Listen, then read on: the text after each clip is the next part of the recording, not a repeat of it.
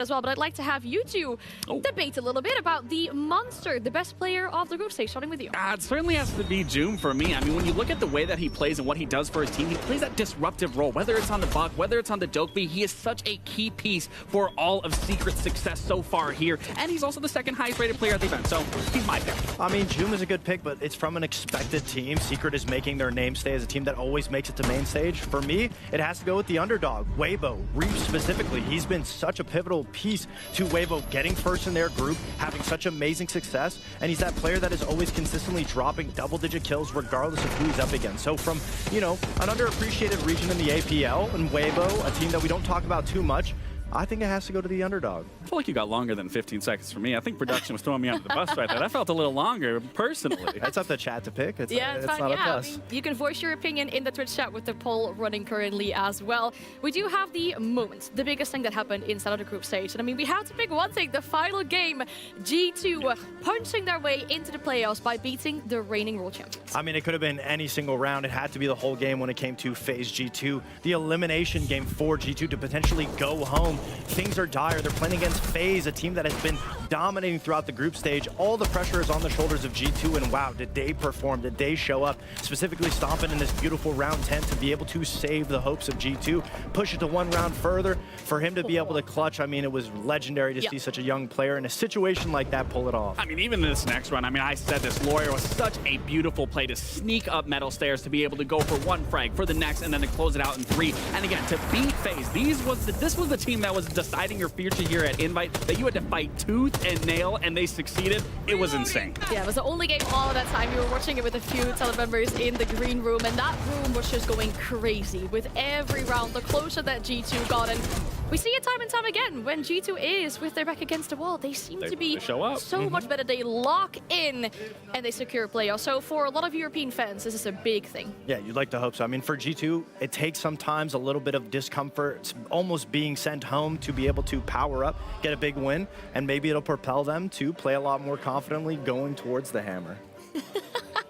We're seeing Hold on, I was about to say, I feel like I'm ruining a scene team right bonding, now. I guess, what this is. You know. We'll talk about that one when we pull up the schedule and we talk about our games for today, because you do see Team Heretics over on the side here at the Ace Room. They'll be playing a game momentarily, but in general, the must-see for today's games. Of course, we had to pick a game that is already fully decided, right? Every winner of these early games today will have to play another game later today. But when we pick about the must-see, we have to talk about Falcons and Shopify Rebellion. Two teams that we always see at these international events going up against each other, and I'm sure there's going to be fireworks inside of that game. We here on the Acer will talk about Furia and Heretics though.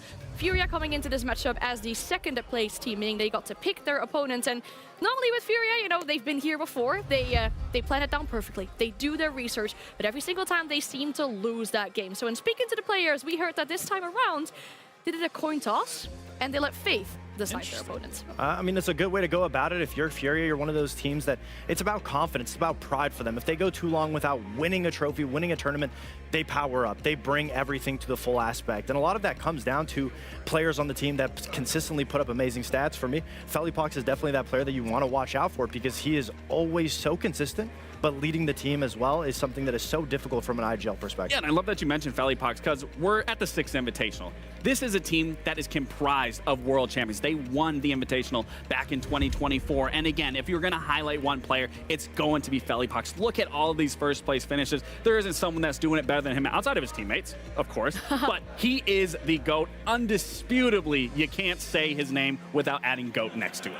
Yeah, I feel like in the group stage though, you know, having dropped a map against Dacer, having dropped a map against Falcons, of course the Felipox being the GOAT, I feel like people are slowly starting to figure them out. Yeah, absolutely. And it's funny you mentioned that, because in Munich, he was the 9th highest rated player at the event in comparison to the rest of his teammates. So it's interesting when you're looking and comparing the two. Currently at the 6th Invitational, something that stuck out to me was when you're looking at the operator bands, all of these operator bands are kind of depicted and directed at Felipox. And for me, it's a big question of, why are you going towards Felipox? Are you trying to target the brain? Are you trying to make sure that they can't find success? Fact of the matter is, Felipox, sure, statistically, he isn't performing at his peak like he was in Munich, but he's still able to lead very decisively. They're still winning their rounds. They're still winning their matches. They're still finding themselves in a very good position. So it's a big question of, now our team's going to see that, okay, maybe it's not worth going this route. Maybe we need to look at another key of the puzzle and focus somewhere else. I mean, it's impossible to ban out the IGL. He has all of the strategy in his brain. He knows knows what to be able to flex if something is taken off the board.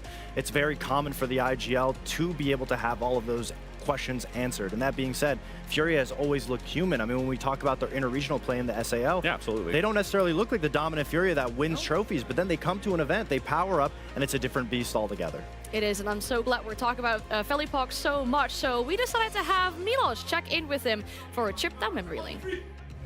When I say Red Skull Esports 2019, what does that make you think of? Good old times with my friends. Can you give us a bit of background for those that are not in the know? It was my amateur team when I was playing underage. It was with Alemão, who is now in G2, Lagones, head coach from Wildcard, Raps from Elevate. So a lot of names that are now in the scene. And we were playing together underage amateur tournaments. So really nice. A rich history for him inside of this game as we look at Furia inside this hurdle. And yeah, we talk about it so often. This team is at every single international event a stark contrast to their opponents for today. For some of them, only their first event here. When we look at Heretics, and I mean, them making it out of groups and getting into this position, maybe a bit of a surprise for some people, but it's really good to see a tier 2 team from Europe make it this far. Yeah, absolutely. I said this is a moving goalpost with this roster. Every single win, everything that they do is going to be an accomplishment. Can't write that off. I mean, fact of the matter is they're going up a very big opponent today against Furia, but it's not to say that they can't do it. They have a phenomenal roster who is still managing to prove why they are the underdog and why they should be taken very seriously. Yeah, and even though they are a very young team, they have a very experienced playstyle. They have the most amount of operators played throughout all the teams in the tournament, but there is one constant that has always played an operator. Would you like to guess what operator that might be? On attack? On attack. Say Dokkaebi? Dokkaebi is second, but it's actually Grim. And both of those operators, thank you for mentioning Dokkaebi, come down to information gathering, and that's Heretics' playstyle, something that is a very experienced playstyle to be able to go up against. There's teams that have been playing for years that don't establish a playstyle like this, of taking all of the time early round to figure out where their execute is going to come from, and then pinching down in the last couple of seconds. And it's something that shows their flexibility. We commend teams like M80 for having that flexibility. I think Heretics deserves that same commendation. Well, speaking of their experience, it's only the second time ever for this roster they go up against a team from Brazil. So that's certainly something. But I want to talk about the flexibility as well, right? Would you have to pick 2 players from this roster to really point out as the best performers so far? Who would you pick? I mean, it has to be obviously the flex players when it comes to Groovy and Flexi. Those 2 players have been skyrocketing in the charts, both within the top 15 players of the tournaments individually. But when it comes down to the flexibility, they play any single which operator they must need for the execute, for the strategy. And we commend Flexi for his interviews off the server, but inside of the server, he's individually putting up immense numbers of just being put into positions, closing out rounds, and Groovy on his entry abilities, being able to entry on different uncommon operators like Flores, any single operator is something that is very difficult for a rookie entry to do, so his experience is definitely shining through. Oh, it's definitely shining through. One thing I really enjoy about watching Groovy's playstyle that you can even watch today, I'm sure, through their Fury match, he's very elusive. He's very precise in when he decides to attack. Now, sometimes I will say he does overstep a little bit, but the fact he is doing so well on that entry, I'm really curious of how Fury is going to try and deal with that, because if they can't stop Groovy, they are going to set Heretics up for a lot of success down the road. It's a good objective for Fury. I want to talk map veto as well to see where this series will be taken to. And something we've noticed in the group stage is that Heretics seem to always lose the first map in these best of 3s. They get the first pick though, and we're going to Bank. I mean, honestly, I just got to throw my card away at this point. I mean, Bank, this is a very, very risky pick for the side of Heretics. I mean, yes, both teams have currently played this. Both teams did lose, but you have to look at the team of Furia and the teams that they even lost to. Sure, Daystar wasn't the best performance, but again, Furia, Bank being such a big map in the SAL region, one of the favorites by far, it really makes you question why they're going there. And for me, it's more of if they get that win, their mental game going into that clubhouse is going to be astronomically high.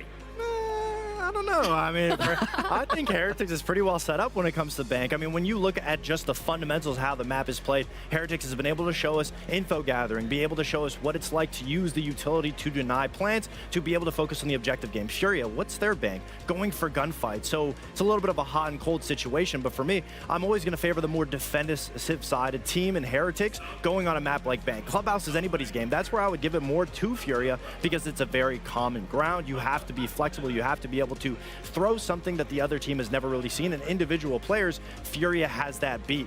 But if I'm Heretics, I'd imagine they need to get map 1 or else they're not getting map 2.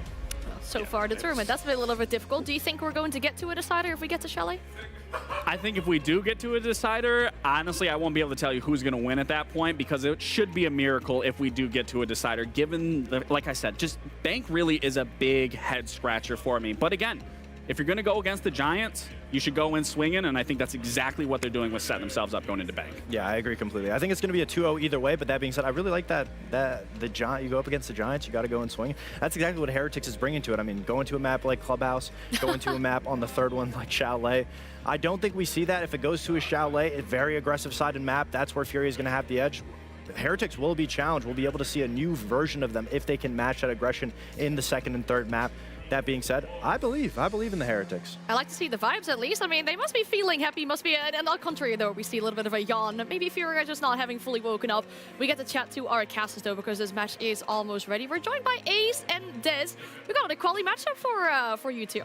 We do. We always have an underdog, don't we, Tim? I mean, what a way to start the day. We had a little yawn from her. You know, how can you not be awake for this one? Groupie's like, yeah, hey, Two Dude's types of chilling. players. Yeah. I love it. What do you two think, though? Do you think we're going to get to a decider? Do you feel like there is a big possibility one of these two teams wins? I'm a little bit worried for Heretics, if I'm honest. Look, they've had a fantastic tournament. It's a beautiful Cinderella story. We're going to keep cheering and screaming for them. Everybody wants to see the progress.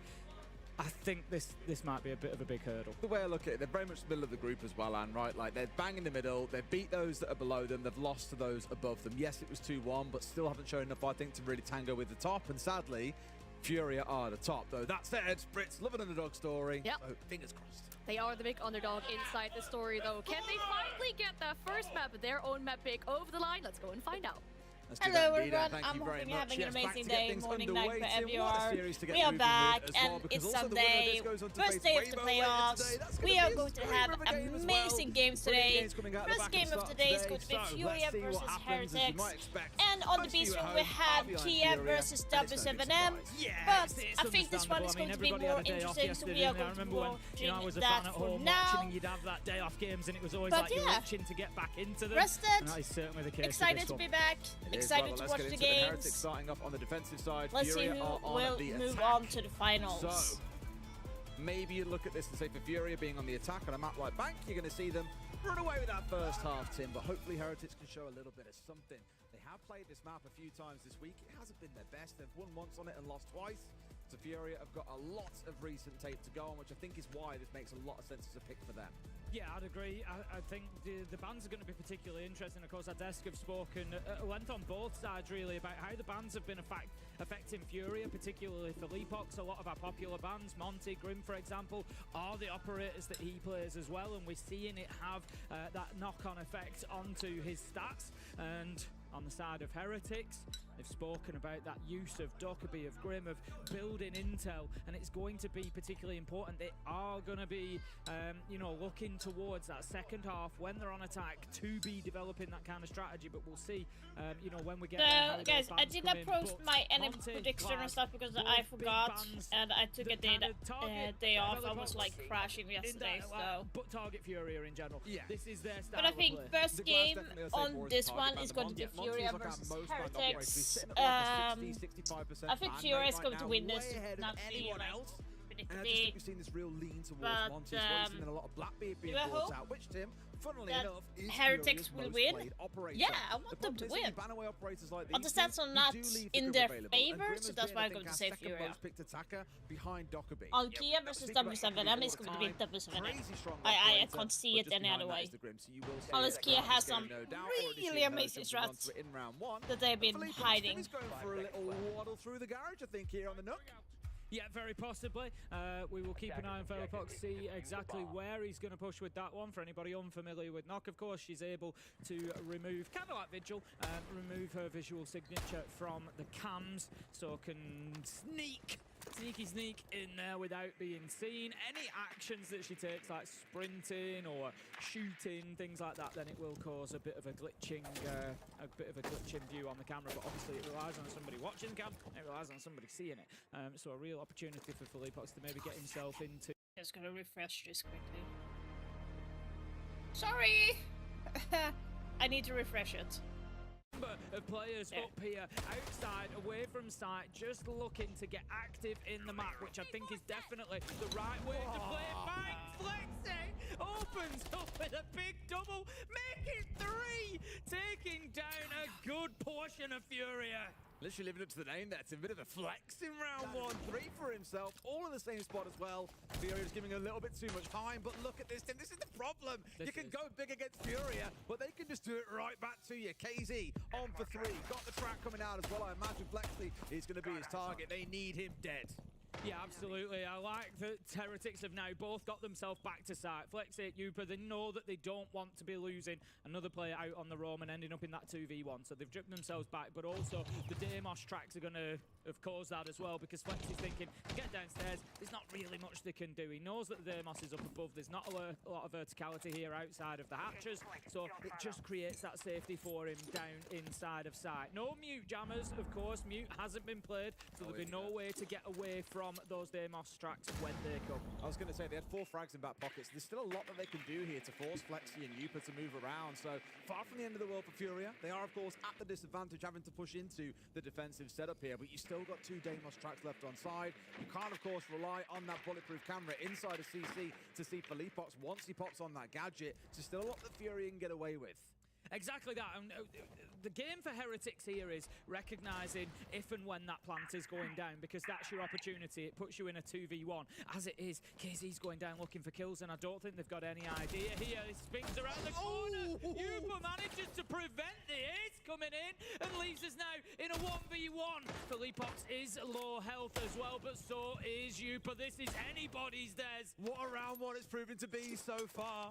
Yupa ready, just waiting for him to step on board. It's going to be Felipox trying to get the plant down. Yupa holding his position for now, forced to move away. Felipox a little bit scared. Tim, pros don't fake. Turns out he just might. Sprays him through the softball, doesn't quite find the man. He's got the right idea, Tim, but can't find him just yet. Diffuser down, and now Yupa's the one that's got to push. That was so... He just don't lose those. That was really nicely done by Yupa. So good. Oh just my no God. emotion, just stone cold focus. Absolutely brilliant first round from both teams. We have Flexi come in with a huge 3K. Heretics have already, after round 1, going to be asking, I think that's welcome to big school, that moment, isn't it? It's like you've come in with a 3K and we've still lost the round to Furia. Like, we're going to have to do something real special today. They are, Tim, and I bet Flexi thought that special had been shown a lot in that starting point. Wonderful kickoff from the round from him, only for KZ to drop a 4K, because of course he would. Why wouldn't he? A 3K in the first 50 seconds, yeah, and it wasn't special enough. That just gives them an idea of the size of the task that they're facing. Felipox, just absolute, look, just stone cold killer. Look at him. Just no, like 1v1, puts the case down, finds the kill. Like, so difficult. You got to feel for Yupa as well. He was doing the right things. He's opened the wall up. He can't quite see him, can't get the line. So close, but Furia take round 1. I was going to touch on this as we came into the game, but it proved to be such an explosive round 1 that there are 0 complaints from me. Flexi and Grubby, you know, despite the outcome they've had, where they've had these 2-1 wins, they've lost down in those 1-2 spots, they've of course won 2-0 as well. Both Flexi and Grubby are amongst our top 2 players rated in the whole tournament. And this is because you see them doing what you saw in the previous round. They like to be aggressive. They like to be disruptive. Against most teams, I've said this a lot over Cass in the last few days, when a team is really execute-focused are, which Furia often are. Nade has got the 2nd highest number of plants at the whole tournament, just to kind of prove that point. Get up in their face, disrupt them in the early round. Don't let them actually go for an execute. So that's a good game plan for them both to take. The problem is you're against Furia, who are very good at any part of the game, it feels. So the work is cut out for Flexi and for Grubby to work a bit of magic. Felipox is on the Ying here. Keep an eye on him again. He'll play anything. He will play anything. We've just seen how important he was in that last round. That was on the knock. This time he's going to be much more focused on, you know, being a part of that execute. You've got Nade on the sense as well. So this screams a window plant to me, given that we're up on the top floor. Felipox has now got himself onto the rappel as well. There's 3 of them there, but the big problem they need to deal with, I always talk about it, and I'm going to talk about it again, Des. It's Yupa inside of Janitor. He's got the mirror windows. He's the one. He's there to try and deny any plant attempt that's going to come in. For But now he's on a great spot as well on the mirror. Doug here inside of Janitor. As I say, that pressure's coming in from below, and it's KZ. Brilliant. Here's KZ looking for him. Because the plant is indeed going down, so they managed to get in behind those light walls, behind the smokes, behind everything. And they've still got KZ below for cover in case anyone was down there with his C4. How did you miss that? Players are still standing, Tim, and the plant's been down for more than 5 seconds. Absolutely brilliant from Furia. We'll speak more about this round once it's done. For now, let's focus on the retake from Heretics. They're looking to find any kills they can here. Flexer is going to take a bit of damage. The big problem they've got is Furia on the repels for Leapox. JV Nade, all one apiece. 5v2 in a heartbeat. This is not looking good as Herds manages to get Skeptic. Yeah, that was brilliant. In so many Brilliant ways. play. Not just talking about man count, the strategy, the plan was perfect. JV goes in, opens the wall. He's there ready to go on the thermite. You got the sense, you got the smokes, you got the ying all coming in. You've got KZ underneath on the book. He opens up janitor floor. It was the key position. It was the linchpin of the defense. It was the one I'd pointed out. There's smoke off the mirror window and he can't go back near it because he's got KZ on the book underneath fighting with him. Brilliant stuff from Furia. You said it yourself earlier, Tim. Welcome to big school. It really is. This is that rude awakening. We all get... The thing is now, I'm about to say when we all step into year 7, the rude awakening you get, but around the world, year 7 probably won't mean all that much. Probably not. Very much. Yeah, unfortunately, it kind of shows that the difference between the Pro League team that's been in the Pro League for many, many years versus a team that has not been in Pro League for more than first couple of rounds. Again, for Heretics, it'll be that constant question of what more can we do? We started so strong in round 1. We've absolutely been destroyed in round 2. Let's see how the third goes as we step into that offsite, the tertiary here, down in open hands. It's going to look a little bit similar to the previous round. We've got players with Janitor, players around this top floor, know full well that Furia are going to look for control on that top floor. That's why they've got JV on the ram, looking to rip those floorboards up, give them the verticals, and enable Felipox then to work a little bit of magic on the Blitz, of which, by the way, is his 3rd unique operator picked in 3 rounds.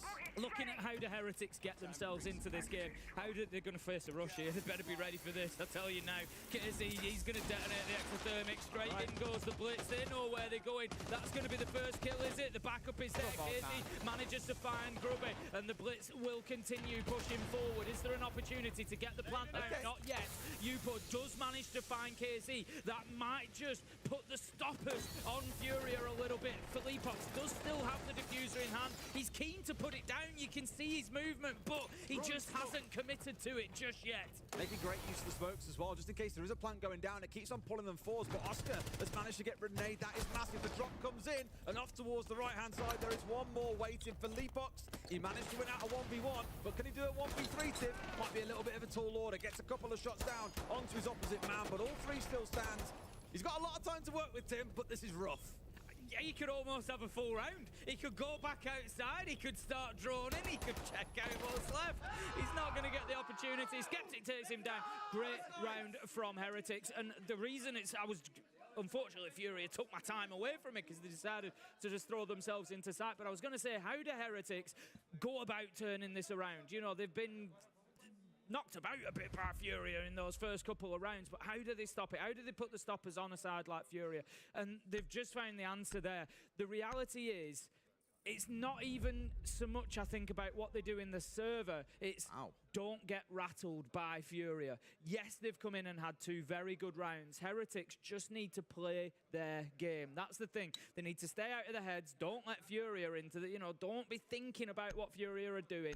Just focus on their own game. They've proven so far throughout the tournament that they are more than capable of getting wins, winning rounds, winning maps, and that's the focus for them, I think. And that's what they did in that round 3. You know, they've got Furia right up in their face, a rush with a blitz, smokes, all this going on, and they didn't panic. They weren't rattled, they got the round 1. Good stuff for Heretics, and it just gets them a little bit of a toehold in this matchup. You guys all saw a second ago, we've had the Mirror and the Sens taken away by the 2 teams respectively, which is interesting because we've only seen those 2 operators on that top floor site. We didn't see them on either of them on the other 2 sides, so a choice more towards what they've seen there. Quite I think more fun Heretic side. So the answer from Furia here on the bottom floor take does not give you the ability to see through those walls. It's going to be a Blackbeard, and that's going to be pushing away a lot of the defenders back to side. This is a fun thing I was looking at. And then you have KZ to back up as as well player. with and Mira has Deimos. got like 10 We're clutch just going to opportunities. secure We're it. playing Mira as Maybe well. a kill 9 or of 2 them. for the Highest roamers. DPS of any operator in the game. We all very know she's quickly. strong, and by virtue of her gadget, she is of course Grim, powerful in obviously, that we know what concept. he do. But also It thinking about does, things like the so. Vector and just how clutch she can be with it. And JB on Hibana is just going to be opening up some there's going to be a lot of value there. I think in this situation as well, Fury are recognising that they might not get away with clearing that mirror as easily as they did last time. KZ wandered in underneath, so once they're on top floor again, Heretics are going to play somebody underneath to stop that, to stop the book. They're going to play, you know, to avoid the smokes just cancelling out the mirror. They're going to factor all those things in, and I think Fury are thinking, you know what, we don't really want to have to bring a ton of utility to deal with it in a different way, so they take it away. But back Lexi, into have this you shown round, we've Valkyrie got some Nade love? marching forward on the Blackbeard. They are going for that top floor clearance. Last time around, Furia got stung when they were attacking onto basement by Lexi with the 3K. I think they got a little bit too aggressive moving in too quickly and were punished. And it happens again. Oscar picking up KZ. This is Furia recognising the strength of the roam. What was Furia doing? Like, you're supposed to be working together. Oscar on a triple this time. It was Flexi last time. Heretics are really putting Furia through it at the minute. It is the second time, like you say, across these fights that we've seen a big challenge from Heretics in the early round. The scary thing is Furia knew where he was. For Leapbox at least getting that one back. They just, again, the pings just keep on that coming round through. away. Like, David should have been tracking him, and Blackbeard would support him by pinching him, and they did not even do that. That's the reason why you bring a Blackbeard and the Deimos together. You want to pinch the roamer as quickly as possible, kills from Oscar. but they didn't even do that. Come back here to stage Furia for Leapbox yet again, left in a 1vx. He's third of the game, it's worth stressing. As I said last time round, he won out a 1v1. He couldn't win a 1v3. And Barely done enough Furia there. Pull off a 1v4. Turns out I would be pissed if I were their coach. He's still putting the numbers up. He's still putting the numbers up. Obviously, you know, the desk spoke about those bans and how they've been impacting his stats. It just goes to show the difficulty in playing against this Furia side. You know, you can try to kind of take Philippox out of the game a bit. You can try to impact the strategies that Furia are going to play, and they always seem to have an answer. They always have another way around. But right now, Heretics, I think, are doing a fantastic job of controlling Furia. The strength of that roam for the basement floor is brilliant to see. Heretics not afraid, not backing, and it plays into what I said again. Don't get rattled by Furia. Don't let the fact that it's Furia get into your head. So it's weird. just another game of Siege. Go and play your game, and that's what they're doing. They could easily have set up to Turtle on site. Let's not give them anything. Let's keep it tight. No, we're going to play Oscar. We're going to play Flexi. We're going to hold open. We're going to hold our archives. We're going to hold 2/3 of the map and take the fight to them. And I love that. It's not. I want to say it's kind of like almost a lack of respect. It's not a case of like disrespecting Furia, but it's saying, no, we're not going to play our game based on you. We're not giving you that level of respect. We're going to take the gunfights and we're going to win them. Brilliant stuff. I'm loving this from Heretics. Well, more of the same here on this top floor, except of course with no mirror on side, they've got to change things away. Oh, good night, Oscar. Why are you doing that? He's on the warden. You'd expect to see the Ying being brought along by the other side, as we've already seen throughout that first half, and that's the main operator that you need. Why, Oscar? Why?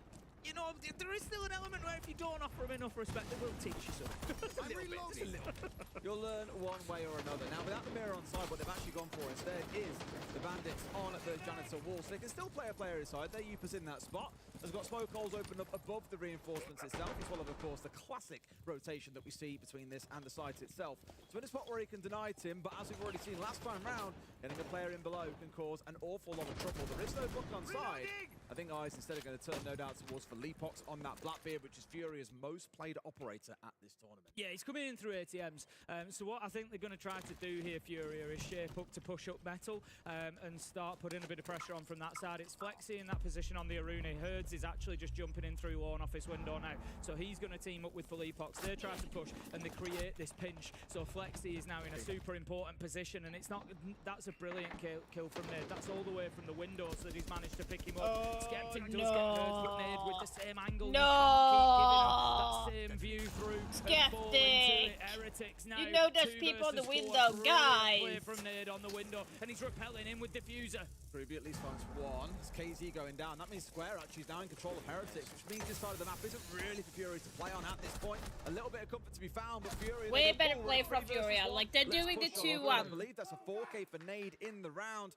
Really well played in a different They're doing game it plan being to taken. play, and that is like you're having two players pushing together, then you have a third that is waiting for like a flag type of thing. So two guys pushing one guy, there's only one way or two ways for the enemy to run through. Then you have the third person waiting for that person to run. And it's way safer than engaging in a gunfight if those two did that. Team that are all too wise and know how to deal with teams like this. It's going to be hard, but on the time that it does work, you look like absolute geniuses. I love that three-man play from Fury there. So you've got Herds comes in through Lawn Office. Yeah, you've got Herds through Lawn Office, you've got Philippox through ATM. They put a lot of pressure towards Metal, but are confident that, like you say, Des, all they're going to do is they're just going to suck players into that kill box for Nade. He's got the angle from the window. They know exactly where they're looking. He's going all the way through those double doors towards top level. And he manages to get himself through there, taking down both Flexi and Skeptic. Not only is that a nice work play to get those two kills, to create that situation, it has an added benefit that you've also then, in a man advantage situation, got Herds and Philippox walking up metal stairs because there's nobody left to prevent it. So then they had pressure. Spoiler alert on the B stream between Kia versus W7M, and they're playing border right now, which is W7M's pick, and Kia is in the lead 4-2-1. Teams here are delivering. This is what I was hoping out of this game. That could be interesting. Passages of play where all 5 rounds have been won. None of these have been lost. No, I do agree. It has been hard fought by both sides, I think it's fair to say. Fury so far giving us the result that we expected. And tell you what, didn't expect to find a player there. He's open at the window. It's KZ to get rid of Flexi in a bad spot and gets taken out pretty quickly. Yet again, Fury are just like lightning when they strike. Anyone who's a foot out of line loses their life. Skeptic and Oscar are now the two charged, tasked with holding on to this top floor. You've got Skeptic at top marble. You've got, Skeptic in Janitor. You've got Oscar at top marble. They're going to be now the next sticking point for Furia. The big question is, when do they choose to give up those positions? Really, they need Heretics need at least one of them escaping with their life. They can't have both of them dying up on the top floor. That will be catastrophic for the round. You put underneath going Archives and Tellers. What if, I was about to say he is about to die. Skeptic shows too much of himself, and Nade cuts him down. There's been this sort of like 3-layer setup here for Heretics, which is really, really cool to see in terms of how they're supporting with the verticals on towards that white breach. That is all sorts of things lined up here to make sure that they can hold comfortably, and Upa isn't going to get pressured. But as you've seen, they just lose one after another. Now the call is coming from that Oscar's going to die. They haven't sat there and jumped on drones like, what do we do exactly now? They've always got an answer. Upa, the last one left alive. Yeah. Philippox deletes him from the server. A 4-2 half for Furia, Tim. Dominant as we probably come to expect. Furia, they really are, giving them no quarter here. They are not sparing anything. They are giving them the full experience. So now they are moving on to attacking for Heretics. So I'm guessing the ban is going to be Grim and Mirror. Second one might be an Asami and a Whether Ying. they beat them, whether they don't, they'll know that this all the full works, because right now Furia are looking at their electric best. Oh, so Warden let's and see what Capital. happens with these bans. Interesting. They've spoken on the Des. Fox broke it down fantastically about how Heretics now play the intel I'm intrigued game. why the They ban know everything Capital that on is going Heretics. the end So of the it would round. make That is more the big sense part to of the ban start of their round. Ying for Grim them. has been taken away. Heretics have played more Grim than anybody else. It hasn't been being banned against them. So that's Furia obviously looking into that and saying, here's what we're going to do. Dokabit is available, isn't picked up by Heretics yet. Maybe that will change. My concern for Heretics here, and something that we need to watch in line with that Fox was speaking about, is Bank is such a big map, Des. There's a lot of it to get your drones around. There's a lot of it to find that intel on. And if that's the plan for Heretics, they need to make sure that it doesn't burn too much time doing it. So my big question here is, A, do they continue playing that game whereby they're looking and gathering all this intel, or do we find it being curtailed a little bit? And then the other question is, if they do, so they go with Maverick instead of Hibana for the hatches? Very good idea, because otherwise Furia will punish you. No, I'm if you very play that intel intrigued. game, do Is you it because still they have knew the time they had a to Kaid? execute? There's a lot of stall on the side of Furia for sure. And I'm really curious to see if Fury are trying to match them around the map in the same way Heretics were trying to do to Fury when Fury were the ones attacking. I imagine you'll see a mix of being a little bit dug in a couple of rounds, being more aggressive in the majority of them, as that is how Fury like to be. They don't like to let their opponents breathe, certainly not on a map like this. I just noticed by a lot of the first time I saw that teams that just roster, using default instead of skins. Was actually on Bank, and I remember thinking when they're on the attacking side, I was like, my God, it feels like you're against 10 players. It feels like they're coming out of the wall. Are you kidding me? It might not always be their top rated or top preferred map, but they're always terrifying on it. And sure that enough, is bad. Well, it's going to punish him. Tim, down goes Yupa. Had no idea he was there. And there is the intel game question. Bank is a huge map, so you start having to... I don't say this in a negative way, you have to cut corners a little bit. You can't necessarily check every single corner of every single room because you have that time. No, but you check the rooms that is most likely to have an enemy in it. You drone out like stock, where you know people are most likely to be holding because it's a good power position to hold when it comes to open area and stuff. I just don't get that they don't drone that area. It's the same, you drone open area for a reason. Or you drone the elevator. Two players pushing in to force the drop, and then they collected the kill. But because Heretics were blindsided by Hertz, they had no time to get there. He knew how long he could play before his time would be up and someone would be underneath. So he's played that brilliantly well. Gets the glass, gets out of danger, gets back in towards sight. What more can you ask for? Just waiting for the hatches to be opened. The usual dance. Yeah, the Tubarao of JV92 just holding them close with the Zoto canisters for the time being. I like actually doing both hatches at the same time because it kind of creates a situation like this where you end up getting them open because you get them open quicker as well because you've got a Zoto canister on each and you can't focus on one. So good stuff from Heretics to tick the boxes and get those opened up. They are applying a little bit of pressure everywhere here. I actually like this view towards Vault, but we can see that Fury are rotating around it pretty nicely down inside. JV's gone to play underneath the Vault. We've got Nade there as well to support him. Brilliant stuff again defensively from Fury, just showing a great command of this side. KZ manages to pick up Flexi, and you got to stay in a 2v5, 30 seconds left to go. It's not looking good for Heretics. This is again where you're really going to see the difference between the two teams starting to widen up. I think Fury just know when they can take gunfights. They know when they get away with certain challenges. Yeah. And they're just taking Heretics apart one piece at a time, like stripping the car for all of its valuable pieces. I think it's going to be a timeout here. There's a lesson, Tim. Got to change things around next time around. If he doesn't take a timeout now, he needs to take it on the next round. Completely appreciate. Like, you need to use the timeout. Otherwise, I think you've been waiting for too long. The entire map, it just wasn't with the timeout. It's been a Cinderella story for Heretics so far, Des, but I think we might have found the villain in this fairy tale at long last. And it is definitely Furia right now, and I think they are more than happy to play the part. They are coming in here and spoiling the party for Heretics because they just look absolutely electric.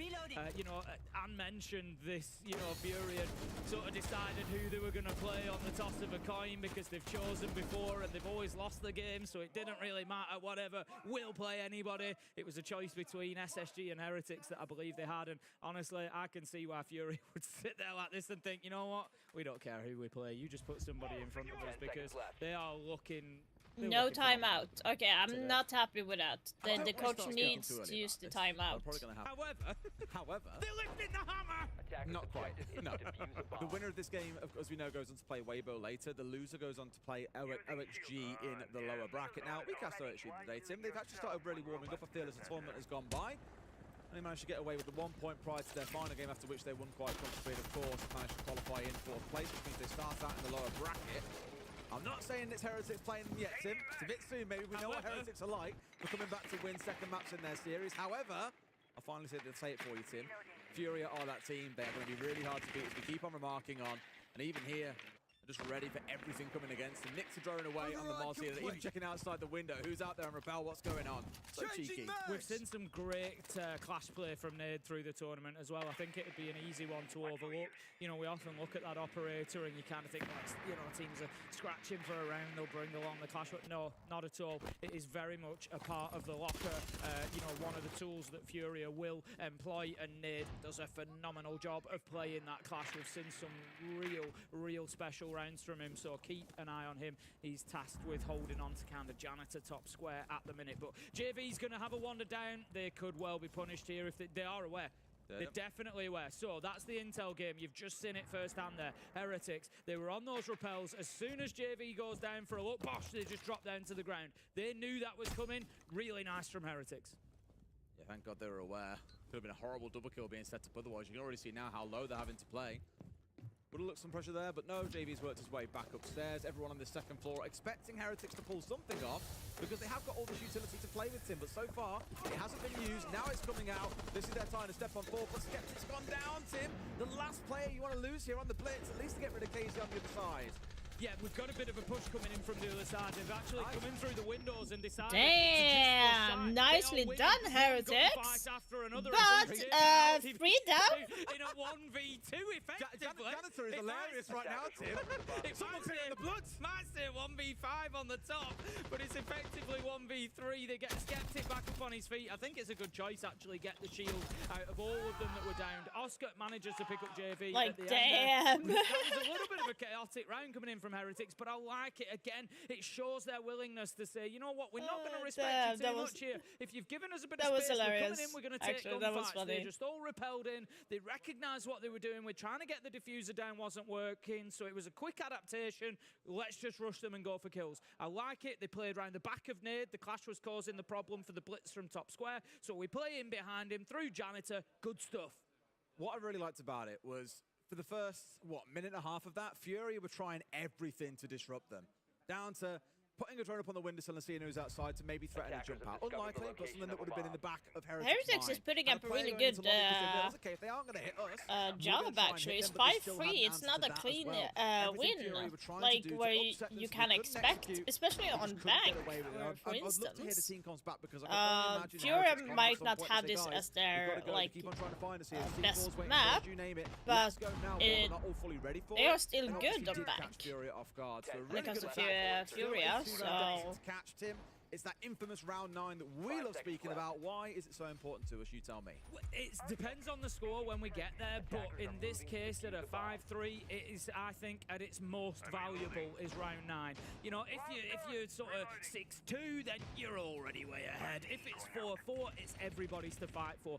But in this case, it gives us the difference between a 6-3 scoreline and a 5-4 scoreline. And if you're Heretics particularly, believe me, there is an ocean of difference between those two things. If they can get back within one round, it feels doable. At 6-3, you look at Furia on bank and you say they're going to grab a round somewhere, almost certainly. So, big one. And it does not start out in Heretics' favour. Look at this aggression. Herds does manage to get the opener. Flexi takes him down. KZ's going to back out of that fight a little bit. He was keen to have a little bit of a look out of electrical there, but, you know, he decides he doesn't want to be losing his life. Let's not throw it away. Kind of all square after that opening engagement. It is, but it comes back to exactly what I was saying in the previous round. Furia, every single round, are looking to get aggressive and up in their face. I thought you might see 1 or 2, but they do just tank down a bit and play off angles and play off utility. But they're showing there's no need to, Tim. They feel so confident against Heretics that KZ especially is so willing every single round to be somewhere, challenging them and looking to get up in their face, and he's doing a wonderful job of it. Yeah, exactly that. Furia playing, you know, like the big boys, they know that they are, you know, the former world champions. They've won absolutely everything. They're not going to come in and give anybody any breathing space. Yupa is just going to be holding that line of sight through the smokes into sight for the time being, hoping to just pick up a cheap one if he can as somebody moves across there. Oh, that's unfortunate. Just wanting to punish them. In goes the blitz. They're now going to get aggressive and try to move into a position to plant, but KZ is the one to punish Skeptic. Yupa goes around the corner, but Nade, he's got his teammate. KZ will be down. He is collectible. The glass is gone. Furia looking good.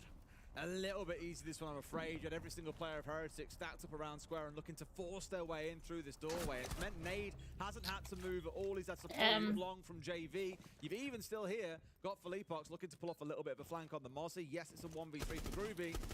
A lot to ask of one player, I'm afraid. Tim and Fury were just ready for everything Heretics brought this round. Unquestionable that Nade is one of the smartest players in the world.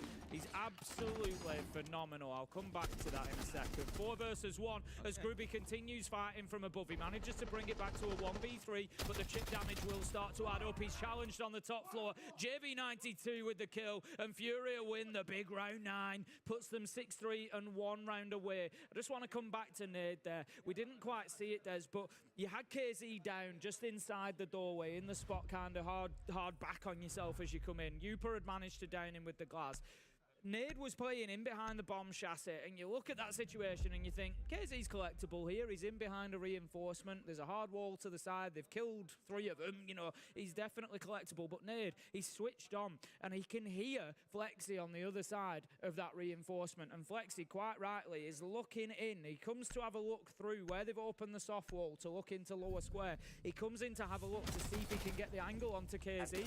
Nade knows that this is coming, so he just hangs back, and he takes the kill. There it is. He takes the kill onto Flexi. He knows it's coming. He baits his teammate for it perfectly, and then goes and gets the collection anyway. Just, honestly, beautiful stuff. I know these are small things, but Nade is just, he makes the right choice almost every single time, and it's just brilliant. Well, as our bans have come on through, Tim, they're towards 2 operators that we have seen played in every single round this half. The Glass coming away from Heretics, and Kaid away from Furia. Almost a challenge for Fury to say, okay, well, show us else what you've got. You've tried a bit of cheesy, you've tried playing with your Glass every single round. Show us else what you can do. And their answer is to go towards one of those operators we spoke about a lot, Tim. It's Skeptic onto the Monty. Robbie's going to jump onto the Deimos. One thing that is surprising me somewhat, Tim, is no Dockerby. We've spoken a lot about how proficient she is as an operator and how big a map bank is. We've seen how much damage Romans have been doing, how aggressive both teams have gone. Neither team really kind of saying, yeah, let's bring the Dockerby and deal with that. They seem quite content without it. And, you know, I agree with you. I think Bank is, any map is a perfect map for some Dockerby, to be honest, but Bank is perfect for it. You know, if you're going to have players out in the map, which we do, JV's in Tellers, we've got Herds in Staff, you know, we've got KZ up on top floor. They're absolutely everywhere. They're all over this map, so dealing with those roamers is really important. Last time around, Furia managed this site really, really well, so they started as they have now, spread across the map. They dip back into site at about the halfway mark, and they recognise exactly where the pressure was coming from Heretics. JV managing to get a kill up the vault hatch, for example, just recognising where they were going to be. Oscar does manage to track down one of those roamers, finds the opener onto JV92, but we need to think about what's happening down here in server. KZ, he manages to get Oscar. No, that's a hard breach. Well. That is crazy. So that is the hard breach apart from Skeptic, and Skeptic's down in server, and he's in trouble, Des. Just look at this. Big trouble. Spin Skeptic, become a Beyblade, my son. Can't hold on long enough. Knifed out in the end, and he was just left for dead there inside a server. Fury yet again showing and bearing their fangs. The aggression has been unreal. But Flexi, same as he was back in round 1, is coming up big for his team, Tim. And more importantly, Upa somehow has managed to get a quiet drop and into red. He's stood in gold bars at the minute, just holding angles, and I'm not sure whether Fury are aware of that, because it was Flexi from server who got both of the kills. KZ gets 1, but they didn't know about Upa. He comes around and gets the trade, and now finds himself in a 1v1, but look who he's against. What the fuck was that? Saying how big brain he can be. He always makes the right choice. Oh my god. How? Like, literally, how? First, how did he get the fucking wall bang onto him? It's more the same of what we were speaking about. The aggression back and forth is Damn. absolutely balmy. What is wrong with you guys? Like that. Very rarely will you see that done at the top level. But of course, Furia are going to pull that out. In for attack timeout from Furia. Eu quero que a gente jogue pegando os drones, mas eu quero fazer a Lei 3.0. Vamos aproveitar que a Clash tá open, aproveitar do nosso ban. Aí talvez possa atrapalhar lá um pouco, só que a gente faz aquele setup. We're like serious about Eu this. quero um cara no Ourinho e eu quero um cara dentro do SPT, vocês peitando com o cara da garagem. A gente vai estar cruzado forte muito bom, tá ligado? E aí a gente pode reforçar os alçapão tudo também, que eles não estão pegando muito ribana, eles pegam mais boneco de cozinha. Certeza que eles não vão conseguir abrir os alçapão tudo, eles não vão ter opção de splitar, eles só vão vir pela frente ali na gente, tá ligado? Aí você joga ganhando um tempo ali no server, abre o alçapão, você volta e pega a tua posição, tá ligado, Box? E a gente joga cruzado um pouco. Então capricha, não precisa de nada, só pega a tua trap, o Fenrir mesmo, tá ligado? O dos então, bonecos bombe rápido, só caprichar no drone é pegar os drones ali. you go with some words of wisdom there, Tim, because there's 2 rounds for Furia to get this one done.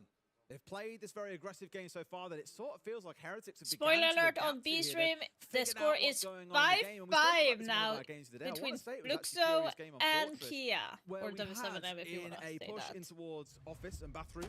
They clawed themselves back from 4-1 to 5-5, which means that they have been winning almost every single round. 3 places worth stressing to get rid of the shield and remove that threat entirely. It was beautiful mid-game adaptation. Oh, by the way, I got birthday present from my kids. I got Furia figured out, which is and why it's the Igor, sweetest think, thing wants to ever, say, right, just like a side thing. So, I got like a chocolate box from this is a Swedish brand. And I got this, and I got 2, so they bought each one of this. And it's like so much good chocolate here. Look at this. Like, I got 2 of those. Giving them that respect. They're not giving so I have chocolate for a long time now. Go in there and say, you want to play aggressive? You want to take 2 big 2v2, 3v3 gunfights and these big, brawls? We're down. We're going to come in and we're going to fight them with you.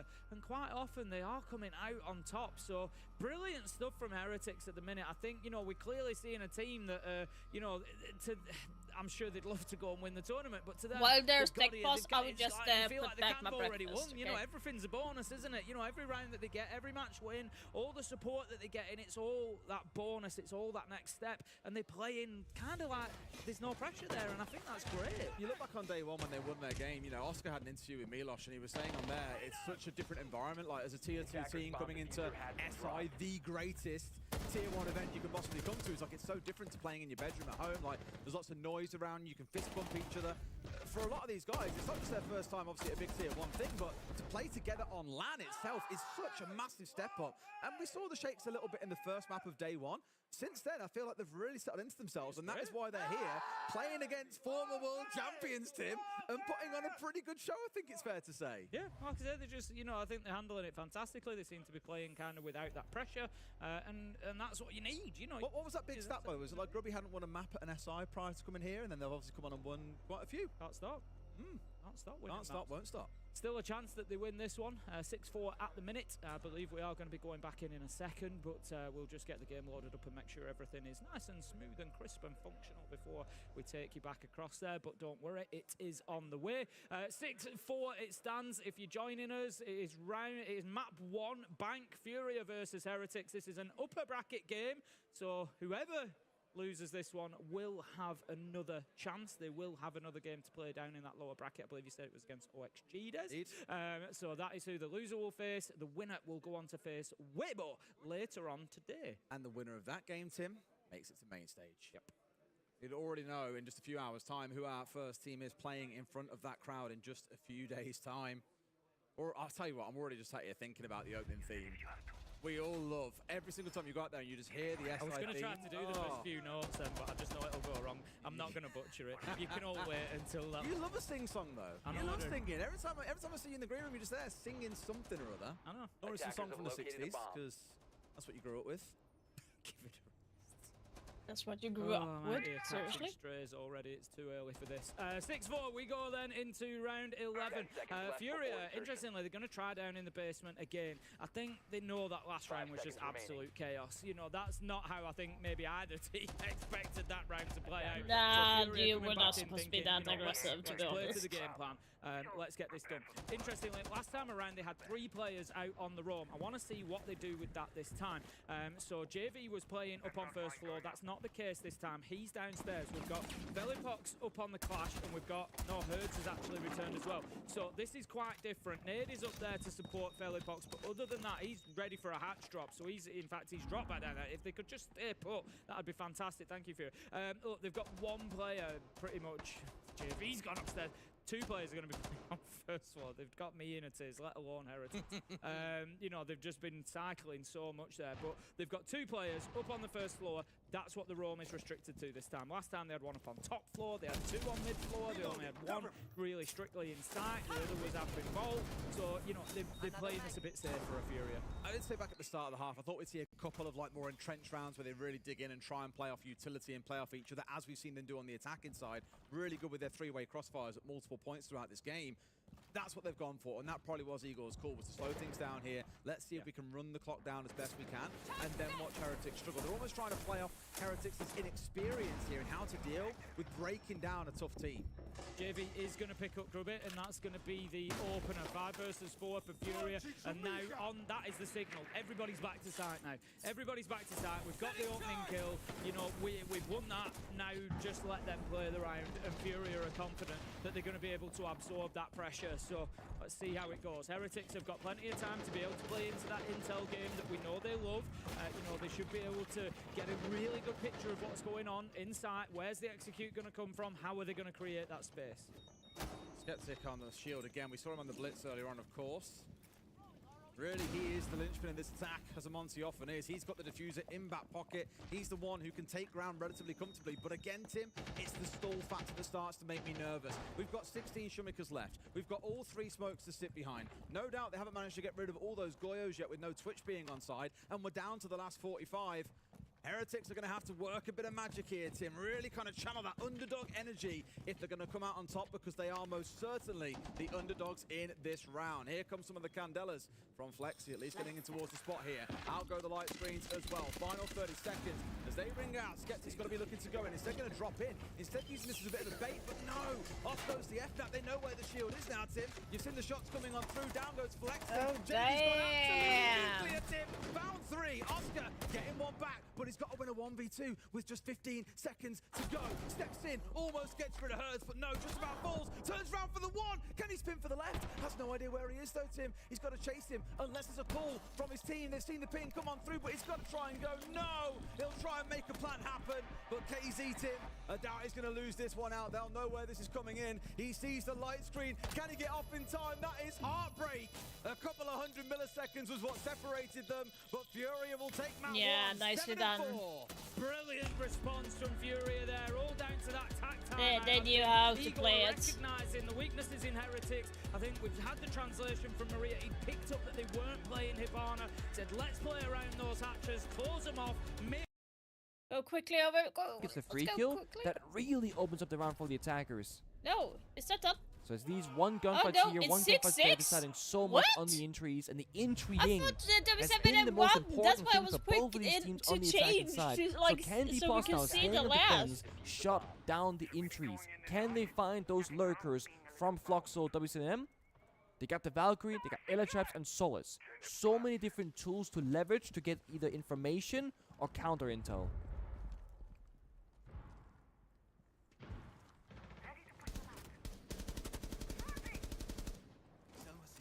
Question is begged, where the hell is Loban gonna lurk this time? We have Lurky Leakafat, we have Lurky Loban in this game. Every single round, he's looking for a gap, he's finding it. Now he's droning down. He wants to be careful of CCTV and supply and customs, I should say. That's where he was droning at the moment. He's now droning up customs. More drones come out from Palu. Look, I will credit Fluxo. They do so much preparation before they go for those lurks and these explosive executes. No, like we said before, right? Like they drone so much off the map that they know what is clear, which means they know what isn't with a high likelihood. Yeah. Sometimes by finding out where the enemies aren't playing, you can deduct where they will be playing. So it feels like Loban just hears, that's clear, this clear, that clear, goes, okay, so they have to be in CCTV then. Yeah. But this has been the slowest Floxo round so far, I believe, because no one's applying any of that real pressure. It's all Phantom. They're deep outside Archive's window. Oh, unfortunate. Breaking ease. Risking the barbed wire. Worried about aggression. Deepos are playing so much slower this round. They're not peeking. They're not re-aggressing. It's classic overtime, isn't it? Late round, though, they could get really aggressive. Well, Bullet is going to find one on the Solus. That's outside Easters. That was an aggressive peek. In the late round, keep in mind, we can jump up hatches. We've got Levy for information. But also, mind Why you, did he Bullet is like the die most there? valuable player here in terms of operator. He's able to find out where the plant is going down, but this is the thing. Levy and Valkyrie is actually by the bomb site. Normally you play 5 people top floor, Solus has to find the plant. Because Levy is turtling on the side, it can free up Bullet to help the roll more aggressively and look for these kills. They're not depending on one person. Yeah, well, Loben is the one that needs to be the first one to entry. Spots out the first of Nears, looks for a little bit more. But it looks like D+ have slinked away back towards the objective, retreating down every single player on the ground floor. Midi in the late round, he's gone into customs, 2 choices of hatches. He could jump up for a flank. It's a big flank possibly, yeah, but both hatches currently are close. Got to pop them first. Yeah, he's got the bait, of course. Rotate to passport also possible. Midi goes down though. Spotted. Speaking of him. Levy's playing to hide underneath one of the desks inside. This is surely not going to work. Maybe in a 2v2, but not with this many players still up for Fluxo. Bullet and Falls are both separated from the rest of the team. Why and they don't have a rotate. I don't know if Falls has the secondary shotgun that he could make one, but regardless, time is ticking away. Levy will need to be the savior of the round as Bullet finds Dotas and the planter has been taken down. Immediately traded by Fluxo W7M. They need to reposition, and Bullet has to clutch up. From above, he can deny the plant. He knows exactly where he is. Years of experience to his name, and he grasps match point for D+ Kia. I'm sorry, that was loud.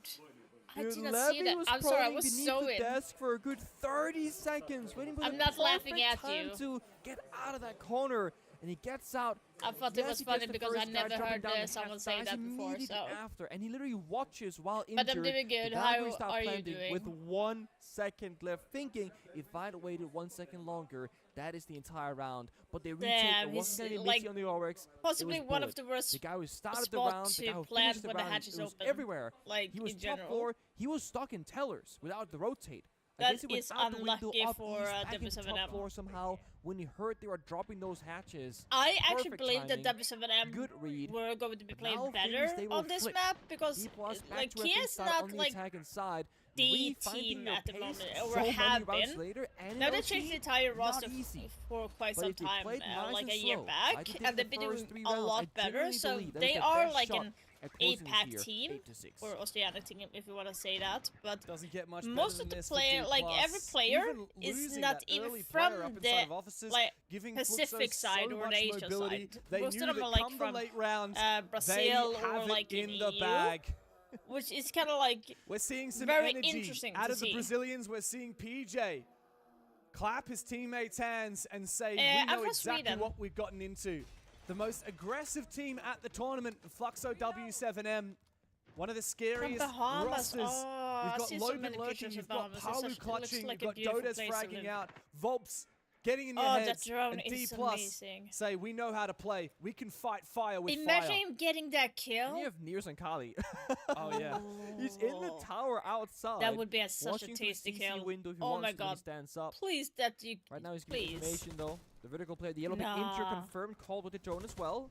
There we go. Again, that 700 islands. I think we have.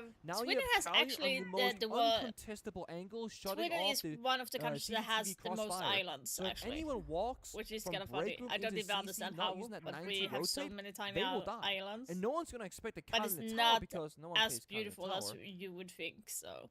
But But wait, isn't it like but imagine you did. That's such a tilt, right? It's overtime. If you're like from Bahamas, isn't it like it's just 3 a.m. or something for you?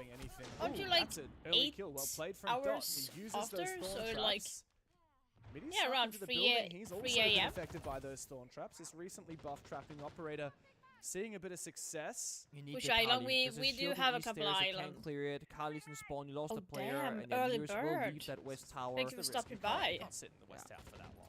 Also, I feel like when you get that first pick from the pre-play, so we do have some islands. We have like now they've lost bodies. Now they're gonna rotate around. Where I live, we have an island called Varian. We have like Gotland. We have Öland. Fishing for that peak, but again, if Fluxo we have like so many islands. I can't even like they gotta force count everything. That's when we gotta see the Capital come to action. Another thorn trap goes out. Wow, does about 20-ish damage. That's such a weird thing to do. For 12 or so seconds. So like, Gotland in Sweden is actually like one of the oldest places in Sweden. We still have a lot of could be a critical kill, and he finds it with the M870. Out comes the C75. That is from the as Dots looks for a little bit more. He wants to push us the distance, like but Falls will shut him down. 3-on-3. And Gotland also has the larger military operation so you gotta work the soft right now because one smoke, one fire from we the are capital. having that gotta make good use of it. Make a standpoint for Russia stuff, so we has a can't good idea. get attacked. 2 players, in fact, in CCTV. They're known by the bombs, which is Palu. Side is super vulnerable, but they have no idea. They have checking for one of them, but they don't realize there's not 2 gonna players think there's 2 people in this corner. And that might give either Dodes or Volps a chance to clutch up. 15 seconds to play. Dodes is still tucked away. He's making a bunch of noise. Left, Falls isn't overcommitting here. Falls is in the room. He's on the diffuser. And while they find one, they are not going to have time to get inside and plan. Come it's on, too slow for D+. And no. W7M What? rocket us to a 15th round. What? There's we 10 seconds left. They're firing on CCTV half desk and looking for kills. They knew one player was in there, had no clue exactly where. Fair enough. That was a weird round. Had they known both were there, I'm sure they'd have pushed the bomb side. May I ask you a question? But they're pushing CC with 10 seconds left. You can always ask. I guess they're hoping to get the wrong kills to ask and win unless without the it's defense being planted because that's the only way you win that one. The only requirement is to be attack respectful. after being defense Otherwise, for I'm 6 very rounds straight, open-minded. 7 rounds straight, fighting all the way into overtime. It's very tricky. The pace is so interesting different. mouse. Things have changed greatly since your first he has session and your second. Polu. So instead. Oh, by the way, did you know that Polu is actually going to be a dad, first-time dad, as well? Taylor's bombs at the same exact strategy, right? The 2 Brokaid, the fallback. Yeah, I think there is good and bad people everywhere. You're not necessarily born bad. It's your situation that makes you bad. You take the path that you think is going to be suiting your needs. You will do what we call the D+. The 5 people working together. Good people go bad because they need to survive, for instance. Progressing the map, playing for a late round plant attempt. Because if Floxo get vertical control, they can deny the kite claws. They got the hatch they can drop, and there's almost no flanks that are really that viable here because there's east stairs and middle stairs. And staircases are tricky. But they have an armor box. They have an armor. How are they going to? That's an interesting hold, actually. Loban has been on the lurk. If he does the same with Amaru, he has the ability to go up hatches. Are but they? Again, it makes so looks much like noise. obviously they extended to workshop. Flying into armor if it's but clear. I'm if they more concerned about the top floor here. Go in sandwich window immediately. Reinforcements for Kia. If W7M played the cards right, they might be able to surprise because you have Loban on Amaru. Go up in a and you technically only use her for a surprise push. Could just be picking it for the suppressed shoddy, man.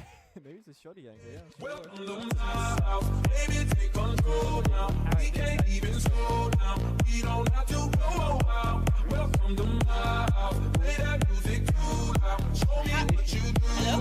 Don't you see the drill? My cycle's gone, my laser is gone. What happened? Didn't see the Bravo drone. Yeah, no, never saw it. This is one of those. This is very good preparation here from you too, Goodest, you too. Are having the layers of their defense slowly peeled apart, even though every single player from Flux at W7 is still outside the building over a minute in. They've just cleared so much util. This is so tricky. Like, the Brava is literally just applying so much pressure by removing the comfort zones of D+. And it's, again, it's just going to be oh my on god, the bomb did you side. follow me? 4 people up top floor. Thank you. Haven't shown us their true why isn't the alerts going off? I'm so sorry, I do apologize. I really apologize. Once they start going for the kills, once they start entering, they can speed up so much. Why isn't that because of working? hack 3 We can't even slow down. We don't have to go out. Welcome to my house. I don't know why the sound is not at all. They've done plenty of measuring. It's time to make an incision. Loban is about to go for a repel in. He can shoot open the barricade. Okay, what is Ever going to be doing? I'm like, I'm confused. And he does exactly that, but he's caught out from behind in the corner. Levy found one, but he is traded by Dots. Falls in a 1v4, and it comes just down to this. The team captain must step up. He must stand tall for this APAC Brazilian experiment if they are to cling on to what they achieved so much of this game. They had Fluxo's number. But when it comes down to a single round, can he stand up? The first is found. Time is Volks is low crunching. HP, 25 You seconds. need to make and they look to try something. and find verticality on him. Takes a bit of damage, but still not finished off as another player looks to find him. He goes straight into Volks' waiting arms. Humbled for a brief moment, but Fuxo, remind us what it means to play like a Brazilian. Okay, I'm not surprised. So the matches that have been Furia versus Heretics and this, I did say that Furia would win the first match, and then W7M. Like, it should be not an issue with that. 40% defense. Let's go for the continuation of this really match. Do the business on club, and I don't think it's going to be an easy one, Tim. It's Furia's map pick. I'm feeling a little bit worried for Heretics, but hopefully, given they start this the is defense, going they to can give us be a good showing to get this one moving. Yeah, I think Bank was their real opportunity, wasn't it? That was the one that they needed to take, but they couldn't quite get it done, so they'll head to Clubhouse, see if they can survive this. Shall indeed, Tim. Of course, operator bans. We'll see what comes out of this one. We've already heard that they're speaking an awful lot about. If we are talking about, I don't know who's starting a defense, Heretics. So I would ban like Grim or Glass. On defense, I would actually ban Asami. Oh, they go for the bandit thing. Yeah, bandit format. We don't Okay. give you any indication that we're coming. Maybe we see it a little bit on club. Like I said, like Asami or like to kick things off on the other Capitao. side. A Yeah. Thermite that is very much becoming a staple ban on this map, Tim, now that the Thermite has 3 exothermics. In Capitao, I don't think needs too much introduction. The DMR has made him even more powerful, but on this map was already receiving a good number of bans because of the attack that you can do with him on towards Catwalk. It makes it much harder to do without him on side.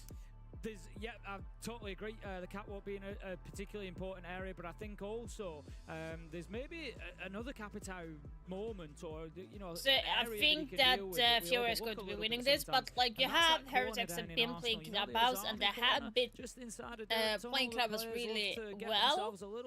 But you had the powerhouse as Furia, who has won really like solid on Clubhouse. I think it's going to be a kind of the same MMO as it was in Bank.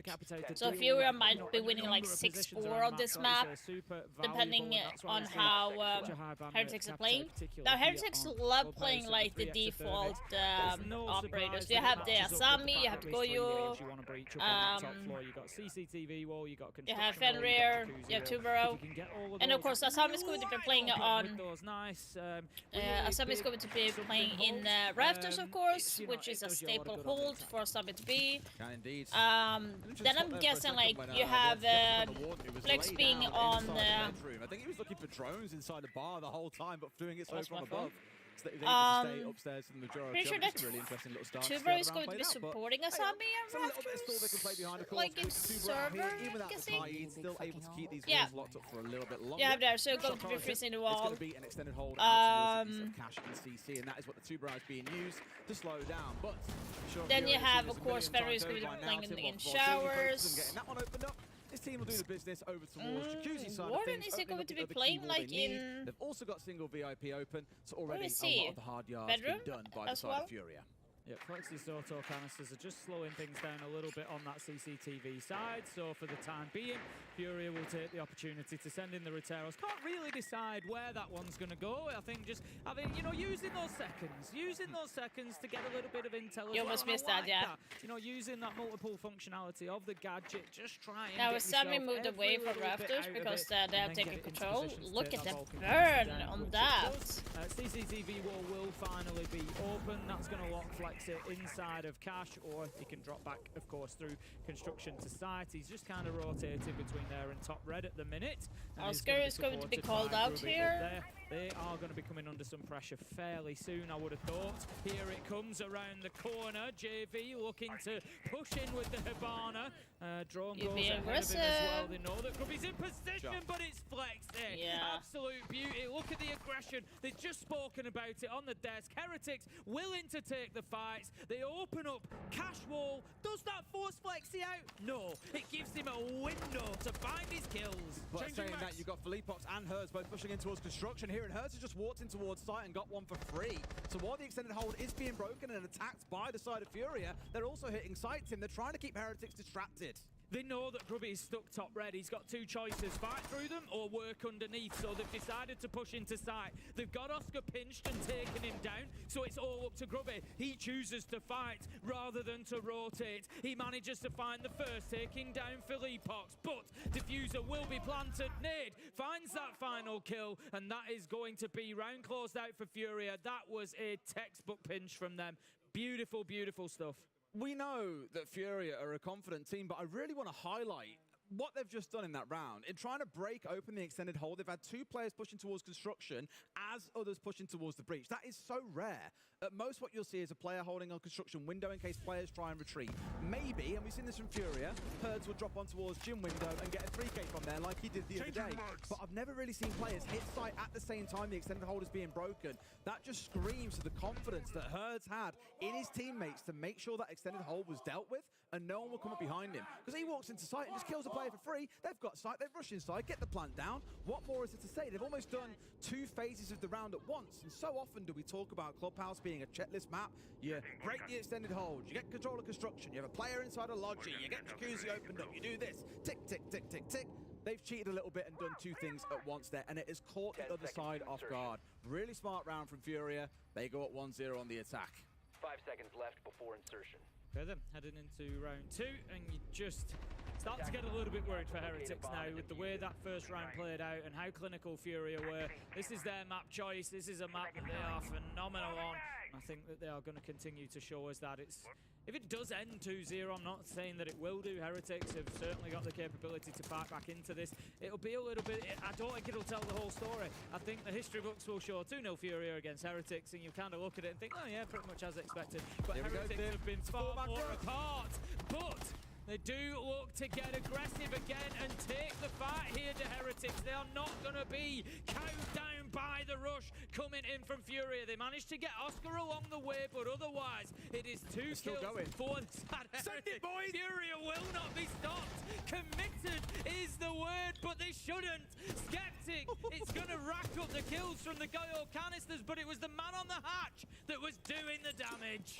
And he's knows the player's bottom main as well. Now just going to retreat back from that one as his nades come on through, trying to isolate the 1v1, but they ain't giving him nothing to him. Great discipline being shown. Surely he sees the pixel of the arm. We can see the outline, Tim. There you go, looking in for the one towards Moto, but no, making great use of the environmentals and his utility to try and isolate fights here, Tim. Almost wins out the one, but can't bring down both.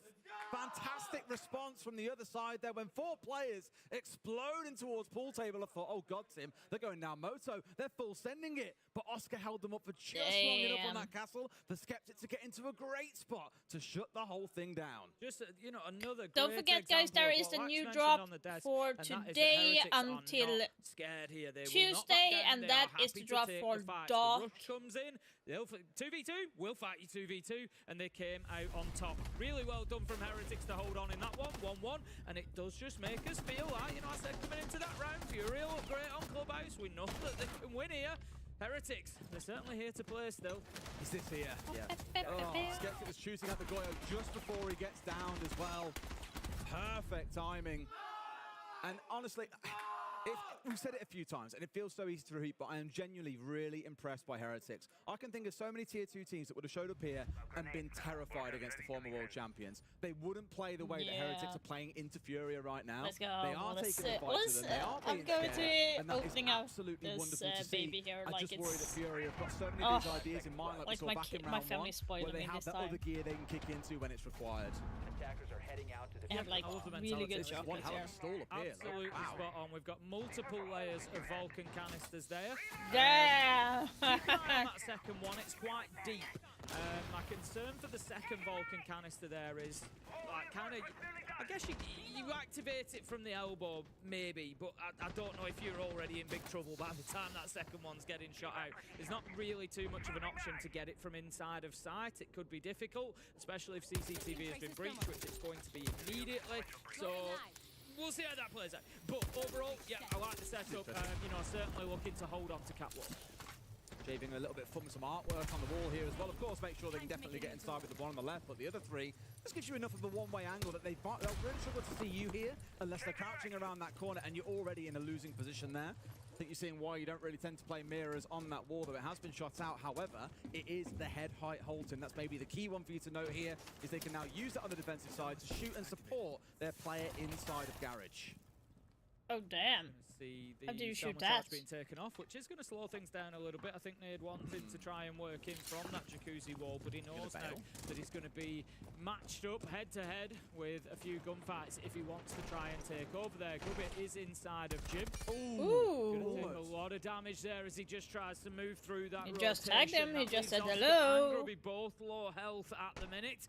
That's not an ideal start for Heretics, but he's still in position in the shower. Holy shit. They just knew what to expect there. Hers was ready and waiting. They were so desperate Damn. to kill Nade. That at least frees him up now, but Flex is going to swing. Doesn't quite find his man. Nade down to 1 HP, and they're still No moving way. towards the right-hand side. If they can kill him off here, Ain't no way. Are you kidding me? Hops inside construction window for the second time this game. Walks in towards site, murders everybody, and now it's got Yupa pinned down inside of site itself. No. And that's the end of the round, Team Furia, yet again. Start slow, but when Damn. they say go, That jump bounce on the window would have fucking scared me to living hell. Jesus. Swarming all over you. If that happened in game. scared of Beast, Tim. I'm not. I mean, I'm not. No, I'm not scared of you buzzing at me. That's not.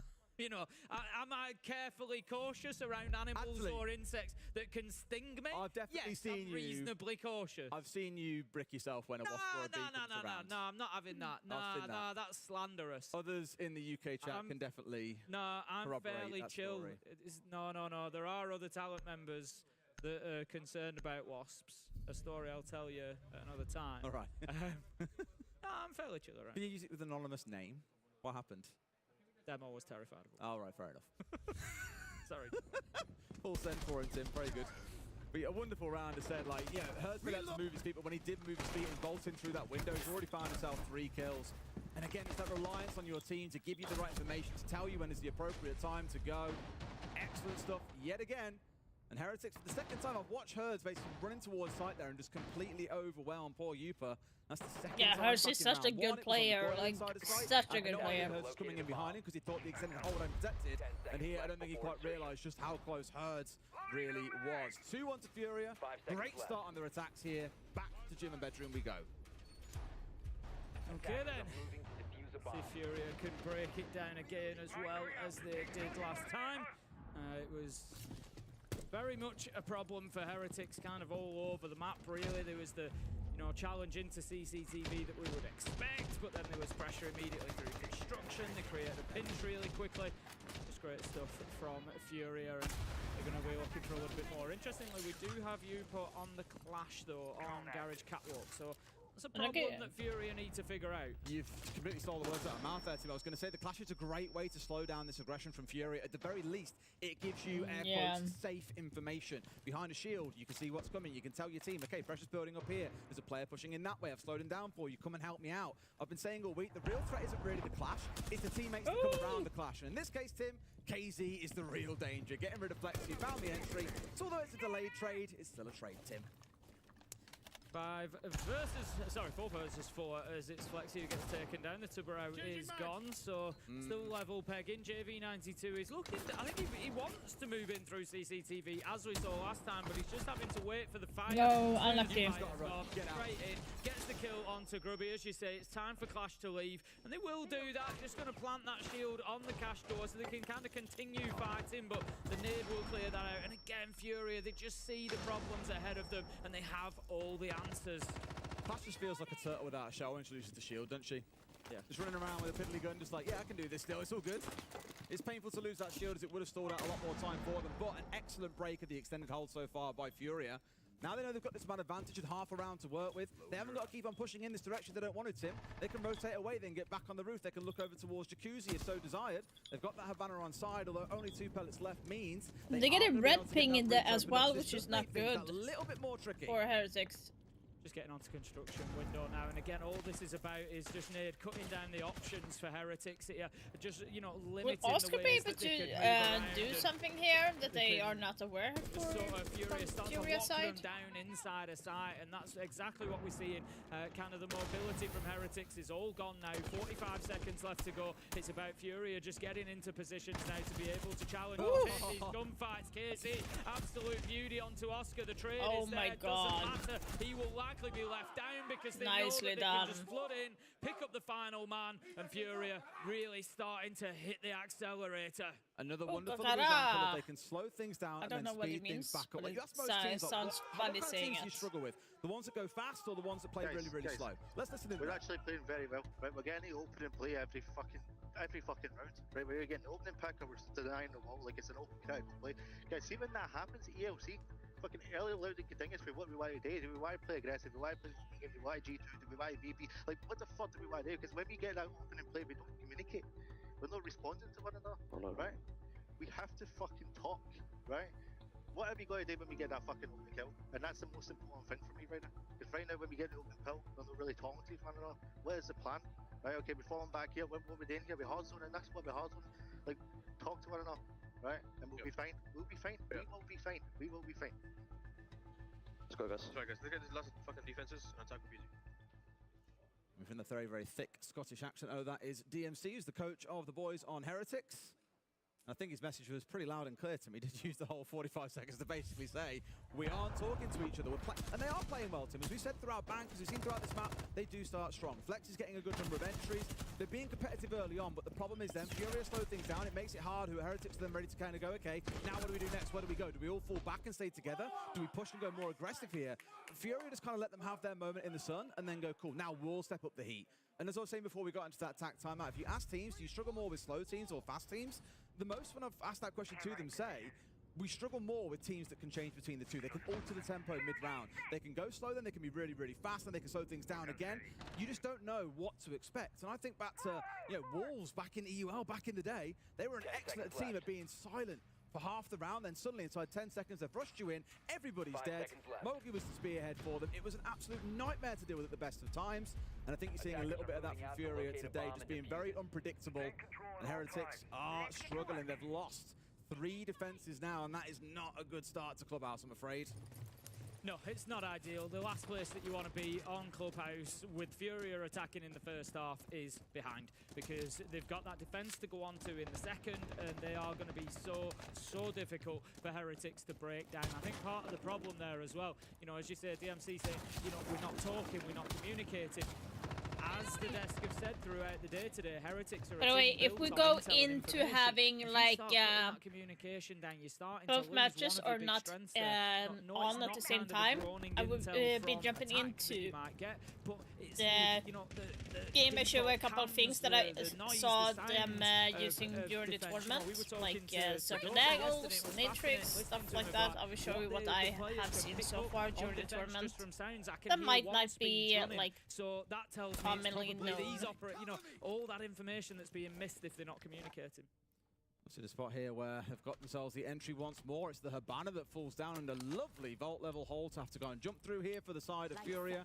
You do get locked into that animation, so angles can be held quite comfortably by Heretics onto it, knowing that Furia can't simply dip back out again once they've started that animation to climb on through. So looking good here, Tim. There's still a good amount of info. They've got one of those drones stolen away on the Mozzie, and of course have those black eyes. No IQ on the other side will mean that can be quite effective. Just about getting away with it though. Grubby. Damn. No! What? Make it 3, Tim. They did all the hard work, and now suddenly we're down to a 2v2, and they've got to retake the site. Philippox is putting the diffuser down as well. Big fight back needed from Heretics, and this is the problem playing against Furia. Manages to take down KZ, so it is all up to Philippox. He's going to go with the Reaper. He's on the Ying. He does have Candelas that he can play. He sends one of those in. That's going to give him a bit of an advantage at least. He's just trying to move around. He's right on top of that diffuser. The gunfights are going to have to come surely. No, he's got one more Candela on top of this, but he's got to win the fight first. Can't do it. Flexi manages to find his man, and Heretics fight their way back. How did just in time? Furia should have won that. KC got 3 picks off, right? 3 kills pushing in from blue. They managed to recover the round, and they'll be delighted about that one. Tim does show that they can do it, but that stark reminder that it can all end in an instant if they're not careful. KZ doing exactly what he did back at the side of Bank and just absolutely terrorizing them. However, they hold on, Tim. Cash EC going to be where they close out the half here in round 6. Let's see if they can get that 3-3 split.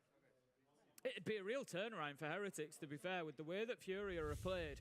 You know, what a result that would be for them, because Furia on the attacks that they've won have quite frankly looked unbeatable, but Heretics are digging their heels in, and they're not giving anything away. Again, a lot of teams could have crumbled there. When KC gets that triple kill inside a start, Diffuser goes down, you think, you know, this one's probably over, but Heretics, they know that they can keep fighting to that very last second and get those rounds won, and certainly get their rewards for that one. So it's going to be the final defense now. They go to CCTV and Cash.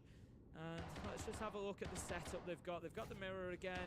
It looks like the Jaeger for Skeptic is going to be towards holding Catwalk again. I think Upol will be the one playing there on the Clash, I would imagine, but we will see who actually finds themselves out there. And a very similar. Oh no, Asami. Yeah, it's got to be Clash, I think. Like. The problem was that Fury didn't really play into the setup last time. They just recognised where the players were and went. Yeah, Upor is going to be holding there, yeah. It didn't really matter what utility was there. They recognised that there was 3 over gym and bedroom side, so they just went in there and got gunfights. At least here showing themselves on the garage door to try and keep a little bit of attention over here from Upor. Of course, the Clash over here. It isn't out towards gym and bedroom, which is where Fury found so much success last time around. But as you say, it's that same investment again in the garage hole. We've got the 3 ADSs down, we've got 2 glow canisters, we've got the Clash inside there, a mirror window that's been placed and opened up to give them a line of sight through. They're really going for it, and I would be very, very surprised if we see Furia trying to break this open, especially without that Capital available to them.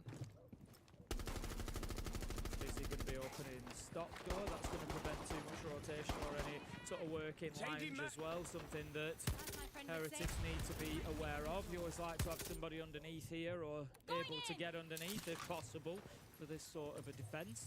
But so far so good. It's certainly better than last time they played this. They've got Grubby moving around underneath as well, actually. So, you know, by contrast, something Furia need to be aware of. Grubby has moved down there. He's got, doesn't have any impact nades left. They are aware of it. KC again. Like, he's a beast right now.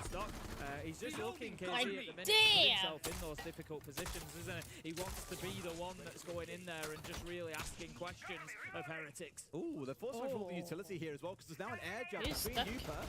I was going to say, he had very little choice there. If he stays put, he probably gets nades off that in, so he was in a bit of a difficult spot to be in, and now there's all that utility on there that no one is currently available to shoot. What are you holding there, Oscar? The closest to that mirror window that had been shot out to shoot them has now been taken down too. So everything is working against them here. Almost too much of a reliance on utility. I like, Oscar should not be holding there at all. That was really stupid, I was a little bit concerned about those Vulcan canisters and how do you detonate them, because as soon as the CCTV wall is breached, you can't play them from inside of there. You're reliant on the catwalk player, and as we saw, Furia dealt with that perfectly, but once again, Heretics are fighting back. Nade, he's going to look to put the diffuser down. Perfect opportunity, 1v3 for Leapox. Finds him with the glass. Just to read Heretics really well at this moment. Heretics have got their work cut out to keep themselves alive in the upper bracket. It's like a mirror back into Bank, Tim. This is how that first half went then too. Furia were up 4-2 on the attack. They moved on to the defense. My slight worry is Club is a more defender-sided map than Bank, and I think Furia are in a spot here where they know that they've really got Heretics on the rope. It's looking to be that 2-0. It would mean Furia go on to play Weibo in our 3rd game of the day, which will be a stellar game, by the way. Weibo, the best attacking team at the tournament so far. It's going to be explosive coming up against Furia if it goes this way. Heretics will drop down to play against OXG on Tuesday to fight for survival. Yeah, they've been a lot of fun to watch. Tuesday, you mean Monday? We're covering that game as well. Monday, is it? Actually, they play. Monday. First round, the lower bracket is tomorrow. Yeah, that's tomorrow. There's nobody goes home today. We've got the we cover the Weibo game on game 3 later on today when we see the winner of this game take them on. Very much looking forward to that. They've been a pleasure to watch so far of Weibo. I hope they're watching what Furia are doing right now, because if Kia loses, then we will be playing against Daystar. Furia are not in the mood for playing games at all. So whoever loses between M80 and the SSG later will be facing G2 tomorrow. Then they can leave them as a decider. Oh, that's such a mean pick them as their go-to maps, and I think that's quite intentional by them. It's not that is Heretics, a mean. because these are maps that Fury have played and are known to play. But I think they're keeping their stronger ones in the back pocket for when they need to fight off against a team like Weibo to make it to the main stage. It's a marathon rather than a sprint team. You can't show all your cards in one go. And so I think you're going to see something a little bit different for them out of that veto phase later. However, that's assuming, of course, they get there. There is still every chance the Heretics can blow us away here on the attacking half and take us through to Chalet, which is our decider map. Yeah, round 7, an important one, I think, here. You know, normally we look towards maybe a little bit later in the game, that kind of round 9. Particularly important here because we're going to see how Fury are defending and how Heretics go about breaking that down. Can they bring that intel game? They've got the Dokkaebi on side. Again, you know, going back to Fox's original point about how this team play, quite an advanced play style, an experienced play style of using all that intel. They've done well, given that they're not an experienced roster in terms of playing together. To develop that, but Grubby, you need to be more aggressive. They might have the intel, but they don't have the shots as kills rain in for Furia. And this attack has fallen apart quickly, and that is not I'm kind of surprised that they did not have Heretics in the beginning of this one. Finding yourself completely concussed here. I don't know why, but like Grubby was very hesitant to take the fight. Trying to push into 3 or 4 places at once. They were really he was really hesitant about taking the fight. He needs to like take the step forward to go at him because he was by himself. Overwhelm their opponents. Furia though, it's Furia, Tim. You're going to struggle to overwhelm them when they've seen and experienced all there is to experience throughout Siege's history. And they dealt with that very, very handily. And again, I'll come back to a point I made back on Bank. Just because an idea doesn't work out, it doesn't mean it was a bad idea. You just list out in the execution there and you lost all your gunfights. It's going to happen. It is. It is.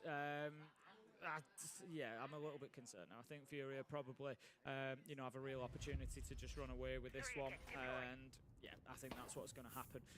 Heretics, though, they have shown us time and time again that they are able to overturn expectations, that they are able to win the rounds that should be unwinnable for them. I think they're going to need to do that a couple of times in this one at least. They will. I think like next time I'm going to be sitting watching it from the TV. Garage Catwalk to see how Furia go about dealing with this. I think it's literally going to be JV92 on the Azame taking the gunfights and holding on to it. Yeah, I got a great idea for next time. He's got some barbed wire out there as well just to prevent a push. That is upstairs. if my husband agrees. That's a different story. Have brought along, I don't know how they really deal. You know, with that Catwalk, they've got 2 nades. And they've got the Candelas. They're probably your best chances if you're wanting to go in there and actually take that area. Maybe they play to, you know, work from the other side instead. Sure, you'll see Casey jump out here and try and go on to Garubi. I mean, to be fair to Garubi, he's moved on towards the top side of the platform here, so they can't find him so easy. Bye-bye. Well, Casey, I think, is really fancying something. Have to impact this and jump out. Order spray. Hopes for the very best to try and get rid of the Zofia, but no joy in that one. Upa lives to fight another day. Just seeing the Echo drones inside a site there. Going to be a little bit of support for JV from one of those Echo drones as well.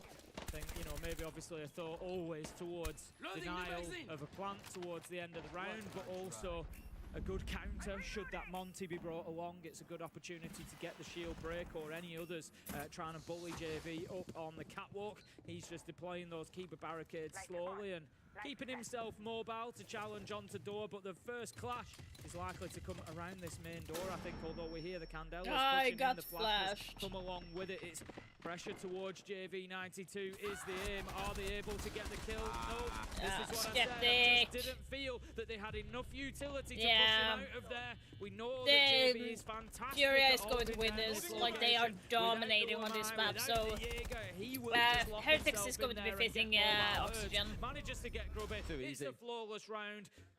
Exactly that. Fury, yeah, a so little bit too easy for if we're talking about Heretics versus Oxygen here, just beforehand, so I do believe Heretics might be better than Oxygen because Oxygen has not been playing very as neatly as Heretics. It's quite clear to see which way but this it might be a 50-50 split there. I still believe that they've got a good attack in them. The problem is Furia have got very many, very good defenses in them that's making it hard to get anything away. We always used to say, you know, it was kind of like a rite of passage to have Nesk run over you on LAN. And, you know, obviously Nesk isn't here this time, and I think that baton is going to have to pass now to the rite of passage is having Furia run over you on LAN. I just saw one of the players on the side of Furia pop in the chat saying you don't play, well, scrims currently means you don't play scrims against Brazilians, therefore you have absolutely no idea what it is that you're getting hit by right now, because it is stinging them. Let's see if they can recover those. Said it is Jim and Bedroom by the looks of it, Ney going on towards that clash. I would expect, and it pretty much is confirmed from what you can see on your screen, that we're going to have the extended hold out towards Cash and CC. It is a staple of this site. I actually can't think of the last time I've seen this site defended, Tim, where we haven't had an extension in towards Cash and CC. Yeah, it doesn't really exist anymore, does it? You kind of look at the top floor as it's almost one big site. Yeah. Even when you play Cash and CC, you have the extension out towards Master Bedroom, and you know we very rarely see one without the other. Beautiful start. Yeah. It's as easy as that. Skeptic looked like he was checking that angle, to be honest with you, but this is what you're playing against, Des. I think they're just getting warmed up for that Weibo game, Tim. They're playing against the same kind of aggression later. It's definitely a good way to get yourself warmed up and ready for it. Casey got like Grim, and that is a huge pick as well. Earlier on, and that's only inside the first 30 seconds, Tim. It's losing that Grim.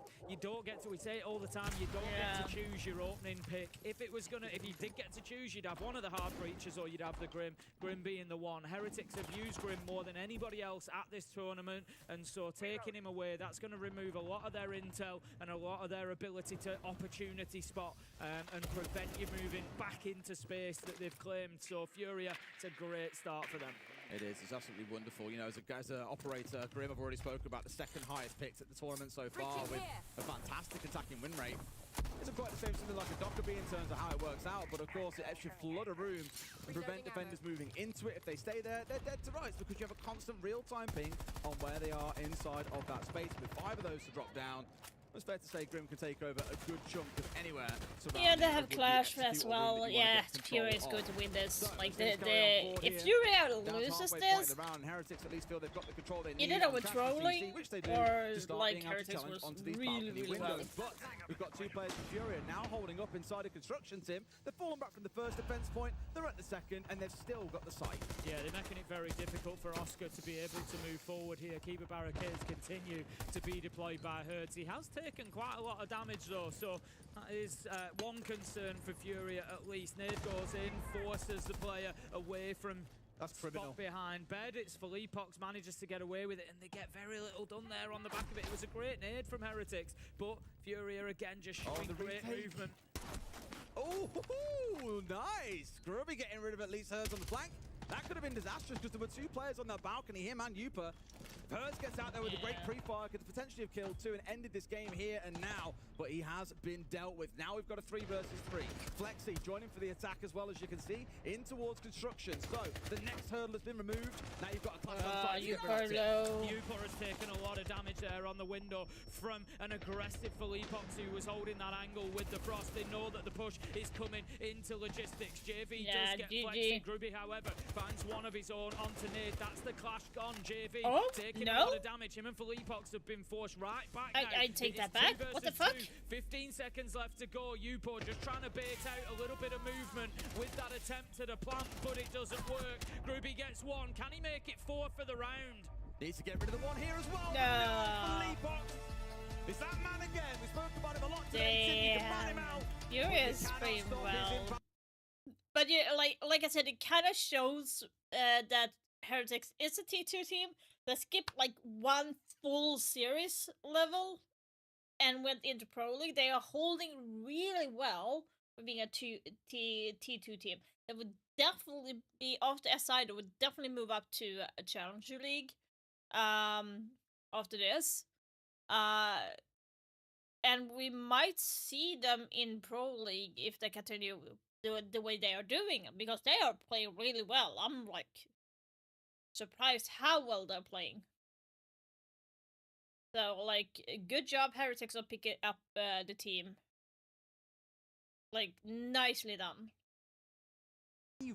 There's still room to grow for the Heretics players. Did, you have to be conscious of if they play stuff like the Maestro and they ban the Brava, or they play the Clash and you have a banter, you gotta have your counters. Oh my god, this is disgusting. He's just by. So the thing is, Levy has done that repel almost every round on top floor attacks, right? And reading attacks. Where he goes up and shoots the other window, then goes to the roof. Yeah. It's those very small things you keep trying to go, okay, if he does that again, I can just swing the window. Yeah. And look at this, Fluxo have got the pulse as well.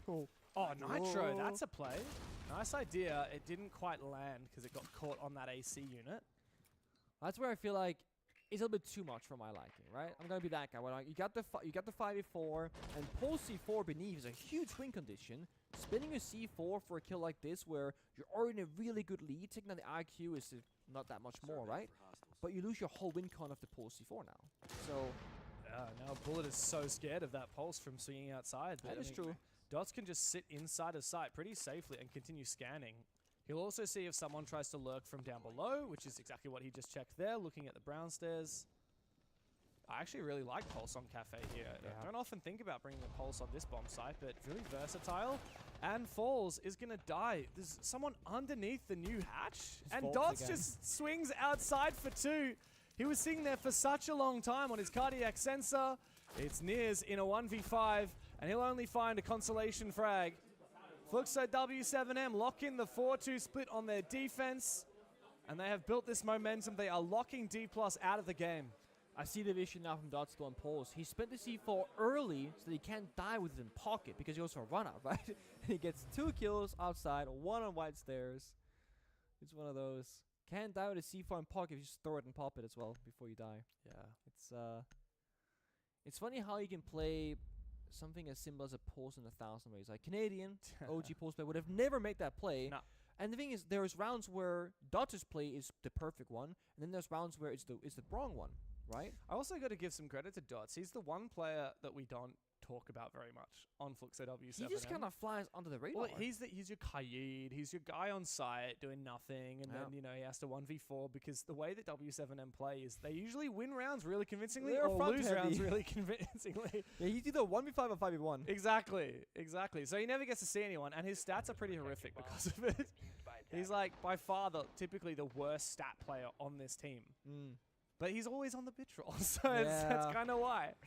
But he's been insane there, and I love to see him given a license to make plays because he's always the one sitting on site saying, no, you have to play passive, make sure they don't rush, while everyone else makes plays like this from Vops. But instead, no, he's constantly getting information, not just for other people to act upon, but also for him to say, no, I reckon I might run out, find 2 kills. Now Falls, 0-5, having a bit of a tough one, playing some shield, some sense. Not really finding a ton of success. Now he's hiding the Vigil and Freezer. If you're investing this much into the Vigil pick and it's on Falls for 0-5, this has to work now. Like, you need to find some value, some kills, and some pressure in the map if you're gonna do all this. Meanwhile, we spoke about how you can heavy hold certain areas of Cafe and why it's a little bit more strategic than Border, if you will. Piano rather being a big portion of that, right? You can play the Asami keeper barriers, the mine magnets, you can play aggressive and fall back step by step, and then after that you have mirror windows and a layer behind them in like bathroom, top wide, that further sees into piano, or even in bathroom in stock actually. So there's this triple layer, the Asami, the Wamai, the mirror. Now, when you heavy invest both mirror windows, by the way, Souls actually joined the 1,000 kill club as well, like this if you missed that. Balcony, white window, cocktail window, and not every player, not every team are good on the repels. It's a very tricky mechanic that still 10 years later, people are trying to perfect and figure out. Awkward. Not a lot of people like it. It's tricky. Even with the repel buffs. But what's going on here from Fluxo? They're faking out something. Poking here. There was a Candela thrown into the piano window on stage. Yeah, I think they need to sell a bit of pressure because they haven't done anything for the first minute and 20 seconds here, so they gotta do something to sell it. So Candela, window barricade break. It's not like they have any lurks. Well, they have Loban, I guess, is in pillars, but now he's in reading. He's gonna bog below with the window repel combination. It's a very old school style Cafe attack actually. What they're gonna do is gonna clear out Falls, who's playing the actual perfect operator. He can't get droned. You can't get seen. No more Grim Bees. If they think it's clear and rappel in, Falls gets a freebie. Yeah, and if they know it's not clear, they can't take this execute. Falls also has a good gun to fight the vertical battle here against Loban. So this is very awkward. We need some kind of util, but Volps is on the other side of the map. He's trying to be the backstab. And solo from top red. Middy's watching his position. Plan A is over. It's time for plan B or plan C. Piano repels, red stairs like we see here from Volps. But they only have 60 seconds now to clear what I said before. And Samis will mind mirror. And Dots doesn't have a DMR, so he's not going to be able to take down that Keeper barrier very easily. Middy will find one, holding the fort. No more Ying to worry about. A repel from Dots is the player that should be trying to refrag that, but Middy can just tuck in this corner now and he's not exposed. He does expose himself, but you're right, the timing is terrible. Eventually, he finds Middy's head. Damn. Now he's faced with the mirror windows from Levy.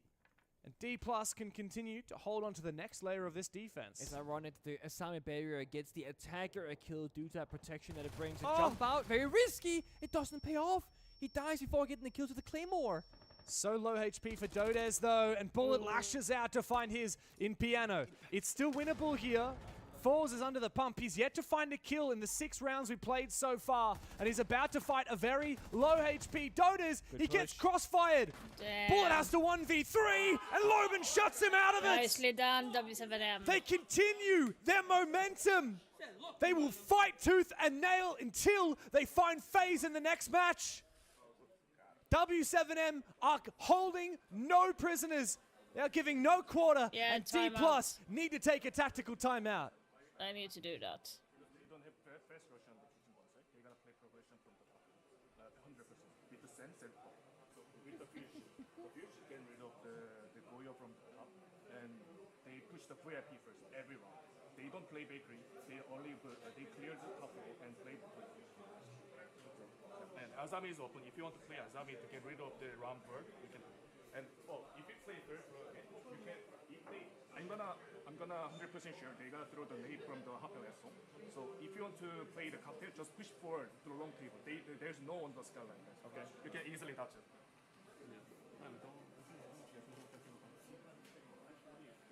So this is very specific to just one strat, one bomb, which means outside of this round, PJ cannot really help his team. The other one is, what if the enemy doesn't do what you just said? They never go bakery, they always go backside. So I don't know what your experience was like on PSG, but from way back in the day when I remember we had APAC finals and the Koreans won a few of those APAC finals, I remember the Koreans were always so impressed that they did the most prep for their oppositions of any region. Yeah. Especially the Fear-X and D+. And that's exactly what we just heard from PJ. He's like, they play like this. He's saying, no one plays bakery, or no one plays long bar. You can push this. Yeah. You can push this. If you want to play Azami to counter the vert, they're going to go for vert. Ram. But the problem is, like you said, what if Fluxo change their game plan? What if they don't do that? Yeah, it is a great question. You gotta praise Fluxo here, though. The first 2 minutes, they got absolutely nothing done. In the last 60 seconds, they fully took Piano, Cigar, White Stairs, and they rappelled in New Balk in towards Cocktail for a double push. They got everything done in 60 seconds, and they flipped the attack on, there was a third attempt, right? They started Piano, went Cocktail, back to Piano. And we already see a change. He said they're gonna bring the Sense, they're gonna bring the Ram. They're playing Bok, they're playing Glass instead. They had the Sense for a bit. They repicked it. Exactly. They might have seen something and gone, oh, they might have to counter answer. Let's pick something else. Yeah. Sometimes when you know what the enemy will do and you go for a counter, if they see that counter, they will therefore change what they were going to do. And now what you have isn't what you think you're going up against. And that's the tricky thing about countering people. Sometimes you want to really sell that you're doing something to force a reaction rather than countering it, hoping for that same reaction, if that makes sense. So let's see it. He did say they're going to progress top floor, walk down, and work freezer back take. And right now, that's exactly what they're doing. It is what we call a default attack. The downside for this, you can't really roam a cafe. It's very tricky and very risky. So D+, or everybody's playing downstairs by the bomb site. They're fully surrendering map control. And with this Deimos tracker very briefly onto Levy, now they know that. Because the new Muzzy was somewhere top floor earlier. He's confirmed. They're double checking reading. But you see they're deep in the building already. They have 1 minute and 40 seconds now to work the soft destruction, the little bit of hard destruction, and then do setup for execute. Hello? He's just baiting it, I guess, a sound. I hope. What was that? Strange, very strange. I don't know. I'm trying to think. I think he's just baiting it for sound for the verticality here. Otherwise, I don't know. Right, okay. He's just ripping it. Right, so they think that they're about to get C4 and they play passive. Because if you just rip it and rip it and rip it, then you never hear the beep beep sound. But just on the wall, they hear the rip into beep beep, thinking, oh, it's going to explode. True. Must be that. That makes sense. Is that how he's tweaking? I don't know. No, I think you're right. Pre-play C4 spotted. See it, yeah. They baited it out well, though. Again, strategic defenders here have almost no win condition. Not just this round, but every round. Yeah. They can drop down backside with the glass, with the Grim, walk in and plant, and there's no way they can stop it. Like, that's really it. There's no way they can stop it. Levy wins a gunfight. It could mean everything. Dots has snuck inside. Nears just barely survives. Now they know there's a player inside. The Grim Bees should lock it out. I don't think Levy's going to be able to flank because Dodes is there in that position, and Dodes has just taken him down. Nears and Bullet together will retake the position. Nears wants to go for a flank onto Dots, but he can't as of yet. The flank is open, but not very. Bullet needs to go big here, but he misses some critical shots. Out comes a C75 for the first kill, but he can't find the second as of yet. Plant going down for Dots on the site. And a flip from Volps. He can afford to just play upstairs and cover off these players. Meanwhile, D plus Kia have to get on the site. It's Loben in a 1v2 to try and handle that while Volps repositions above. But Falls is about to fight him, and Volps wins it. Nears is low HP, and he doesn't manage to finish off Loben on the first spray. Oh! First kill for Nears! Just around the corner, but Loben holds the line! Match point for Fluxo W7M! What an angle, what a shot. I'm thinking the Barcast and post-plant vertically. No. Pixel angle by the chance. He snipes him and removes him from the angle. Again, a really valiant effort, a nice fought attempt at a clock stare for D+, but ultimately comes down to strategy. And like I was saying, you do not have a win condition on that bomb side unless you get a bit different with it. We're talking your Tashanka, your Maestro Echo, you're retaking a staircase at a pulse or a Valkyrie camera or something. If you just play that bottom floor and give them all the space to work with, you should lose that on defense. Yeah, you're absolutely right. Falls still have not found the kill. Poor guy. He's still missing, and he's James playing Bond, 007. Like, mind you, if he's playing the Echo, the Maestro, the supportive work, etc., I have zero problem with this. This is the second or third Vigil round from him. He played Asami in the previous round. These are high impact in the battle kind of operators. Yeah, and you know, not to add insult to injury, but Bullet did whiff a little bit on this first spray Yeah, there. That would have changed things. Nia's got it damn close. He should have won this. Kill onto Volps was amazing. Like when you hit that first shot, you gotta win that round. Yeah. Loben was low HP as well. Yeah, they're both one bullet apart. Wow, immediately Fluxo W7M look to try and reveal as many operators as possible with the Lion. Now Loben is going to have so much info. He's got 3 players he can track as a result of Malusi, Castle, and Azami getting scanned. Just a nice little bit there from Fluxo. And D+ Kia, they didn't have the choice of standing still. They had to finish their setup. Exactly. I was going to say the exact same thing. When you're playing operators like the Mirror and the Castle Malusi, these are very intensive on time. They need to keep going. They can't really respect the Lion all too much. Because then this happens. You're on the repels, you're popping the castles. Now, if you forgot to rotate, forgot a mirror window, you might not get back in position to get it done. After how competitive Border was, and to be honest, I think D+ looked like the better team for most of it. They had 2 match points. Cafe is a different story entirely. Dots is now top fragging for the team, tied with Volps. Was it worth it, Bullet? It was worth it to go for the it. drone? Yeah, I don't think so. D+ are being toyed with at the moment. They can't decide how to play aggressive. They can't decide if they want to play passive. And look, Midi has a nice position. He's changed his setup a little bit because he's got that castle barricade. Compared to last time, he was traded through the angle from this castle. Yeah, but now they don't have the Wamai because they're playing Vigilance. Not instead, but they're not playing what they could have, right? If you double down with a Jaeger or Wamai, you can protect that castle barricade, the Asamis, the mirror window. And Falls did not play this well last time. He did not manage to get a kill. He didn't fight the vertical play. He didn't fight the windows. He was playing scared. He just got 2 Welcome to my house. Baby, take control now. We can't even slow down. We don't have to go out. It's a drop. Straight into the side. One player down from the sky. I'm going to take the fight to Falls. He finally gets his first kill. But it's not enough because D+ are still dropping one by one. Palu up the white stairs. Low HP on Falls. He will die. Levy cannot survive. They picked their opponent in the bracket and they picked them apart. Fluxo W7M are one match away from bulldozing their way onto the main stage. Oh, that's gotta feel good, because when you have a choice between 2-0 opponents both and you get the games. exact right pick, because they seem so prepared and I'm not well-versed in surprised this matchup. at all. It's like, you know what, guys? I got It was 2 free. points. We made it free. We picked the right enemy. And with that, D+ are sent into the So, lower my bracket. prediction, They are guys, going to have a tough slog for the rest of Six Invitational. The stage, focus I for have us is going 3 to be points. who takes that first spot on the main stage. Yep. It's a Brazilian bash. It's Fluxo W7M and FaZe Clan. That'll be later today, game 3. I For can't 5. I have wait to 5 see points right if now. Fluxo W7M can take it to the big dogs of FaZe. I have The 5 thing points. is, D+, I feel like the errors that they fall I got short, that it's right, such at least. small margins, but with massive consequence and impact, obviously. You can talk about Falls going 0-8 or 1-8 and having a hard time individually, but as a team, the start of Border... Let's go over here. Kill. And then, yeah, I went wide, I think, which was a troll. Yeah. I mean, that would have been rough either way. Yeah. I remember we were down like 5-2, I think, and it was just like about the belief. Like you said thank you, earlier. Harold. Yeah, I mean, it's like finding a way to win, no matter what. Yep. For us, the solution was bringing a Monty and walking tiles.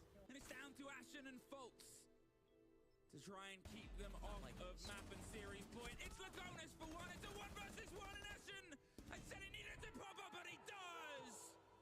Shows when he needs and ties us back up 5 apiece. I mean, again, I think you seem to have a good attitude, but other than what I said earlier, I think it's just enjoy it. Like, yeah. I think that's something I still just try to do. And I think, honestly, I'm glad I do that more now. I think I already did before, like, you're so in it that it's like you can't have fun and not, like, enjoy it as much as possible, but I don't know. Taking a step back every now and again and just like realizing the moment of like, yeah, like, bro, this is like, it's something special to do, and yeah, later on in your life, like, eventually you're not going to be playing, and these are, yeah, being grateful. It'll be a special thing to look back on, yeah, for sure. Ashen is sounding a little more chill right now. That's interesting.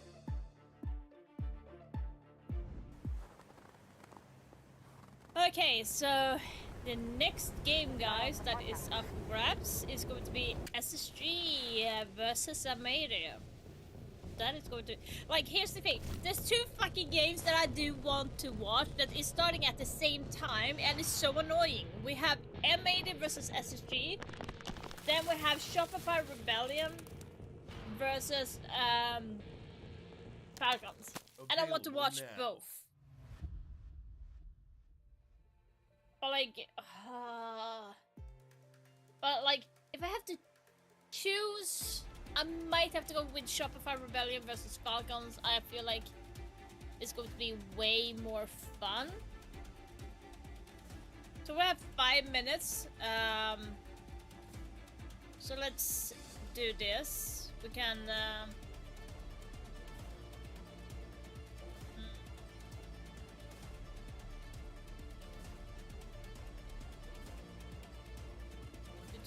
Let's do this.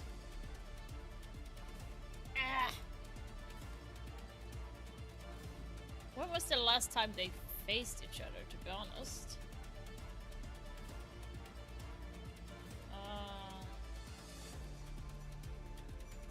Okay, they faced each other once in the Munich Major. Shopify Rebellion, so you can see here. So they faced each other, and it was Falcon that won 8-6 in the best of 1. And it was in the Night Haven.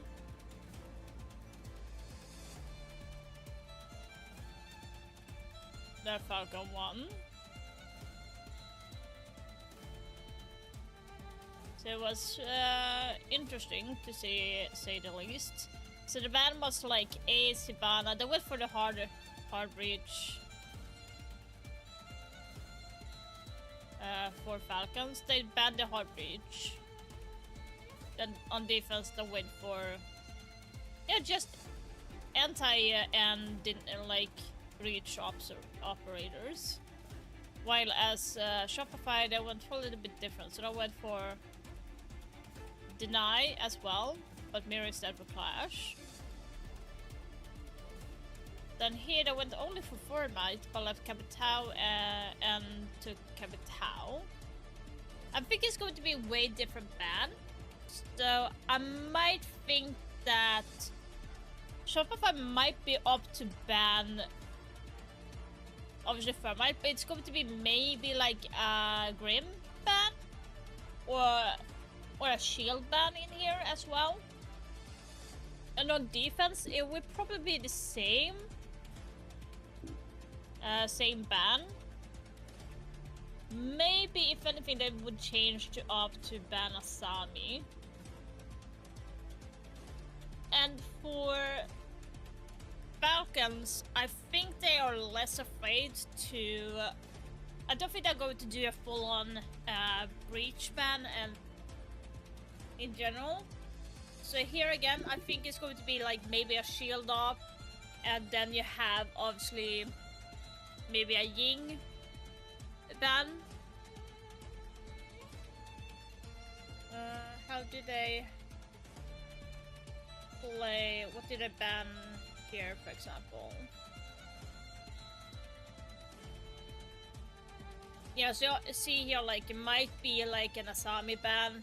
You had Grim, Ying, and Nomad, so might be some of these might be a ban as well. Again, kind of same MMO. Asami, do you have Ying, maybe a Deimos. We're talking about Falcons here, so there might be like a Deimos ban coming as well, because Falcons likes to use Falcons like to use Falcons. Okay, they like going Deimos. I think every team likes that, but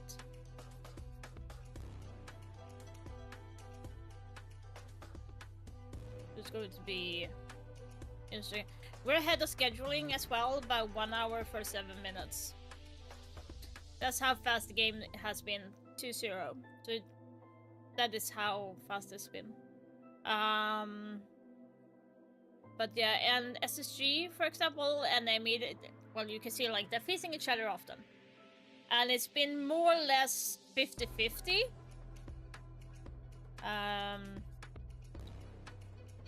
So overview, you can see here, M80 is slightly sharper than SSG, but here's the kicker. M80 has been playing poorly in the tournament, while SSG has been playing really well. So if anything, SSG should be winning against M80, because M80 has not been here throughout the tournament. And if they... We're talking about Fabian here, he's like the puppeteer master. So if he would lose this, he would actually face G2. And to be honest, that would be a better outcome than playing against Wildcard for M80. So if M80 loses this, they're playing against G2, then they will play against Kia or Daystar, which will have a really good success of coming through. And if they win that, they will be playing against maybe like they were playing against whoever wins here, and that might be like Heretics, Oxygen, Nip, or you have Shopify coming through here. I don't think Shopify will win against Rebellion, by the way, so. But like, so in the grand scheme, that might be off playing in the lower bracket. That would not play here, so whoever wins there is going to be playing.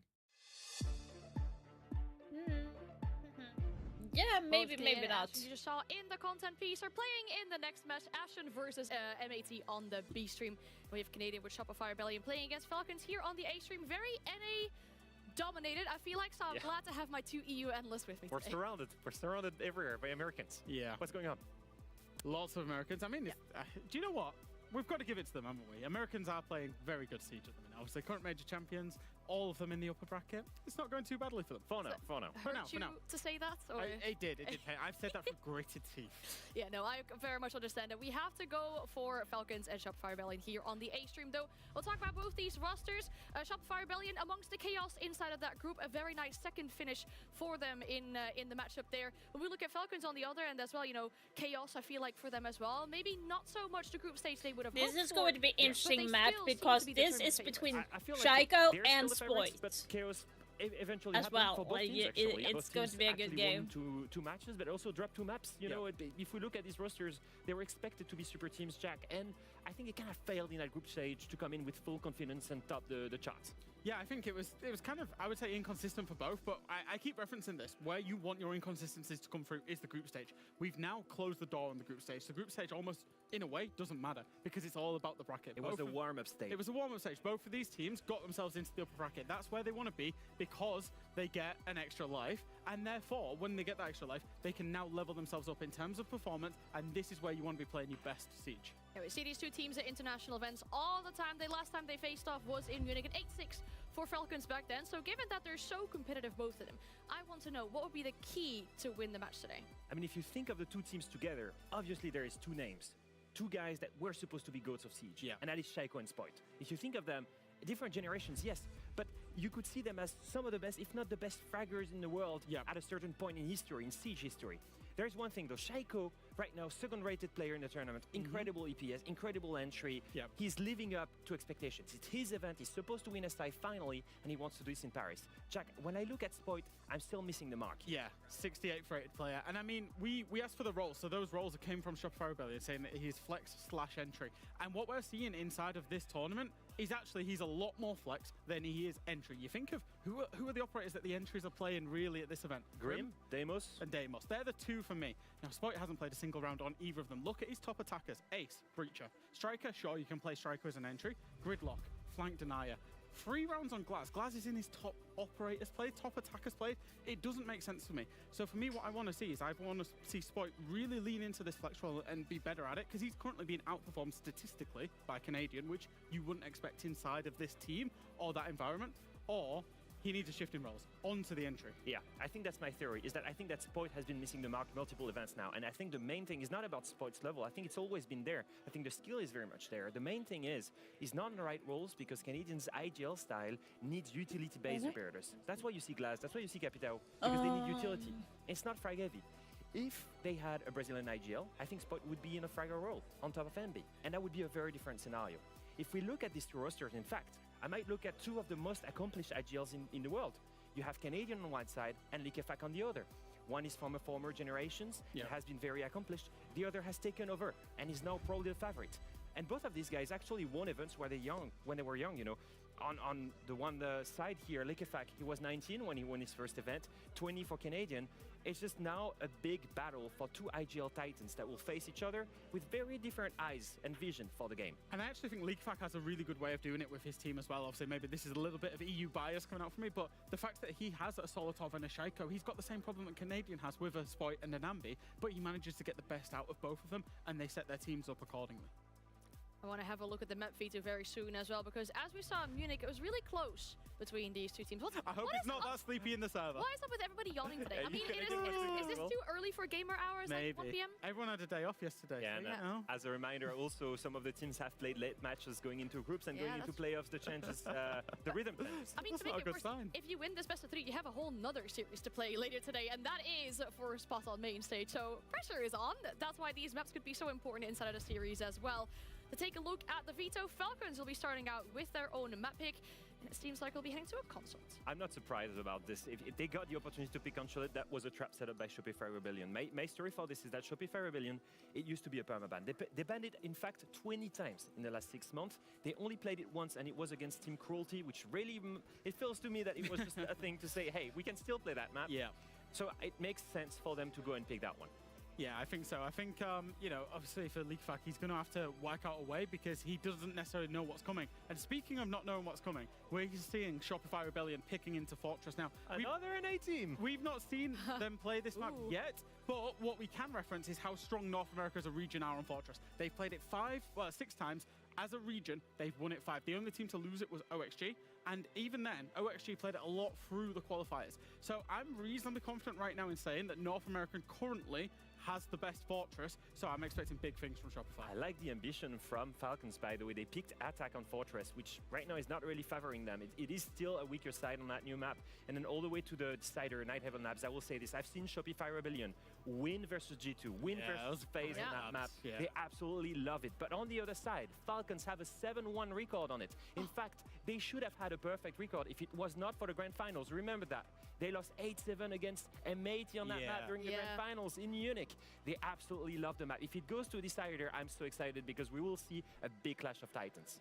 Now, I mean, of course, there's a few things that are difficult to predict because we haven't really seen Falcons maybe with so much Fortress yet.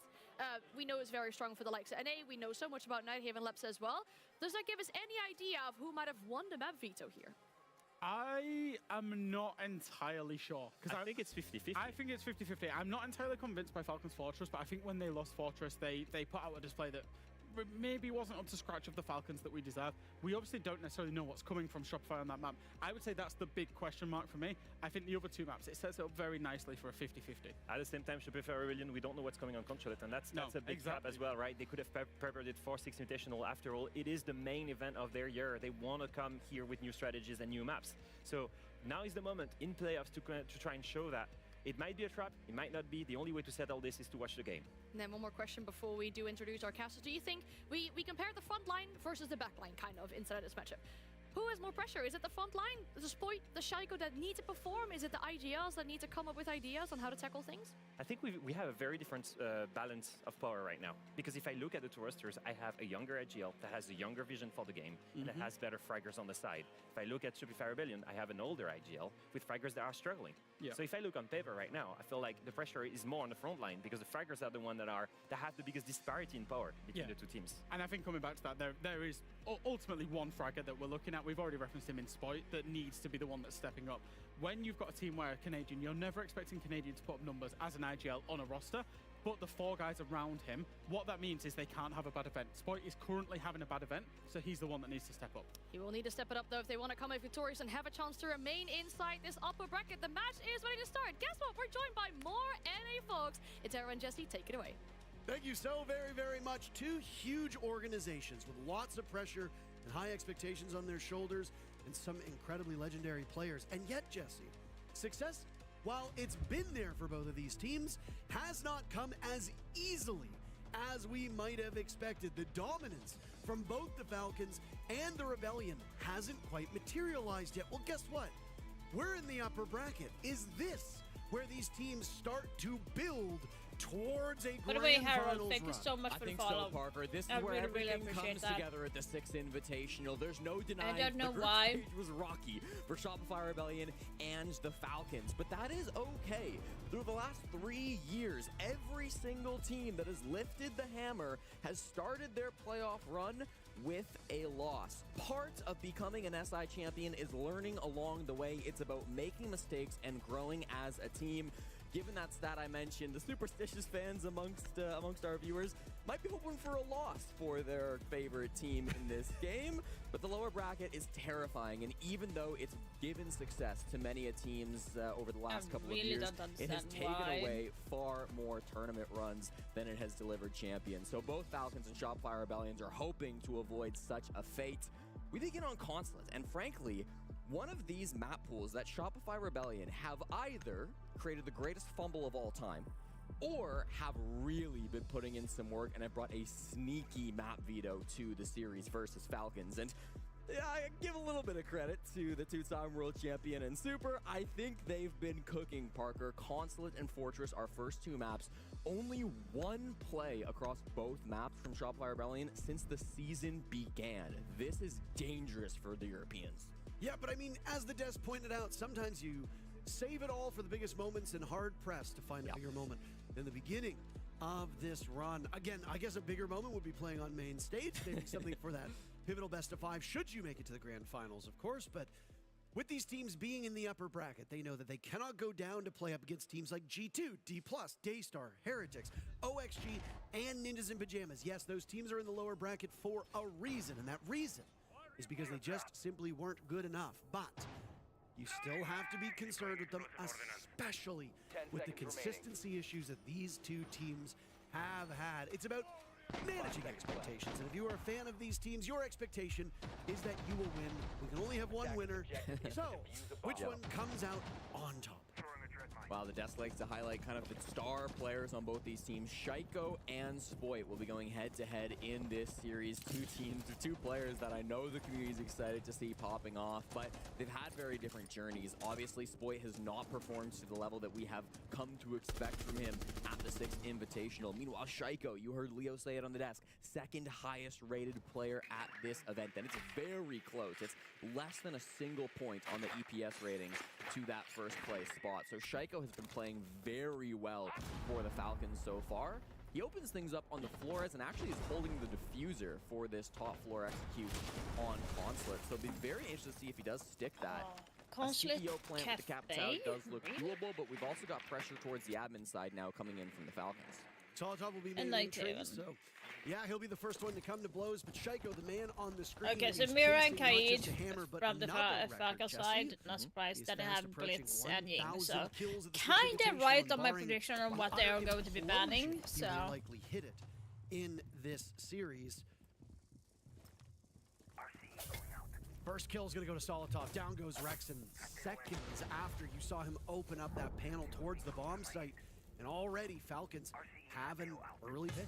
Long angle from the balcony, gets that shot. Rexen caught lacking a little bit, not aware of the angles open up onto him. Early advantage now for the Europeans. The Utsil game has gone well as well.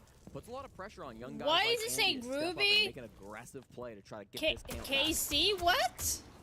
Oscar, I was like, that's not the name of the that's not the name of the players. One down, and while he might be dead, Rexen's volcano canisters will continue to do some damage when they get popped, running for 20 seconds, buying time for this Rebellion team. Uses on the board next. Down goes Ambi. He was playing over by Vending, and Shaiko now taking some damage himself, as does Solotov, but nothing to be found. Surf tucked into a corner where we've seen a couple clutches up to this point. It's now Shaiko over by Long Dead, searching for something with just a little under a minute. Both Smoke and Tachanka can deny this plant for a very long time. They do take down the Tachanka, but Falcons will still need to press for kills. There goes one of your denial as the Tachanka dies after getting one kill for Canadian, who's been much better for fragging potential. Play going down by Brede. Shaiko watching with coverage. Leaky Fact has not been much of a factor yet. A missed opportunity from Spoit as Shaiko finds his second. Now 3 players remain. Spoit a nice shot onto Shaiko. The leash is off. Spoit can be a wild dog to chase these last players from Falcons. Has to manage time effectively. Wasn't a factor for most of the round, but he gets the final kill. Nicely done for Leaky Fack, and Falcons take round 1.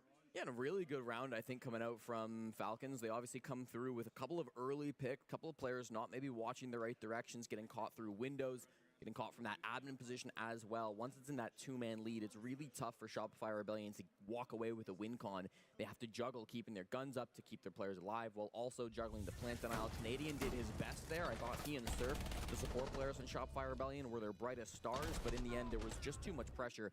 Falcons did a great job of continuing to push while that defuse kit was being put on the ground, continuing to grab that space and make their way across the map. Very nicely done coming out from Team Falcons. They get an early lead on Consulate, which attacking is usually very difficult to do. Yeah, a little surprising with how easy that looked for Falcons. They took a bunch of individual gunfights and broke open part of that map and made it so that the Rebellion were much farther back inside the site. Fighting from your back foot is never really a strong position to be in. Rebellion understood that.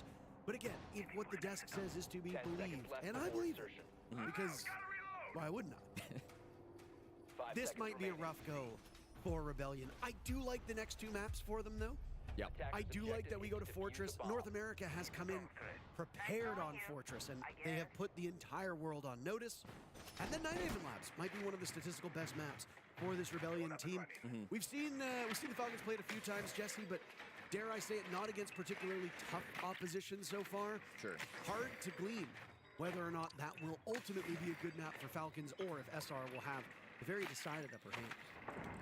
Shaiko always loves his drone operators, and after Flores in round 1, he moves to the Brava in round 2. Does a great job hacking some of Spoit's Denari tripwires, so gonna give a little bit of an advantage over towards the Falcons. This clash will reveal itself from Canadian up on the top floor. They get some pings on it. They also ping out Ambi on the Malusi, who's trying to take advantage of the space Canadian can try to make top floor. There is no Shopify Rebellion players on that mid floor actually locking down the site. It is a 5-man hold on the top floor at the moment. Which means Liquefact, if he does head towards site, could find a bit of a gap. Obviously, getting a plant down when the enemy still has control of above the site is nearly impossible on Piano. You typically have to go pretty crazy with smokes, Capital bolts, shields, all that, and Falcons don't really have the util. Solotov took down Rexon in round number 1 and looked very close to happening yet again, but it's Shaiko who's spotted by Surf above. The first blood on the side of Rebellion is pretty good. They have intel on Rexon. They'll now head over towards Long Desk. That was Spoit who was spotted there, swatting away at the drones. EFAC in pursuit. Out will go the Bees as well, and the Swede looking to get away, playing this tight angle. Oh, Willie surviving for the time being. Rexon's been found and punished. Solotov gets 2 for his troubles. Surf swings on over. That was the smoke, credited with the first kill, looking for the assist.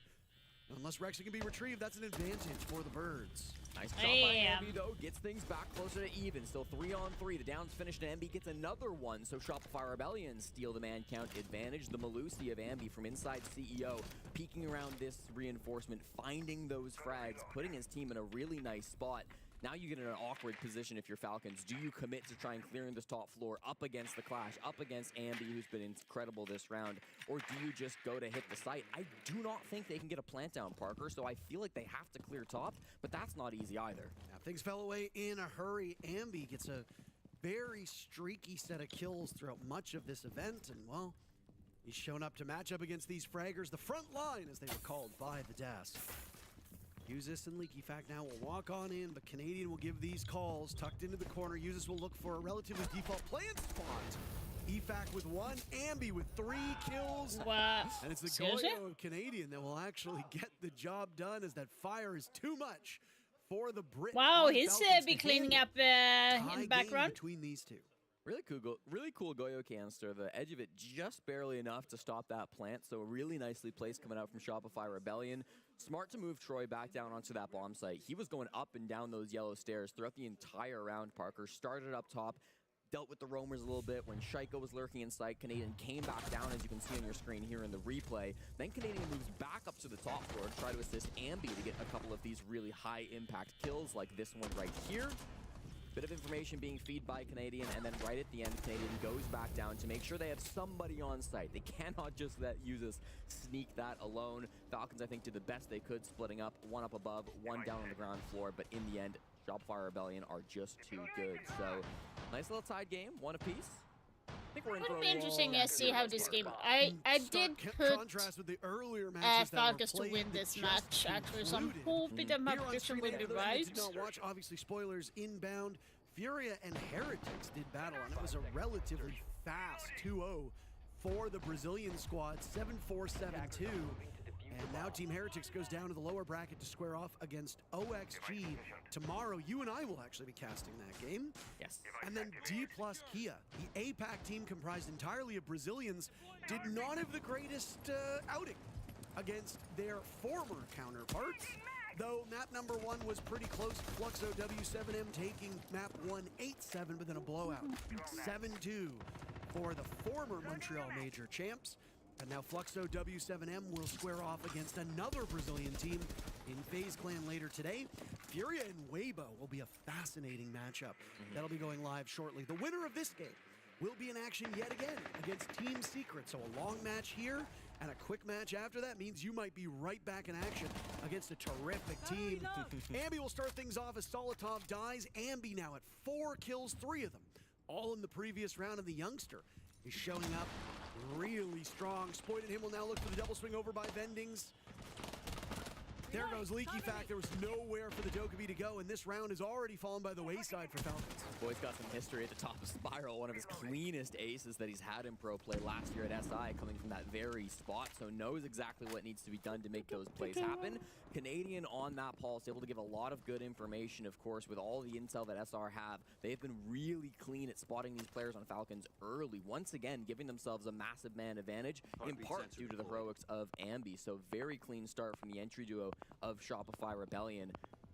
They very much knew Falcons were going to pick this map, Parker. They came into this, they left it open. It is their permaban, but they decided we're going to leave it as an option for Falcons to pick. Falcons have taken that gamble. They want to take Shopify Rebellion to this map. So far, the defenses have looked very clean from SR.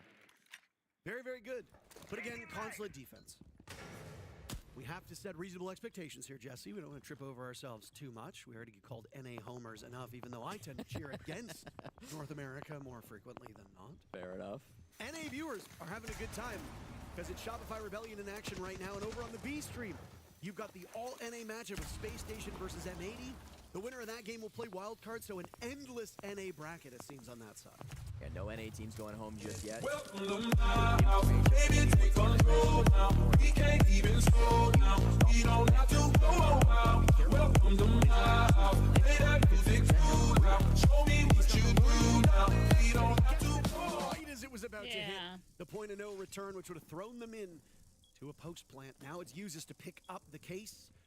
Shaiko watching the stairs, but Ambi's just so damn good. Uses shuts him down. Ooh. He's concerned with the sweep up spiral. That's the first kill for Falcons. It comes with 15 seconds left in the round. 4 more players upright, and they're just going to play keep away. Rexton swings out. Damn, Shopify is clinical. Destroying them. By Rebellion. This is a team that really didn't look like the same squad we saw in phase number 1. A lot of confidence here for the North Americans. No, they're looking very good today, Parker. And of course, it all comes back down to the IGLing from Canadian, the information being gathered on the Pulse. Troy's been doing stuff like this for 10 years straight at this point, okay? If there's anybody you trust to lock down a Pulse C4, it's gotta be Canadian. So really nice stuff there. Also, you gotta give credit to Ambi. That second gunfight that he won just on the server stairs was so clean, Parker. I mean, advantage should have been It's interesting how you can play as a pro for 10 years and still, Okay, guys, just still be at the top. Same time, I know our defense is really good.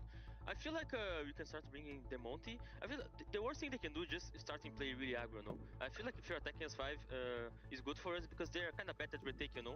They can't regain space for Jerry, thank you so much for the follow, by the way. Thank you.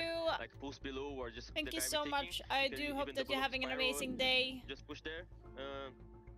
For piano, like they have full setup above, no? We can either just push above, just do the first far push, no? I feel like if we go slow again, it's bad. They're gonna go again, a lot of traps, so just do some more fast stuff, okay, on piano. And then remember, we have the Dokuba demo, so even if you wanna go slow, we can like speed it up in the round, okay?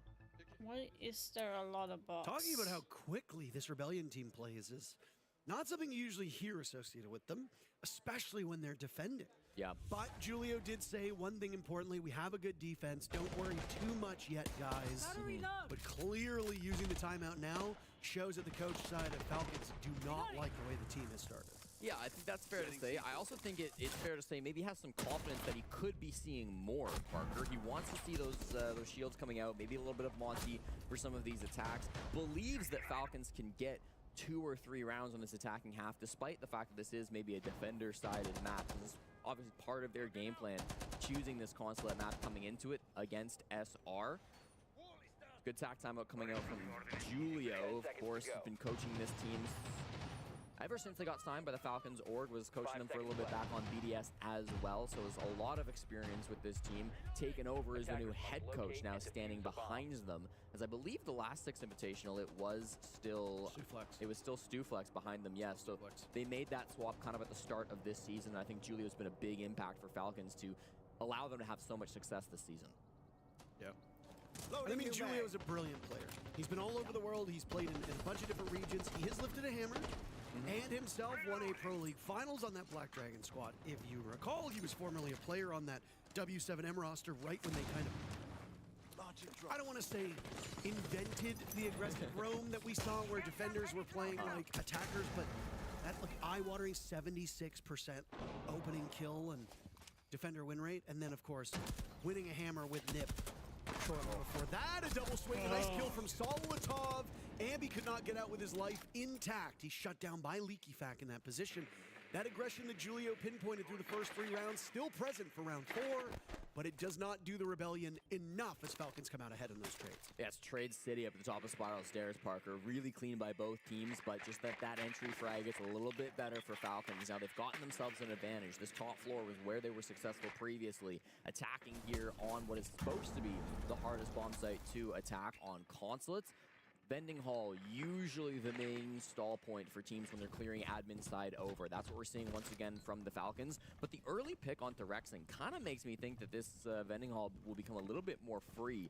Canadian has had to rotate from yellow stairs over to this part of the map. Now it's very obvious where the push is coming through. Got to be a little bit careful with this Clash Seal because being hunted down by the Flores drones does not want to let that thing get blown up. But Canadian's better than that. Dodges it a little bit, and all of the util and Vending Hall has now been cleared, with Canadian choosing to back off, play a little bit closer towards the bomb site. This will be free for Falcons to take.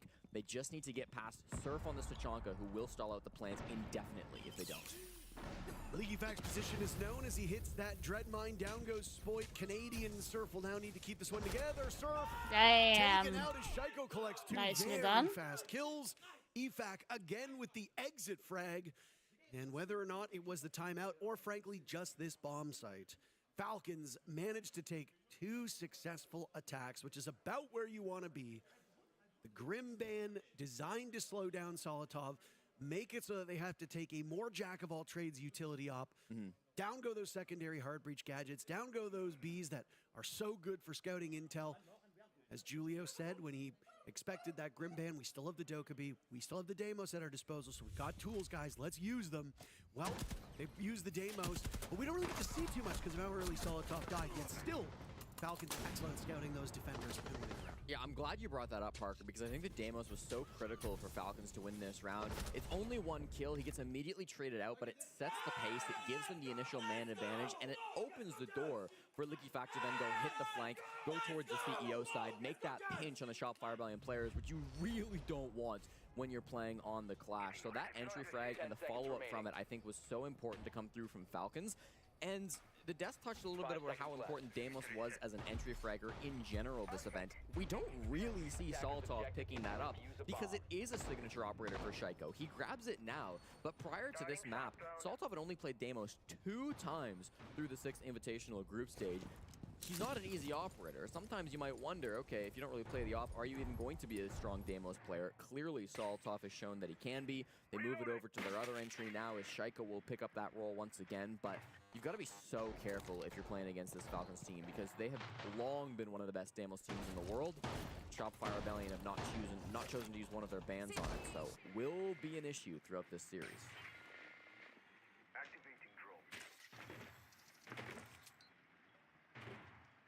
A 3-way tie for the Falcons now for most kills. Solotov's had some moments of brilliance. Shaiko himself got a 2K, I believe, in the first round, if memory serves correctly. EFAC already taking quite a bit of damage, but Ambi has as well. I said Spoit's been let off the leash, but it's really Ambi who's just running around wreaking havoc on this Falcons team. If Ambi spawns in and they allow him to play his game, he can easily take down anybody on this EU squad. Shaiko slowed down by Canadian now as he got maybe a bit too close to that top floor. Now reposition himself, staring towards the bomb sites.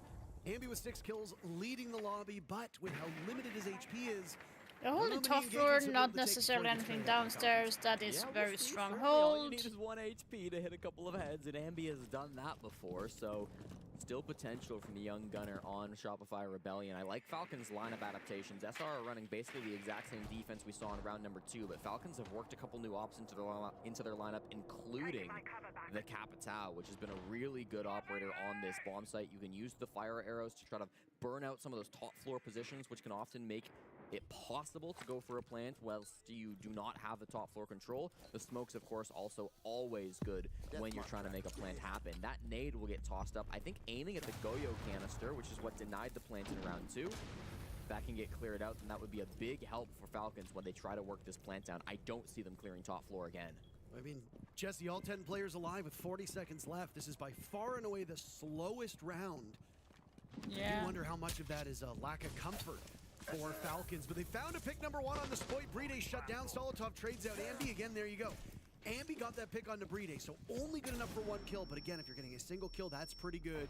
Falcons now attempting to get the diffuser down while they overwhelm this Rebellion team and outnumber them by 1. Solotov does not like this position. Stopped by Surf as that gas will linger. Now it's Rexon taking damage. EFAC going down 2. Oh, no. And he manages to down 2 players. EFAC and Use is still alive, but the defuse kit needs to be picked up as they are running out of time. Rebellion now hoping that they can't get it done. EFAC runs into the smoke, and the Rebellion will clip the Falcons' wings and take their 3rd round of this first half. Come on the now, Shopify come Rebellion on. truly are the masters of plant denial on Piano Exhibition, Parker. I said it was the same defense from SR, and it basically was. The one swap of operators that they made, which I neglected to mention, was that Surf moved from Warden onto the smoke, and that made all the difference. Whilst the Goyo canisters were still there and Falcons adapted to them, SR expected those Goyos to not be enough to deny the plant. So they said, Surf, jump on another plant denial operator. He's clearly practiced those lineups, tossing the Toxic Babes through the floorboards. Who's managed to stop that default plant spot from going through. I believe a triple from Surf in that round. So really nice stuff coming out from, again, the support players of SR. Canadian doing a great job moving on that clash as well. The reason Canadian's able to swing out and get those 2 kills is because of Surf's Toxic Babe denying the default plant. It makes it a much more awkward position for Falcons to have to play. So really good coordination and really good small adaptations coming out from Shopify Rebellion. Both of these teams came into this matchup having played 99 rounds through phase number 1. And Shaiko came in chasing 2 records. Number 1, breaking 100 kills at SI this year. Now, there was a period of time where Shaiko looked like he'd be able to clear that hurdle during phase 1, but he cooled off. The rest of the team caught up. And despite the fact that Shaiko is inarguably the top fragger on the team, he has 93 kills. 11 back is Solotov, and then you have to go down to Leaky Fac at 69 after that. There's a huge gulf between Shaiko and the rest of this team. Yeah. Shaiko started with 93 kills. As you see, he's sitting at 98 currently, and he's also just a few kills shy of 1,000 total at the 6 Invitational. I believe it was Souls who hit that mark just 2 days ago. So these are incredible legacy records for some really tenured and experienced players that will almost certainly be hit. I mean, I guess there exists a possibility Shaiko doesn't hit 1,000 kills.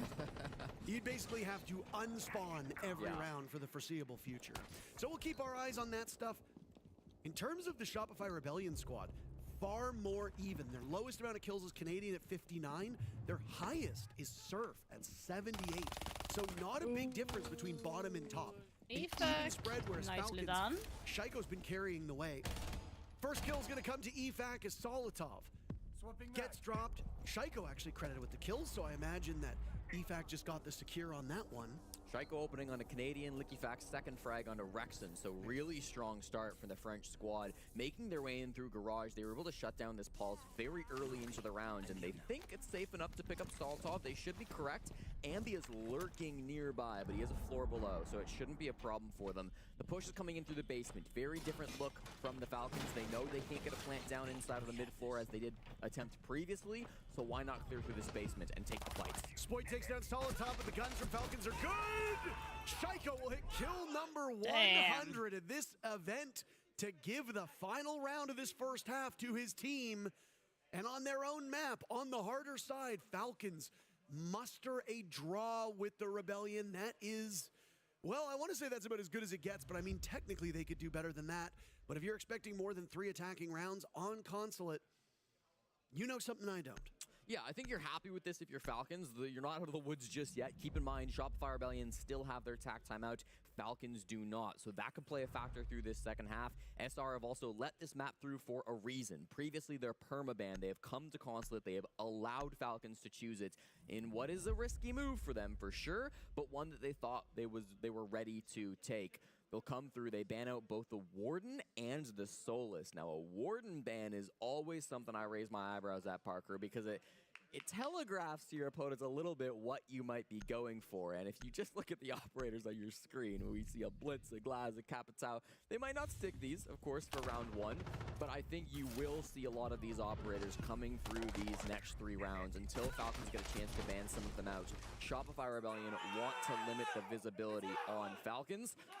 And it shows to me that they've got some pocket strats that they've probably saved just for this occasion. I want to go back and just highlight that smoke play that we saw from Surf. Already getting reports that this is some of the first tech that we've ever seen on that. With his lineup upstairs, because the power that Capitao has to isolate the players that are playing on that bomb site and prevent them from swinging on the spot that I believe it was Uses tried to get Diffuser down. Surf having that lineup, that is ingenuity, that is incredibly creative. And it's something that we haven't seen before. I'm sure it's probably been played at a T3, maybe T2 level, but actively at T1, it's got some of the co-streamers wagging their tongues at how exciting it is. I mean, Surf has been one of the smartest players through this entire Six Invitational. Of course, he had that famous Sentry clip where he uses the beeper to bait out the Thatcher EMP before tossing out the Nitro Cell. One of the coolest clips we've seen at this Sixth Invitational. So, famously not a mistake. No, and so we've seen some really cool stuff coming out from Surf since this tournament began. One of the most underrated players I think we have here at the Sixth Invitational. So keep an eye out for him to make more cool plays. We're just on the Twitch drone now, but it's his teammate of Canadian who is battling with Likifac on the Visa window. Best rated player on the Rebellion and highest kill totals, sporting a very fashionable +12 before a single round of this series was played. I remember when Surf was yanked up to Tier 1, was it 2 years ago? And we had never really heard of him before. People were a little surprised. But boy, oh boy, has he made a name for himself. And I mean, with what Ambi's doing, everybody else is having to fight desperately for kills on the side of Shopify Rebellion, but you always know Surf's going to be in contention for most frags round after round. Canadian might be about to die. No, Likifac gets his position up, so he shows exactly where he's at. Takes a lot of damage to the soft wall, actually. Rexon dealing some bullets into the body of Likifac, but he still maintains his position despite the phone ringing. They are all trained on this spot. The Glaz is staring through the smoke. So Likifac's played this smart so far. He completely backs off, Parker. Very direct hit on that part of the map, and a lot of players lined up on the side of Rebellion. Reloading. Can't be too disconnected from the push if it's going to be a very linear clear, and it does look like, with the exception of Surf and Ambi, the rest are all focusing very heavily on the basement.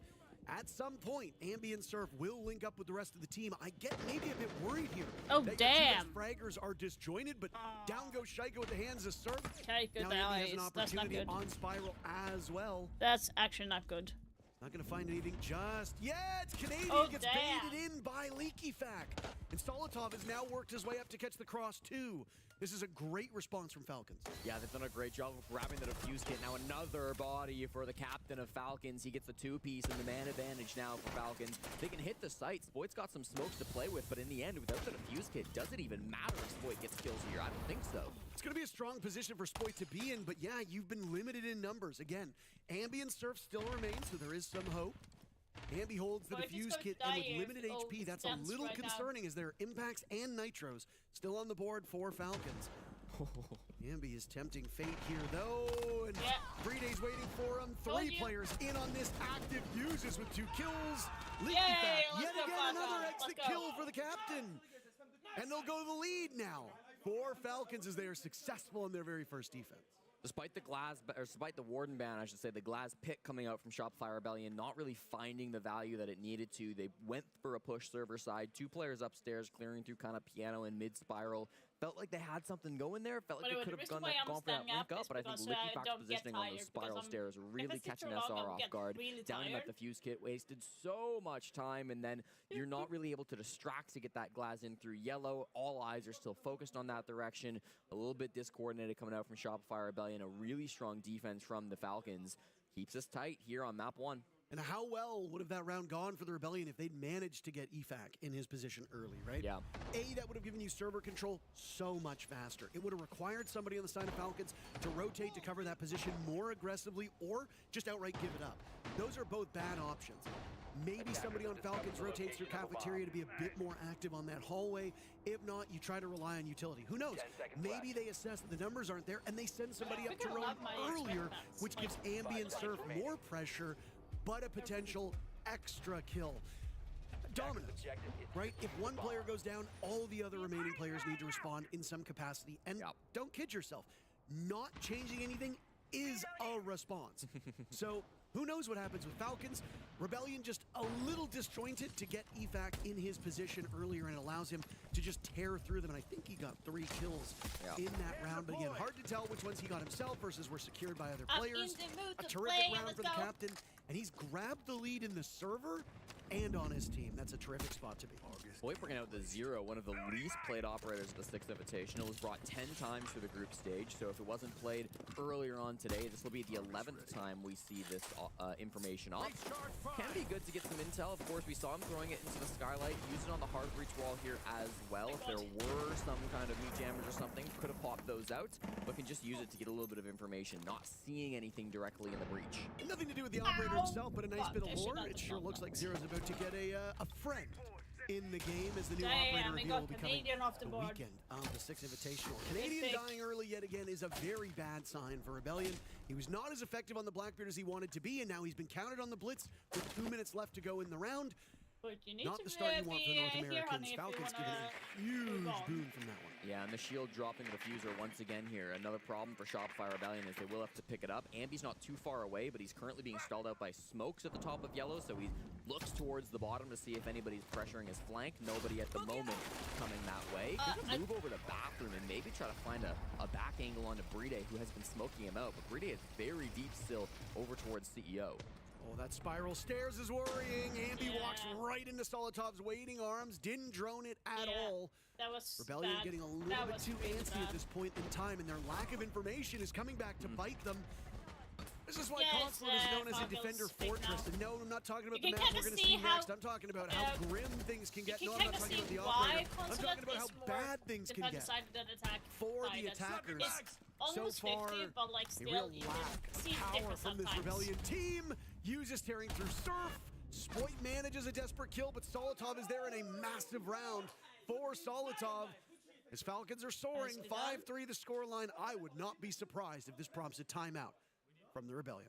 Yeah, we'll take a look to see if that does come Yeah, through from there needs SR. to be a timeout now at lost this both point. of their attacks through this group stage. It's so fucking cold in my room. No, can't hear him. Can't hear you. Can't hear. They can't hear me. No, we can hear you. Hello? Okay. Guys, we're doing too much standing around. Also, when we're counting shit down, if you're not ready, you need to say we're not ready. It needs to be 3, 2, 1. We're all going at once. It's very staggered. To be honest, we need to stop playing like pussies. Okay. Right? If we have gaps on the site, like they're contesting us like 3 basement right there. You need to be playing There's properly. 1 spiral. 1, make sure we're listening because 2 people died to spiral. We were calling the guy spiral the whole time. But just and make sure we're specifying lower spiral. But just in general, guys, we got to get moving. We got to look for gaps. If they're running to fight us, that means part of the map is free. They're running a lot of traps. Maybe bring Twitch, things like that. Also, we need to play into our bands. We're not like trying to rush site or anything. We're just going very slow, doing this shit. Let's go. Yeah. He wasn't able to be heard for 10 seconds, but Super, the master of efficiency, gets it all out in 35 seconds, what many teams take 45 or longer to do. Sometimes you go a little bit over that 45 seconds just to squeeze in a second or two, and that can make all the difference. He's not Brazilian. No. But if you hear the Brazilian rap gods do their timeouts, Lagones, Romalia, etc., the amount of words they spit out in 45 seconds make me blush. Well, and he wants to see the team move a little bit more, too. I think we're seeing that with SR stalling out a little bit on some of these clears. Also playing toward the bans was the last thing he said in that attack timeout, but it's something that we've been talking about this whole half is they banned out the Warden. In theory, that needs to be kind of what they're playing around. They banned out the Solus as well, so they've got some ideas on how they want to play with this. We have seen the Glaz every round so far. I don't think it's really been able to make a big impact for Shopify Rebellion. It was really Solitov that shut down that top floor roam clear for Falcons in the previous round, and Solitov has maybe had an inconsistent group stage. He had his worst map of the season up against Wildcard back on Wednesday, just to go 14 through 8 rounds to finish the groups against Daystar. So has had some really high highs, some low lows as well, but 8-6 leading his team nearly with 1 frag still being led by Lickifat. He's been very strong so far for the Falcons. I suppose you expect every player to have not a career game, but at least a little bit better performance than what you saw in Phase 1. Pressure starts to build on every team at this point in time. A reminder that the loser of this series goes down to the lower bracket. They are not gone. They are not eliminated. The winner will have a very busy day as they have an incredibly formidable foe of Team Secret, who have been probably alongside Weibo the 2 best teams at this event so far. And if June wakes up choosing violence like he has done most days, boy, oh boy, whether it's Falcons or Rebellion, you are going to have your hands full. So prep for this game and immediately prep to be in action later tonight. This is going to be a round of utility, Parker. Goyo, Tachanka, Smoke, all being brought by the Falcons to try to secure map point up against the North Americans. Shopify Rebellion have brought a lot of tools as well. You've got the Grim, you've got the Sens, you've got the Capital, you've got this Glass again with the Warden Band. So you've got a lot of tools to try to work with on the Shopify Rebellion side. They will start with an admin clear, and it's the MVP of round 8 who will be the first one to meet them, staring into Printer, sees the drone, and will likely back off with that information, although hungry for more anyways. That's a hard gun to control, and Solotov removes Spoit and his head from the round. Jeez. A rough go of it for Spoit. The desk talked a little bit about Spoit's struggles, Leo particularly saying that it's because of his application via Canadians IGLing, but I mean, doesn't really matter. Spoit has millions of fans, and they are not going to be happy with this performance. Glass coming through from Surf. He saw somebody for a second there, but wasn't able to hit the shot on it. Smoked out and fired out by Brede. So this utility is now coming in from Falcons. So much anti-plants. That kind of forces Shopify Rebellion to adjust on the fly. They need somebody to go deep. They need somebody to work a pick. 4v5, this is not looking good. And Rexon, who so far had a they don't have any like substantial control yet. That will persist. He manages Solotov overextending. Solotov and Leaky Fact topping Falcons at this point. 35 seconds remain, and Leaky Fact is getting called back to the site. Down goes Canadian. Nice. Surf dropping Usis. Brede eliminating Surf, so the trade still favoring Falcons at this point. Brede's been most of a non-factor from a gun perspective, but you know how good he can be in a clutch. He might not need to clutch up because he's got two teammates here hunting for these kills. Rexon and Ambi standing against these European players. Falcons looking for the knockout punch in this round, moving this map point. Leaf Echo extending there, that's not good. No, are you kidding me? He's got all the kills so far. He'll have to suffer through the flames, and he gets knocked off of the spots. Oh my god, that was so perfect! Tachanka tucked into a corner will win the round for Falcons, and they'll move to map point. And Brede, that was perfectly through this map, Parker. It came in that round, but what an impact he had. Perfectly played with those Shamika grenades. Now it's going to be like type chunk or something, and then then it's going to be like just has to guess where that plant is happening. Don't believe he had intel in the midst of that. Unless there was a camera I didn't see. Like Nomad would make sense for Falcon. He cannot stick. Maybe a Grim. Rexon, there's nothing he can do. Another player who hasn't really been popping off in the kills, but. For Brede, I mean, it's kind of par for the course.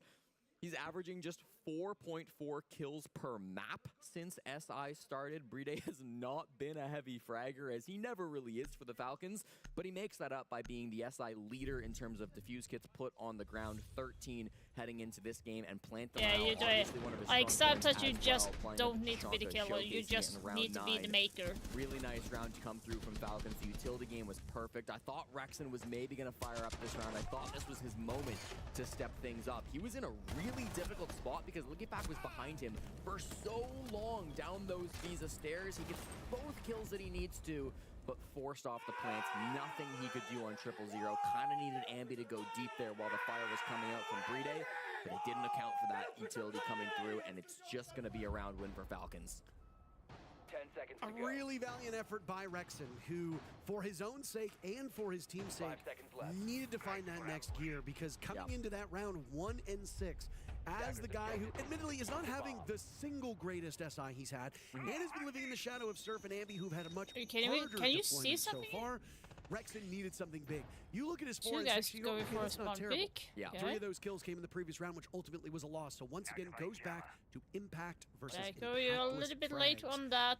Rexon needs to step it up and might have to worry about map number 2. Well, Rexon's always been struggling against Shaiko his whole career. He first met him in DreamHack Montreal 2019. He lost that game to Shaiko 2-1, and across his lifetime as a pro player has an 0-8 record when playing against Shaiko, largely on this Sonic/Rebellion core that they've been playing on. So this has long been a matchup that Rexon particularly has struggled with. The org, particularly the core of this team, has really struggled with this French powerhouse player that is Shaiko.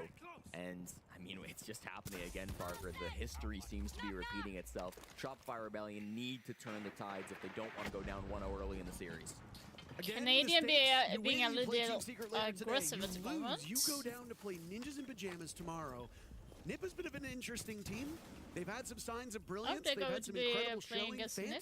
At one point, competing I thought it was with G2 that we're going to be facing. So fragging comes easy on this NiP squad. But I mean, you never want to do a particular lower bracket run against a team that can get really, really hot, because when that NiP team is on, they can beat pretty much everybody here. I did not think they would be playing against NiP, actually.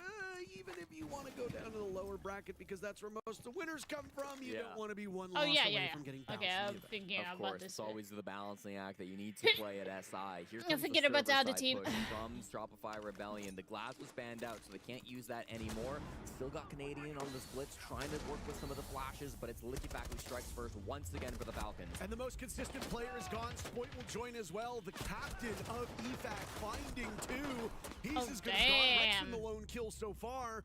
Surf is miles away from the action. As we saw in previous rounds, his job is not to be linked up with the execute, but he's not linked up with anybody, least of all his life. And easy. We go into the next one. There's two minigame. By the way, in the server chat as well, SSG were making fun of M80 and Fabian specifically referencing the gold. You know, you're playing like a bunch of gold rank players. 4-1 in the first map to SSG. We're playing like gold solo queue, 5 gold players. Oh boy. Oh man. Well, I mean, you heard what Fabian did. Well, we heard kind of as best as we could, but he mentioned we need to play a little bit faster. We need to actually get a little bit more on that front foot. We need to try and get into the building. Yeah, like I said, M80 for some reason has been very shaky during this tournament. I have not been playing like very them, so to speak. Need to find a source of magic here in this final round of the half.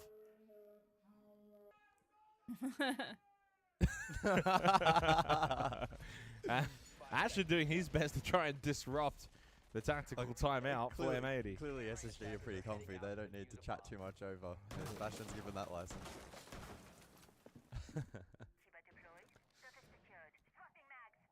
SSG have looked so sharp on these battles on the exterior of the map, and that can serve you so well on Cafe. I think it has forced M80 into their shells a little bit, and so we'll see if they're able to break out of that here, round 6. Show a little bit more aggression. Benjimaster on Valkyrie. Map control a little bit Have you shown her some love? Have you given her some kind words? They have the Deimos to create. Because if you do, she's literally going to give you kills. She's going to give you C4 kills. She's going to give you regular kills. Like, whatever you need, honey. Try and make some plays. Just the 4 kills between those two is a concern for M80. So that would have been a perfect Think seal. about throwing this Nitro. 3 Nitro cells available for SSG. Oh, how creepy. Oh, he can't quite get the angle onto Gunner. Had he shot first time on the check, he probably would have got him, but it was more of a body check to get info. Gunner, though, tagged down early. Asher, what are you doing, honey? Playing this pillar position, watching the doorway. Gavin goes in on the Deimos. Straight into balcony with no one else. He just solo pushes. Kino, by the way, just dropped Skylight. He's now top bar and taken very low. Up close. Not really anyone there. So he's fine for now, but he does need to be cautious with his movement because Benja from below look at that! Finds the Nitrocell hit. You've been a good boy, Benja. He's just sitting on cam anyway from the Valk cams of Benja. M80 tried to push the pace. They try and get into the building a little quicker, but SSG are just ready for them and waiting. And honestly, right now for M80, it doesn't look like a single player is capable of bringing these kind of rounds back. 2v4, 3v5, like it's just not happening. No one is hitting their shots. They're not in sync. They are getting decimated by SSG. This could be another flawless. Hot and cold, indeed. As he goes down, it's flawless SSG, a 5-1 half. So dominant on the map pick of M80. 6 straight opening kills, 2 flawless rounds. Multiple multi-kills. All the stats are orange for SSG. We have that confidence in ourselves and we believe in ourselves to take all the fights that we need to. And I don't think to be afraid to tune up their aggression again. Like, they're going to think that because we're down 5 down, we're going to be sitting back like the chickens. That's not going to be the case. Give them hell. Like, yeah. Well, Ultra Aggression is the call from Fabian during the Operator ban phase. It doesn't feel like it was that long ago where we had back-to-back opening rounds 1 and 2, come down to a 1v1. We're sitting here thinking, it's crazy. Perfectly. This is going to be a real back first and two forth. rounds were going to script. SSG find another gear, and their ability to shut down map entry from M80 really was beautiful to watch. 1-5, though, gives M80 a small bubble. There's every world in which they could still potentially bring this back, but we need to see a different M80 in their second half. The band's 4 set half, Dokkaebi, Ying, Azami, Castle. So big emphasis here in terms of utility from SSG, which may have been utilized to try and fortify some positions which may otherwise be unplayable or more difficult to play. Lounge is probably the best example. Yeah, just wasn't expecting this kind of result on Cafe. M80 have a 7-1 record in the last 6 months on this map. They actually have what will now be had a 58% attacker win rate on Cafe. They got 1 round. They didn't get an opening kill. They got flawless twice. They won this 2 days ago against Team Heretics 7-3. It was comfortable. SSG themselves, though, with a 3-1 record. But they did lose to Fluxo 6-8.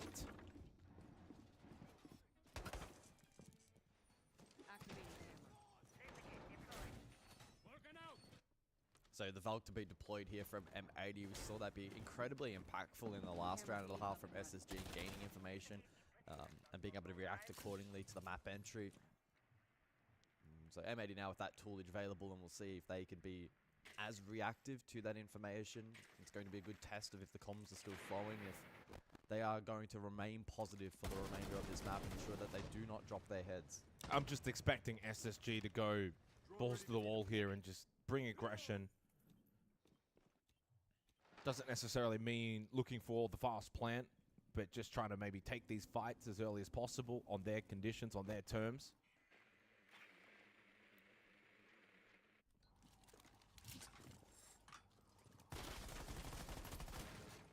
And the problem for M80 now as well is, are they just going to sit back?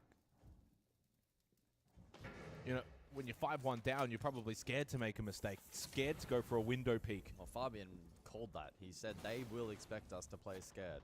Do not do that. Well, Nuas finds the early kill onto Gavin. It's a 7th straight opening kill for SSG. That's just through Skylight. And that comes with the premise of sitting back, as you're in these deeper positions. You give space to SSG, means Nuas can play the Skylight more aggressively. He can watch it peeking down, not expecting M80 to watch it back the other way. J.No over towards Cigar Shop. Now Gunner running down White Corridor. Shot from Diffuser. Can that get the troops going? Getting flamed out, the Blackbeard of Ashen over towards the balcony. And it is meaning a retreat of the top floor from M80. Benja 1 for 1. He's instantly traded by Diffuser. But then a big shot from Fault above. Shuts down Gunner. No smoke available. Kino does have a Nitrocell. Ashen getting tagged up Pillar. Good little angle found. Diffuser's got 3. At this rate, he might need all 5 if M80 are to win this round. 40 seconds and some vat pressure now established from SSG. He's got another one. Diffuser looking for the ace, but he gets tagged very low. Kino still hasn't made contact. Advantage M80 off the back of a huge solo round from Diffuser. Faults will drop Pillar. Will he get the ace? Won't take much to shut down Diffuser, but he's smart. He's going to go up White Stairs. Diffuser's going to retake Cocktail and play from above. Kino watching the horizontal angle. Good job, guys. Huge round from Diffuser. One by one. Well, the A-star freezer was. I'm just saying, they got 6 because we're moving. At least force them to get us out. Okay. I think we do catch bunker, okay? Well then. Yep. Big round from Diffuser. It took a big individual effort, though, because SSG as a team still looked like the better team. Yeah. Hit a lovely shot, long range, top floor to even the man count. Critically was able to peel back towards objective. Not quite sure how he found the angle there onto Ashen, but that too, a big pick. And you can see Ashen too from his POV trying to really crouch like, down, what? get that shield. You're not playing the Monty. There are little angles that can be found. Ashen actually going to go onto the blitz as we head to kitchen. Amari also in play, so likely indicative of quick top floor clear here for the attack. Here's the tap from Diffuser. No, sat down and yeah, but unfortunately for Gunnar, I think he was more prepared for a pillar fight than he was actually the new bulk fight. And Kino had a pretty easy job at the end. He would have been told by Diffuser, sit there, watch reading, I'm going cocktail.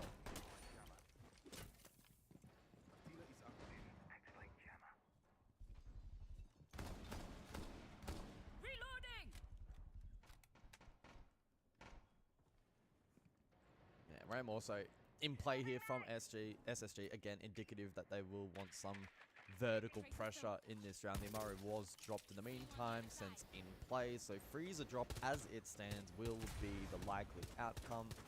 As is typically the case on this side, it is the most on-meta push. As a result, Kino, on the 2-brow to counter. Yeah, Diffuser's feeling it now. That was a nice shot. And sometimes when you're the one of the 5 that's playing well, performing, hitting shots, feeling confident, that gives you even more confidence to say, you know what, I have to go for these kind of hero plays and be the difference for my team. It's the first opening kill of the match for M80. I wonder if they just ban the Aruni to take the DMR out of his hands. Just go for a Diffuser target ban. He'll probably just get the 2-brow license after that. So how did SSG now play from behind? Pinch over towards Bar and VIP. 2-2 split from both sides. So they deal with Kino, but he at least got one. Honestly, considering what was coming his way, that's a win. Diffuser down all the way towards Small Bake. Does get tagged a little bit. He can fall back into Bakery safely. No one for SSG on that side as Fault and Newers are definitely towards the Freezer VIP side of the map. And puts them in a very tricky predicament here. M80 are well set to take this 8th round, bring it back to 3-5. It's going to take something very special from Newers. And specifically, Newers. Fault is low and playing DeMonte. But if he's taking this long-range peak battle against Diffuser, well, I'm backing in Diffuser the way he's playing right now. He pops another Vulcan canister. They might be inside a freezer, but they're feeling the heat. Yeah, this is not looking good for SSG right now. It's impossible to get the plant down, surely. Cold got caught. Cold got a little aggressive, but Gunner's still there as well. Are they going to get this plant out? Guys. Okay, at least Gunner was able to get the very, very quick kill, and Newers can't watch both angles here. Surrounded. Gavin and Gunner get the job done. Yeah, really calm and good. Good shit. Fabian knows what's at stake. 3-5. 2 in a row for M80. Defense prevailing massively here on Cafe.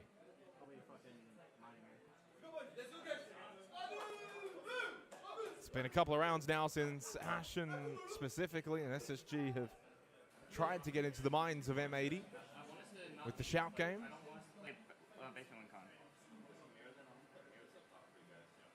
I'm not going to do like the stack soul. Do a more aggro mirrors. A couple of different tactical calls there from M80. Again, probably reflective of their willingness to play more aggressive than maybe they typically would here for this particular site. It is mining instead of reading Fireplace, where you'd more often see that Stacks cocktail hold. Is that here? Yeah, Hot and Cold went a little early. Gav was always rapping though. But the plan doesn't matter. And then you still even had Diffuser as the backup. By the way, guys, if you wonder why I'm watching on this side, it's because I have two screens and I have the same one. It's because I don't want to watch at the same angle, so I do want to change and look like this. And that is it keeps me from getting stiff and stuff like that. So that's why I'm looking at this and then looking at this. It's basically the same. I look at the same shit from 2 different But monitors. M80 are starting to activate. You heard the call from Hot and Cold. He wanted to roam. Gunner says, well, I'm the Solus. I will be roaming. And he finds the early kill onto Benja.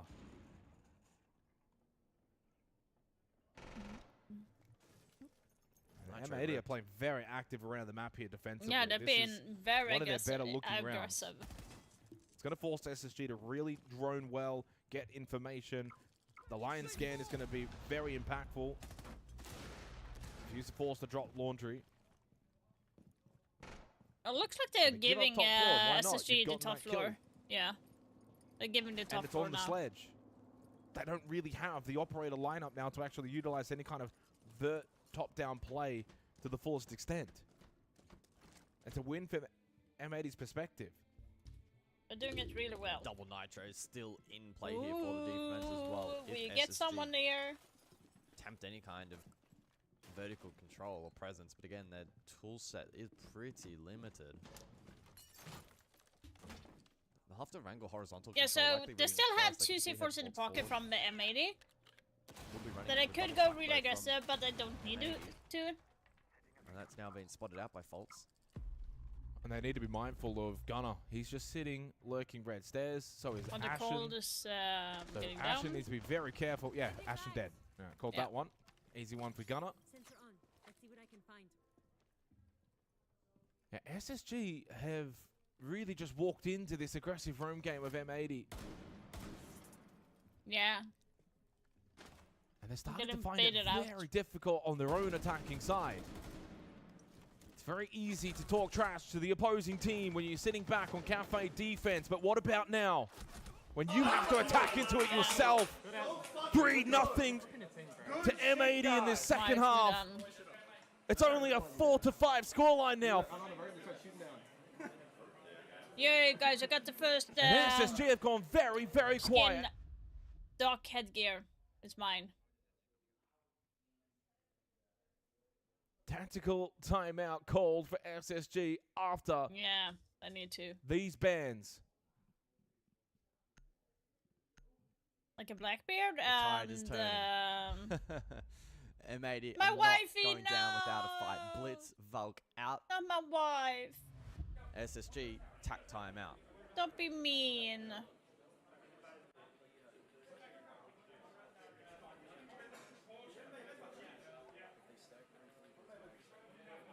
Can't be mean to my wife.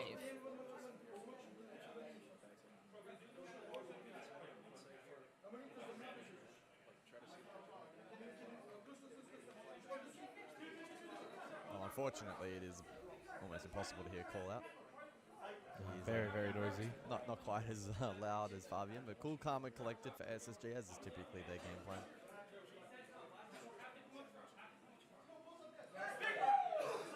They've now had an opportunity to see each of these defensive holds from their opposition, and that 60 seconds could prove to be critical in formulating a plan to now counter that. Yeah, reading Fireplace, the side of choice from Now M80. you can go like Solus coming. Yeah, we don't have the rotate, so it should be okay.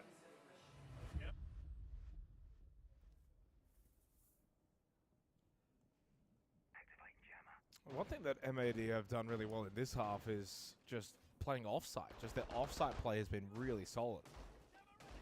Pushing around the map, finding early kills, and making it difficult for SSG to kind of get into the building, boots down, take map space. They've just been very active on this defense rather than kind of sitting back towards the side. There were a couple of rounds where SSG played with that sort of tempo, but there were also a lot of rounds where SSG kind of played more towards the site execution phase of the round. And you think back to like rounds 1, round 2, where it really came down to those 1v1s and in and around the site. And as it stands, we've played 9 rounds of Siege here on Cafe, and M80 is still the only team that has gotten an attacking round. SSG have yet to be able to break through. As we go back to Reading and Fireplace, it's a double down now very much for M80. You know, they dropped the ball, conservative lineup. The Smoke, the Goyo, obviously the Valkyrie's been banned out. They dropped the Kaid, and they go Mozzie, Solus, Mirror, and Mute. It's very indicative of a team that wants to be active on the defense. Trying to starve this attack of as much information as possible. And also a nice lineup to counter a Deimos if it were to be selected as well. The Mute, Solus, and Mozzie do a really good job in dealing with a lot of the drone play, denying information, being able to then tuck in certain positions on this top floor, hold close angles. SSG then have to clear, spend more time clearing. More time clearing means less time later for the execute.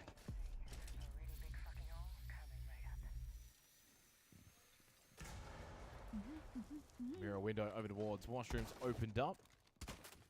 Bolts is in shop on the Monty. Hot and cold, unsuccessful on the bakery hit. Damn.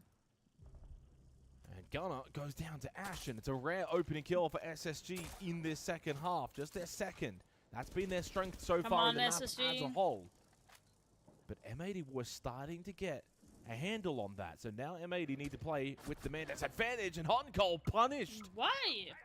Goes for the run out. At the same time, though, Kino gets a Nitrocell kill onto the Monty. Gav still Freezer, trapped. This should be a kill for SSG if they execute correctly. Diffuser, however, Cocktail, long angle in support. Let's see them. SSG with double grenade here on Benja for the clear. No C4 in the pocket for M80, so this is not looking good either. Nitrocells, already got the kill onto Faults. Diffuser, big kill onto J90. Gavin will go down low to Newest. Still one player advantage for SSG, but Diffuser again. Oh! And then Kino with the shotgun gets rid of Newest, and it's only Ashen left. How has this turned against SSG? And that kid's on an island as well, top floor. Ashen is just going to have to go direct and find these kills. Both around reading. Diffuser and Kino, though, have a crossfire. There's no way that Ashen should be able to win this. And especially the way that Diffuser has been playing so far on Cafe. Good job, guys! Good job! Good job, guys! Come on! He really doesn't get better than that. Well, Diffuser is him. This is his map. SSG shouldn't He has been the difference maker. 5-5, 4 rounds straight from M80. 13 and 5 from Diffuser. With 5 assists as well to his name.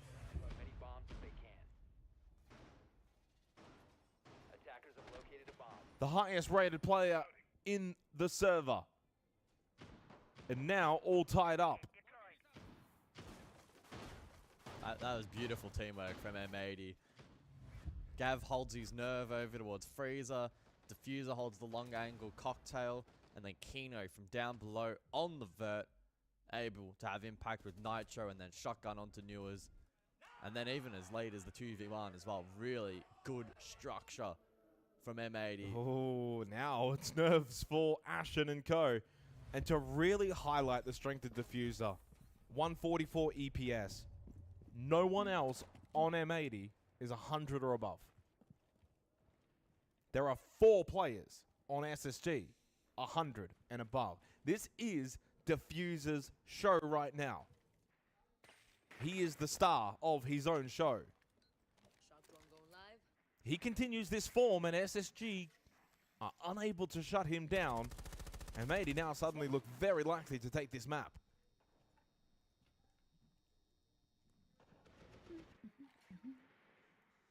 Down to Bakery. This is where Hot and Cold has to just start to say, you know what, I need to stay alive this round. That's my main goal. Forget your runouts. Forget trying to make plays. You're 210, 50 EPS. Not working for you this game. Stay alive. You're playing the Wamai. You got generative utility.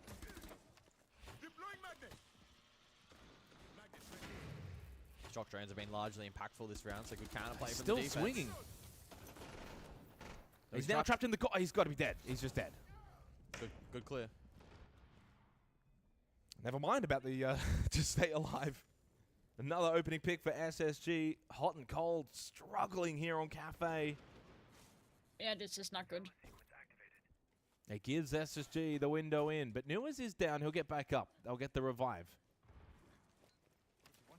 The Rayora typically utilized here to cut down this red corridor position and make the small bake flank / pressure more difficult for the defense of M80. My concern is Diffuser's playing contact in Bakery, and how he can slip back into sight. But if he goes down early, this round goes the way of SSG. Kino needs to find one with this Nitro. And he does. You fucking Well said. joking. And it's on to Ashen as well. The Glaz is now dead. Like, so how are you Diffuser not is a little expecting a safer inside of C4 from Bakery that without the point? smoke Glaz You know? play to clear and flush out his position. And there are no flame bolts left for Faults.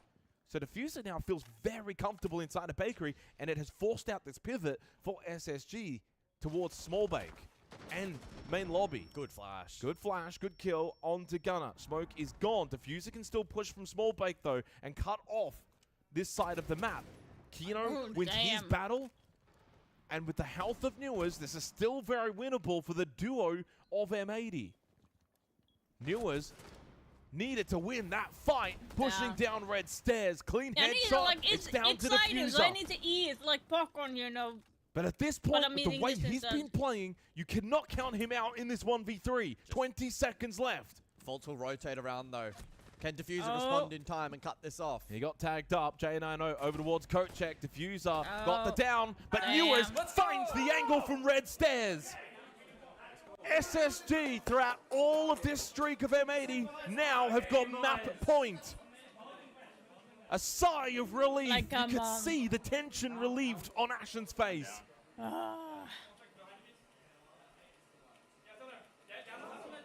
Rather direct attack there from SSG. Good initial clear onto Hot and Cold.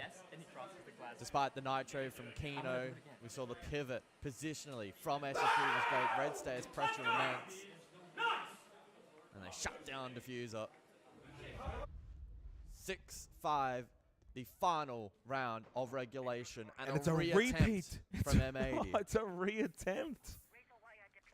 And it's not like there's not other viable options here. It's not as if it's this or really bust. Crazy. Now, Hot and Cold, well, he's cold right now, and he was hot in that round, but for all the wrong reasons.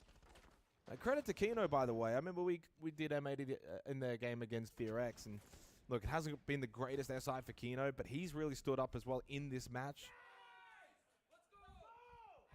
But Kino and Diffuser need some help. And coming into this game, by the way, it's Gavin and Gunner that have been the 2-star players for M80 throughout this tournament. Gavin's the 4th rated player at the event after group stage, and Gunner the 12th rated player. Oh, Ashen. And Ashen just gets rid of Kino. That early into the round. Oh, and man. it's the cast a curse onto Kino. Yeah, and I'm sorry, Kino. That's my fault. And not only is that now a player down for M80, but it's some of the key utility off the board for the likely and eventual sense drop freezer late round. And all of regulation, so 12 rounds, M80 have only had 2 opening kills. They were the #1 team for opening kills coming into this match. Staggering. I thought it might have just been the fact that SSG were on defense, but they've also been doing it on their attacks. 4 out of 6 rounds on their attack, SSG have had the early advantage. And I'm a little worried for Hot and Cold here towards VIP. If they opt to try and clear him out, send bodies, he hasn't really got a lot of cover and a lot of help. Still 3 Boogie Auto Breaches available though for J90, so the anticipation will be, at least for now, that SSG will consolidate control above, but Ashen in the meantime. What? Where? Hello? What? How has this happened? Did he just peek him through the breach? Yeah. Oh, damn. Kayed caught next to Coffee. Remarkable round. It has really, really fallen apart here for M80. Yeah, to repeat this site and then lose Kino straight away. And then Gunner just gets outplayed by Ashen. This is so good for like SSG. It's going to be an SSG But for win M80, here. they'll be kicking themselves. Yeah, this one's probably done. Hot and Cold, 2-12. 2-12. And Diffuser shut down as well from Benja. SSG with a statement in the final round of regulation. The comeback for M80 will fall short. Well and truly. Oh, that is the SSG that we know and love. Pure Siege. Okay, let's go into this New game addition. now. Users has been swapping around ops quite frequently. So we That's something have that we Falcons expect. winning the first map now, Entry and ops that are still Rebellion very in the utility lead. heavy. Going from Brava And to this Flores is to Dokkaebi the, now to the Striker. Fortress He played map. 3 rounds of intel ops with more to it than just that. Now just going for pure utility. Looking for that first pick. EFAC, the only player on this team with anything close to resembling a good EPS.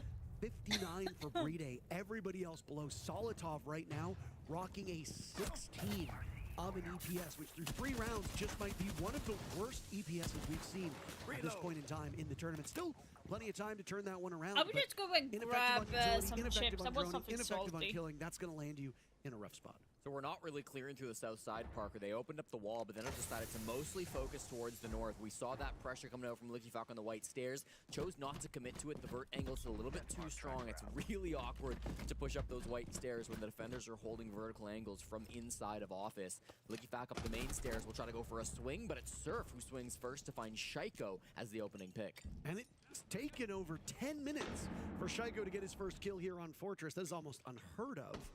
It's been a stifling defense from Rebellion, shutting down these good gunners of Falcons. They have a good deal of time to work with, and out will go a death mark to make this a little bit easier for the EU squad. Yeah, they track Ambi. He's playing in bathroom. He's got Spoit by his side, so can try to use that as a bit of a bait. But for now, just trying to vacate the bathroom, and it's Spoit going for a hunting kill on a Usus. Bride taking down Canadian. Spoit's only death occurring in the previous round, a round that was won by his teammates. So even if he dies, that's okay, but 6 kills for him, mighty impressive. Ambi strong on map number 1, keeping up with that on map number 2, but shut down by Shaiko, who finds number 2, won't find a third as Rexon punishes him. A 2v2 with Spoit wounded. Bride getting diffuser down. Solitov watching from afar. They're giving him nothing just yet. Solitov turns around. Spoit with yet another kill. And now the 2 remaining players on Rebellion will look to isolate Bride, who's got the shield put away. Gun barrel out. An advantageous position for Bride should they push from that angle. He will get one, but he turns around. A great pinch by the Rebellion. Spoit with a huge round and an easy disable from SR. Yet again, the timeout not paying off immediately. 4-0, an incredible beginning for Fortress. And no matter what happens over the next 2 rounds, Shopify Rebellion have done what needs to be done on this first half. An unwinnable 1v2 for Bride. Rexon and Spoit played that perfectly, Parker. They pinched him from 2 different angles. They had 1 in front, 1 behind. That shield does not go 360, so easy to clean up that final clutch in the post plant. Shopify Rebellion get their 4th round in a row, and I feel like they've been reading Falcons exceptionally well.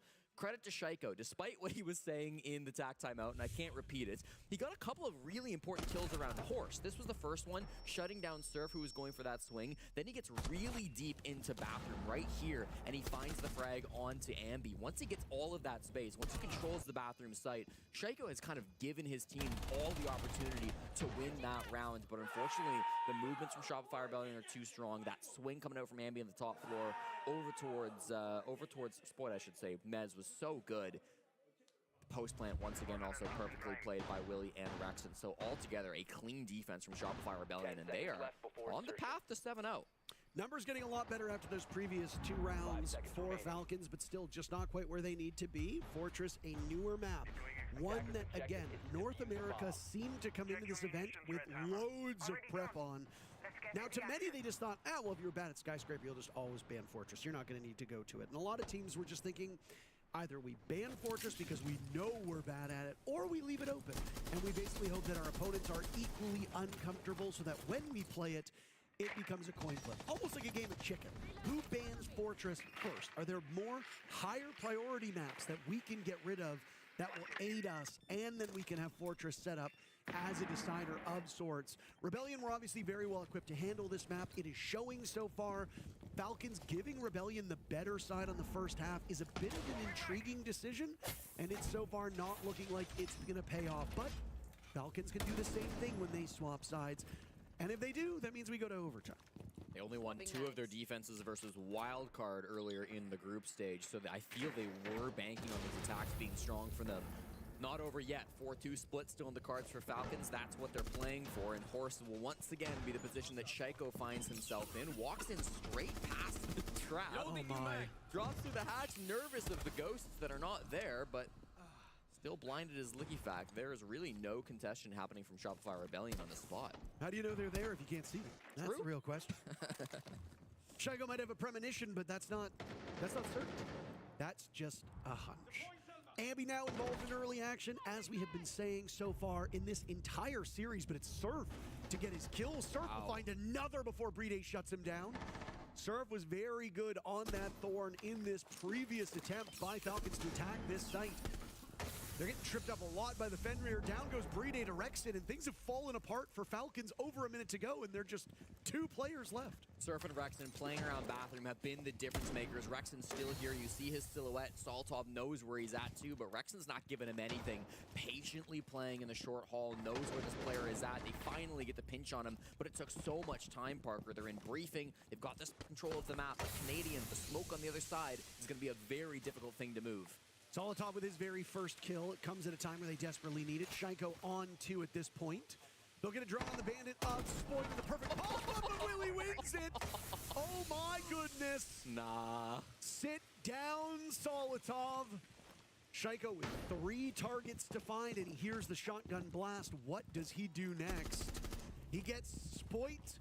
Could potentially get Canadian next, as that shotgun is pointed at the doorway. This will be tough for Shaiko. Down he goes. Canadian punishes him. And oh my, what an incredible run as it's 5-0. And Parker, I mean, no what way. a crazy, ridiculous round we just witnessed as well. I mean, coming in through that top floor clear, it is that duo of Rexon and Surf that really pop off, give them the momentum that they needed. Even when Falcons had the answers, even when they could move in with that Flores drone, force Spoit to step up, somehow he wins that fight. There's no world in which it should be favored for Team Falcons, but starts off strong, it finishes strong. This map might be going by very fast, Parker. A very quick best of 3 could potentially await us. Is that what it looks like we are set up for? Map number 3, the tiebreaker, if needed, will be Nighthaven Labs. This is good territory for both teams, but I have to give the nod to Rebellion when it comes to that map. So you can pull off the reverse sweep and manage to make your way into the upper bracket. The winner of this match goes up against Team Secret, who have looked phenomenal so far, undefeated through phase 1. They have been world beaters. They had a terrific run at Munich. They won EWC back in the summer of last year. It has just been an upward trajectory for this European team. And of course, the player that we always have to reference when Team Secret comes up is Joom. He's been so good.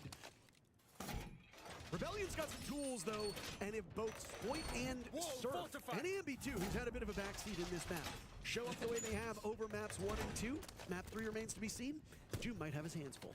Bit of a backseat, and he's 4-1. I mean, you're not wrong, but I think that speaks to how dominant this Shopify Rebellion team has been on Fortress. We go to the final bomb site, Parker, of Kitchen Cafeteria. Shopify Rebellion are doing the exact same thing. It's the identical defensive lineup coming out from them. They've spread themselves across this mid-floor. Surf was previously playing in medbay, and he could get cut off by Shaiko. Shoots a couple shots and does back off. Medical is usually the power position that Surf likes to play, and he was so important to get that opening pick on round number 3. He switched things up a little bit. If he can get the drop on Shaiko, maybe make something crazy happen, that could be even more devastating to Falcons' chances of hitting this final round. They seem to have a good idea of where he's at. They've definitely got him on drone now, though, and with that hard ping, Shaiko can go for the Deathmark track. And he'll try to hunt somebody down. He'll get the read onto the mute, but immediately lose it. I guess really nothing ventured, nothing gained. A swing and a miss for Falcons. Now at the halfway point of this round, Extreme Makeover, Home Edition. Solitov upstairs, making life as uncomfortable for the defenders as possible, taking away that roof above their very heads. But nobody present to punish. Down goes Uzis to Surf, and that's the opening pick for the Rebellion. He's so good playing in that med position. At the same time, Lickyfact dealing with Ambi on the other side of the map. Lickyfact all by himself trying to make something happen to distract for this plant. The logic bombs will try to do so as well as the med bay push comes. Oh, Shaiko gunned down by Canadian. An honest attempt by Falcons, but Rebellion have just beaten them every single step of the way. Brede inside of Infirmary, now dead. That's not where you want to go. Almost another flawless round. Rebellion, though, with a flawless first half. All 6 rounds going in their favor. A suspect choice for Falcons to start them off as defenders. You got a lot of time to make up, as only one more round for the Rebellion will punch us to map number 3. At some point, we got to start just banning Fortress against North American teams, Parker. It seems like the meta has developed far farther than what we've seen in any other region. Shopify Rebellion, really nice 5-man bottom floor hold to come through. It's the exact same that we saw in round 3. It's a perfect attempt for Falcons to try to adapt and crack that same nut again, but Surf continues to be a problem on the east side of the map.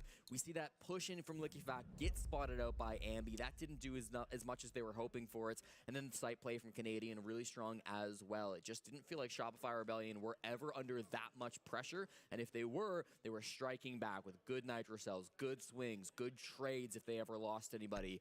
A 6-0 half is not what most were expecting after Team Falcons won map 1, dominating through the second half of Consulate. But Parker, this third map of Nighthaven Labs is well on its way.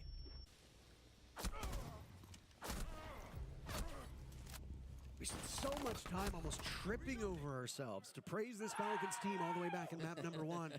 And then the desk started to give some flowers to Rebellion for this second map. Well, after Consulate had been concluded, there was a bit of skepticism as to whether or not some of that praise was warranted. Rebellion have made us look like, or any doubters rather, because we didn't openly doubt them, have made us look like fools because the Rebellion showed up ready to play. Look at the numbers on the bottom of your screen. They tell the full story. Uses without a kill. Solotov just on a single kill. Shaiko held to 3 kills at this point. Across the board, you are looking at 11 kills for this Falcons team. Surf is at 9. Spoit is at 9. Yeah. There is a gulf between these teams, and I don't know if Falcons have what it takes to cross that divide. Now, they do have the upper hand on sides, but a lack of comfort, a lack of adaptations, an inability to read this Rebellion team, all of these things have doomed the EML squad. Now it's up to the Rebellion to crack what could be an incredibly defender-sided fortress. Spoit nearly guaranteed his first positive map of the Invitational would be a big boon to get him jump-started into this playoff run.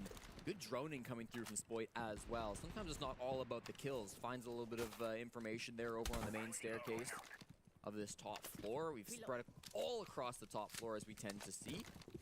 Uses one of those South roamers, Shaiko as well, really barreled up inside of Horse. So you've got a couple of strong defensive positions you're going to have to clear if you are on the SR team. Spoit and Shaiko likely to tussle as the first flashbang goes through the door. He's just baiting things out. That'll be a gunfight to happen later in the round instead. Surf is using all of his own intel as he spots the Ella of Solotov right now playing in games. He'll get a read. Logic bomb will go off. Solotov's a little bit smarter than this. He is not taking the bait. He will allow that call to expire. Ambi meeting uses head-on an opening pick for Falcons as Solotov gets on the board as well. Surf had all the information but could not land the shots. And with the flick of a switch, Rebellion has gone down by 2 players. Solotov and Usis, that former M&M duo, doing a great work there on the roam game. Solotov a bit of a bait, as Usis is the one to really strike first. And Solotov for 2 more right after. Spoit goes down, and this might just be a flawless round from the Falcons. I mean, you got plenty of time if you're Rebellion. You still got your timeout to boot. Solotov killing everybody inside the server. There's a reason why we call him the Turkish Terror. He's been terrorizing this Rebellion team for the last minute and a half. The quad kill is available as Rexon still remains, but he's the only hope for Rebellion. Solotov had information, a pre-fire on the door, but the bullets go over the head of Rexon. Kudos to Rexon for actually trying this one. They've got him locked down with the Yokai. Shaiko will get kill number 1,000 to win this round flawlessly. He also got into the 1,000 kill club now. Wait, because sometimes they give the kill to a player who gets the down. It sure looks like it. We'll have to wait until we get into live action to see the scoreboard. If it shows 4 for Shaiko, It was a headshot. That's certainly got to be it, because it wasn't the finish of the down. It was a headshot straight in with the Scorpion, so that's got to be it. And we are getting confirmation from the admins. 1,000 kills for Shaiko. Souls got 1,000 yesterday, or well, 2 days ago. Shaiko will net an incredible tally for the Frenchman. And weirdly, he doesn't seem that thrilled. I don't even know if he knows that he got 1,000 kills. I don't think players track these numbers anywhere near as much as we do. Maybe a little bit more concerned with the numbers at the top of the lobby, which is 6 and 1. Nicely done, Shaiko. To dig themselves out of this deficit. Falcons a really nice roam game coming through there. Again, I think Yuzis and Saltov working so well as a duo through that round. Also want to give some credit to Brede. I mean, everybody was participating in that round for Falcons, but his yokai drones gave a lot of that information that allowed the roamers on Falcons to step up and get those frags, have so much success in those aggressive engagements. So really nice team play coming out from Team Falcons. Shaiko, of course, stepping up for that final frag, exactly what he needed to hit 4 digits on the SI scoreboard. So impressive from him. Just a terrific player through and through. Hot take, I think Shaiko is a good player. I'll say it, I'll be brave. Not to get political, but I think 1,000 kills is a lot. What a legacy. The only thing now he needs, Parker's a hammer. He's won a major. He did it with the Team BDS back in Jönköping, Sweden, defeating Team Liquid in a thrilling matchup. But outside of a couple EWCs, there's been no big moment for him on any of his teams, and now that they're competing on home soil, most teams will tell you they don't really care where they win the hammer, they just want to win one, period. Yeah. But if you're Space Station, winning it in North America as a North American team, if you are Furia or W7M to be more specific, winning it in Brazil, or if you're Falcons, potentially winning it in Paris, even though the team and the org are no longer a French team, the core and identity of this team for so long has been French. They have a majority of French players. It would feel mighty good for Falcons to lift the hammer here in Paris at the live event next weekend. But he's got to get out of this matchup first, and right now it certainly seems like map number 3 will determine things unless Falcons can go on a 6-0 run of their own. Rebellion is still sitting on map point. Trying to find some way to get into this map. Course wasn't really successful, so Andy goes in for the bottom floor, finds the frag on the looky back at the main stairs. That's their opening that they needed. Could open up some space now for these players to try to jump into the window, maybe get in through that horse door still. Worried about somebody flanking in from behind him. Saltov is down inside of Music, so he is right to think that he might get flanked later on through this one. He will track Saltov, so now aware of the Legion's positions. Emmy on a solo mission right now. His whole team just using this as an opportunity to get space. And Solotov got mighty close. He almost had an opportunity to see Ambi, but will peel off of that position. Yokai drones strategically placed around this map, and they are aiding Falcons for the 2nd round in a row. You rightly credited how important those Yokais were for intel. Brede is a terrific support player. He calls, he's an active talker. He's going to get a lot of value out of these gadgets. Every single player on SR just outside of bunks. They're very grouped up at the moment, Parker, so there will be no backstab coming in for this Rebellion attack. The information's still good from Falcons. They might not have numbers, but they are in strong positions. Canadian will wander on into the bomb site, disoriented for a moment by the F-Naught. He's got 2 pairs of eyes staring at him on the side of Falcons. Has outgone another death mark. The last one will emerge now for Ambi to use. 10 seconds to go, 9 players still alive. Canadian toying with the warding, Yuza staying alive. A thorn in the side as Shaiko now gets taken down by Rexon. Down goes Solotov as well. It's all up to Brede. He might get the job done. Taking matters into his own hands. Oh, fucking hell, that was so close. Down by the bodies of the Rebellion. And a 7-1 victory. That was so close to deny that plan. That was so close. That is literally crazy. Need the next pick. Need it quickly. Need to try Okay, and find we're a fast gap in the forwarding to defense. the 2nd map, shall I? Gavin's probably your best bet. Top live through SSG stairs. versus Diffuser over M80. towards that side of the map as well. Hot and Cold will now rotate away from Ego and in towards Solar. Double stack. Great information. 2 of the 3 players spotted. M80 will be feeling very confident now.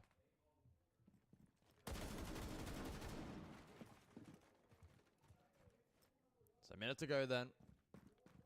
Some lurk potential on offer here for the likes of Bender and now J90 down below, but Gav will hear the barbed wire. Yeah, Bench is creeping up. Bench is pushing. J90 was also trying to go towards Library Stairs, but Gavin stayed tucked in. Benja makes contact, but he's got the clash. That's not going to allow him to progress up. Hot and Cold swings it nicely. M80 now looking for the flawless. Cafe started 1 for 1. Chalet will follow the same script. 1 for 1 to begin on the second map. Really good call.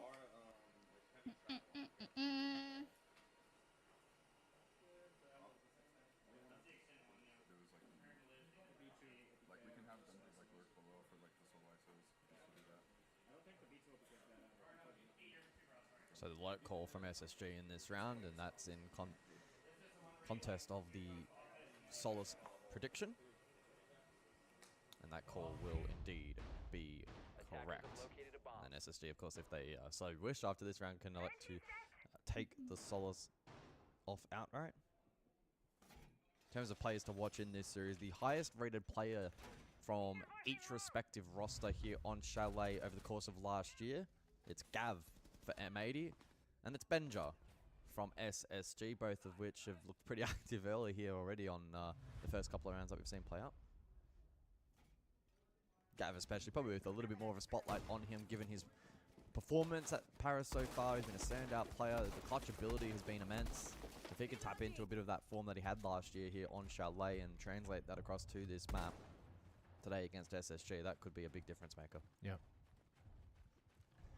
But as we saw on the opening map, what M80 need most is a team performance. Yes. They need that even spread. They can't just rely on 1-2 players. Great start for Hot and Cold, though. 3-1. He only had the 2 kills back on the opening map.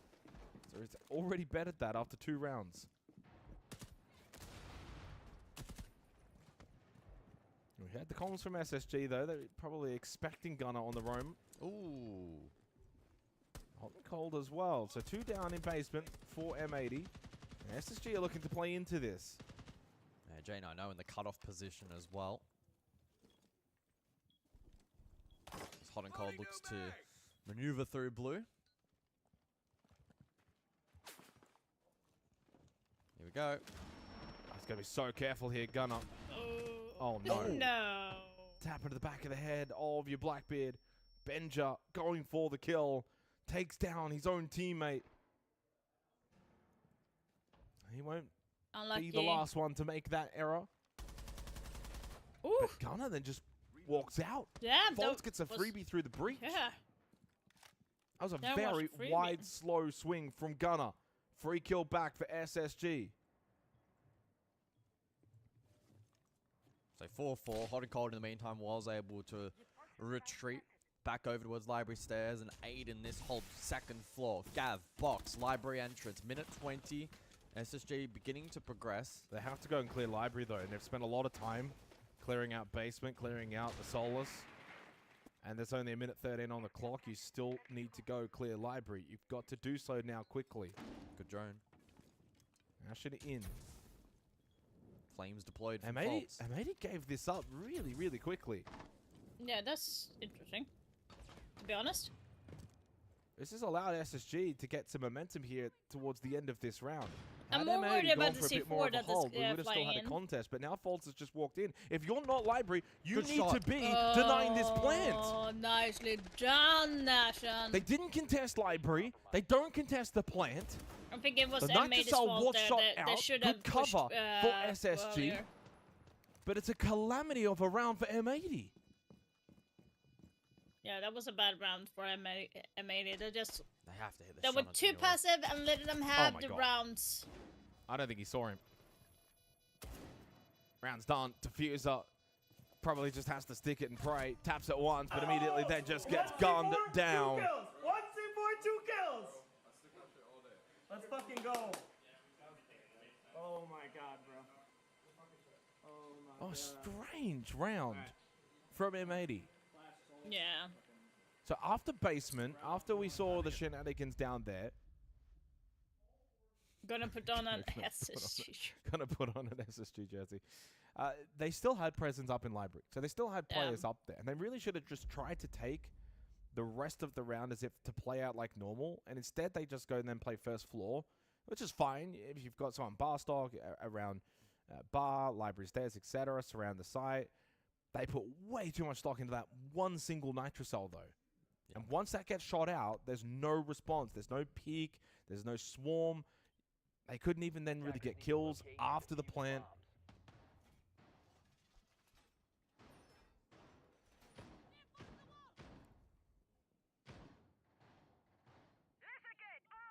Yeah, disappointing for M80 as they give SSG a second round. We'll watch back the highlights here, and this was the team kill as well. Unfortunately, from Benja on to J90. Gunner gave a freebie to Faults. That was the plant. And then Gavin just, yeah, didn't fully check properly behind the desk.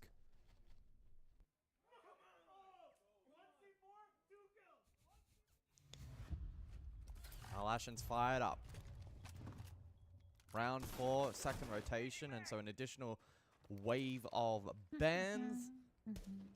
Lion taken off by M80, and the Solace in response from SSG. Gunner now required to be freed up onto to an alternate selection.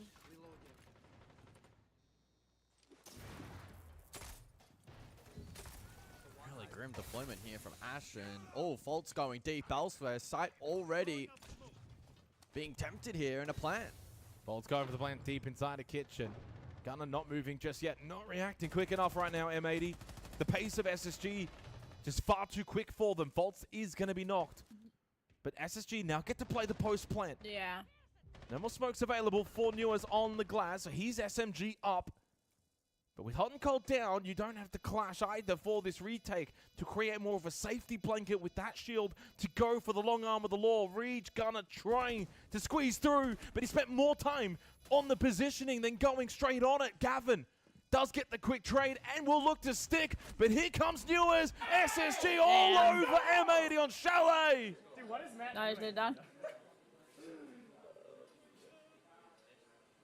M80 are at sea. Tactical timeout from Fabian. Oh, he's going to be pissed. You need to calm down your communication. You're very loud and very shouty, so that your communication over voices other people. And also sometimes you're talking so that you don't hear other people. The people have been calling for you and trying to help you, but you're kind of being up in speed. So slow down a little bit. Obviously, they're not doing anything the same for the first round to the second round. So whatever they typically do is attack, they're not going to be doing the same the next time. If you go bar, remember you have the C4 for a free shield if the floor is from there. But also with Matt, I think the basement could be an option here because if they can execute and we are fighting them all over the map and we keep reinforcing, that's an option which I have done as well. Yeah. But guys, confidence, make sure we play together with each other, alright? And we're listening. We call our communication down so we have time to understand what's going on. You guys have this. Come on. Yes, sir. Well, I expected more of a rev up from M80's coach Fabian. It's not his usual approach. Exactly how we did it yesterday. Typically, we see far more of the belt coming out from Fabian and whipping the boys back into shape. But SSG have looked so good. 3 of the opening kills from 4 rounds have gone the way of SSG. Looking at the 2 maps now, by the way. Fun little stat. Not if you're an M80 fan. 7-0 entry to Ashen. Ashen is 7-0 on entry in the series across both Cafe and Chalet. He's gotten 2 heal already in 4 rounds. He's 15-11, the highest rated player. We highlighted him pre-match. Come on, SSG. He's following through nicely.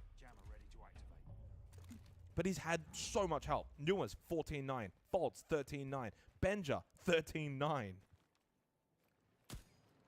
The only 2 players that are performing right now for M80 is Diffuser and Kino. 14-10 and 14-11. Gavin, 0-3 on the entry. Hot and Cold, 0-3 on the entry. Gunner, 1-4 on the entry. They are just losing too many fights early in these rounds. And SSG then have the numbers to collapse, to push, to do what they want. M80 need to respond out of this timeout or they go into the lower bracket. Oh, Newers, that's disgusting. Wallbang onto Gavin to kickstart the round. Make that 0-4 now on entry battles against Gavin. And Gunner down to 1 HP. This is out of your tack, out of your timeout. But it's SSG that are bringing the fire in the 5th round. SSG playing like a roster determined. They can win the hammer if they continue to play like this. They are in form. M80 are not. At minimum, redemption for Munich. Again, top 16 finish for SSG, far below expectation. They're seeking salvation here at Paris, and so far today, they are playing wonderfully. And M80 just haven't shown that they've got the capabilities of bringing these rounds back. Need to do so here. Would be huge for their confidence. Gunner so low. The swing, though, from Kino while he's doing his best. Kino has been playing well so far on Chalet. But more to be done for M80, and they get rid of J90. Diffuser as well. But it's only the down towards Trophy, and Fault is close by. Can get the revive onto J90 to keep things at a 4v4 number. Hot and cold off this aggression for M80. Peaks up Fireplace Stairs. They do still have 2 Nitro Cells. And the time starts to dwindle now for SSG. Despite such a hot start to this round, M80 are bringing it back, but it's Benja that got rid of Kino on the Warden. Big from Gunner. Big from Gunner. So low on HP. Another big fight to likely follow. Newers. Oh, timing. Diffuser retreat. Hot and cold just falls to Faults anyway. Over towards Wine. That allows entry, so he's given up the site with his death. Newers then just goes bang! Benja, let's go, Benjamin. Too much strength from SSG as M80 are crumbling in this upper bracket.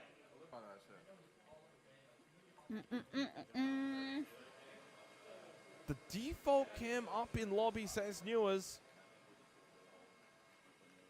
M80 have got one more round on the defense. Well, pressure is really starting Under pressure to mount. Very much feels like a must-win round for M80 to remain competitive as this match progresses. Over to Dining, final of the half. And the Munich champs have their backs against the wall in this series. We need to see step up. I mean, to be fair, what can you do against this? They knew us with phenomenal work in the early round. Kino tried his best. Like, it's so exciting again, when I'm like, good I'm adaptability eating, and positioning. Newers catches like, both. Kind of And like in the SSG movies and are stuff. flying at the moment. It's Faults so is a annoying. clutch. He has 2 plants. 4-3, 119 EPS. He's starting to really get going as well. Newers 7-2. He's a beast. A 155 EPS. This is the thing. We mentioned it at the end of the first map in the sense that for SSG, everyone's performing.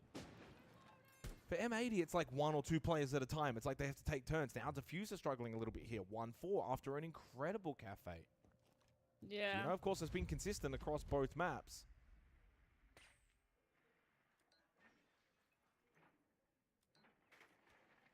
Where to here now for M80? No more timeouts available. We go kitchen dining. They haven't won a round since the 2nd round on their defense here. Are they just going to jump in They're allowing and plan? far too many opening kills to SSG across the series. It's now also 4 of 5 in this half alone. They're just getting beaten up in the early round. They're losing the late round execution. Nothing is working for M80. Finally. Finally, they get an opening kill. J90 has struggled a little bit in this series. 6-10, the only one negative for SSG. And 0-4 here. Benja with a good angle. Gavin, though, aggressive. No, that's what you need more of.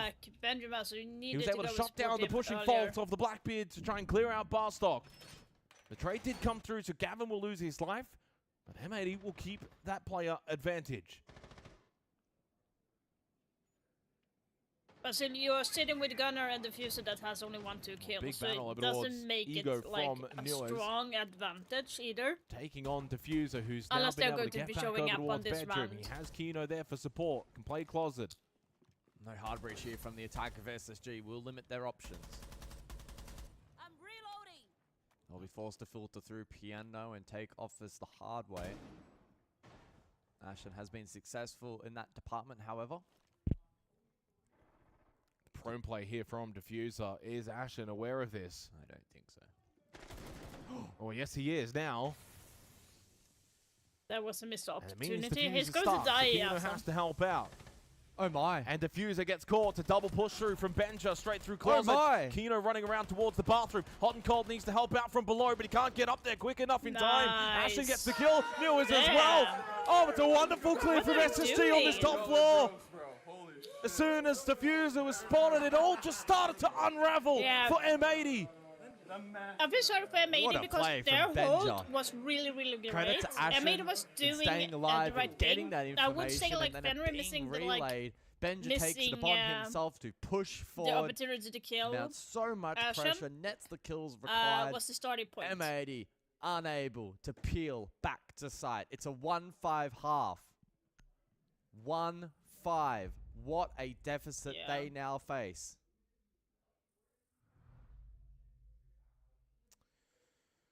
It's hard to imagine M80 with the way Even that they've been playing. Really all tournament talking. long have the capabilities to bring He in never this one trash back. talks. Might sound a bit doom and gloom for them, but SSG have just been so much better. What is the this point teammates right teaching now, him? after winning Cafe, 5-1 lead on Chalet, the dominance that we've seen in so many facets of this game, 2 clutches to 1 in favor of SSG, 3 plants to 1 in favor of SSG, the entries in favor of SSG, the overall EPS numbers, KD numbers in favor of SSG. There is not a single statistic that you can look to for M80 that says, yeah, they're kind of doing well in this area, so if they can do well in one more, maybe they are pulling ahead. No, they're just getting absolutely destroyed.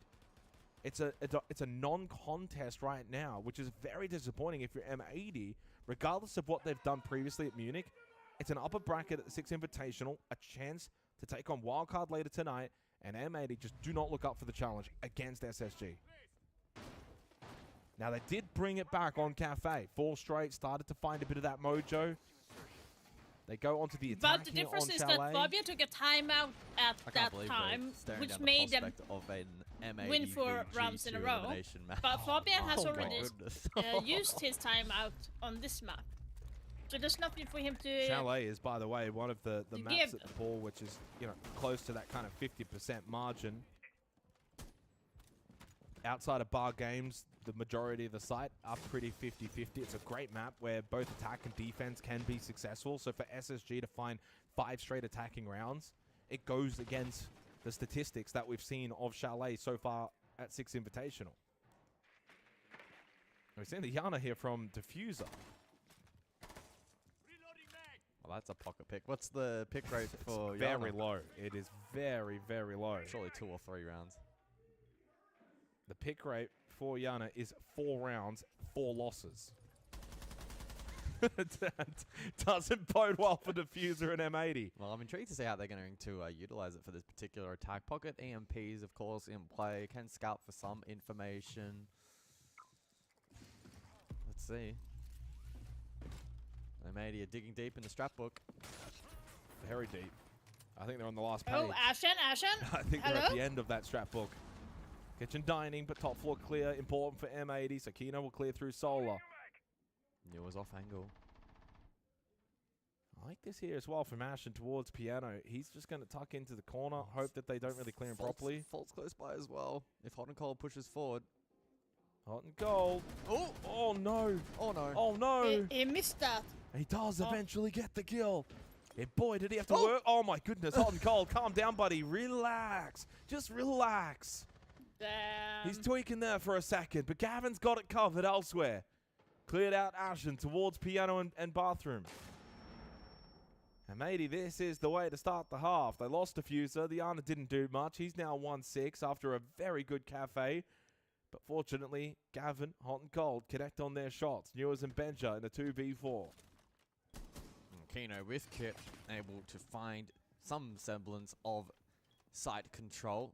Threat from the hatch at a BPC site just stalls things out a little while longer. The castle actually making it challenging now for the defense to return back to site, or Benja specifically. Newers with top floor control. Can he do something from this position? Probably not. Damn. So a bounce back round for M80 coming into the second half. Good way to start on their attack. Yeah. Good start for M80. Such a long way back, but it was a 5-1 half to start on Cafe as well for SSG. M80 then came back, won 4 rounds straight before eventually losing 7-5. And at what point then does that become the stamina and the endurance of, you know, you had to claw your way back on Cafe. You fell agonizingly short. You have to now claw your way back on Chalet. Even if you can wrangle this back to 5-5, then you will have been playing from behind so often in this series that at what point does that just overwhelm you?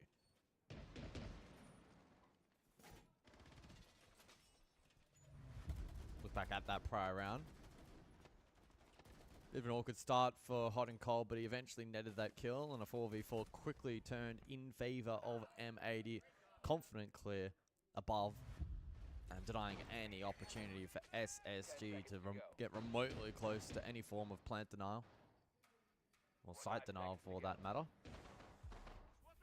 Bar round 8, and the Glaz in play for M80. Denari, of course, banned out in this half, and so that could be a rather useful ban for executing styles of play surrounded, especially around window vaults. And Chalet's a very good map for Denari. Denari is actually a solid operator in the sense that when it gets banned, it's not because it's like this most overwhelmingly broken op that you just have to ban it away. It gets banned on niche maps. Yeah, that's for niche strats.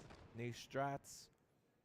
And when it is picked and played, you don't see it and go, wow, that operator is so broken, but it just does its job. It does it nicely. It fits into the meta.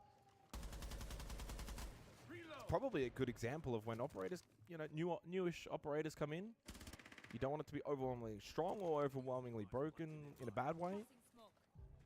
Hot and Cold straight away down from Ashen. I'm maybe thinking about a quick hit here for Bar Games. They're going to just go for the smoke. But it's countered immediately, though, by the gas pipe of J9O. That is a really good counter. Already now, M80 have to ask the question here. Do you commit? They layer more smokes. This is looking like a commit for M80. One more smoke for Kino. One more for Gavin. They still haven't pushed in. J9O is just perfectly layering his gas babes to deny this push in towards default. But Gunner's now going to go for the plant. Kino will cover. Kino will go down despite having that smoke. Gunner will get the plant down successfully and is able to vault back out the window, but is now down, but not out. Gavin can't quite fully connect, and Fault will immediately go onto that kid. The counter defuse was almost successful. Got pushed off. They clear out. Fault and Newers combine. Match series points for Space Station Gaming. Oh, wow. Great work from SSG to shut down Kino.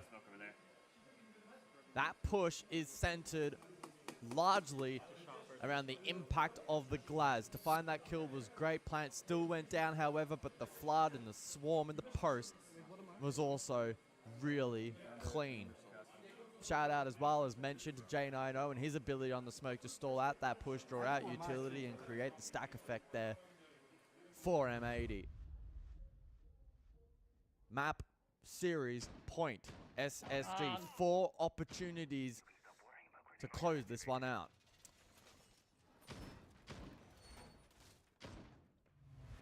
I'll look back at the highlights, and for M80, they, yes, were able to get that plant down, but you lost your Glaz while protecting, providing cover. Gunner was able to get back out of the window, but also then got down. So little moments there for M80 where if Kino doesn't go down, if Gunner's able to get back out the window safely, those two things happen, they can win that round more often than not. But credit to SSG for being switched on. They understand it's a default rush plant inside of games. You know what the win con is there for M80. And they were quick to respond. And I'll use a contrasting example. Think back first half when we saw SSG do the same thing. M80 not only let them get the plant for free, there was then no contest. There was only a single nitrocell thrown. That gets shot. That was it. That was M80's contest. SSG just throw bodies at it. They layered the gas babes beautifully. I'll just ask a quick question. Did you... J9O played that wonderfully on the smoke in the last round. Yeah, I'm a Ubisoft partner, so I got invited for being in the program. So if you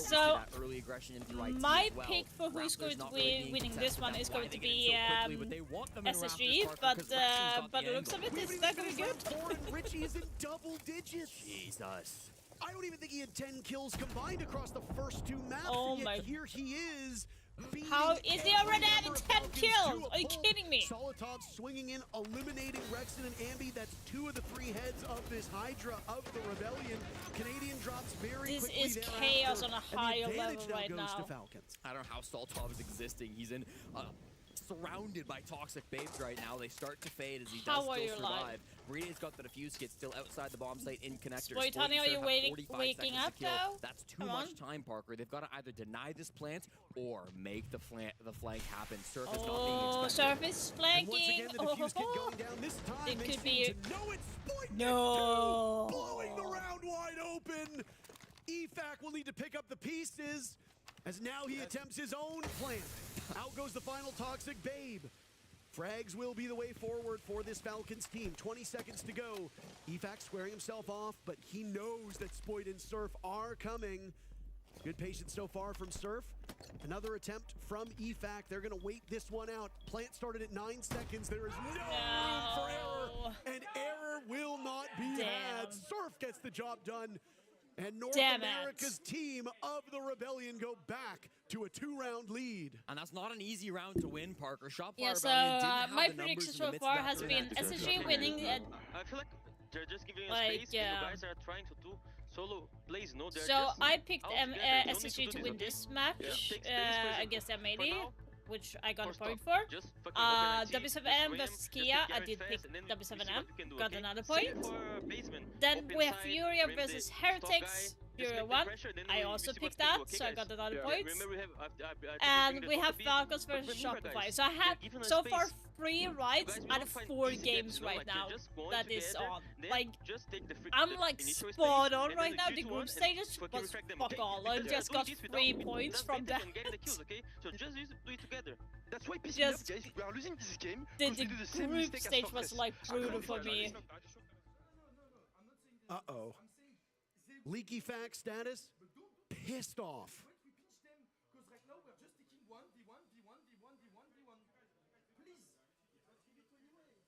He's absolutely pissed. He's pissed. He rarely gets pissed, Shaiko, in a way.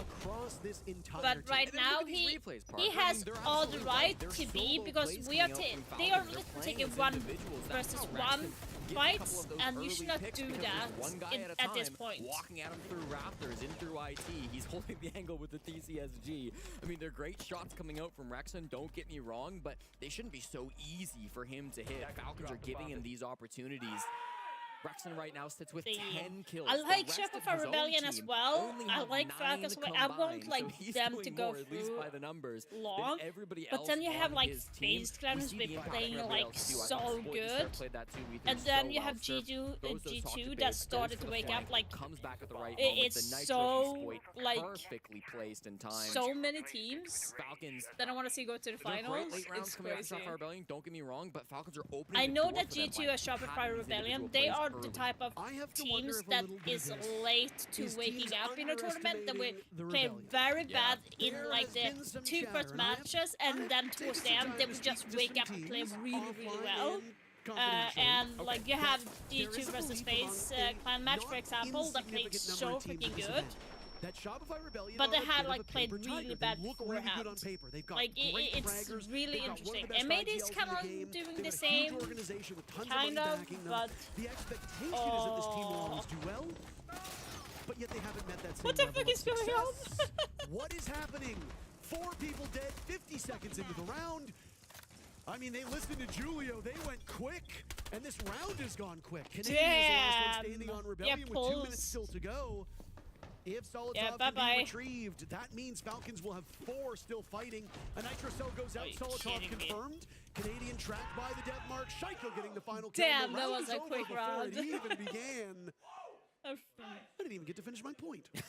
Well, Parker, the pacing is still faster. That's what you do. That's what. If Leafback is pissed, you listen to the man.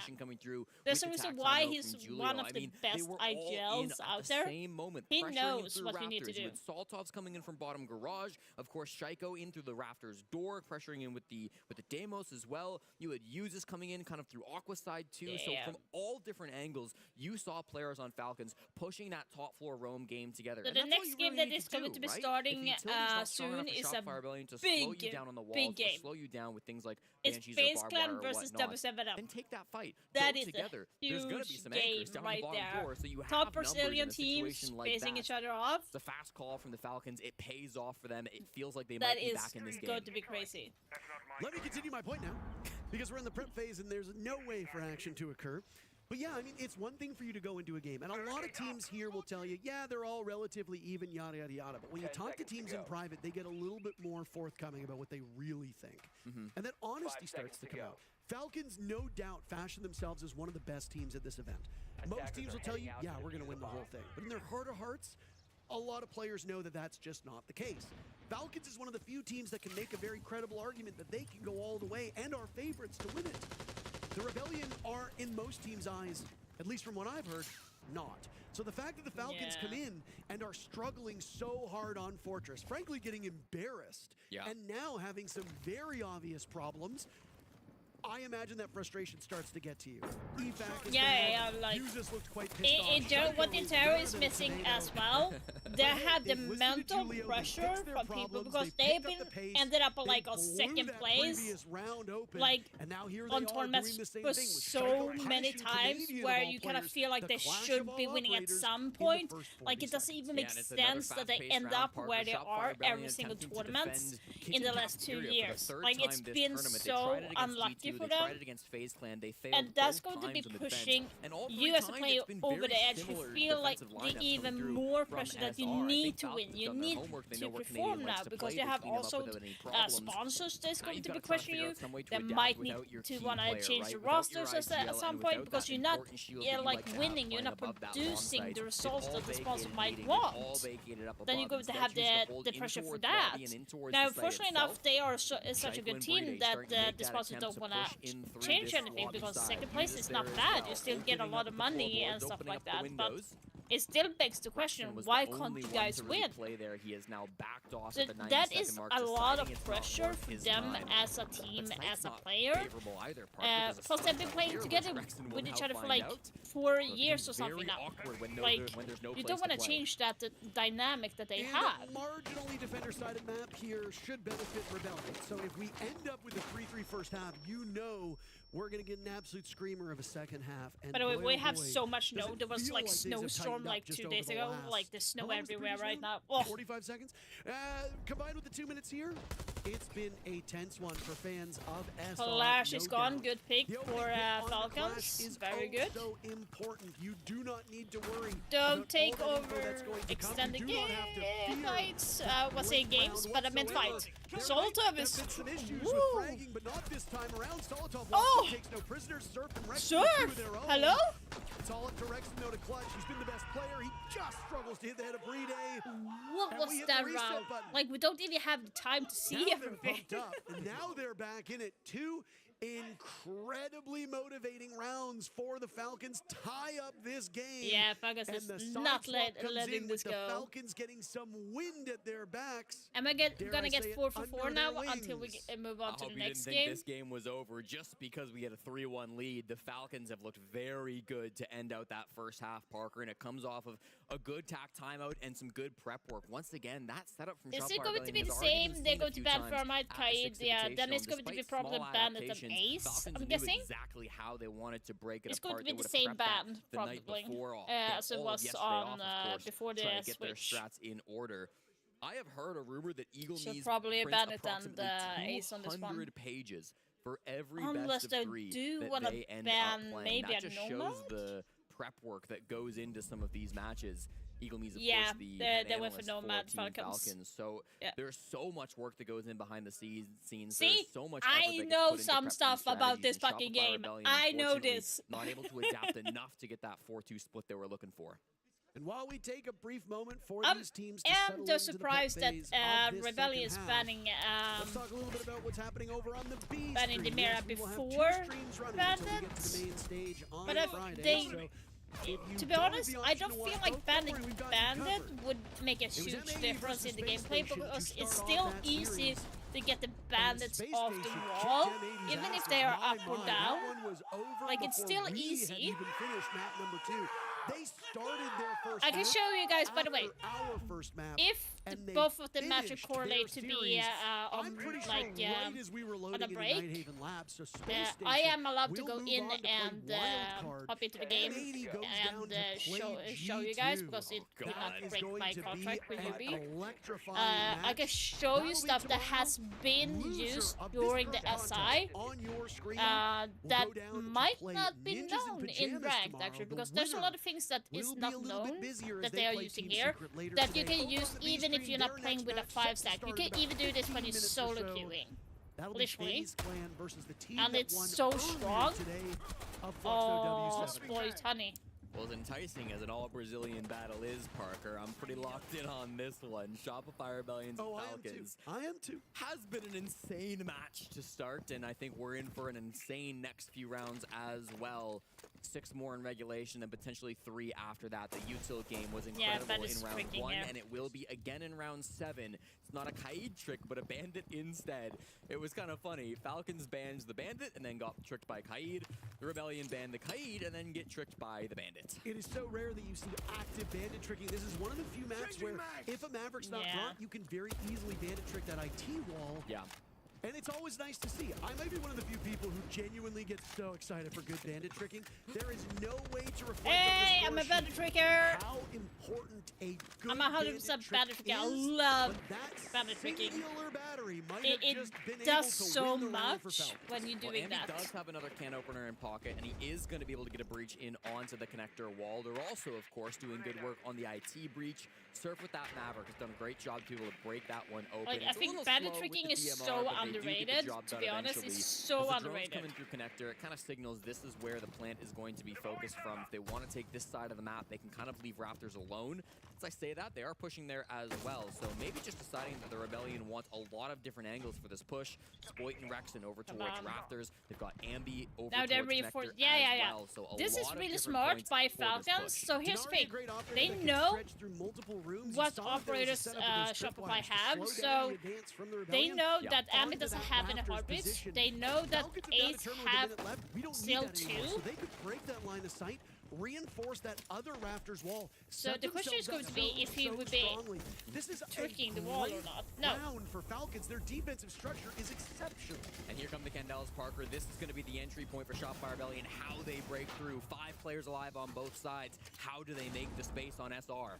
Canadian very worried about that Malusi Banshee. Shaiko and Solotov swinging. Ambi the only one on the board. Bride now in on the fun as well. Falcons spreading these kills around, spreading the wealth amongst all of their players. They did it so well. Spoit and Surf find themselves with a heady task awaiting them. What do they do? How do they get into the building? Do they even bother? Surf's found out that he dies to EFAC. A team kill is still very doable, but EFAC will find 2. Spoit gets shut down and the very nicely defended. They did it so perfectly. Anything structurally wrong with SR's push when you have those rotations, getting aggressive like in connector, come out, if you know and that push that really they have for the North minimal Americans, stuff to open up or like wasting time, reinforce that shit, make them waste even more time because it's going to take an additional like let's say 1, 2, 3, around 3 seconds more to open up the wall, and then they need to like know where you are and survey like the area, and like they can't just jump in. That's going to take additional like 10 seconds or like 20 seconds depending. Like you're just wasting time. Don't be afraid to reinforce the rotation that you have made. Especially when it's such a strong choke point, like rafters and connector, reinforce that shit. Because if they don't have any heartbeat, there's only 2 entries today. There's going to be only 3 entries. Or like 2 that is more prominent. You're going to have IT door and the electrical. That's the only choke points that a game can come into. And that is so dangerous for attackers to do. But then that gets reinforced by Falcons later into the round. Great call and response by Falcons to shut down the Rebellion. It seems like they knew exactly what the Rebellion would do. They were very well prepped. Maybe it's in those hundreds of pages of documents you referenced. Who knows? But either way, a great read from Falcons strategically, an incredible round, and then their guns just mopped up the rest. Comes off the back of great IGLing, right, to make sure that that can happen. And I know LickyFact has been working hard all year for this. After they lost the finals of, versus FaZe Clan in Boston, he tweeted, "We worked all year for this moment, but it just wasn't enough. I promise we will come stronger next year." That's what they're hoping to deliver on in the upper bracket round number 1 against Shopify Rebellion. They have taken the lead for the first time here on map 3, the first time to lead in the series since they won the first map. So it really does feel like Falcons are starting to bounce back, starting to make good on that promise, and it comes off some aggression. LickyFact just saw a laser, so knows someone's on the other side of that doorway, but wasn't able to commit just yet. Extensive roam now spread out for this Falcons team as they brace for the final minute and a half of this round.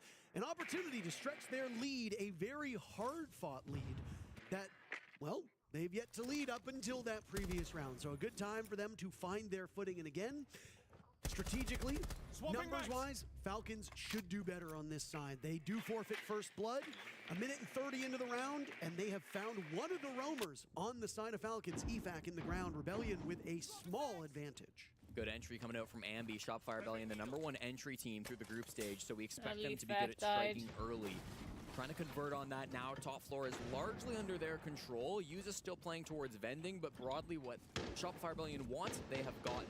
They've got now control of control. They've got storage. They've got cargo as well. They're going to want to try to walk their Monty down these cargo stairs, get a plant in behind Pillar. They've got the vert that they need to make sure that doesn't get denied. The Goyos are a bit of a problem, and watch out for these goo mines too. These little things adding up. Saltov throws that goo exactly where Shopify Rebellion want to plant. And a very default spot for teams to plant in as well. Gives you some coverage from the Pillar and forces engagements on just 2 small angles that can easily be watched should the attackers still have control of that top floor. Now, obviously, that's never a given, but as you can see, Rexon is patrolling this site.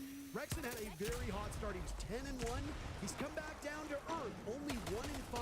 Since then, the rest of Rebellion need to show their own powers to match his total. Serve with 1 kill, Rexon traded off, Spoit on the board. And now a big advantage for the North Americans as they continue to trade back and forth. Shaiko up against the world, down goes Ambi. Damn, no. Not expecting Surf so close. Canadian all the while was about to get that defuse kit down, so oh boy, a 1v1 between Canadian and Shaiko would have been quite a treat. All the same, we're in for a treat because through 8 rounds, neither team with an advantage. 4-4 the scoreline, and we are going to go deep into this map. I think Shopify Rebellion really making the most of their Kaid ban. You know, we saw them shooting those bandit batteries off of the assembly wall from up above Parker once they had that full breach. That allows Surf to open this left panel, which gets him this frag onto Bride. The right panel is still electrified because that's how Bandit works, of course. But Surf then, after he gets that pick, is able to walk in. He gets this final frag onto Shaiko to avert a disaster. We know how good Shaiko can be in some of those late round clutch spots, but just beat in that moment, and Shopify Rebellion tie us at 4. For those that did not watch the first 2 maps, you'd know, keen observers, those with memories and brain. This is now the longest of the 3 maps. 10 seconds Consulate remaining. went 10 rounds, but it was a 7-3. Fortress was quite quick. It was a 7-1, needing 8 rounds. We are in round number 9, but we know we will need at least 3 more. So bare minimum, we will go 11 of 12 rounds, but with the way these teams are playing, overtime would not surprise me in the slightest. After what we saw in Consulate, I was a little worried that it would be a quick 2-0. Not because I dislike the Falcons and not because I like the Rebellion, but because SI only happens 1 time a year and I want as many maps as is humanly possible from a competitive perspective. The fact that we might go to OT, it tickles me pink, Jesse. The viewers deserve a few extra rounds of Shaiko I agree. Void, don't they? I agree. Viewers, do you think you deserve OT? I think you do. Please sound off in the comments. No, I don't want more OT. Please, for the love of God. They'd like to finish this off with a regulation win I and don't save want more. themselves the heartbreak, but they've got to Please, I get don't there want first. more. Shopify Rebellion on the attack, opening the window. This is opening my for new Rudy. sitting position right now. Just whiffs the shots. Voight survives with his life. Took 1 bullet to the body, but will live to tell the tale and back off towards his teammates. His teammates, in the meantime, doing work on the top floor, opening up that IT breach, getting the Twitch drones in to try to clear some of this utility as well. For the third round of the row, Bride is also bringing that bandit, so there are still attempts to keep these walls closed, like over towards IT, but they've mostly dealt with that by now. Oh. A brave swing by EFAC could have very easily been us saying, what are you doing swinging that? Two major downsides to the SMG-11. Number one, obviously small magazine size. Number two, if you're hitting the body and you only hit 1 or 2 bullets, that thing is like a little kiss. It does nothing. I think it actually might heal you at that current range. That's why you can see almost no damage done to Spoit. So. Still plenty of utility now for Rebellion. They've got the bees, they've got their Spoit is calling, find this as a perfect opportunity to use one of each. With a minute 20 gone, Ambi firing away, Shaiko down, Surf traded out shortly thereafter. Losing the Maverick at this point in time might not be the worst operator to have in the ground. Uses 1 in 7. He's been having a bit of a tough day so far, Jesse. This round, not much better. Rebellion. Oh, Solotov got his fight. Good pick. Now, Donkey can't call anymore, so that's a good pick. Three-way tie for most kills, and with just under a minute to go, Falcons being able to equalize is great. And you trade things out to a 3v3, mostly full top floor control, but watch out for Bride. He has sat himself inside of servers. Shopify Rebellion might assume they've all fallen off, and they will do so now. So they can try to work with that vert. They can try to work with the advantage that they have, but eventually this plant has to come in, and there's still a Nitro Cell being held on Falcons. Solotov, why you stare? These Falcons players twice in a row, and they will pay dearly for it. So, so Bride has 1 C4, so he could deny the plant from underneath. Like, if it's smart enough, he shouldn't be going underneath and deny it. Or pre-place a C4 at least. Ever closer to this bomb site. Running out of time, you will have to go for this defuse plant. Leaky Fack and Bride will be compelled into action. They have a read inside of the site. Canadian ping. Nitro Cell goes out. It does not connect. Ambi taking some damage. Canadian still sitting on it like a mother hen. Bride engaging. Oh, no. He's got every kill so far except for one. Fucking Ambi is destroying everything. From the youngster. And the Rebellion will take the lead. No. Massive round coming out from Shopify Rebellion, playing with their food a little bit, drawing their attention this way and that. The top floor clear was immediately committed to by all parties. They had some bodies over towards the mid floor instead, but once they got into that 3v3, they did a great job of resetting the mental. Shopify Rebellion did not just go for the default. They didn't just jump inside of storage and say, hey, let's shut your plant down, because it's obvious what they were going to do. Maybe they had the vert for it, but it's too predictable. So instead, they go through the breach. Canadian makes his way through that garage, gets the plants inside of assembly, chooses a really smart spot, too. He's up on the table, tucked so close that Nitro Cell isn't able to get the distance to deny the plant from Bride. That is a brilliant plant spot coming out from Big Bad Canadian. And then Ambi, he's just thriving in the chaos, Parker. He's upstairs, taking advantage of players not looking his way, hits some insane shots in the midst of that round as well. There is nobody you would rather have playing those positions than Ambizi. And a little 4K that is very deserved. Gets him up to that 11 kill total as well, Parker. 4 players now on 11, is that? It was like when we casted Fluxo W7M 2 days ago, and there were 3 players on their team, all sitting at 99 kills through this event, and it's like, which one's going to break it first? I don't know. See. Yeah. 10 seconds left. Take a look. Is it going to be Volps? Is it going to be Paulu? Is it going to be Lobin? Lobin was the one we were watching because he had far and away the most kills in the team. He was the last one of the 3 to break 100 kills. For those who didn't tune into Fortress, Shaiko joining a very elite group of players, breaking 1,000 kills at the 6 Invitational. Souls broke that same number just 2 days before. They're all in great company. Most kills at SI. Is it Nesk? Is it Cyber? Who cares? Both of them. Absolutely unbelievable. Nesk announcing his retirement a month ago.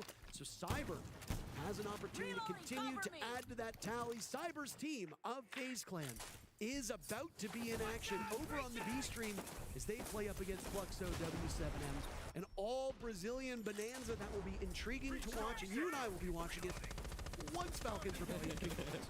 Yeah, I'm going to end this one out first, but we might be here for a while, Parker, as these rounds have been going back and forth. And for round 10, of course you're going to see the Bandit Band come out. There's no surprise from Shopify Rebellion as they want to remove that last wall denial operator. So Falcons, they're going to take a different approach. Instead of denying the walls, they can try to deny the plant, slow you down a little bit. Bride jumping on that Tachanka instead of what we've seen him play over on the Bandit. Use this on the Clash. Soltov on the Azami. These are all operators that that are going to be really annoying for Shopify Rebellion to get past, to get that map control, to get space where they need to get the plant down. And without Surf existing either, that's not going to do it. A good night comes out from Liquifag. Not sure if we're able to get the replay on that, but must have hit a brilliant shot out the IT breach to down a Glads with the Scorpion.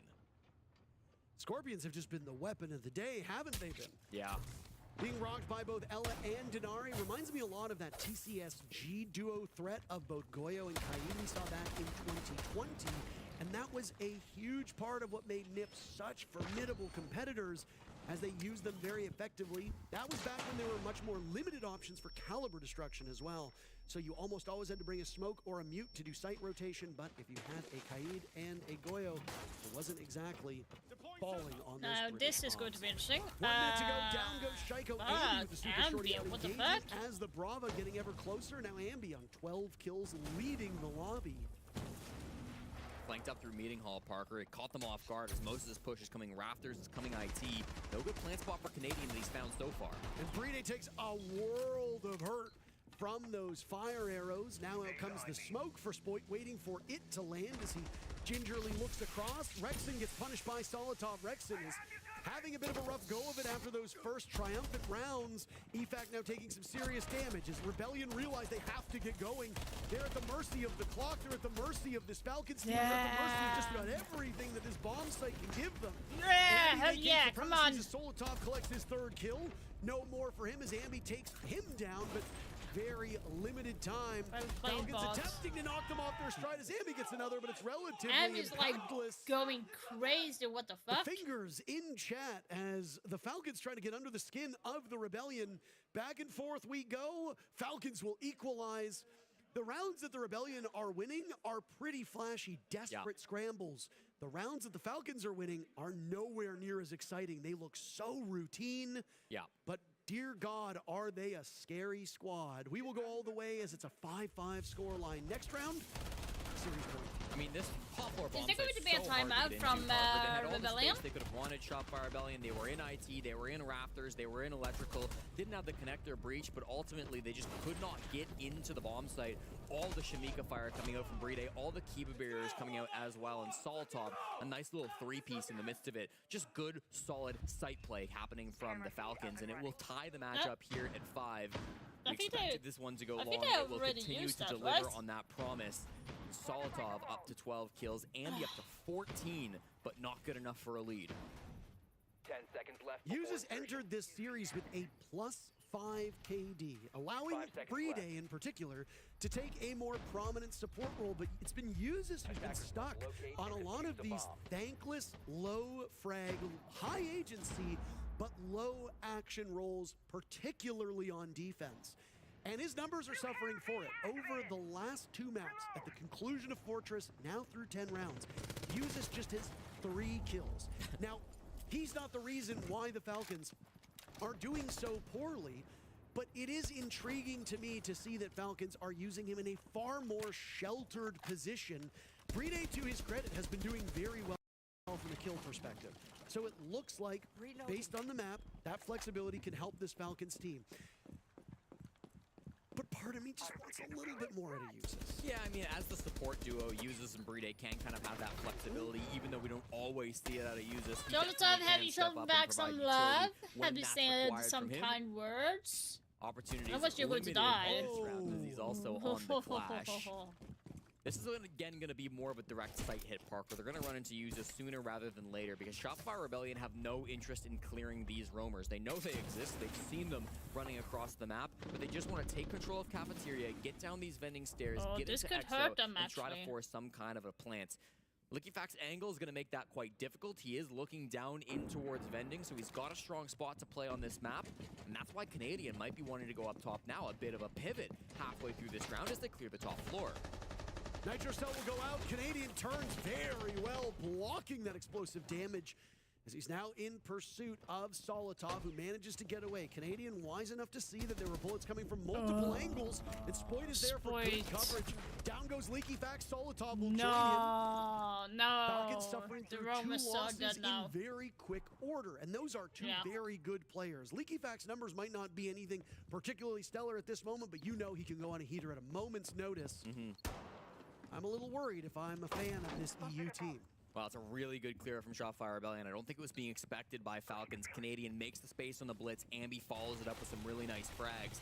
Puts them in a good spot to make this push happen without worrying about the flank, without worrying about the vert angles that'll be facing them if they want to go down those vending stairs. 45 seconds is a bit of a problem. It took them time to clear those roamers. That's the one advantage Falcons have going into this execute. They need to play the clock. And there's another Nitro cell to go out. This one will do some damage to Canadian, but he still remains. How are you alive? Seriously. Taking a beating, Shaiko taken down. 3-day falls. The Rebellion get out of that one without losing a single player, flawlessly moving us to series point for the North Americans. And Parker, that's a strong IGL leading a team of ridiculously talented players. They push through the top floor. They push through the bottom floor. Didn't have to force a plant there. They knew that planting wasn't going to be their easiest task. The time was way too low, so they said, let's just flash everybody, make sure no one can see, get in, get those kills. Perfectly played from SR, and they are now on series point, tempting fate to knock Falcons down to the lower bracket in the very first round, just like G2, just like W7M, and just like FaZe Clan before them. Would be an incredible run. If you want to lift the hammer on home soil, what's a little adversity in the process, right? A lot of good teams will go down to that lower bracket. Only one team will make it to the finals from that upper bracket. So what a gauntlet it would be for Falcons. Ditto for the Rebellion. This won't be an easy run for either of these squads. You know that Ninjas in Pajamas are sitting watching this matchup. They have the day off today. They will be fighting for their lives tomorrow. They will face one of these two teams. There's no winning here. It's not like Nip is like, we need this team to lose. Maybe they match up particularly against Rebellion versus Falcons. You don't really know. But the real story is Team Secret. One of the most dominant teams, if not the most dominant team that we have seen outside of maybe Weibo Gaming. They play the winner of this match. So if you're the Rebellion, you get this one over, you got maybe 2 hours, maybe 3 hours, until you have to go up against the beasts from EU. Falcons will have a lot more familiarity with them, so there will be a little bit less prep required because of all the times they clash in the EML, but no matter which of these teams wins, they will have their work cut out for them. The Beast from EU is sometimes a title that goes to this Falcons squad. Of course, so much international success over the last couple of years. So many second place finishes that weren't able to get converted, and now danger of not even making it to that second place. Ambi, 16 kills. The young gunner of Shopify Rebellion at 19, playing in his third Invitational, hoping that this one can be the one where he goes all the way. The mid-floor bomb site is what gets chosen for Falcons. It's the one that's still left open. It's the one that Shopify Rebellion will have to close out for a 7-5 win.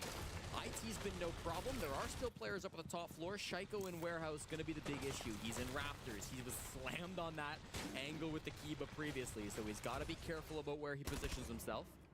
2 Kibas in pocket, but it's his teammate. It's Uzis still on that top floor to strike first. He will take down Spoit and give the early advantage to Falcons.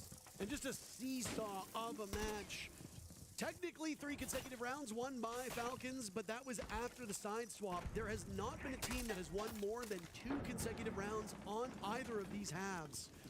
Rebellion knocking Spoit off of the board, or Spoit being knocked off the board for Rebellion is particularly bad, but there are still players on Rebellion who can shoot back. Ambi sitting at 16 kills right now has really come online through this final 4 rounds, final 5 rounds that we've seen. Another huge round out of him might be enough to tip the scale. Watch out the clock, Shopify Rebellion. They know they've got full top floor control. It was conceded by the Falcons. They're doing a good job of clearing utils so far, but they only have 1 more boogie drone to work with. This control room plant could be a little bit appealing to them, but they've still got to clear out a lot of these player positions. A couple of Grim Bees from Rexon, the shields from Canadian. All the util is there, but it has to get put together. And I don't know if they have any intel on Canadian, how close he is in proximity to this A-bomb site. He'll take down the default cams, march his way on in, flashed by his own teammate. but is still in a powerful position. He's got the Legion now on the run, dancing around that goo mine.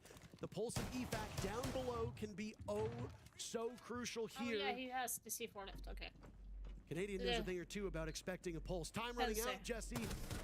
Down goes Usis. Surf will join him. Falcons fighting for their lives. Very limited time left. Canadian getting the plant down. Good coverage so far. Breeding comes in. Rexon will need to close this out as the diffuser goes down. What the fuck, EFAC? It secures Canadian. Rexon had a stellar start to this map. He fell off through the mid portion. How does he do now in the dying moments? Getting himself up above the defuse kit. EFAC will also retake from above, trying to gain as much time as possible for his teammate Bride to hop on that defuse kit, which he will do. Rexon now rotating on over. Bride off of the plant. Rexon gets the right call. Now just waiting out the time, expecting the swing. A good job for Rexon, but EFAC is there, sending us into overtime. He has but a few seconds, but he makes it work. Jesus Christ, guys. To send us to overtime. Oh, my heart. Like, Falcons barely clutch us up to send us all the way into extra innings. That was a ridiculous play coming out from them. I thought it was over when they let the plant go down, Parker. They had the pulse down below. They should have been able to stop it. It felt like the blunder. With the time running out from SR, with the stall they had on that top floor, it really felt like Falcons win con was denying that plant, but they managed to wrestle the man count back into 2v1. Rexon, he played that as well as he could, but in the end, they played it too perfectly on the side of Falcons. One gets off the disable, they flank up those Aqua stairs. I mean, they played that to a T how you need to in the 2v1. What a story in that final round. Rexon amassing 10 of his 11 kills in the first 10 minutes of this map, and then going completely invisible from that point onward. And he very narrowly gets a 3K to send his team further up the upper bracket.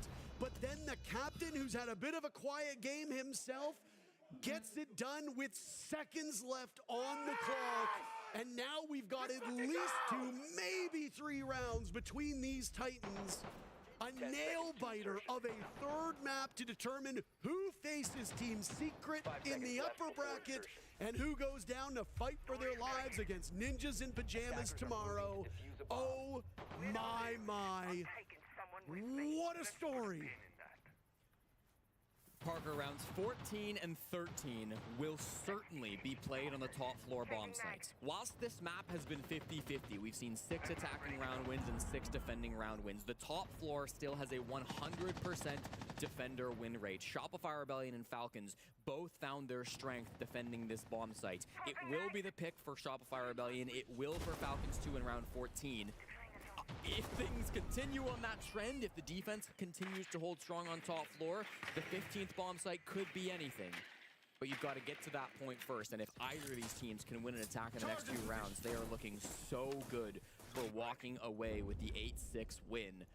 Shopify Rebellion bringing out the clash once again for Canadian, hoping to stall these players out once they get in towards the site. Spoit loving the tuber out. Didn't really play the operator on this site before today, but now has played it almost every time that they've needed to defend the top floor.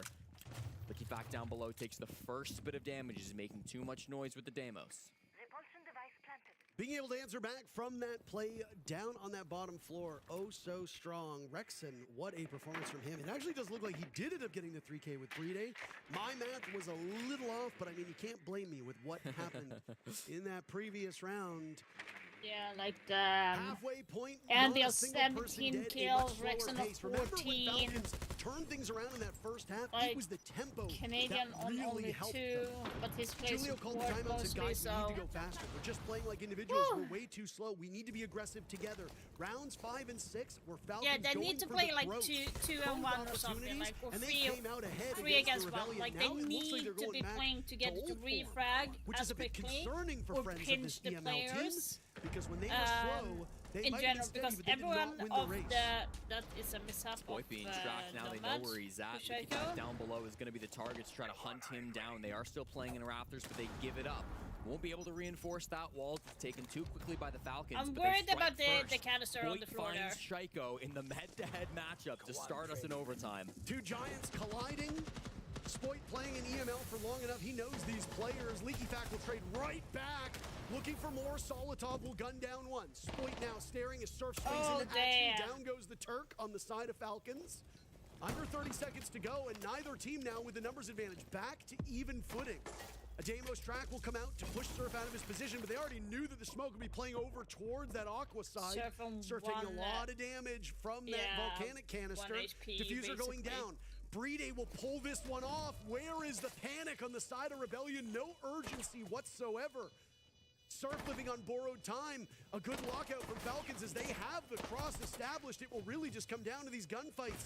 Brede in particular in a very advantageous position.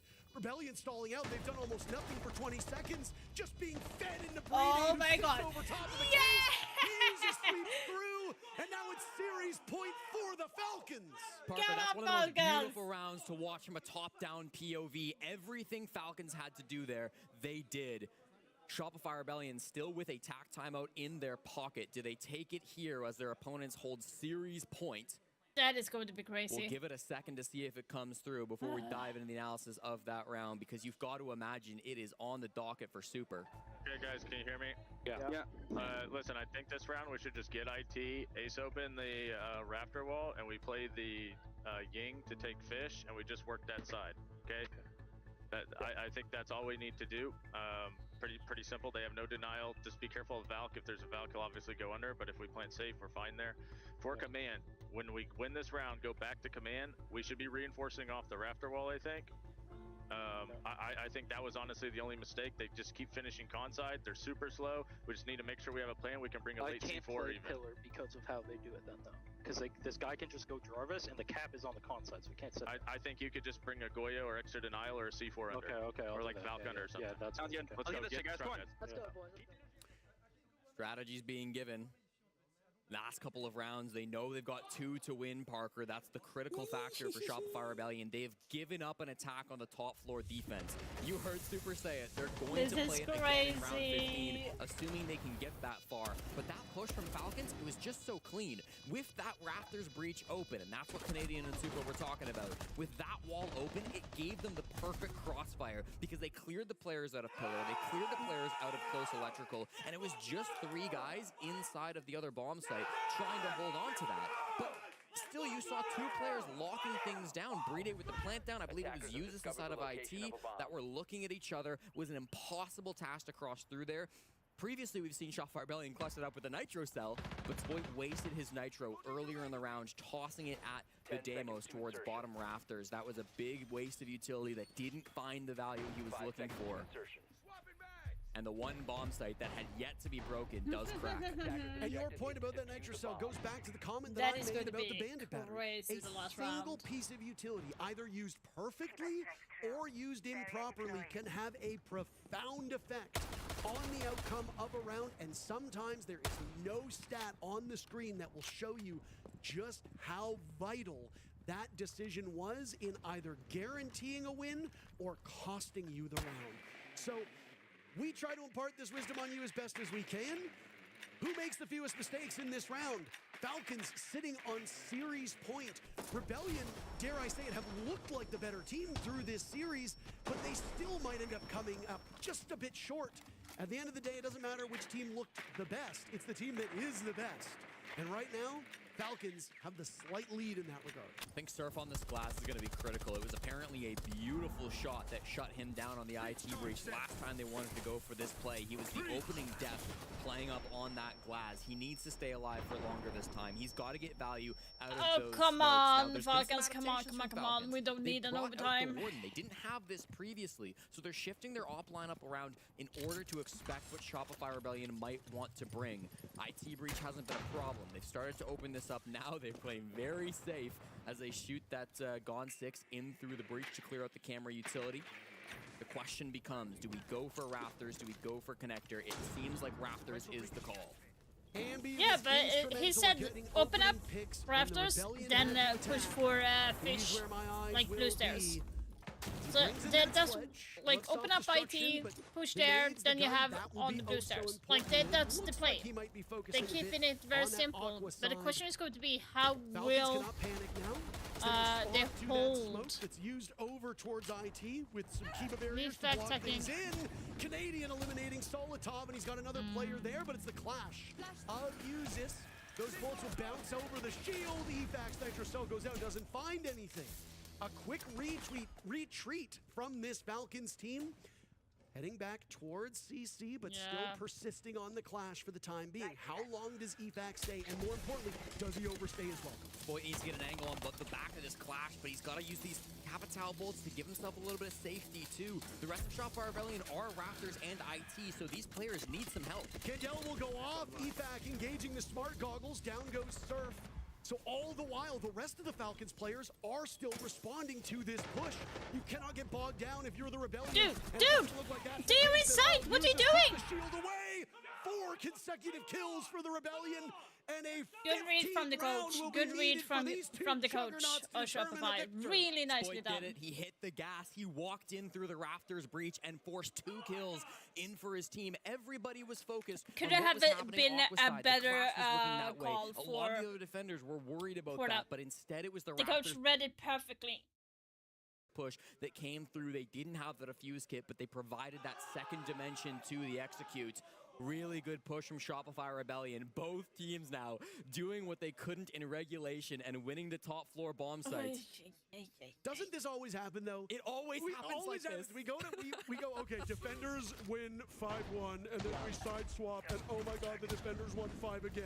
And then all 3 rounds of overtime are attacked. Literally. And you're like, where was what happened here? It needs to be studied in a lab at this point in time. Now, Super made a big gamble. He trusted his team to win that round, and he talked about what are we going to do when we defend here again. Yes. Like you pointed out, you got to get there first. Half of the job has now been done. We are going to see the theory crafting that has been done on the side of the Rebellion. Does it work out? Because the last time they attacked, Falcons sunk their talons into this B bomb site. Brede not flinching at all. He would not release his grip in such a strong spot. The strategy was great. You can't let them do that again. I agree. I think the Rebellion need to stop this push before they can get the plant down, before they can get their crossfires set up. That needs to be the goal for SR. That 3v3 post plant in round 13 just was not winnable when Falcons played it correctly. So Shopify Rebellion looking to strike early. That doesn't mean they got to get aggressive, although they do have Canadian on the pulse. Ambi not too far away from his captain, so potentially looking to guide an aggressive move. But for now, SR happy to sit on their hands and play their spots in the bomb site. You're going to have Spoit inside of Raptors. The first time this map that he's not playing Tubarão in this position, by the way, finally bringing out the Azami, which of course is the more common pick. Often a third ban that we see teams bring out to try to deny this position, but Spoit will bring it out here. I'm worried about the Canadian beyond pulse here. It's just going to be hurting. They start to get set up to clear through Spoit. One big move they did was Canadians. It's going to hurt Falcons, to be honest. A very killer operator for him. I mean, he's got a pulse skin in the game from EG for crying out loud. This is an early reinforcement from Spoit. 2 minutes still on the clock, and he decides to concede that space. Doesn't want to take the gamble. Doesn't want to allow himself to potentially go down to Falcons. This is very similar to what Falcons did when they were defending this site back in, I think it was round number 9. He's not underneath. I thought he was going to play under, but Raptors focus. Let's just box things up and stall them elsewhere. Falcons obviously knew that very effectively. Now Rebellion are trying to do the same thing. Will it work? I think this push is going to come connector side, Parker. I'm looking at the top down, and I do see Brede with the defuse kit on that side of the map. That's where Lickyfac is underneath right now as well. So trying to force some of these players out. They will track the pulse. Information being given on both sides, but it's Ambi who's able to strike first. He went down the lobby stairs, and he gets that pick. And he's giving them a big sigh of relief. Down goes the Deimos. Down goes Lickyfac, a man who knows how to clutch out.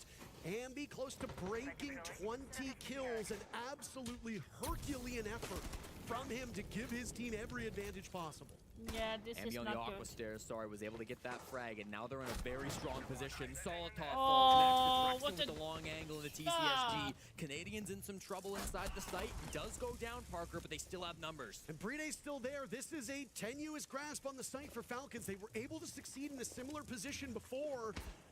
Does lightning strike twice? Shaiko searching for a kill. He finds Thorf, dances around the bullets. Bride getting diffuser down. It looks like history is about to repeat itself, Jesse. They managed to pull it off. Shield goes away from Uzis. Now holding against the Hordes. Rebellion with 3 players. Nice read from Shaiko. Come on, yes! Yes, yes, yes, yes, yes! It happens again! Yes! An incredible performance as the Falcons soar onward. Well, Uzis is sniping away. What? Incredible final round from the I got full points. I got all points. There's no stopping these demons, Parker. At least until they get to the grand finals. The Falcons are in full form at the 6th Invitational. It is identical to round 13, where they get the bomb site around Pillar. They have the plant go down, and the post plant just is not doable in the 3v3. I mean, that's going to be one you think back on for a long, long time. Hey, if you're fans of Falcons and you're hoping for a lower bracket Destiny run, you're now cheering for Team Secret to knock them down there in their matchup later today. Shopify Rebellion go down to the lower bracket. That's it for them. They will play up against Ninjas in Pajamas tomorrow. What a showing from these 2 teams. An incredible best of 3, and we've still got more to come. Weibo and Furia are the next match, but first, a short break. We'll be right back. Oh, we're like fucking kidding now? Like what? Here was A-stream. The A-stream casters shouting and the players reacting. Yeah. I can only assume that means that spoiler. Well, this isn't a spoiler, but like, you guys might have heard it as much as us. I assume the A-stream game just ended. That or a huge clutch. It was Shopify Rebellion Fury that was happening, right? That wasn't finished yet, was it? Oh, that was insane. Yeah, I reckon Shopify Rebellion might have just beat Fury. So I got all of the 5 games, 4 games that was on in the first. I got every single one right so far. If you don't want to know the A-stream score, just like. Now the question is going to be, am I going to get the rust right? He's going to find it. Falcons, by the way, not Fury. Oh, sorry. I keep saying Fury. I mean Falcons. It's all the F names. We're in the F meta, by the way. We have been for like 2 years. It's FaZe, Fury, or Falcons. I don't think the game ended based off the chat, but I got an ad. So I'm bronze now. Oh, Spawn Peak from Cyber. See, that's personal from last round. Yeah. Oh, gnarly. That's good revenge. And he takes down Volps as well. If Volps wasn't tilted before, he sure should be now. Look at this. Paulu's tempted to go for something a little bit quick. Wants to breach that is crazy how I got it right. Bonsai is down in control room. I'm like so happy. I have a confirmation. All right, spoiler alert, my friends. ... Falcons came up with a 2-1 victory just now. That was Falcons that was winning. Falcons winning. Apparently, it was like a 3v5 throw or 5v3 throw. Wow. So, or clutch, whatever you want to look at it. Very exciting. Look, Falcons, they have had so much energy this event. Especially, you know, I think they're giving Canadian a run for his money. Yeah, Canadian used to be known for being one of the most energetic players in the scene, and, well, Likafak has certainly taken the cake. Okay, so for this match, I did put FaZe Clan to win against W7M, so I'm hoping it's going to hold. No, it wouldn't have been. Okay, so they have 1 game away from main During stage, this time, I will be going and making dinner. Of course, this battle right now is for a spot at the 6th Invitational main stage. What a shot from Palu. Dialing back the clock with the Supernova. And tempted to find more now, bearing 9 in hand. But it's not great at long range. He needs Dots to come in and support, especially with another one of his teammates falling. And KDS has joined the fray. FaZe decide, okay, we have an advantage, we can peel back. KDS actually got a shot on one of those players on the outside window, really locking down the bomb site. 2v4 now for the 2 hard breaches of Fluxo. I need to overstay your welcome here, Vita King. Very much feels like the battle of first pick, you know? Cyber Spawn Peak, really solid round for FaZe Clan. They lock out Fluxo completely. Oh, flip it though. Shotgun doesn't get the kill or the injure. So Paolo goes down. You're good for 1 pump in that 1v1. That's it. Now the prone angle. Dots gotta go fishing for 4 kills.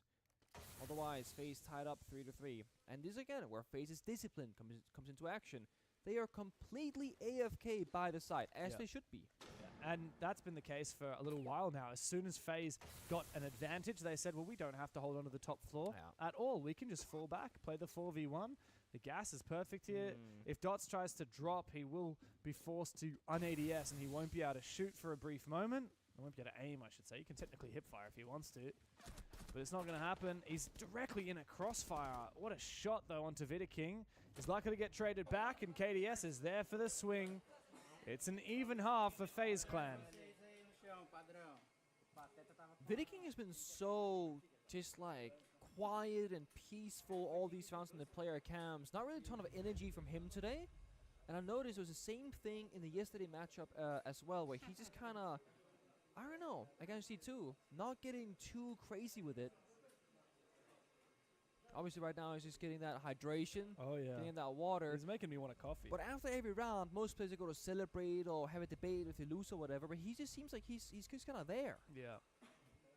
Yeah, no, he's quiet. I mean, he's just the quiet backbone of this roster, isn't he? I mean, that is it. I mean, this could just be the hammer lifting version of himself, where this game is not where it's 110% just yet. Well, that's the thing. I was looking back at the results between FaZe and Fluxo in the last 12 months. The 2025 season, they met 7 times, as I said at the top of the show. And Fluxo won 5 of those 7.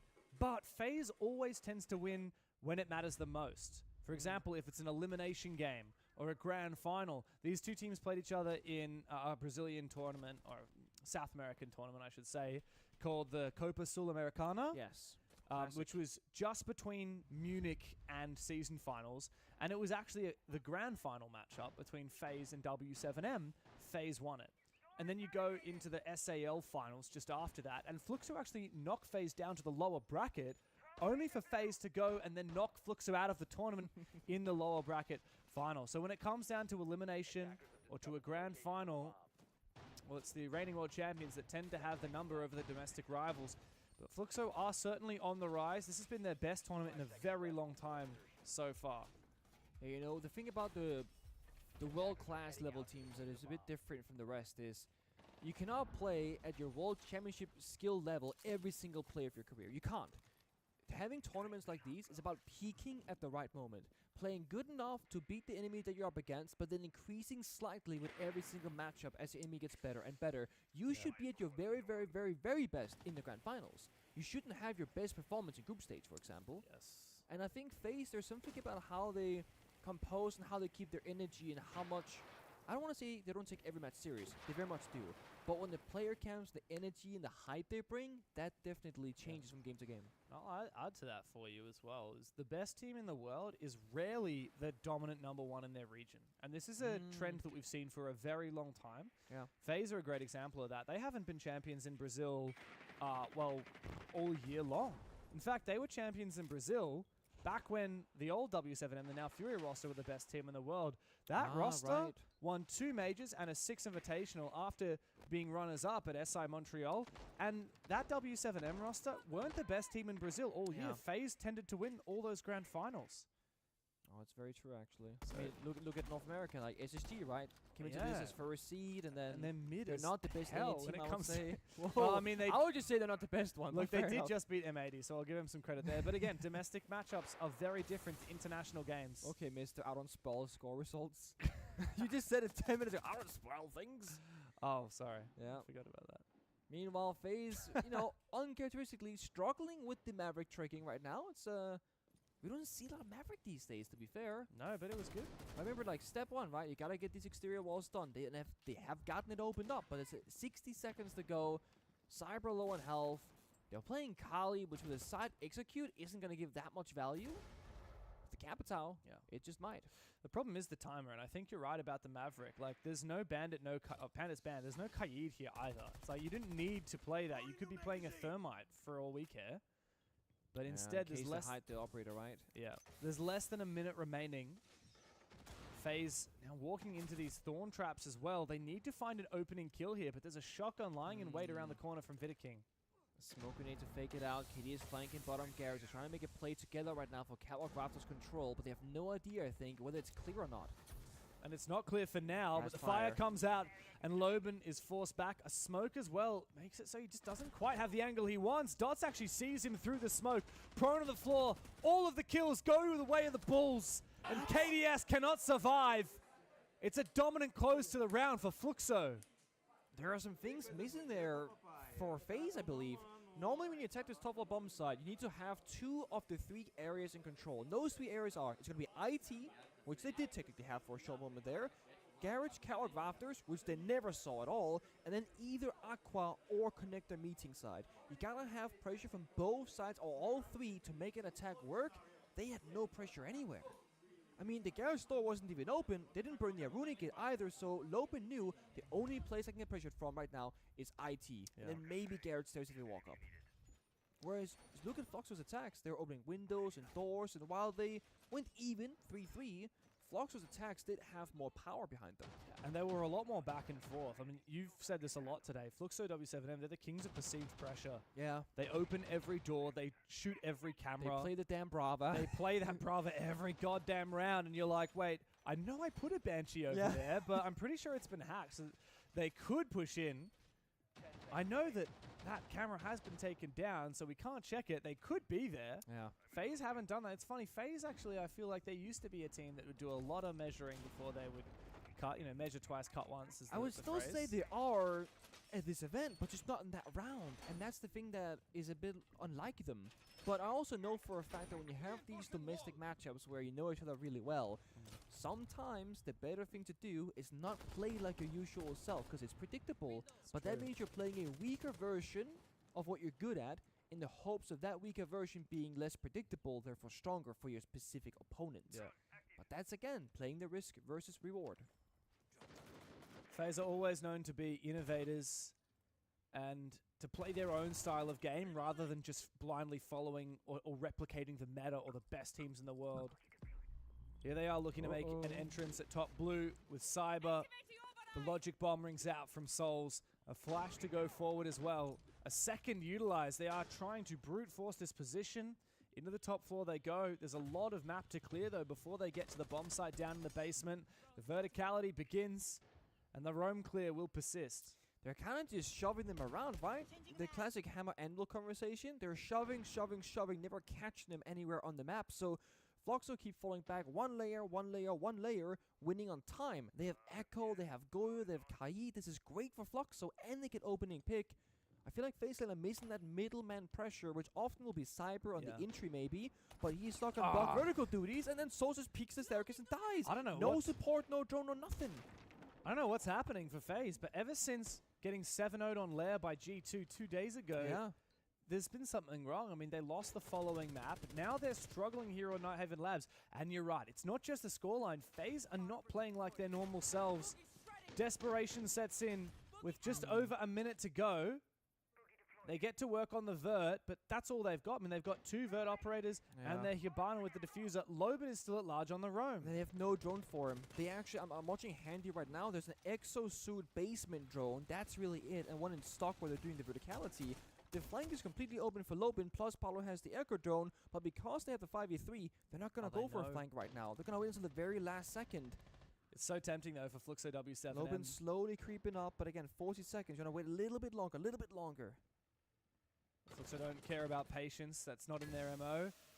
Vidaking does spot him, so now at least FaZe know about it, but that means they have to dedicate a player to watching it. Ooh. If they start to find kills on site, though, Loben will be forced back towards it. And you're right, the roamers are retaking upstairs. Dotas is the only one who's on the bomb site. It's opened the gates for FaZe. This is risky business for Fluxo W7M. This is going to be played into the retake. The Yokais are not present, and the plans will go down into the 2v2 now for FaZe. The impossible round now looks like they might just have a chance. With Loben finding his on the flank, it all comes down to KDS. He sees the first. The timing is off. And now Loben should know exactly where he is as well. He has the DMR. Pops the Goyo. Needs to find the kill, but Loben gets him. Fluxo W7M. They make the retake happen, and they extend their lead to a second round. I do not understand what I'm witnessing. They have Echo drones upstairs for the flank. The Echo is the first one in, not droning for his teammates. They have a 5v3 for the longest of times, and then 3 people are flanking upstairs, retaking. Maybe they were expecting there to be more vertical angles on the side they could use against them, but there weren't actually that many because they took down the vertical players. It could have been a disaster. But Fluxo, I mean, man, they clutched up. Yeah, I mean, Loben clutched up big. He's had so many big games in this tournament so far.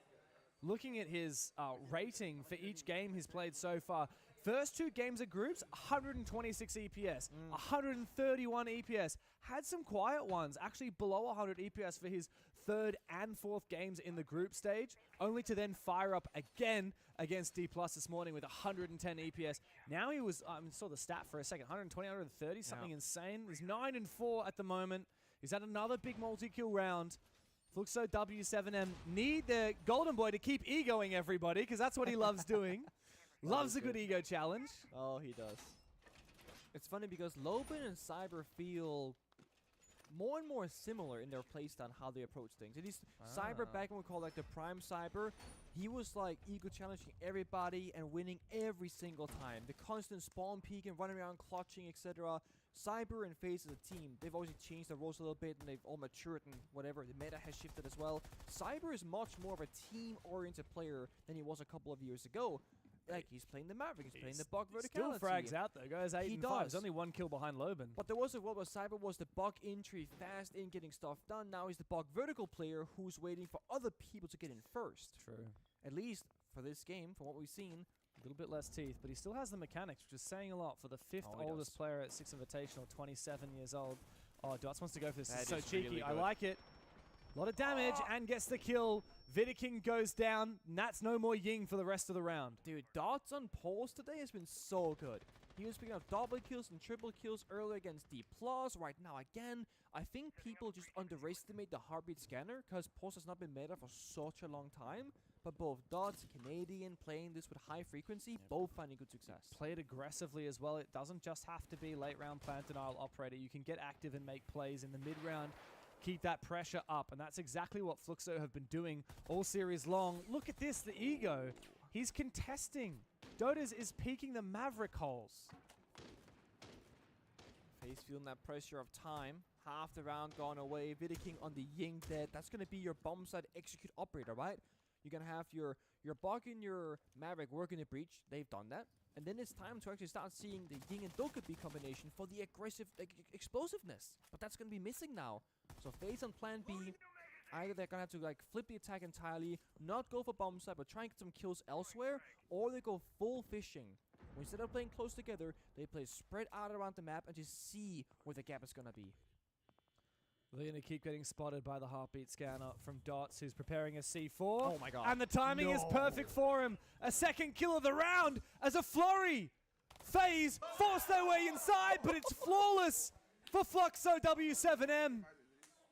Map points on FaZe's map pick. It's a big globe as well. Fluxo, when we cast him last, not earlier today, but the day before that, you know, there was, or the day before that day actually, they were just never sitting still, never playing the strategy, never playing the paper. They were always almost chasing people's tails, being like, where's this guy, where's this guy? We're seeing them still have the aggression and applying pressure, but playing it smartly. The verticality, the C4, the crossfires, holding on to the important areas of the map, and just challenging FaZe where it matters. Where they were so good during group stage at challenging where it matters not. And so FaZe take their tactical time out to try and bounce back 3 rounds in a row and push OT.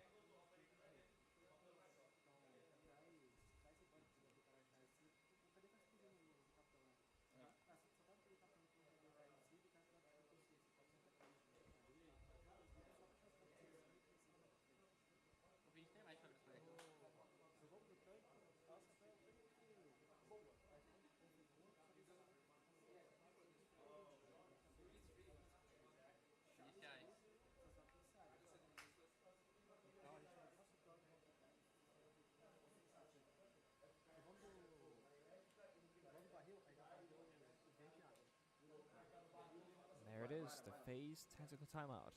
Very calm. Very, very, I mean, the entire energy today has been very, very calm in general.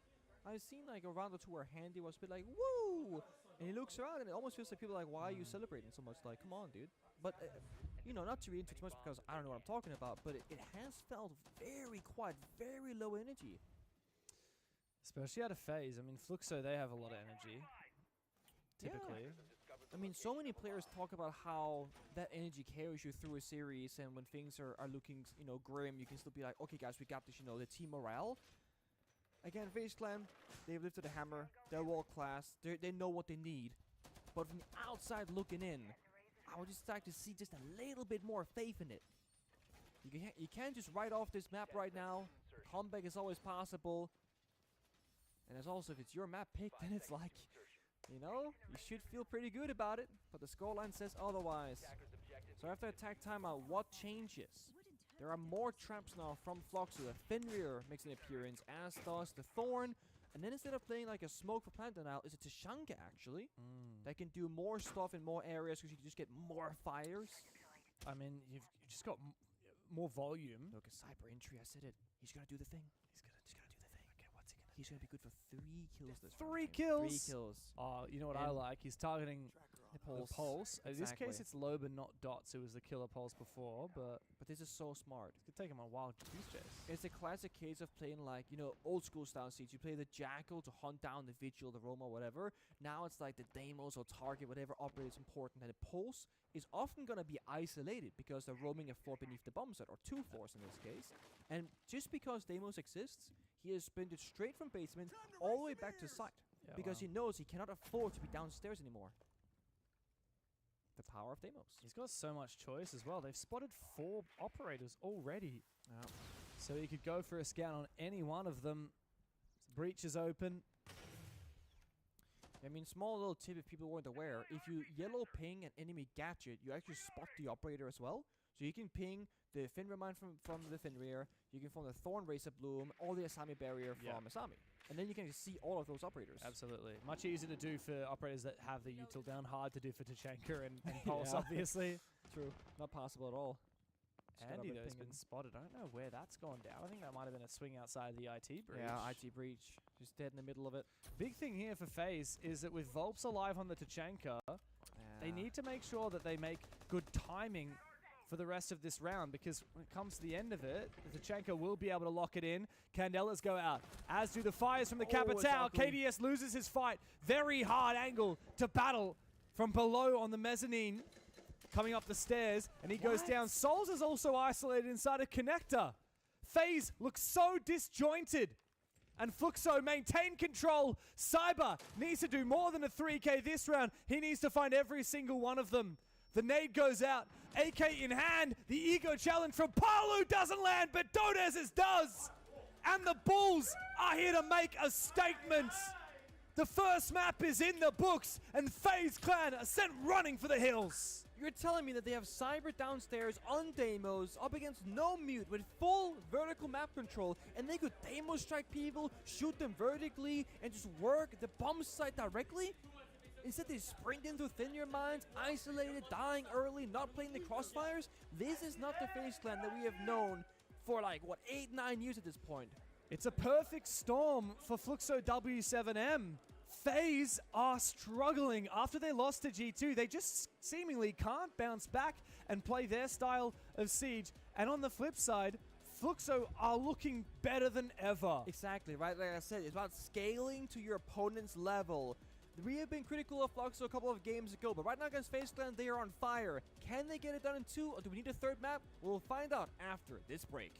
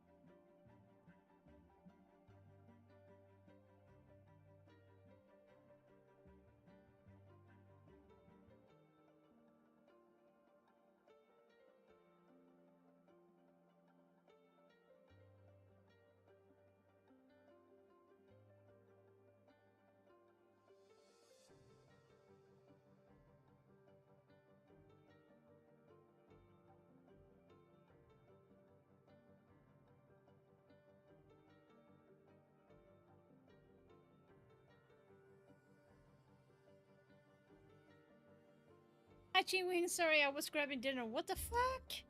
How did W7M win that? No!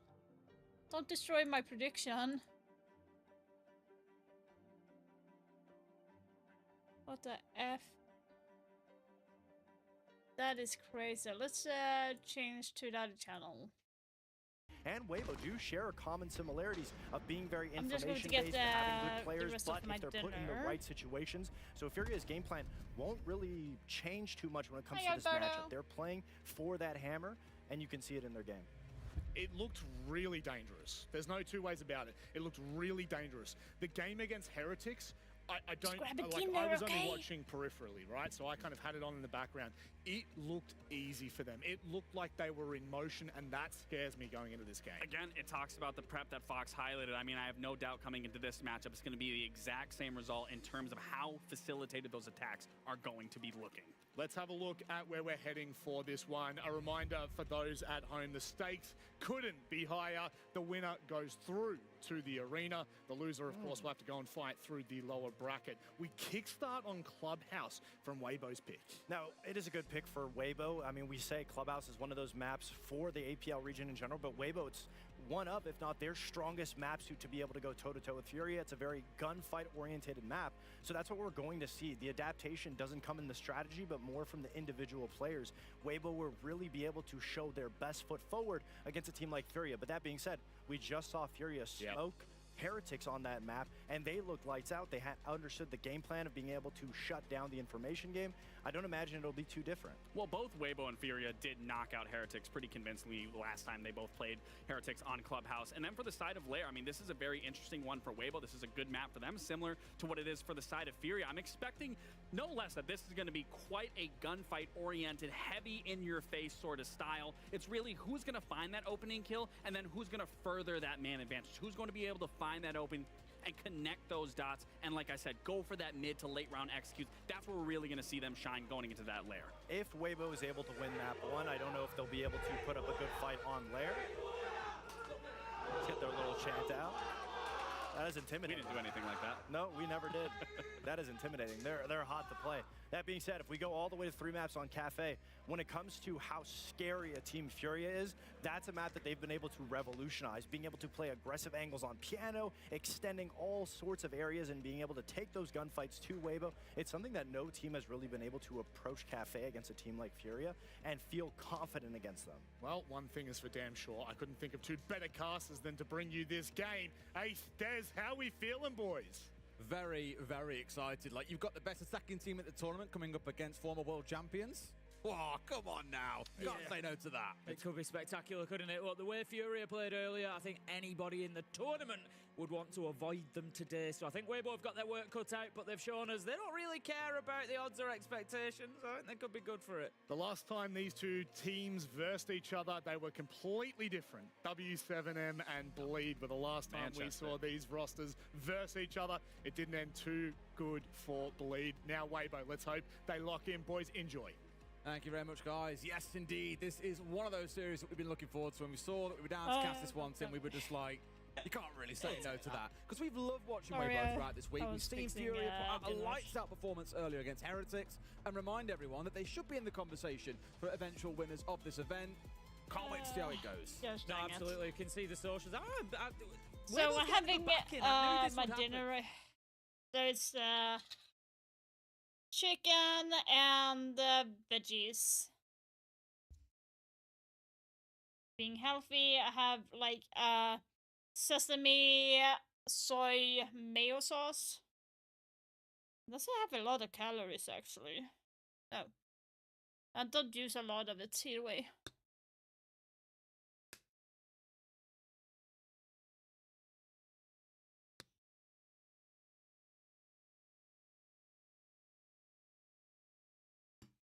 Are you freaking joking?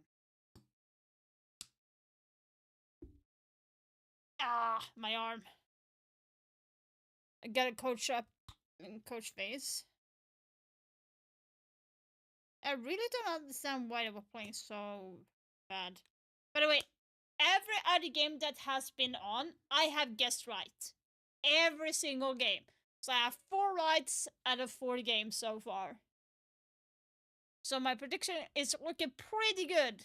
The only thing that can fuck it up is the FaZe match right now, because I put FaZe as to win. You know, if you look at any, like you look at the big G2 win, they dropped down to the lower bracket. So, like, they had their my off day, prediction, and then they went on a if run you look through. at this, you know, you look at it was the same with it's many, looking many like this. winners of tournaments Right have gone now. through that process of having a bit of an off day. So Because hopefully you can today see. is not the day for Weibo, and they continue putting in solid I switch performances it? as we have seen. So far, 4 games, 4 wins, and you know. Yeah. Furia, Let it's me, the next big challenge. Where I think a lot of the success from Weibo has come this week, and it's certainly my not to filters demean Reach it, because he is one of our what? top-rated players at the competition. He's played lights out, but eyes turn towards the best players over the last 6 months of this lineup, which is Hoven and Ape. Those two have been lights out. In the series that we cast the other day, they both played brilliantly. Like, you can now, see I thought maybe why- we might see a ban coming towards Hoven, and his Belusi absolutely loves That playing it, is but in so this round at least he's interesting. on towards the back. And Speakeasy's going to slam her to start things out, Tim. Not often that you think you're going to say that line, is it? Well, that's how you kick That's things off against Furia. Get up in their faces. Look, Heretics showed it earlier. This team can be susceptible to losing rounds when you get up in their face. Yep. If they want to go for a 3v3 gunfight, Why get is into my it cam with them. They want doing to that? get into it. And Heretics did that and had some really good results. And I think Weibo are the sort of team to take that lesson and think, we're going to come in here just like that. We're not showing you respect. We're not showing you any fear. We're going to come in and go for the gunfights. They've just got the opener. They've taken out the IQ as well, which is going to protect some of those electronics, hopefully, for them. And it's a great start. For me, and I mean this in the nicest way towards Heretics, it feels like Fury are having 2 very similar games on the day, but this is the evolved form of Heretics. A lot of these players have played at international events for a while now. They know the field, they've got themselves grounded in, whereas for Heretics, it's their first time as a Tier 2 team. Does it strictly mean that Weibo are better than Heretics? I'd say on the day, yes, but of course you never know what happens coming to a game.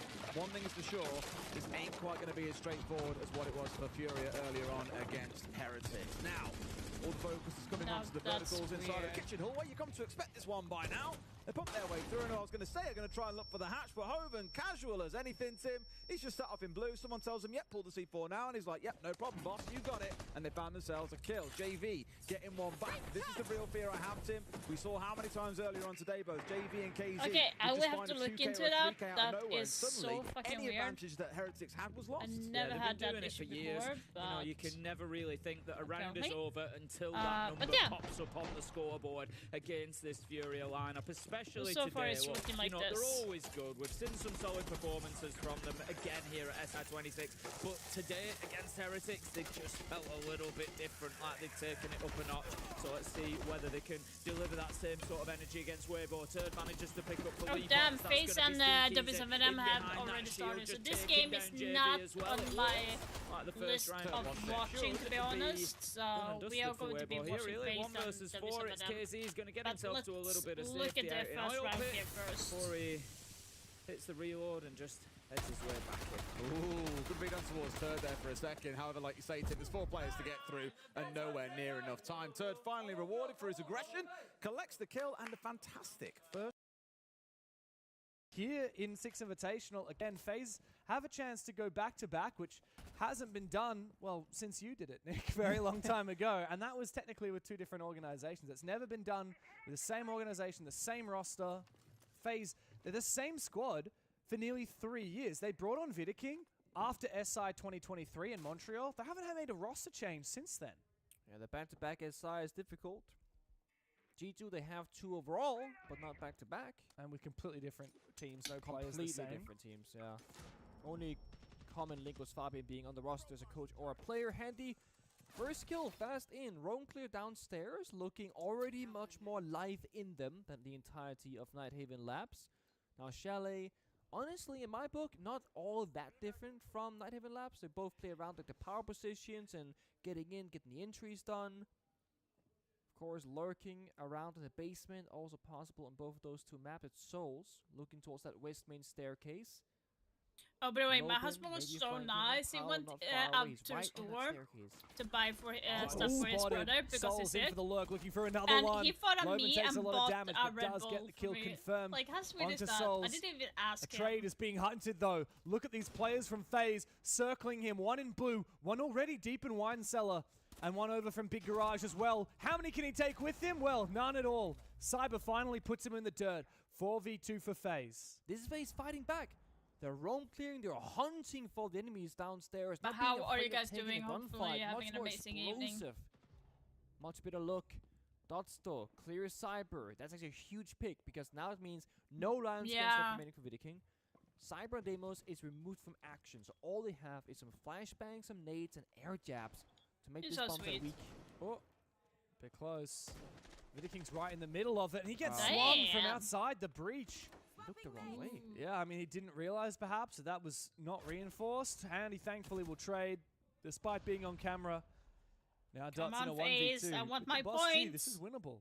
And to be honest, between those two teams, I think FaZe deserves to move on than W7M because W7M has been playing a little bit more wonky than FaZe because they won there's no way they lose every game except for the Bossy can only take one fight at once. Game. So I think he like switches for me, to the SMG-12. I feel like this weapon they you can certainly multi-kill with. Handy and KDS spraying together. A good flash again. They're using all of their utility. A nade comes out. KDS! Where are you looking? Dots has made it a 1v1, but Handy will not go down quietly. FaZe kick things off on Chalet with a round win. A little bit more energy there on the player cams as well, perhaps just waking up into this series. Yes, it is a little bit too close for comfort, but they get the job done. They get the round. They get in the building quickly. Great shots across the board from Souls, from Cyber, from Handy. Timing there in the 2v2 kind of unlucky for Fluxo. They had a yellow ping information on top mess, but communicated a little bit too late. A little bit too imprecise. So they go to Bar and change things up a little bit. Bar, they can play more around the building if they want to. You know, play deep master bedroom Solarium, play in the basement, or they can bunker down, hold this top mezzanine, top blue location if that's what they prefer. But they've opted for barbed wire, for traps. This tells me that they probably want to play more of the map than the hard position because out the deployable shield, no Jaeger, no Amai. Playing this library hold, it's going to get very tricky. It's true. It means you're going to have to play a lot more loosely. Yeah, I think so. To be fair, FaZe went very much lurk mode last round. It was the Nook in early. There was also, I can't remember who it was that made that early entry in for Bar. I think it was the Deimos who did that. Maybe it was Cyber, yeah. Yeah, so it was Deimos and Nook both early into the building lurking, and then as soon as they found where someone was, it was a full collapse. Let's hunt together in the basement, those roamers. So I think the idea with the traps is it's much harder to lurk like that against traps, much harder to roam clear. Same story for the Vigil again. Also hard to rush site when the Fenrir is up. This is exactly what I said, like fanning out on the map. They have Dots, the solo bombs are clear, who currently is actually going up towards top floor instead, so I think back down. I have a theory as to why Dots has proxy alarms in pocket that he hasn't deployed. Do you know what that is? Could be the Thatcher juggle with C4 in case of a side rush. So for anyone who hasn't seen, there was an amazing clip. I can't remember which player did it. Surf from Shopify Rebellion. Yeah. And yes, the meta these days is to get that Thatcher and EMP the Nitro styles as they come out. You can bait out the Thatcher with the proxy alarm. And then throw the C4. And then throw the C4 after the Thatcher's already used his gadget. It's genius. No Thatcher this round though, but a nice idea from Dots. Yeah, it's a nice little win condition in case you're playing solo side. So in case of a rush, you gotta have that win condition in your back pocket to enable the other 4 roamers to like really deep roam and not fall back the second you hear something by the bomb site. FaZe will match them though for a roam clear, and they're doing it nicely. They're pushing from master bedroom offices and then cutting the crosses on the windows from the outside. This is them shoving back their enemies, and if Fluxo wants to fight back, they'll get stuck. So they have to respect those windows and fall back step by step by step. This round will end up in that difficult spot of library, where Fluxo don't have the quote-unquote strongest operators for this, so it could get ugly. FaZe in a great spot here for this round. Just continuing to chill out. Yeah, mind you, there's no shields, there's no coverage, it's only traps. So that top blue mezzanine is just a 50-50 gunfight. FaZe can certainly make it better than a 50-50 if they use their util. We've got 3 more flashes in library. And nades. He jumped in that library. Is very risky. I have no idea why he thought that was clear. And FaZe are dropping 1 by 1. Fluxo W7M just sit back and wait because FaZe have dry peeked everything. They hit the Lion scan to say, by the way, we're going to move now. And then they ran straight into Fluxo's waiting arms. KDS taken low. He will find Volps, but his HP is not going to help him in the next gunfight. Needs to be desperate from Souls as he makes his way inside. Good flash. There's a player in the corner, needs to take the fight. Didn't see him. Dropped down, prone on the ground is Dodez. He might get up and refrag. He will. KDS now in a 1v3, and Loban's spotted him, knows exactly where he is. So Loban will fall back, not give him the gunfight. So stupid. Fluxo should win this on time. Really dumb. 12 seconds. Can't even drop the hatch. Gets shot down before he gets there. Yeah, that was a mistake by must FaZe. have had misinformation. Someone maybe, just maybe, baited Vidiking. What happened off screen for the first death is that there were 2 defenders in library small box with the reinforced wall, which meant the people from office couldn't see them at all. Vidiking jumped in the single library window way ahead of schedule, dies. 5 seconds later, then the other FaZe players, they full sent it. Completely disjointed. What is going on? Again, and it's the thing that worries me here is that it wasn't Cyber who had a sound cue and jumped in off pace. It's Vidiking, the IGL, the smart guy who's calling the shots for the rest of his team. He jumps in first. He should be the one controlling the pace of what we're doing when we're doing it. And it just seems like watching the player caps as well, there is some sort of thing there with the energy, the communication, the vibes, where I feel like there's a big, I don't know, they're disjointed. They're not on the same page. From the outside looking in at least. Floxo, they keep playing their game. They're not too bothered by what FaZe is doing because Floxo have been successful. They will bring out the Maestro, one of my own personal favorites, and there is no response from FaZe. There's not going to be that Brava counter pick because it's been banned away, as has a Twitch. This means with really, well, guaranteed success rather, you can force the Maestro as much as you would like. FaZe, they banned the Mira and the Denari, so they don't gotta deal with those issues in front of them. But the Kaid, the Maestro for this one, that could get tricky.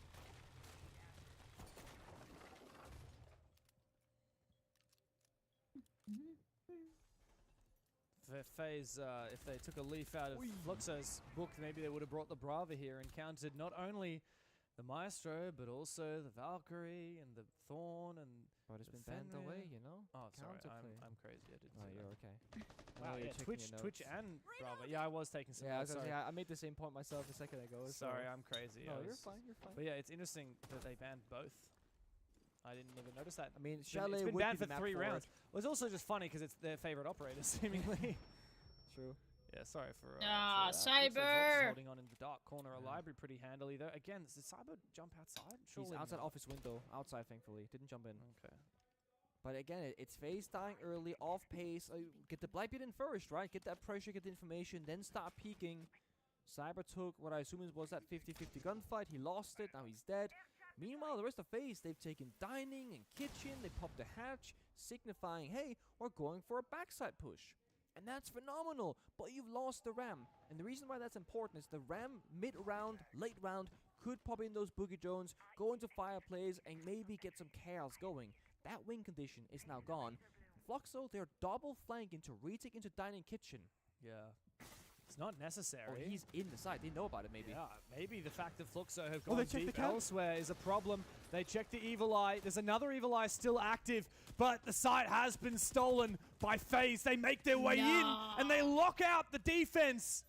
Dodas and Loban need to find a way back into the objective, but the plan has gone down, and the Blackbeard, stalwart on the site with the shield, will make it nigh impossible to retake. Vidiking from outside swings to win on Loban, and Souls locks it down for FaZe.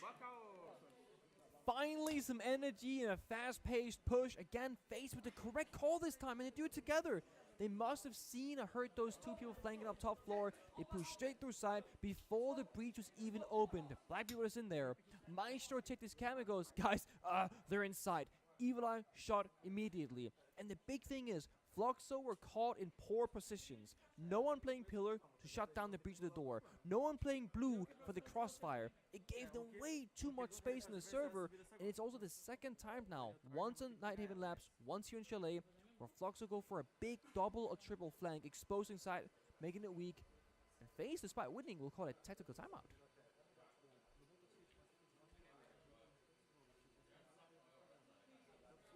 Interesting.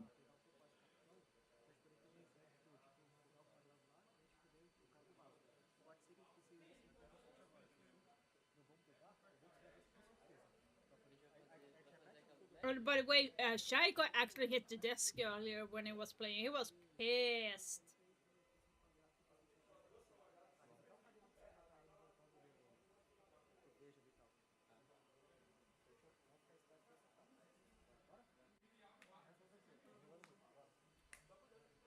Obviously, that was a bad round turned good, so type timeout is justifiable in that Still regard. warranted. I mean, look, that was a good read and a good execute, but FaZe, this entire series long, have struggled against a lot of fundamentals from Floxo W7M and even just the general play style. I mean, these teams know each other so well. Yeah.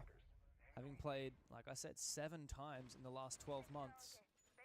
And yet, FaZe have struggled to get a handle on this very aggressive Fluxo W7M. They banned the Thorn. Yeah. Getting Thorn banned in pro play, and Invitationals no less, was not on my 2025 or 2026 bingo card. You didn't know that she was going to be buffed until she was busted, did you? Well, I'm not going to go as far as she's busted. She's playable, okay? Getting her back, so they banned Denari into the Thorn. Yeah. Very simply targeting these very specific niche trap operators. It's very unorthodox. This screams fast attacks or clears from one pot over. I think the problem is that Fluxo just have so many different traps they can be playing, right? That's the thing. You have you're protecting against rush traps, which is things like the Malusi and the Fenrir. We've seen both of those played. The Ella as well. And then you have like your Frost, which is kind of like a I'll catch you off guard potentially type of trap. But yeah, there are just so many traps in the operator pool at the moment that Fluxo can always flex onto different ones. It does remove the damage dealing traps though, right? Like they'll get negatively affected by Ella, as you said, Fenrir, Melusi. But then now in front to damage, and they slow you for a good 12 seconds. Like the speed changes, right?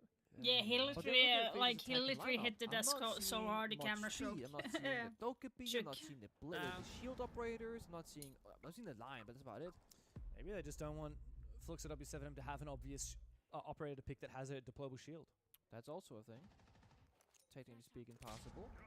Air jab, I like this. Jumping. Oh my god! No. One tap, the air jab delayed just by a heartbeat of a moment. And that's what ended Cyber's life. Now a refrag is being searched for as Hanny tries to jump out, but Loban immediately takes him down. Another one is found for Fluxo. Wow. Donis finishing off Vidiking, who has had a really rough start to Chalet. Souls and KDS have just about no hope now in the 2v5. I don't see how the Thorn Denari ban comes into play. If this is the game plan, I don't see how that syncs up with the operator bans. Unless you're just trying to take away some comfort picks here from Fluxo that we don't know about. A jump in, you're dead as well. Paolo's there. Donis is there as well. They are everywhere on the map, extending away from the bombs because they're not worried about a rush. Because FaZe don't tend to make them. Norris has a few choice words for Ralphadel and FaZe. Ralphadel called the tactical timeout, and immediately they fumble the following round. No second chances. I'm starting to feel like the Twitch Brava ban combo has really messed with FaZe here. It might be that. I feel like you have to play Flores. You have to clear Shields, man, somehow. Shields. You You're have right. you have Monty open for Vidiking, who is one of the bigger Monty players. You have Blackbeard or Blitz for any of the entries. You have Capital Grim. You have every power up in the game besides Deimos because they banned Twitch and Brava. While it does take away some information, there are so many strong operators available. Gotta lean into the cheese, don't you? You do. Yeah. I mean, is it even cheese to play Blackbeard, Grim, Capital? They're like the most powerful meta operators in the game right now, right? Every other team is playing them, for God's sake. You're right. And they're allergic to them. It's funny. They're gonna go from Blackbeard to Ayana and Grim to You're Sophia. kidding me. I am going to lose my mind. There's no way that's an actual He went Yana from pick. Blackbeard to Ayana. Oh my god. What is the play from Handy? Is it just for the EMPs? That can't be right. They have 4 EMPs. And a good gun? And a great gun. I mean, technically it's good for burning the Aruni gates. Technically true, yeah, sure, yeah. I don't understand the point right now. Like, they bar. Very, very, very low pick Like rate. the least played attacker right now. Yeah. We're still missing some Rooks, some Ducks, some Thunderbirds, and Alibi. Yeah, but Last as we I were checked. saying the other day on our cast, like, defense, there are a couple of ops that it's like, why would you play them? Attack doesn't have very many like that these days. Ayana is one of them. Ayana is one of them. I don't mind it just to burn this Aruni gate here. But still, I mean, there's so many other operators that you could burn Aruni Gates with. He needs to find this kill. Be careful, Loban. Just chill, my guy. We're chilling. They haven't burned the gate. No need to worry. Loban can just kind of sit back. Loban is the last player I put in that corner, by the way, because he's going to keep swinging. That's what Loban does. You need whoever's in this player to sit back. Look at this. him. Oh my He God! out. Loban goes for the peek. It takes down Handy outside from the balcony. Fluxo W7M cannot stay inside their building. They can't keep it in their pants. They got to keep fighting FaZe. No player in the world makes that play, by the way. And it's why Handy didn't even think it was possible. Who would jump? They C4'd it, they swung it, they heard Handy dropped, and you're thinking, that's the win. He left the balcony. No, they want the kill. So they jump out the window, past the setup, past the arena, get past the crossfire to go hunting for it. It works. And it is so tilting if you're FaZe Clan, if you're Handy, because why the hell would they do it? They attack top mezzanine, top blue, throw the 6 down KDS. Soul straights back. He needs so much more than just a kill onto mezzanine. They need to figure out where is Loban. So is he still hiding ballsy. in the dark corner? We know that he's gone all the way to Mudroom. He's repositioned. And they still have the cardiac sensor from Dots to call for rotations, to call for late round plays, and for Volps' C4. Volps is all the way in the basement, by the way. Yeah. Not on site to deny plant. I was going to say, it's very plannable. They have cats of fire and smoke. They have, still 3 bodies. And Dots is very low on health. But the walking down the fireplace stairs for a second, dropping the case top of the staircase. I think they're trying to figure out what the attempt is going to be. But Souls takes the diffuser down solo into first floor with 2 other people outside a library and games window. This seems like a very split take. Saba takes a hell of a lot of damage there. Loban sees the tip of his barrel for a brief moment, but Cyber restabilizes. Numbers advantage, quickly slips away for FaZe. Dots has been so deadly with the Reaper in hand, and Vidiking has to get desperate. The diffuser is down on the ground. Vidiking goes hunting for it. It doesn't matter where the diffuser is, because Fluxo W7M will win on time regardless. The lead has been stolen again. What? So they go mud window, they go library balcony, and they go fireplace stairs. And the one person that they specifically gave the diffuser to is the guy going fireplace stairs into lobby. The most exposed position in the entire map for this attack. Yeah. And Loban only dies because Loban is doing this thing where he doesn't stop peeking. Like, if he plays fadeaway, he's chilling in mudroom, but he wants the kill. Big praise to Volps that round, by the way. He was capital fired off on the blue stairs. He sprinted through the capital fire up to top floor. And I don't understand what they're doing right now, FaZe. What is going on? Again, if you flip the team names, you go, oh, Fluxo, that is experienced. They got Paolo and all these things, and they need more international stages, whatever. It's FaZe making these crucial mistakes. Yeah, they're making big mistakes. They blanket onto Ayana, didn't even use the gadget or the EMP. Yeah. They never cleared their Runigate. I don't get it. There's something going wrong for FaZe right now, and it's going to make them suffer. They were one of the favorites to claim the championship in this tournament, and Fluxo W7M are making them look silly. They're playing Clubhouse. FaZe Furia had some rough moments against G2. We can't deny that, but those maps were competitive. Furia. Looks like W7M was so in control on Nighthaven Labs. And Furia they is had on a warm-up right game now. this morning against D+, and they have just looked hotter and hotter the deeper into this tournament For we the go. remainder of the game, Furia is going to be playing on defense. It took 6 rounds So of do attack, expect that Furia is going to be winning this enough. Let me lead the charge. Let me get in safe and sound. Okay, this that was is a the nasty best kill. version of Vidiking RGLing that we're probably going to see. Because Monty gives you so Not on much that, mental it was on space Furia. to make the calls, and you don't have to worry about your own positioning and your own gunfights. It's an ideal person's role, but they are up against a big counter. Volps is sitting on the Clash. It is the #1 shield counter in the game, even against the Monty, because that electrification is going to just shield guard break you 24/7 and stun lock you as long as you're within range. So the one good thing that we have here for Vidiking is that he himself has pocket EMPs. Yep. So if he sees the Clash and the Clash hasn't had a chance to tase him yet, he can quickly put the shield in his back by clicking the 1 key and then getting those EMPs, throwing it at the Clash, then getting the shield back out again. And hopefully not get shot in the process. And hopefully not get shot in the process, that can which happen. is very possible. Solus giving info for the flanker downstairs of Dots. Has Barbwire. No, oh, actually has Barbwire and C4, sorry. Oh, he's going to get revealed by the Lion. And the EMP has just come out. Vidiking just used both of his EMPs onto Volps. But I don't think... They're meleeing each other. Vidiking's stuck in a corner. Oh my god, what is going on? The shield play back and forth. Both of them will fall. 3v3 now.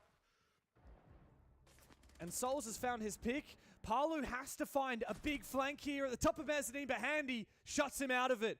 Dots, who was trying to flank early in the round and got detected by the Lion scan, now must flank for everything. And is being watched by Handy in the hallway as the plant is going down. Cyber on the bomb site, covered by Souls, should be able to confirm it. And as he does, Dots is in an awkward spot. Doesn't even have an opening onto the bomb site, and Cyber will shut him down. Exactly what we needed from FaZe. Yeah, but to be honest though, I hate the fact that FaZe won that round because they played it so poorly.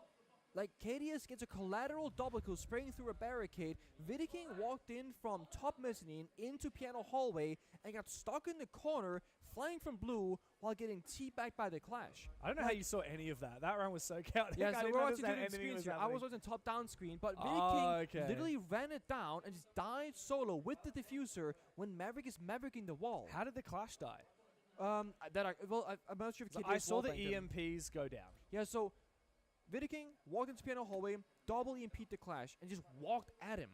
But then the Clash walked back into the Monty, so Vidiking goes back into the corner of piano between the soft wall to office breach and the corner that's a hard wall behind you. And there's a guy. And then Mossy flanked blue stairs. And he gets stuck in the crossfire. And Vidiking dies solo with the case. Then Vidiking gets a double kill collateral through office door. And that turns the tide.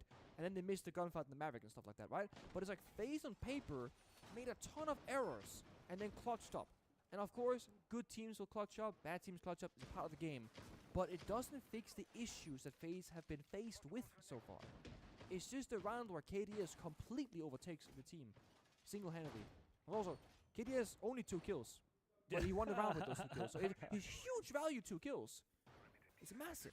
Yeah. But it's the worst way to win a round when you're a great team is to rely on a clutch. Well, as we move into the second half, Pengu, we've had quite a few operator bans come out. FaZe getting rid of the Monty. Fair enough, but not that we've seen Fluxo play a lot of it recently. I like the Grim ban. A little bit scared the fact that you've left both Dokkaebi and Deimos in because we've seen a lot of very scary play, especially from Volps and Loban on those operators recently. But for Fluxo, the big one that stands out for me is this little smoke ban, which we've seen popularized on Border and now making its way into other maps as well. It is again, I feel like we're in a point in the game where the fact that most pro teams will not play Tashanga even when a smoke ban happens is a worrying sign. Like, Smoke has always been the #1 plant and operator, the most comfortable, easy to play, great guns, the whole thing. But if you take that away, a lot of teams cannot substitute it correctly, so they have to change the entire playstyle to deep roaming, retaking, or playing tons of C4s with Stature Now counter, for example. So we'll see what Fluxo can do with it. Here for Chalet, not so much the plant denial, but you can smoke off one of the pushes and just limit Fluxo's aggression. The smoke ban enables more of that. Cyber should be dead here. He has a good read, though, to be honest. He knows about where both of them are. Looking to get re-aggro. He's going to challenge it? Yeah. Risky. E1D goes out. So too does the Logic Bomb. And there's a lurk happening from Volts. He's just made his way up West Main. Respect to Cyber. He stuck around for so long and burned so many pieces of utility. Yeah, they're trying to cut him Striker, off. Lion Charge, and Doga Call, and he's alive. And he's back in a relatively safe position, especially with Handy supporting on the Azami to block off that window of display. Under the pump now, it's KDS. He has no idea where to go, and Dodes will finish him off. Well played from Fluxo W7M, and a second one found. Handy had to get re-aggressive, but Fluxo shut it out. Now Vidiking and Souls must clutch up in the 2v5, and the Deimos continues to track him. There's one on the roof watching his position. 3 players low on HP here for Fluxo. Might open the doors for a clutch. But Souls only has 16 bullets in this little Roni, and now he's got to find all of them. Good headshot onto Loban. Still hasn't taken down the Deimos, and Palu outside the window finds him, gets his number, and gets a lead again for Fluxo W7M. I mean, I think My you said this God, yourself so not well. a third Leaving map. Deimos still could be open on Please, not a Chalet. third It's map. trolling. It's gonna make the early game and opening gunfights very difficult because you just have some of the strongest roam clear operators, probably the strongest roam clear operators in the game. And that's not even counting Lion. No, which also got buffed recently. It's not counting a shield as well getting in there. It's just those two global operators to a degree. That is like And crazy. FaZe Clan, I feel like either you fight back early and everyone plays like Cyber because he played that so well until it fell apart. But the other players, that's not how they thrive. They don't thrive in that environment. That's a Cyber play style in my mind. So what can FaZe do? They can bonk up and play super passive. But now you're giving full map control because of the Deimos Dokkaebi, so they're gonna pick you apart surely, right? It feels like a net loss here for FaZe Clan if I'm them. And like you said, have we seen Fluxo play multi like ever? No, I don't understand It's been the Blackbeard, it's been the Blitz, it's been that faster pace. Our story has always been they're a super linear, aggressive team for Fluxo. This has been the most dynamic and depth that we've seen from them. Absolutely. But maybe FaZe Clan knows a different version of them domestically that we haven't seen. Maybe. That's gotta be it. I'm not even a big fan of the Grim ban here. Like, yes, he's a great operator, but Grim isn't like a hard lock operator like your Deimos, your Lion, and your Dokkaebi. Like, you feel so helpless when you play those. If you play Grim and you're revealed by the bees, it sucks, but technically you can still kind of fight. I will just put back Right? my It's plate With the while mute I have a changes, it does technical make the pause, Grim that ban way I higher will not value, miss just anything. because mute jammers don't stop the Grim Beast anymore. It's true. I just feel like here, in terms of choices you've got to make, I don't think that ban was the right one.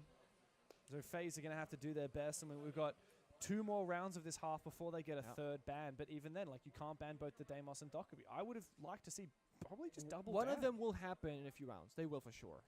You could have banned both of them. you could have. And then you use your third one to get rid of a shield or get rid of the Grim if that's annoying.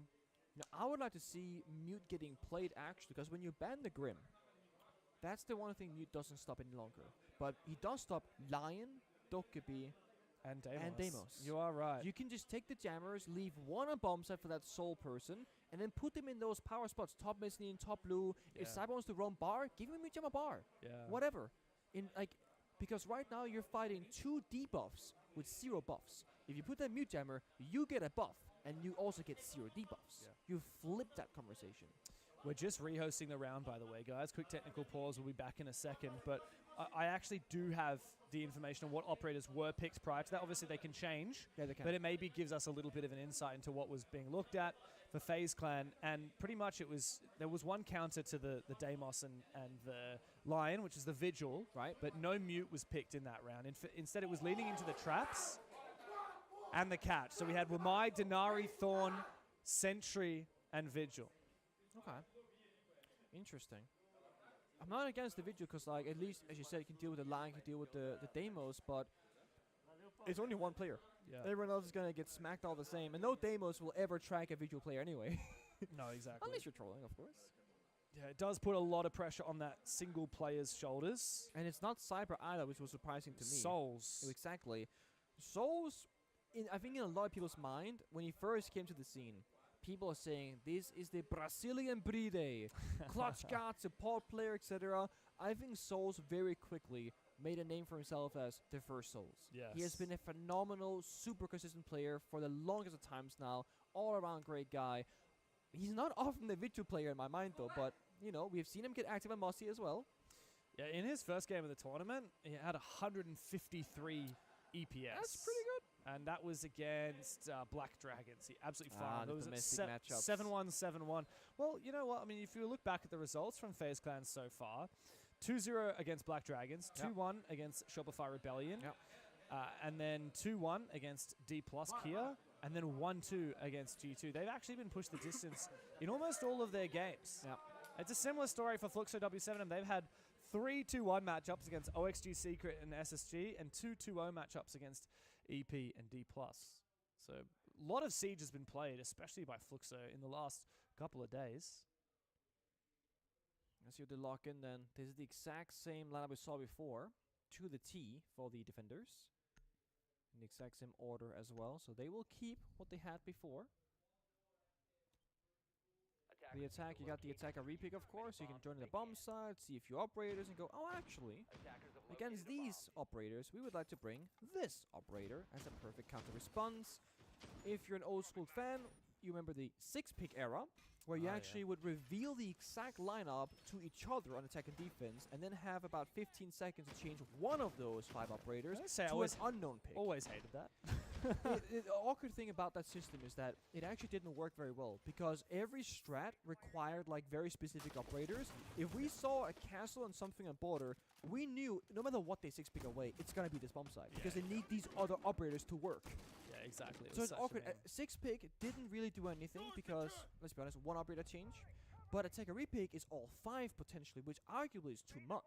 Yeah. So it's a bit of a hard middle ground to find. Oof. Nice try, but no cigar.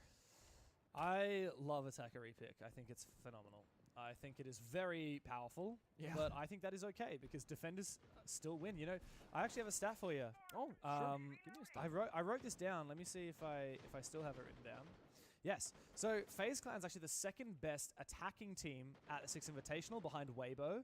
They have 59% attack win rate. Oh. The SI overall attack win rate is 45%. The average is 45%. The total of all the rounds played at 6 Invitational, attack has won only 45%. Fun stat. Take out like Fearix and Enterprise from that equation and see if that changes things drastically. I'm just saying, no hate, but I feel like it could be dragged down by a few teams here. Maybe. Yeah, maybe a little bit. Maybe. Like, it's very close to like 51, 52 if I had to guess. Really? So you actually want me to... I can probably get this I actually think it's closer to like 50 than not. Okay, I'm back. But could be a thing for later as well if it's too... look, I'll do this. I'm like a little bit sad my kids are actually watching a horror movie from the 90s. Balcony. They're watching like One Miss Called, if you don't know what it is. Google it up. Scary shit. They did it, but there was another Magnum, I suppose. It's funny. Who would have thought... Azami's in, by the way. We could be playing Azami here. Well, my Jaeger is still, in my opinion, such a strong duo that almost never gets brought to the table, and it's for rounds like these. Yeah. Because the Asami gets DMR shot in like 4 seconds and it's gone. It's true. Flourish drone could also clear the shield, but we're forced from the bomb site. There's one spare now to get that shield removed, and if they can't get it, this entire attack might have to switch.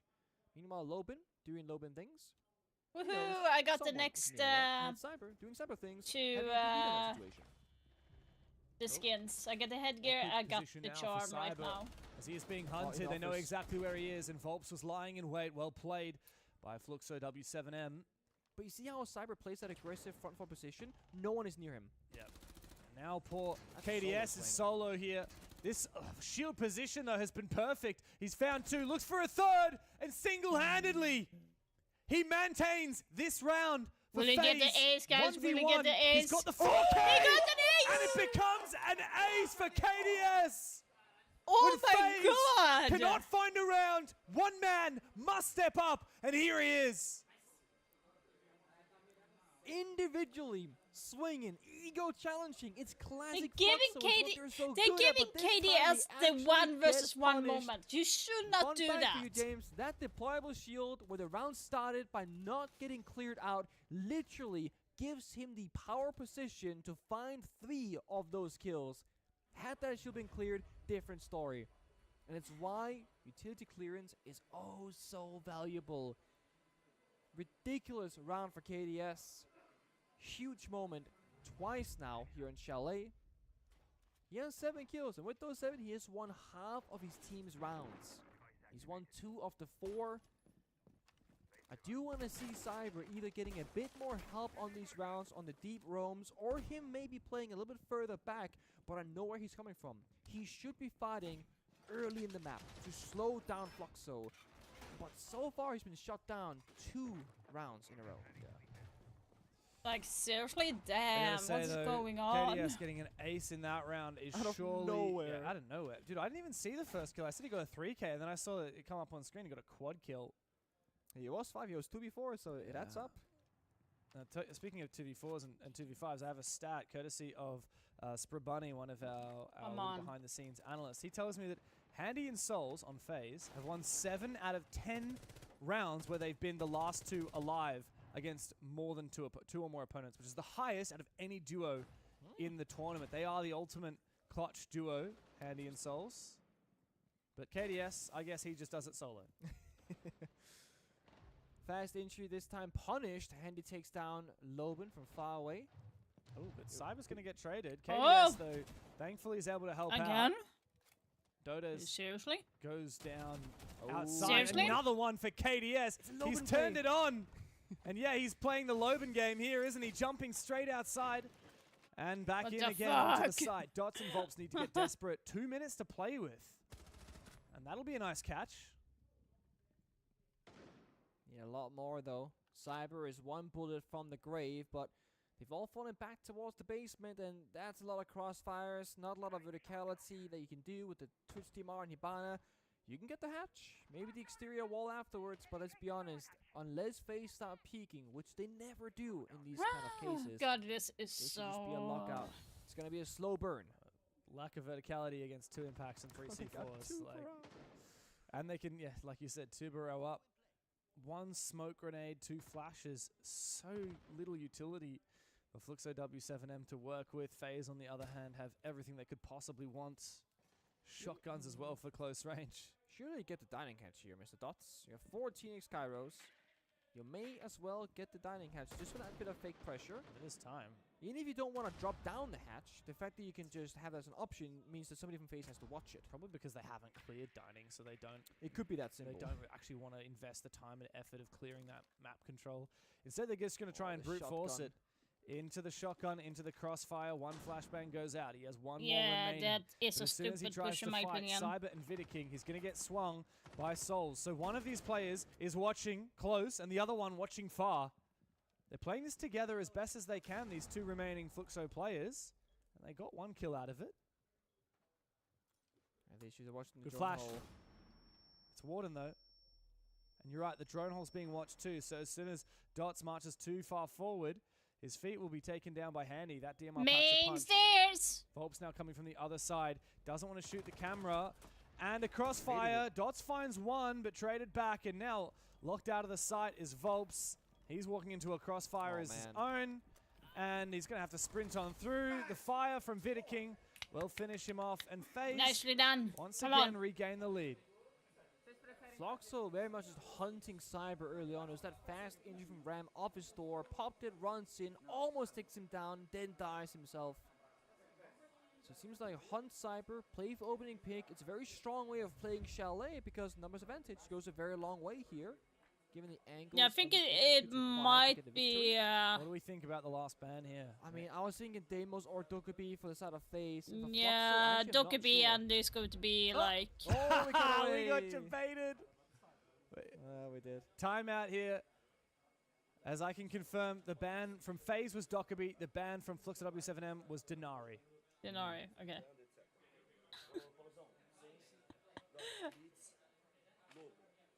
Damn, that was a little bit mean to cut to that.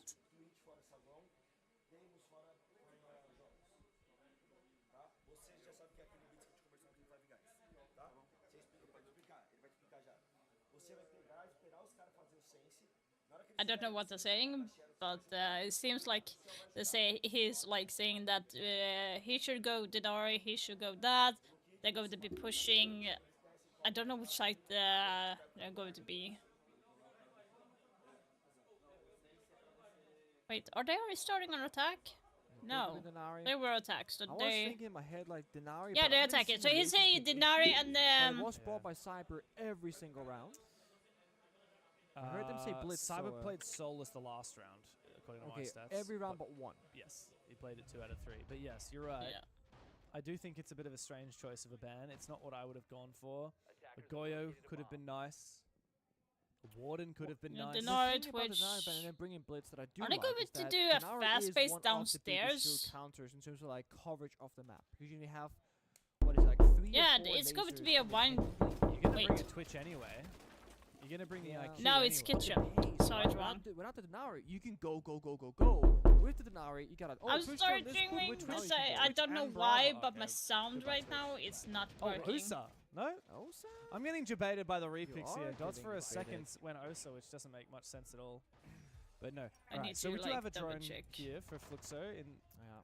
the Bravo. I think that's a I good think pick. playing both Twitch and Brava and a shield just completely nullify each other. Blitz wants to go faster. The Jonas need a ton of time to get active. But I mean, maybe the Blitz can either roam clear or drone for your roam clearers at the start of the round. Yeah, it is true. It's just a matter of getting in the building. We know they're so eager to. Still, imagine Flux W7 and banned out the Warden instead of the Denari here. You've got your Blitz and your Ying. And the smokes. The glass. Well, yeah, of course. If you wanted to. In future rounds. In this round in particular, though, also we've got 4 smokes. Yeah. I mean, honestly, I could see the Warden ban come into action in a different world, different scenario. But it's not the world that we live in right now. The bigger thing for me is, can they deal with the Kai 2 Brawl? Because this upstairs office wall is under a hard lockdown. 4 of the 4 walls are reinforced. Shield and piano rather. This is phase. They had 2 options: deep roaming with Cyber, or fall back and bunker down. They have chosen bunkering down after the 3rd ban. And it's funny because they banned the Dokkaebi, which deals with the roam. Now they've fallen back and they're playing the turtle. Yeah. But also, of course, it's bomb site specific. Look, I reckon here, if I'm Fluxo, I'm using Thermite, exotherming the floor, and just destroying the bottom of the reinforcement onto office. Oh, it's a good shout. The issue is, without the IQ, without the Thatcher, this gets so tricky. So I think you're right. Floor, breach it. Just take what you can get. They're going basement, Where are James. they going? Are they trying to hunt a They're Roma? going on a trip. There's no one down there. To their favorite rocket ship. You know that one? You know that kid show? No, I have no idea what you're talking about. It's little I know we're going on a bear hunt. Can't go over it. Can't go under it. Have to go through it. You don't know that one? I don't know that one. I mean, I guess Australia and Denmark are quite far apart, so we know different things. That's fair enough. They do the wall. How did they get that? I didn't manage to catch it in the end. So I think they got it from beneath that other Brava. Okay, Yeah, they got from beneath. That's good. And then they burned the 3-2 brows, and then they can get the wall. Okay. But there's 45 seconds left, and another wall beneath them by the actual bomb site, which thankfully does not have a Kite Claw on it because, oh boy. And no 2 brows left here for Handy, so this will be free for Fluxo, but it's going to be a 5v5 execute with 30 seconds remaining. Yeah, this is going to be tight. And don't use the smokes because Warden. This is winnable with the Blitz planting, but it's going to be a tricky situation. Out goes the first Don't Candela. smoke it, no! The smokes come through, but the Warden will be able to see a good Nitro cell over the top, but it is baited. It would be too early. And Dots get into a safe plant position. He needs to find an off spot here. But Vidiking upstairs in office, he's fighting, and the C4 is shot. An off position now, planting by Dots, but there might be a retake on the cards here for FaZe. Handy spots out the Blitz, but the coverage is there, and he doesn't find it until the plants already go down. Palu has to try and clutch up now in the post plant with Souls on the floor. He can scout for info, or KDS could take the risk and go for the revive. As he does, it's a 2v1. Both players low HP. And Palu, here at his 8-6 Invitational, looks to try and clutch up and tie the scoreline against a team he has fought so many times before. No. 3 kills for Palu as he falls back again. Souls has to commit to it now, and Palu's waiting. He baits him out! And the scoreline is tied again! No. 2 bullets needed for those last 2 kills. There was a tough Spoiler decision. alert from Palu, the A stream between Furia and Weibo Gaming. Furia won the first map on Clubhouse 7-5. Fireplace, or could have been in that dining hallway. But before it came down to a Palu clutch, it was Volps and Dots working so well together, opting for the other plant spot, going deep, the shield blocking every single possible angle. And the bomb goes down. That's all that matters. The post is yours. Yeah, that was really nicely done. A 1v3 clutch for Palu. Now, if KDS didn't 1v5 ace earlier, basically, this would have been a 6-4 lead for Fluxo. Yeah. It's 5-5. It's super close. It's super intense. I'm very happy that KDS clutched that round, and since then he's on a heater. Yeah. KDS was 0-4, I believe. Then he got 2 kills for a clutch. Then the ace. He's now on 11 kills. Yeah. So I had a word from production as well. So KDS's EPS score doubled after he got his ace. I believe he was 2-7 before the ace. Yeah. And then he went to 7-7. That's exactly right from my memory as From well. 53 to 106 EPS in 1 round. And he's keeping it up. The only player I feel like we've not been talking a lot about this entire series so far has actually been Vidaking. I was going to say Cyber. Well, this map a little bit quiet, but he's trying stuff, but getting shot down. That's true. There's a blitz in action right here. Here's a play from Volps as well, supporting KDS. Say his name again. Oh, another one for Handy as well. And the nuke has been shut down. The blitz, though, looks to slow down, or rather not slow down anytime soon. He gets aggressive again, but KDS holds the line here in Piano for another kill. Fluxo, they try and fight fire with fire. They try and continue getting more and more aggressive. And while KDS is on the floor, maybe Dots has a way forward. Good. Nitro Cell and Souls somehow lands the shot through it. Dotas cannot do anything in the 1v3. And FaZe rocket up to match point. Really beautiful C4 onto Blitz there. It didn't do almost any damage, but it guard broke him, so he opened up his chest and the pre-fire came through with the TCSG. So the C4 doesn't land. Well, the bullets they will instead. FaZe also do something that's very important to me. Cyber, as I kept saying, he's in that deep front line, in library, fighting, etc. This time KDS was there. He was there supporting the early aggression, getting 2 kills, then they fell back together. Cyber lived until the very last moment. KDS actually never bled out either. Yeah. So they all stay alive, they help each other on the extension. It's so important. Another round MVP for KDS there as well. He's 100%. Been so impactful. Many rounds in a row for FaZe. This series has been back and forth. Maybe not so much Nighthaven, but Chalet in particular. No team has won more than 2 rounds in a row. FaZe just need one more here to send us the distance to Fortress. We need that so badly after what was a really troublesome Nighthaven Labs for FaZe. And we know that they can play Fortress. We saw it against G2 just 2 days ago. It was the one map they won in that series over G2. 8-6 if memory serves. Fluxo, if I'm not wrong, we haven't seen them play Fortress as of yet. I've just double checked and absolutely no, we haven't. Interesting. They let it through to make it to the main stage. Fluxo either need to come back here, stave off match point, push OT, or get it done on the 3rd. I see the good old Cyber. 1 impact spare on the hatch, can pop it and fall back beneath him for safekeeping. He has this power position. He says, you cannot take trophy control as long as I'm here. An air jab goes out instead to cover the big window rappel for the roam clear upstairs. It's a very different approach here from Fluxo. They've always cleared library over into office. Now there's Solarium rappel, Master this Bedroom might rappel. actually be because Cyber was here early on. They do know this exactly a little bit too late trying this one. I think it would be better to have done that earlier in the game and not this late. Not sure exactly where to go just yet. They're on the roof and can rotate. Loben is deep in missing already. He's actually taken library fully. Solo. He's progressed very far forward. He must have shotgun because he's got the Reaper out at the moment.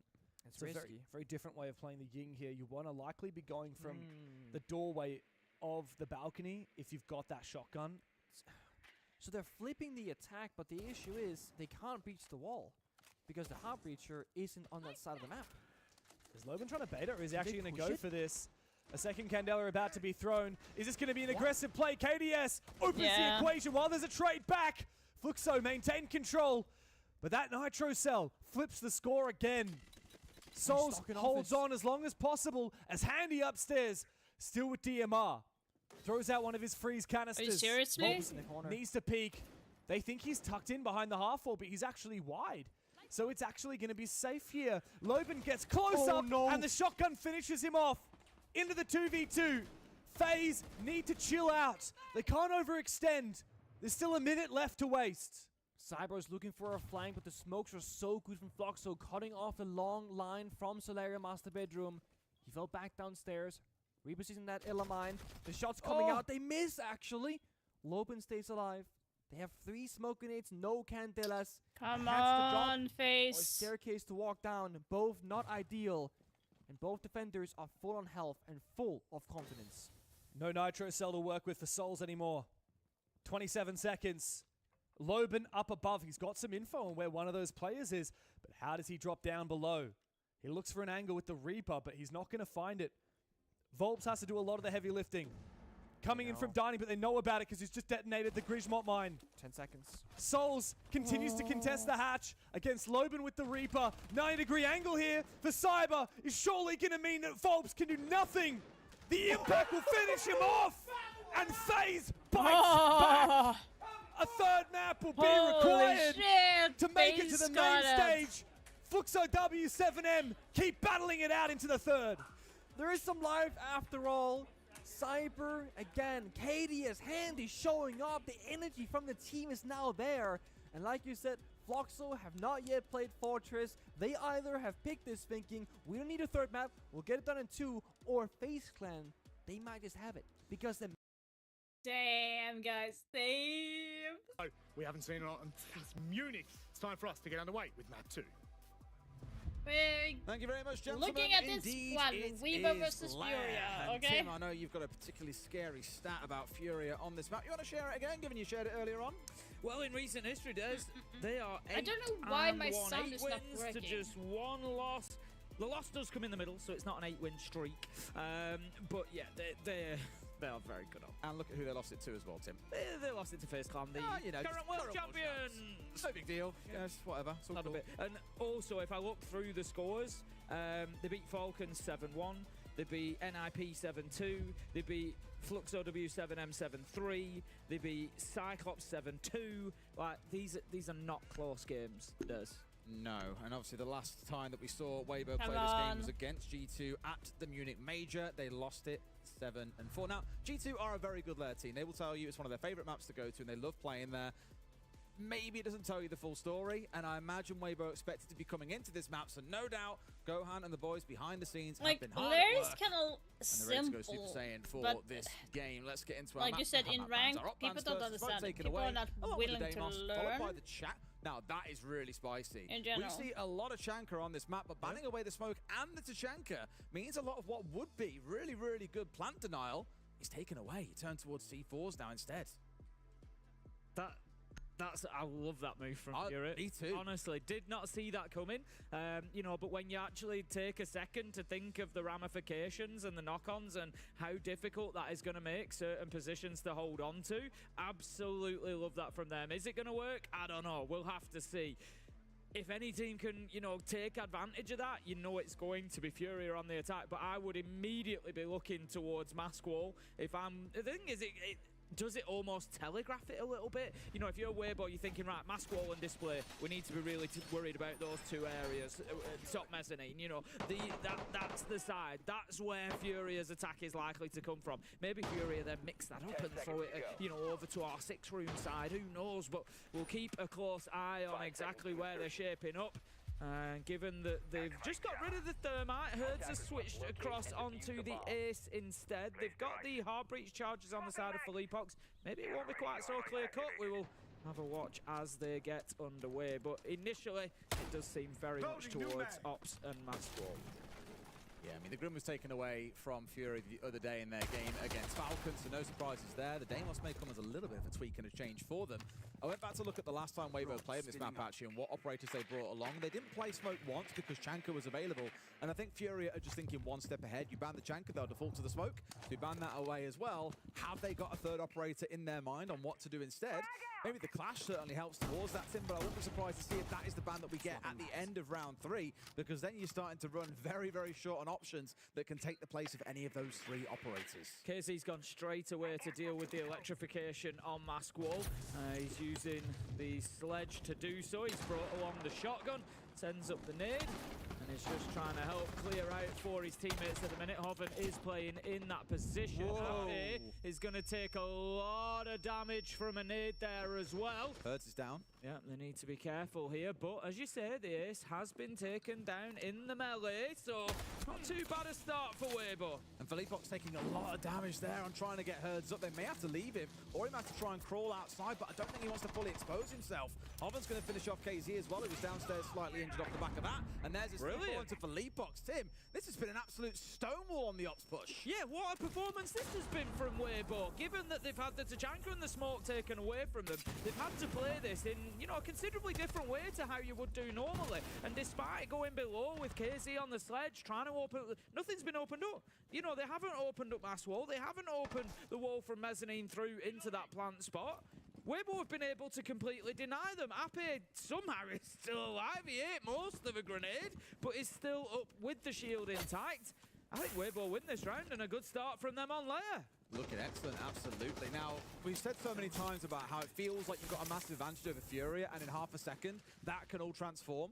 It very much can here, and it's going to start to. JV getting one and looking for a second. It's just scary how they can turn it on like this, Tim, at the click of a finger. Well, it's like, like I say, you're never far away from them. It feels like Weibo have been in complete control, got all the kills, and then it's still 3v4, then it's still possible. But Speakeasy does manage to take down JV as he swings on into sight. We've got Herds on low health after being collected as well. The Clash Shield doesn't do any damage anymore. It's just slowing, but still, it is going to have that impact in what he wants to do. Reaps is there to pick up from display, and Hoven gets the last. Not good. Great defense from Weibo. We've spoken, we've waxed lyrical about their ability on the attack so far at this tournament, and they've just given us a little bit of a top floor masterclass. Love that from Weibo. Really key, I think, that Ape was still alive to a nose down to a single point of HP or two off the back of it, but him being alive just meant that he could step back up to ops, feed the information on what's going on, and that's when Turd then stepped across and got the shots down onto the Capital for Leapox, so he couldn't get Herds up. Just as we've both said, really well played there in terms of their aggression, denying Fury the ability to barely enter into the map itself, and from there, it all just went from bad to worse, I'm afraid, for the Brazilian side. Well tucked in on towards Felipox, who was in that back corner. Again, you saw the work that was being done by the Clash there to feed that information back and forth. Okay, then heading into round two, it's going to be down to the basement that Weibo go. I had a strong feeling that, and I said it at the beginning, it's, you know, maybe 2-1 for Weibo. If they're going to get a win, it'll come on Cafe. There's a long way to go on there yet, but that first round has got to have given hope. It's given hope to me, let alone all the Weibo fans, that we might just get to see a bit more of this than we expected. But as I say, a long way to go yet, and the problem with Furia is the strength in depth within the team. So they've come in there, and that attack hasn't worked, and they've had a bad round, and then they'll just come in and play the next round completely differently. They can just go with a completely different style and a completely different energy and attitude, just round to round to round. As it is, they've got the warehouse wall breached immediately by Herds on the Thermite, so that's giving access into that side. I think Shopify can make some noise. Yeah, definitely. Definitely, they played better earlier today, so definitely they have waken up a little bit. And Made is the one that is in trouble, to be honest. But speaking about players like JV who are also able to get into those kind of positions. We've seen it out of Herds many a time over. Been a bit quiet throughout the series, but you don't mind that too much. Just had a little bit of a nemesis, a bit of a rival arc on the go with Reaps on the other side, gagging to kill him in many, many gunfights, but often coming out on the receiving end of a gunshot to the head. I'm afraid it isn't quite ahead in that 1v1 duel, but here it's more the focus on the warehouse itself. Reaps looking to try and be challenging on towards the players entering in, but they have now forced him back. Nade stepping on forward, and they're also making use of the Capital utility to get them moving. JV is around yellow stairs, manages to get one onto Turd, but it's not really going to matter for much on the side of Furia as Reaps manages to get the second of 2 kills that come in there from Weibo. So again, they have the advantage. For Leapox is able to get himself down into that basement level. He's looking to push forward in towards sight. But it looks like Weibo are pretty well set at the minute. A late reinforced Speakeasy. He wants to sit and play in his spot as well, but it's just been deleted by JV. Oh, looked like he was in a great spot there to be able to challenge him, but he's gone swinging for no real reason other than to give his life away. And now things are down to a 3v3. That'll be the kind of mistake that Gohan won't be pleased with. No, they can't give away that manpower. They've got to take those opportunities to make sure that they stay on top. For Leapox and Nade, then they're teamed up together at one side of sight. And then it's going to be up to JV92 to maybe make a move. He's up above at the moment. He's going to look to, I think, take a little bit of attention and create a little bit of space so these two can move in. But they are sat waiting, as it is, for JV to get into position. They've had to just impact one of their own bulletproofs as well because it was hacked away by the Dockerby. It was feeding all the information on what was going on inside of the B site. So they're at least slightly blind now to that if it comes on through. But Harman's going to find one. Down goes for Leapbox. Good start here as we get into the last 25, Tim. Surely they can hold on. Great timing and play with the Vulcan canister. JV manages to level it up though. Hoven just showing a little bit too much of himself, and this is what we keep saying, Des. Furia are never done. They're never buried. Nade is going to go in and look to get the plant down, but he doesn't need it because it's JV 92 picking up the final kill again. How many times are we going to say that? How many times are we going to see Furia just come back from what looked like unwinnable positions? It's JV. And I hate to say it, Tim, he didn't really have a choice at the very end of things there, but the prior two players both swung on to him in a 1v1 and paid the price. These are the things that we can't keep on giving away to them. I get it. You want to make your impact. You want to try and disrupt them relatively early on. But if you keep on swinging onto him like that, he'll just keep on taking scores. Yeah, it's got to feel pretty rough. It's got to feel pretty rough for Weibo here. You've done some great work in the early round, and it just hasn't been enough to get you over the line. They move on anyway. They're not going to go back to the basement this round. It is up to that mid-floor. Bunks and Briefing will be our next site. And Furia, just having a look at their lineup. They've got the Glass, they've got the Dokkaebi, they've got the Blackbeard. The Glass has been switched out, but otherwise, that's looking like a pretty tough lineup to deal with. It is, yeah, it is, Tim. At this point, I'm almost like less bothered by the lineup and much more bothered by the fact that we're taking these gunfights into players that we don't need to be. Yeah. But, you know, I can't take it away from JV. He's played that brilliantly well. Won every single challenger that has come his way, despite things starting a little bit chaotically out towards Warehouse. They lost both players inside of there. Had no idea what was going on in that part of the map for a while, and they still managed to recover. We are going to go over to the other match here. Silent for some reason. That's odd. Yep. So, of course, if you're FaZe Clan, we spoke about this so much on Chalet, right? The Deimos Dokkaebi combo was way too strong because they waited for the third operator ban to finally get rid of the Dokkaebi, which changed the pacing of Floxo's attacks. So now they start off with Deimos. Will they follow through and double down? Yeah, it could be a shield, it could be a Dokkaebi.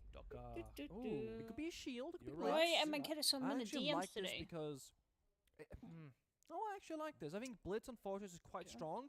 I also think Monty is excellent, and that was the big question mark that you brought forward. On Chalet, FaZe target banned the Monty. We have not seen a single Monty run from Floxo at this event from what we've been casting from memory at least. Now would be the time, with the Blitz ban being introduced, to show whether or not they do actually play the Monty. There are a lot of ways that you can play Blitz on this map and keep close range engagements, right? Yeah. A lot of ways that you can avoid crossfires. Yeah. So I think that once teams really get to figure out the necessary choke points that they want to brute force their Blitz through, I think it'll be great. I mean, like, imagine clearing, what's the room next to dorms? Next to dorms. The one that you breach into bathroom. Meeting. So I really feel like taking meeting with a Blitz. Yeah, here we go. Yeah. Thank you very much. Where we're watching right now. That's right here. Taking meeting with a Blitz is going to be like, there's just so many close angles that you can really control with that Blitz. Yeah. I'm excited to be getting back into Fortress. I really enjoyed the last time we casted this. I've enjoyed a lot of the games I've seen here at SI. For sure. And you've really converted me, Nick. I think Fortress is going to be a great map. I do agree with you there.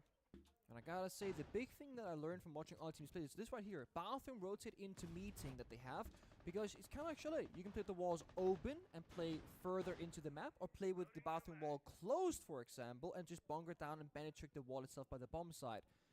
So you do have the option of aggressive and fallback. And what a lot of teams do here at Falcon 1. Leave spare reinforcements. 2-1 against Shopify.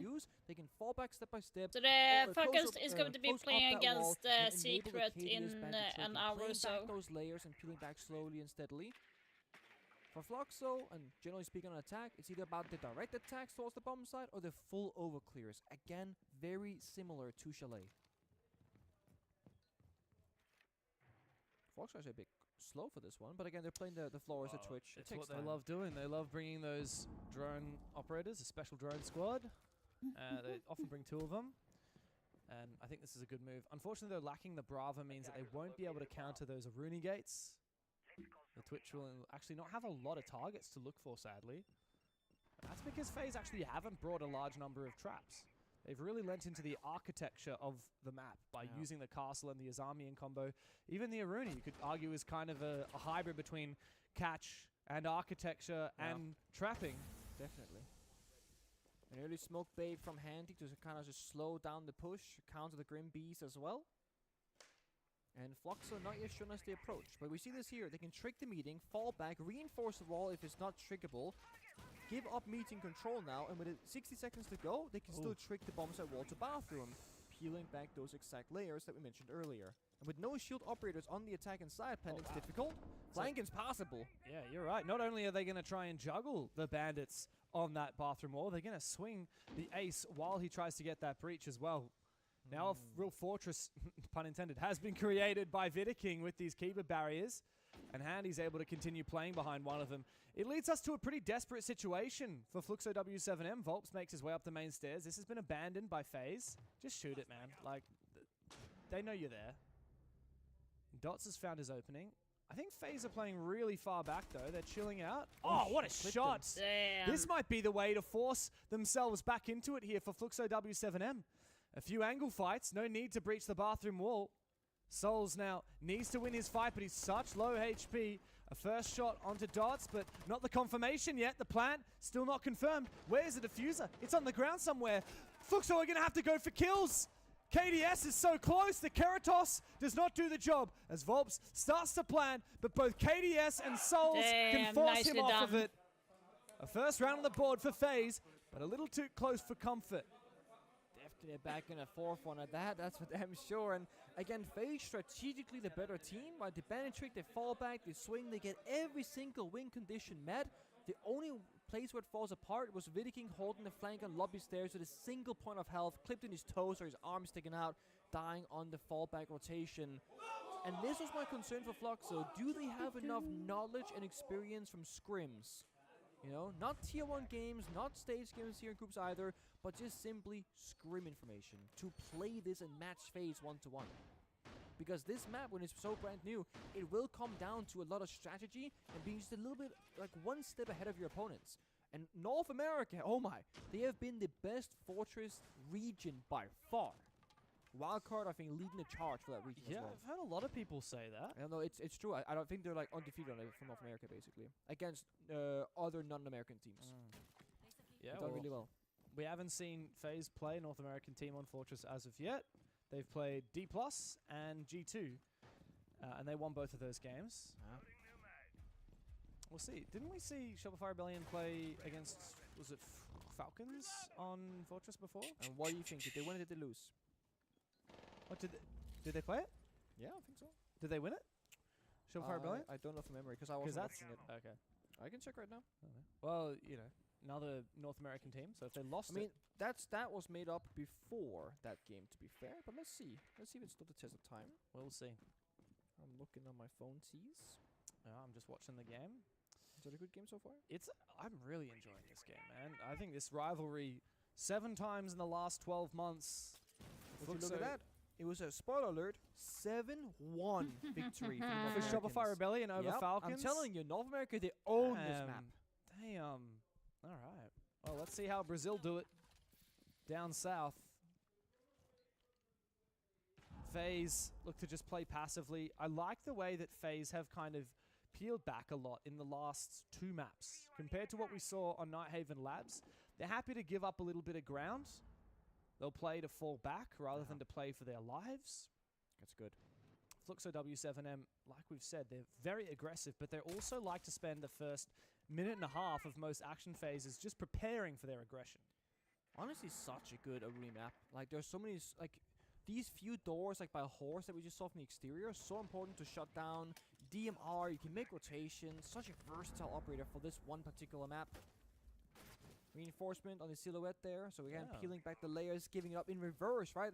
Extended roam from dorms lockers into bathroom, give it up mid-round, reinforce it, peel back. And they got one more spare Rio for the bathroom wall too, so they can keep doing this thing over and over again. Look at the timer.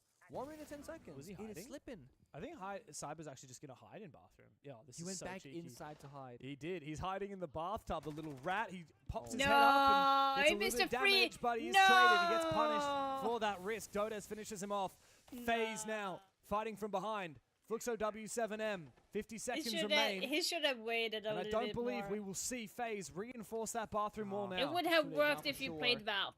I think he was worried about the Dokkaebi call going out, so he went for the 1-for-1 trade and doesn't find it bad timing for him. Despite that being Dokkaebi who's shooting at. And now FaZe, a lot of angles to watch. The exterior, the hallway, and the backstab in a 4v5. But time is still ticking away. Flux W7M have to make this move work as they finally take down that bulletproof camera. Less eyes now for Cyber to cover for his teammates. But another rat spot here for FaZe with Handy on the floor. KDS wanting to peek. Vidiking will fall. Another one for Fluxo. Handy flashed out. His rat spot will not be impactful. And Souls is not in a position to get aggressive. 1v5. Wow. He finds nothing. Fluxo are firing up on Fortress. There are a couple of things that make these defenses so difficult. The exterior wall just cuts the bomb site in half, makes it so unplayable. And generally speaking, keeping numbers high is the #1 thing for defenders. Because once the first and second player starts dying, you get so overwhelmed. Think about back when you played Oregon basement defenses back in the day, right? You have 5v5, you can watch everything. The lobby, freezer, tower, stairs, median, catch, and blue. That's 5 angles. 5 people cover it. If you lose 1 or 2 defenders and they have 5 attackers, there's gonna be that gap, that area where you're thinking, oh no, oh no, oh no, what if they go here? And it messes everything up. So for FaZe, when they're making these kinds of plays, yes, Cyber made that risk, calculated, everybody bought into it, it's fine. But what's gonna be plan B if he's not successful? They didn't reinforce the wall into bathroom. That was missed because he died, right? Because they're trying to sell it. And then secondly, they don't have bomb site full control because they lost the exterior breach. So they really lost on 2 different fronts, both by the bomb site and on the roam game. I reckon they should have reinforced Cyber off. Yeah, just fully sell it. Just get him to sit in the bathtub, fully reinforce it, and then he just doesn't peek. Yeah. He waits for them to breach the wall, and then he stands up.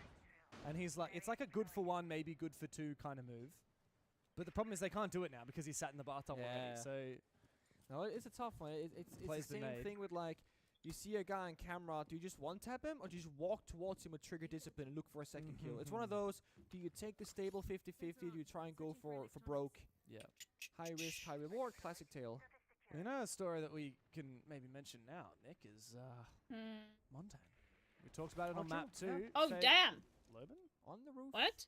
You get shot from somewhere? Oh, okay, yes. Oh, so yeah. yes, on map 2, FaZe banned out the Montagne against Flux. Almost got a huge pick there, like really huge. Spring to mind with Monty when it comes to Fluxo, but Monty's like, not doing it. Monty's the #1 operator on attack for new maps because it cuts away the whole droning and roam clearing out about where the they don't corners have a are. RAM. You got IGLing on dots. Dokkaebi's another good one. You have to do They're fast droning ignoring if the you have top Dokkaebi floor up. control. This is weapons or something called a gun. There's a big gun machine inside that. Are I going into medic? And swords on the wall. A lot of different Is that the things plan? on the map. This right here, or is museum and horse. That's the horse. Hey, see the horse. Horse door. Just going through callouts. Something called the central stairs. Horse door. It's in the center of the map. I see the horse. Right there. Very unplayable. The sound is so good. I call that so you literally get spiral. hurt every time you exist, I believe. I have never. I'm gonna call that area spiral. Then you have main so far, stairs. teams also don't play there a whole lot. It feels like Fluxo are. Like, I don't know how everyone is calling everything. They're just walking through it, not being made by much of a contest here from FaZe because they got their happy areas. The problem is they haven't fully cleared the top floor, so even if they do start to execute horizontally, they're very late. FaZe can always retake. There's a hatch directly above the bomb site. I'm not sure if it's reinforced or open. I didn't manage to catch it. It's open. It's open. So yeah, there's literally no way that you can plan because we've still got KDS above the open hatch. Yeah, this is going to be hard. You cannot plant there. Very important to what note is that it's W7M doing? It's going to be really it hard like to go in to for plant. He might have tried. I think he was just dropping it for his his teammate. Yeah. So you gotta go much deeper. Again, 30 seconds. Fluxo is certainly not the most experienced in attack here. No, this is looking a little bit scary, a little bit awkward as they try and get deeper and deeper into the site, but they need to have a flank upstairs. Cyber's watching, so close, but he gets the kill with the shotgun. Dots will get aggressive. Yeah, you can kind of see that they don't know control much the about flow this map of energy on the bomb site. And now FaZe look to just easily breeze through the round as Dotas is in an impossible position. FaZe lock in that defense down below. Yeah, again, I feel like they need to lock it out. Lacking experience. FaZe are doing exactly what they should be, setting up difficult problems to play around, not giving up the map control at all, and fighting for the important areas, the verticality on the bomb side. It's very, like, really good, solid fundamentals from FaZe Clan, and then Floxo's inability to pick it apart that's getting them these decisive round victories. For Arbiter bans, this could be a Monty or a Dokkaebi ban for sure if you're FaZe, to target their weaknesses of not knowing the map that well. For defense, I don't know. A smoke ban. Oh, Grim ban as well, actually, no Monty. I've seen so many smoke bans recently. Yeah. Fluxo W7M on the back of it take their tactical timeout and talk to Norris about what to do for the next couple of rounds.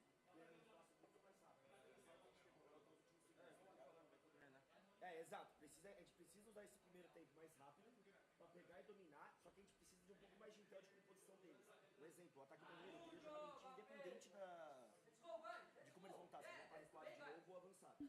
Mas se precisam pegar intel, se estiver avançado, montanha é melhor. Se não, eu queria uma VEC pra gente já cortar o Marrocos e o banheiro do Bench, etc, tá ligado? Eu quero que a gente tenha um pouco mais de como a gente vai usar essa composição. Outro bombe, a mesma coisa. A gente pegar mais intel do boneco, faz a Raura. Pode ser, e aí joga mais focado no boneco. I heard a Monty being mentioned, so I'm gonna say. I heard the Blitz in Chalet, and they played it. I heard a Monty there. Yeah, and they are looking to pick that Monty again. I can see from our second monitor where we can see the game as it's currently in the operator pick phase. Loban's got some thoughts as well. It's gonna be a plant strat. I mean, smoke ban, playing the Monty, they can try and force some cheesy plants here. Like, and there are a lot of doorways and small breaches where that's super doable. I mean, if you're right here in bathroom, right? If you hover down south for a second, this little half wall near the center of the screen, you can plant either of those two half walls. You can walk them in a shield and just hold F on your keyboard and happy days. Right there, boom. Yeah, both of those half walls are so powerful. My question is, how hard will FaZe look to try and trick those walls? Because so far, they actually haven't committed that much to the Bandit here. Yeah, that's the thing. We're starting to see the Maverick come into play. It's been Monty onto Maverick, though, funny enough. Oh, so no Monty in the end. Yeah, so the breach is easier. The planning is much more difficult. Maybe they saw the Bandit last second. They said, crap, we need to change. And no one else said, well, no other operator is dispensable here. I mean, clearly there's a plan with the Rayora. Paolo was the Maverick. Went on to Flores. Dots was the Monty. Went on to Maverick. So it was a double swap. They're scared of the Azami. That's the problem. I guess so. They need that Flores to deal with the Azami. I just feel like Floxo might find themselves in a very similar position where they don't have all the tools for the job, and their aura to me is the curious one that stands out. There must be something in mind, something specific. Oh, there definitely will be. I'm trying to figure out what it is before they get there. What if, okay, maybe the plan is that once you take like control this of the bathroom, door. I think in ranked, people are just going to be ignoring that door and not thinking about it, especially when the enemy is going to be defending games, for example. Well, you gotta get there first. Roam clear. So far, they've done a good job, mostly because FaZe are surrendering a lot of map control this time around. You see the stop positions, they're deep in central stairs, deep in horse, not playing by lockers whatsoever, not playing meeting. There he is. Now he's in meeting, gonna reinforce the wall momentarily, most likely here. As they start hearing the approach. I guess the idea is they want to burn the EMPs or force them to deal with that first bandited wall, and then they reinforce the last one. Because then they burn that last bit of utility. It's min-maxing to the best. So Rooney swing the hallway to enable the bandit to reinforce it. Should be either any second they go for the reinforcement or they simply surrender it. There's the Maverick, too late. The wall will stay open. So they get 2 walls for the price of 1. Now, that was a little bit of a slap. Fluxo continues to push them back. FaZe doesn't want to give it up just yet. Look kind at of staying a little bit too openly, to be honest there. And Cyber supported them. We need more breaching here from Fluxo W7M, and the Maverick is the first one to die. Closing the door, without the shield, how do you clear out the Aruni? You see him punch the door over and over and over again. Don't be peek. Injured the pre-fire script from Souls. Good trade, though, from Loban, who comes in from the other side for the backstab. He has been traded back again, however. And now the breach onto the bathroom wall has been enabled, but they don't have the diffuser. Palu and Dodez, the last two remaining. They know where one of these positions is. KDS hiding behind the half wall. He doesn't need to overcommit, but he does peek at the perfect moment and find them both. Big. KDS is on fire today. FaZe have a 2-round lead. Oh man, again, I want to go back to that Monty conversation where if you got the Monty, that Aruni, you just walk her down in the hallway, force her back. She can't do a damn thing about it. We're missing Floxo's aggression. They're playing a new map where they're not as good strategically as FaZe Clan, and they're playing a bit more scared and slower because of that lack in confidence, and they're not getting into the aggressive gunfights either. It's FaZe swinging first almost every single fight. It was the concern going into this BO3. What will happen? Okay, spoiler alert on the A stream between Weibo Gaming versus Furia. It's 4-3 in favor of Furia on the map layer at the moment. Question still stands for me for Floxo. Do they only have one way to attack these rounds in the same pushes, or do they have that slight flair? The pocket strats, the one-off victories. They're teasing a lot of different operations, right? Every single person but the Monty has attacked or repicked into something else. So many ideas. At some point, you need to commit to something cohesive. How did the Maverick die first last round? Before the breaches were enabled. Yeah. The rotation there, they're making a rotation also, like, there. You said it during that round, but I never expected Aruni to be a Rayora counter, but she was perfect. He might have died to the drone hole, actually. There's a drone hole in bathroom that sees into Kid's storm. She's proning by the bunk beds. Now that I'm looking at it from the top-down perspective, I think it's a drone hole in bathroom. Wow.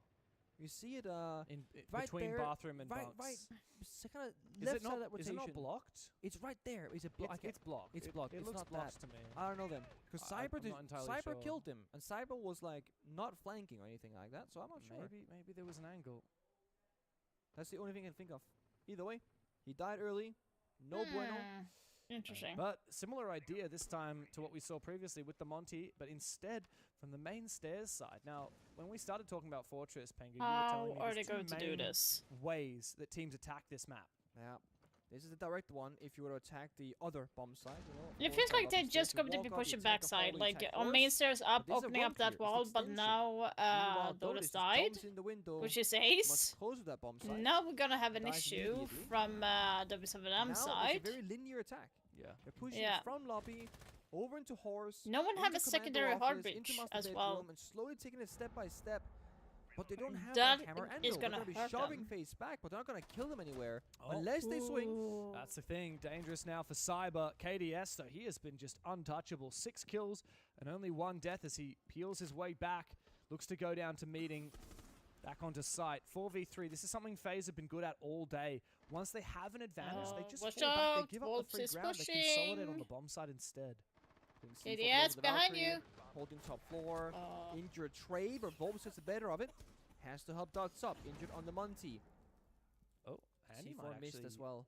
Handy might be able to get back up onto site, though. Yeah, he can for sure. Nobody's watching him at this very moment, but what about the flank? What if he flanks the hallway instead? That's a risky swing there from Souls. I mean, this is ambitious. Right after I said FaZe know how to consolidate their advantage without overextending, they start to get a little bit too ambitious. Finally, Dots is back up on his feet again, but a low HP Monty needs to be very careful. This might be hard for W7M to do. Breach. They're missing a people backstabbing. They have only one-dimensional attack. It's not gonna work. And Souls finds Volps, leaving a 1 health Monty, a half health Paolo on the floor. They're not gonna find a damn thing this round. His attack half has been a struggle for Fluxo. 2v3, Nitro Cell comes out. Dots manages to dodge it, but now straight into the crossfire, and Handy immediately replies. Palu 1v3, and he doesn't really have much of an option here. He has to go straight into the crossfire, and FaZe find their 4th round. One more step closer to the 6th Invitational main stage. I think it's a 5-1 half here. I just don't know if Floxo they have what it takes to win an attack, and I mean that in the least disrespectful way possible. They just simply don't seem to know the map that well. They're so heavily crouching Monty, just walking and clearing angles, and not having a push where on the top-down paper, they're missing so many different positions. The only bomb site that Fluxo W7M has won so far was that Dorms and Games Room bomb site. It's a flawless one, right? Yes, it actually... Yeah, Doda's had a big 3K. Yeah. FaZe looked pretty lost. Cyber hitting the bathtub. They didn't get the wall reinforced. They lost their win conditions. Exactly, and I think FaZe realized, hang on a second, we kind of gave them a lot of fights. We gave them a lot of picks. Yeah. We don't need to do that. We can just continue falling back. Yeah, FaZe is having a very good control so far, but the real question is going to be when you go over to for FaZe when they are attacking, how good will W7M be on defending this map, because they have not played this map during this tournament. FaZe have already played it, I think twice. Defense has to be really careful because it's so tempting to hold on to a something tells me that W7M is not as ready as they should be for this map. Obviously, this bomb set, no matter what you want to do, you heavily need to roam the floor above because there's a lot of vert, there's the hatch, etc. So I like FaZe's approach to this. The downside, of course, is you can argue that bomb set is very rushable now, or it's hard to hold upstairs, yada yada yada. Well, right now, where the map is not fully developed just yet, because it's so brand new, no one is going to have it all figured out. So playing the quote-unquote weaker sides can easily be powerful, because they're going to know even less about these ones than the primary ones that you play every single day, especially in ranked. Same reason why if you're playing, maybe not tier 1 pro level, but playing maps like Bar on By the way, guys, I got like 2 boxes of this candy from my kids as a late birthday present. I'll probably shook up the entire box. Yeah, well, so just have less experience. I shook the entire box. That's a in the window. He's gonna get all me. Oh my god. He's just dead. When you throw a grenade, you kind of wiggle the shield a little bit, so you get a little bit vulnerable. He did that, he died. And it's again, you're playing 4v5, you got the Monty, you've lost your entry, Paolo low on health. And FaZe chose to fall back off that Blackbeard death. So they have surrendered top floor control. Let's look at the attack lineup. Is there a Ram, Bok, or Sledge available? No. There's Flores, 2 drones that are spent on the floor, and a Twitch TMR to shoot it. That's it. I just can't believe that FaZe have gifted up so much control. And yet, Fluxo still don't have the util they for don't have the tools, dude. Like if FaZe were hard holding, sorry, if FaZe were... Fluxo had the util for this. FaZe would kind of be cooked right now. Yeah. Oh, here we go. Speaking of cooked, Handy's in a really awkward spot. He's flashed, trying to take the fight against the Monty. There's a player outside the window. Oh, this is smart. He might actually be able to win against the Monty. Dots has to be really careful. The guard break's going to come through as the keeper barriers try to protect him, but Dots will make sure that he gets that kill after the flashbang comes through from Dodez behind him. Now it's awkward, though. KDS tries to find an angle onto that Monty, but doesn't get it. Really, holding on to medbay here is so pivotal. Yeah. And they got Goyo 5 by the side, mind you, in different locations, so they can stall things out for 20 seconds. They have the crosses. As long as Goyo, Vidiking, stays alive right here, he is the centerpiece in the side itself. Oh, look at this. Cyber's on for a flank. The timing could not be worse. He heard that. Definitely. He heard the reposition. Yeah, he's calling it as well. So once above, 3 guys by side. As we listen out for the plant, the Warden tries to reposition. And Vidiking managed to sneak through. Yeah, they don't know. Oh, Dots! You've just had your kneecaps taken off. Yeah. The plant denied. Fluxo are completely shut out of the round. And with that, the half is 5-1 for FaZe. Let's go. The deeper you go into a tournament, the more important the draft/map veto becomes. FaZe, they're showing it firsthand right here. It's a BO3. You're gonna be able to play all 3 maps. So every single map matters. Having a really big weakness in that veto means you're dependent on a 2-0, which you just cannot guarantee. If you go that 3rd map, you just know you are absolutely screwed. That is likely how Fluxo feel right now, because these are such one-sided rounds. They're trying, but they're not getting there. It will be that 5-1 half. Even Handy's stuck in a corner in Laundry. It took 2 flashbangs and 40 seconds to clear him with the Monty. He had no backup. He was completely on his own. They could barely do that. That's just one guy. FaZe have shown proficiency on 3 different bomb sites on this map. As we move into the second half, They themselves ban out both of the Electro Bros, so they're really leaning into hard breach being easy, so they don't have to bring operators like the Maverick, like the Thatcher or Baby EMPs. They have so much more flexibility in their lineup, and that's terrifying. If you give the guys on FaZe flexibility, you know exactly what you're going to be coming up against every round. Yeah, it's one of those. Things like the Blackbeard, the Glaz, the Ying, the Dokkaebi, the Deimos. Yeah. I will say, Floxo, the best thing they have done is banning Monty. That is the best thing they've done this map so far, because that would have been cooked. I think they realized, oh crap, we should probably play Monty. He's kind of good on this map. And then when they lost, they're like, damn, I think we need to get better at Monty. Hang on, the other team has Vidaking. Let's not let Monty through. And I want everyone to pay attention now to how FaZe they're going to approach these attacking rounds. I'm expecting the 1, 2, 3 steps to be achieved faster. So they're not going to have, 20 seconds left when they get to the bomb site. When FaZe do get to the bomb site, it should be a much more decisive plan in motion that might make a little bit more sense. Again, top-down perspective, right? We can see all the moving pieces, and they're all connecting together. We spoke of power operators. They got 4 for this round. A single hard breacher in the A's with Deimos, Glaz, Blackbeard, and... Come on. Deimos, I forgot which one I mentioned. I completely trolled it. Blackbeard, Glaz, Blitz, Deimos. Yeah, I was like, 2 sets of smokes as well to support that. Glaz, 2 sets of nades to flush out any util or positions. One thing that is missing is perhaps anything to clear the Aruni gates. You're going to have to sacrifice some of your very vulnerable or very valuable utility. Honestly, if I'm KDS, I'm probably chucking a drone in there. Okay, so FaZe is attacking first time right now. Yep, that's the alpha so move right Glaz, Blackbeard, Smoke grenades can be very useful late round for FaZe. Oh, Deimos, what a lineup. They are going to be aggressive. I think they're going to be super aggressive here. Side display, hand is caught in the weapon. It's going to be like, when I mean they are by aggressive, not necessarily rushing into side, but like they're going to be like really pushing if Lobin here wants to peel back the players off where they're holding, so thinking like more commander center there, like they're going to be pushing off that side. Then you're going to have Deimos pushing up on like spiral stairs there to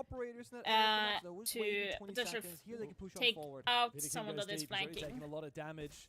They need to pop this Vulcan canister, and they do. Nice. They're going to delay a lot of time. That's 20 seconds for Dodez. 1 Selma left as well. I think Thermite's the GOAT on this map, by the way, but no one plays Thermite at all. No, because you want the flashbangs, don't you? Thermite has flashbangs and smokes. I thought they got rid of the flashies. No.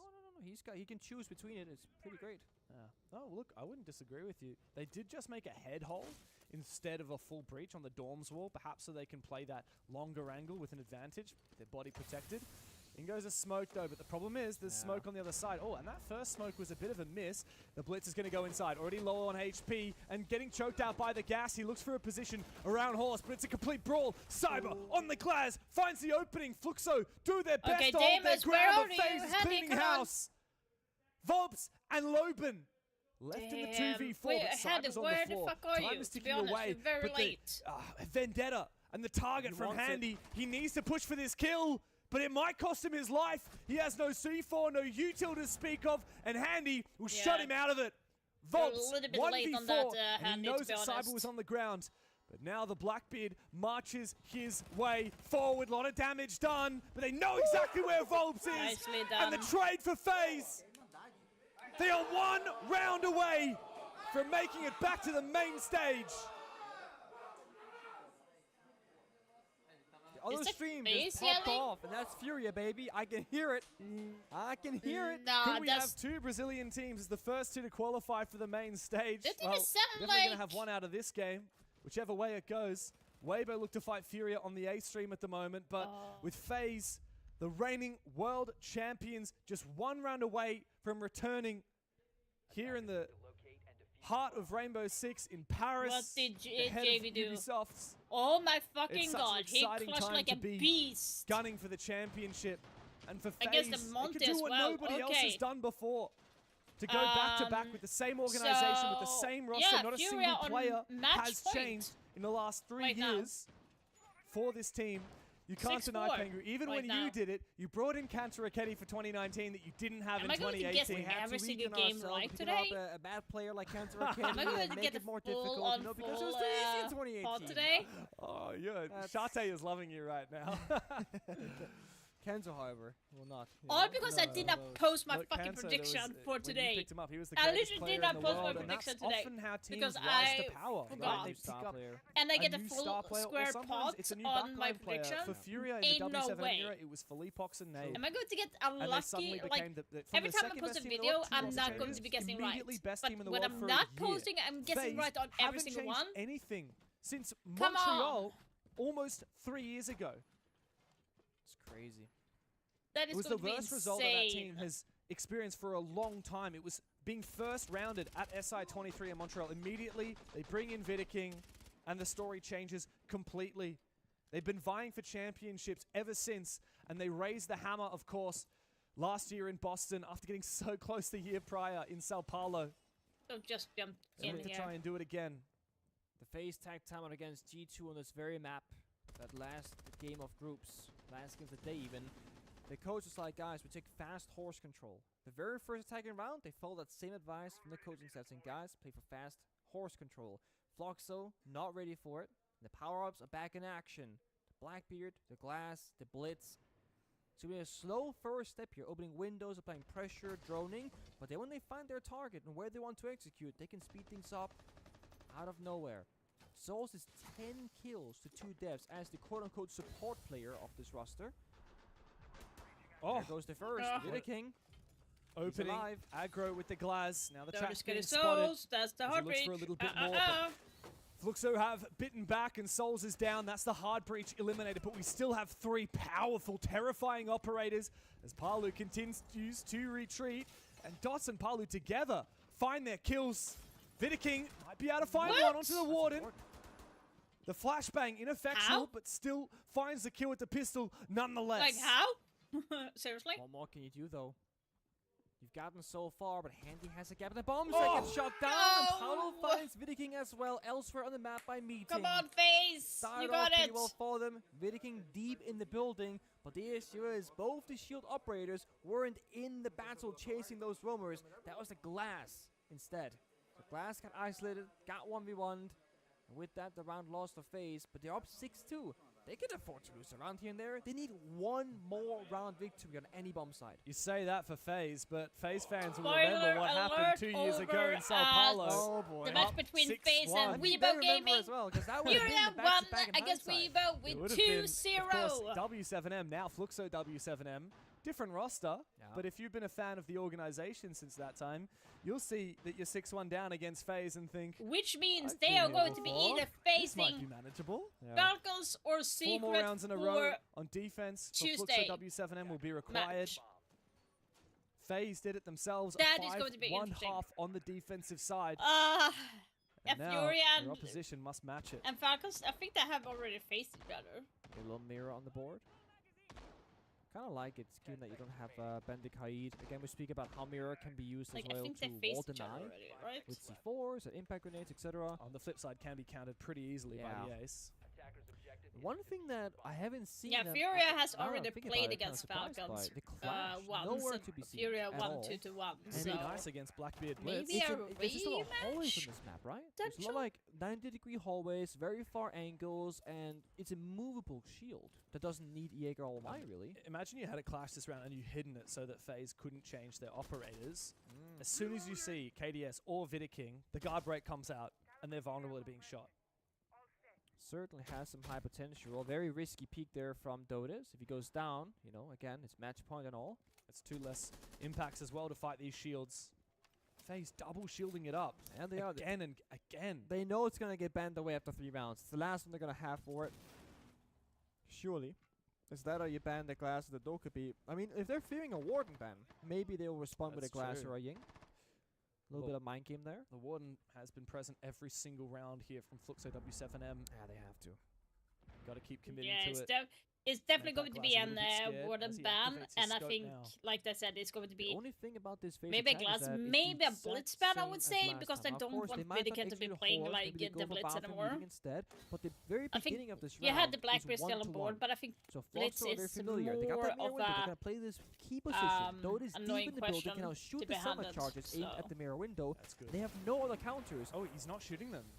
He's trying to keep his position.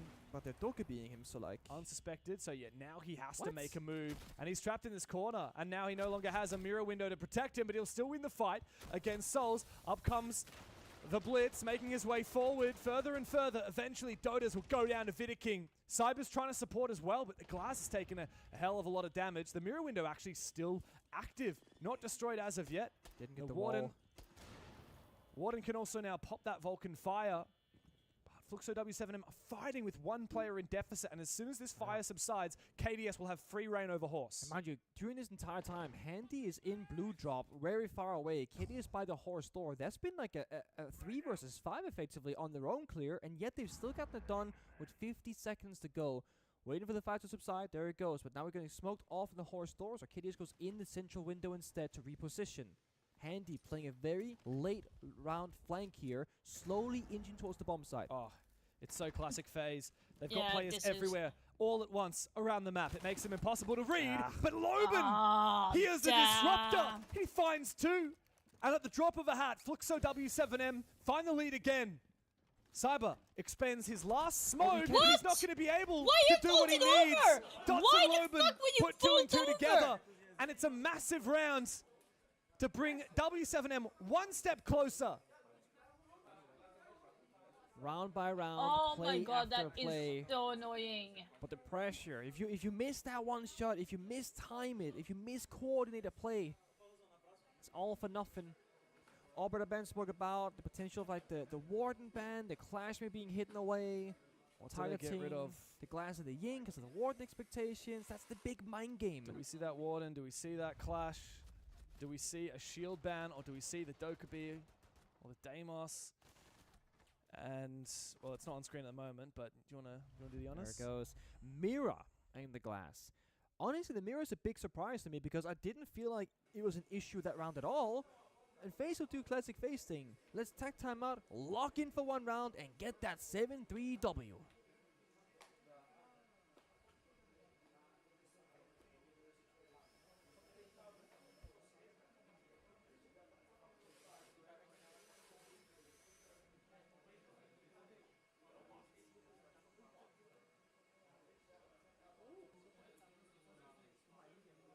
No, timeout. Okay.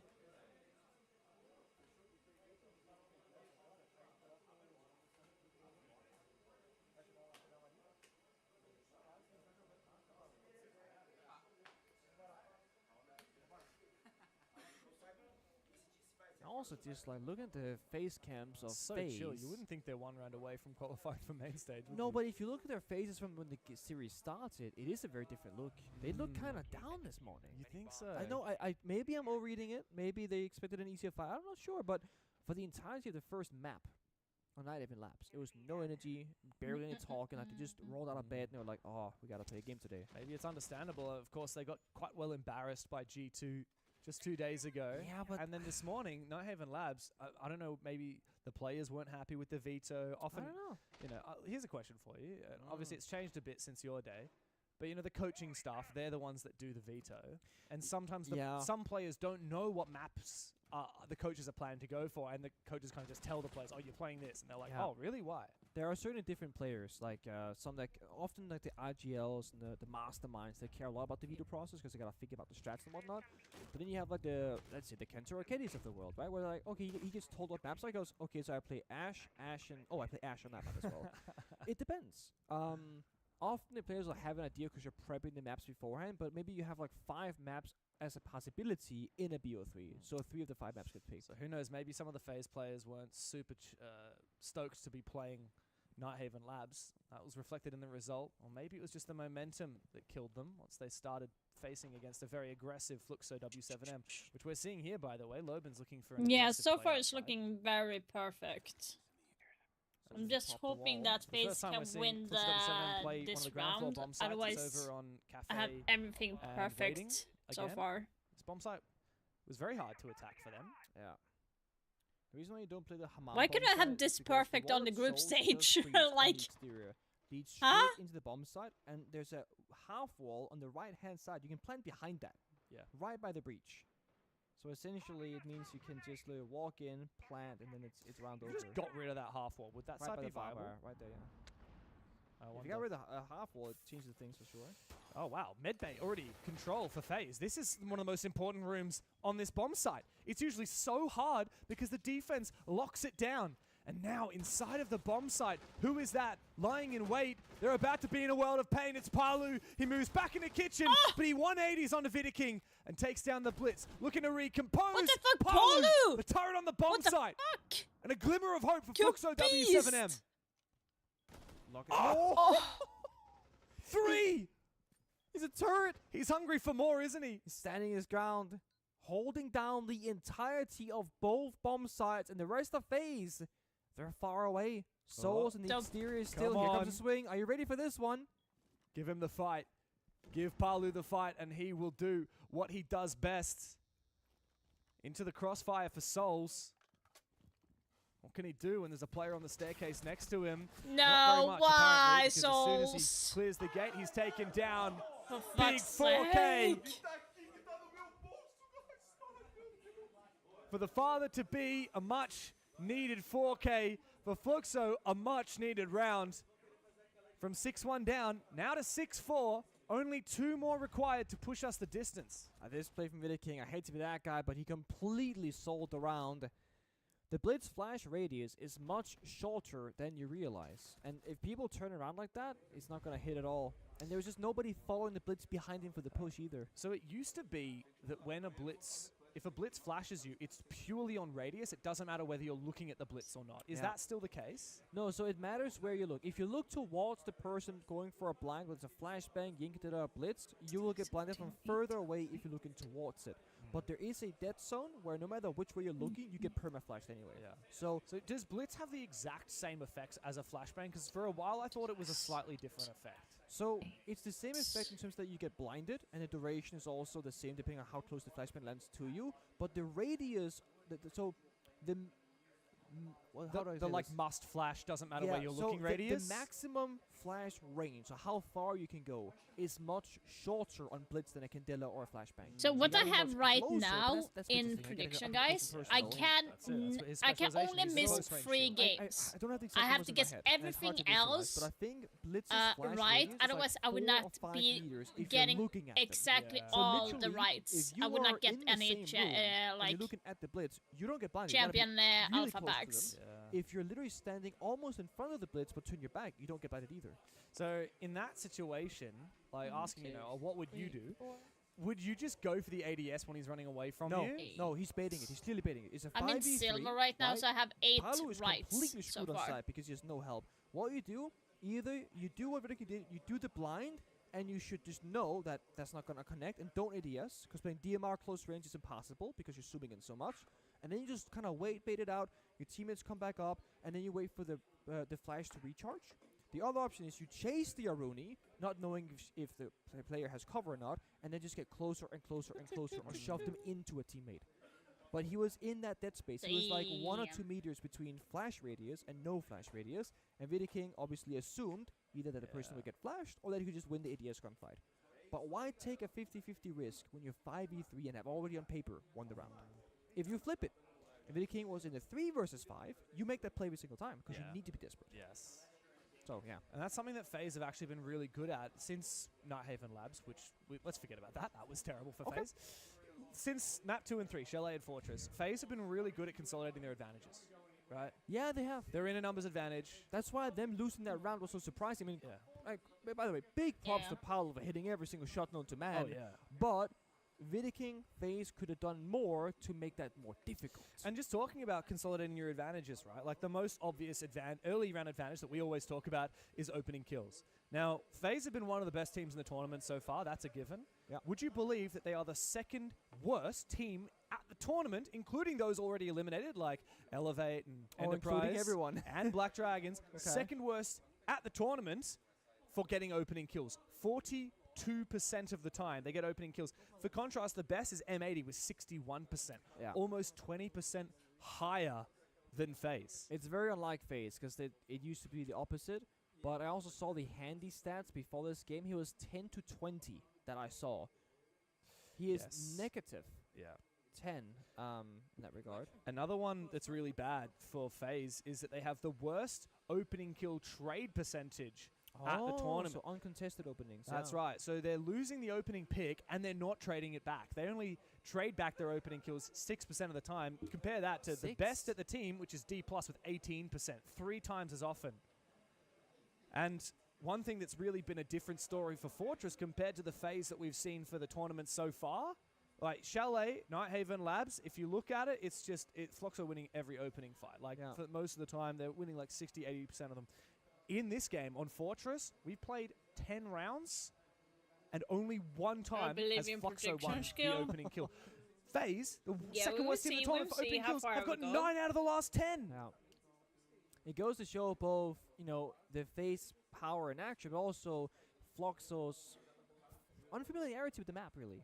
I think it has been a lot of that. I mean, when Floxo went on the attack inside, they looked like they hadn't spent enough time figuring out what their defaults were going to be. And they lost a lot of openings because of it, just not having each other's backs, being flanked, etc. Some C4s. We're just fixing up a PC at the moment, but we've got everyone in the lobby. We're almost ready to go get back into it. Thanks for being patient, everybody, as we get through this technical pause. It's been a long time. If you're a FaZe fan and you checked out after round 7, you're like, oh, we're 6-1 up. Easy as you like. It's going pretty well. Now it's 6-4. If you're a Fluxo fan, you hopefully haven't had too much caffeine today because your heart would be racing. We'll be back into the game in about a minute. Before we do, Nick, we can look back at the last couple of rounds that we played in Fluxo W7M's defense half, right? So kicking things off, they lost command, office, and bathroom. That's like the primary site for most teams. They won a defense at dorms, won a defense on command office, and then just now, thanks to Palu's big 4K, won on waiting room cafe downstairs. Do you go back to dorms now? Because the others are locked. Do you go to dorms? Do you go to Hammam? Don't go Hammam. It's your only choice. You don't go Hammam.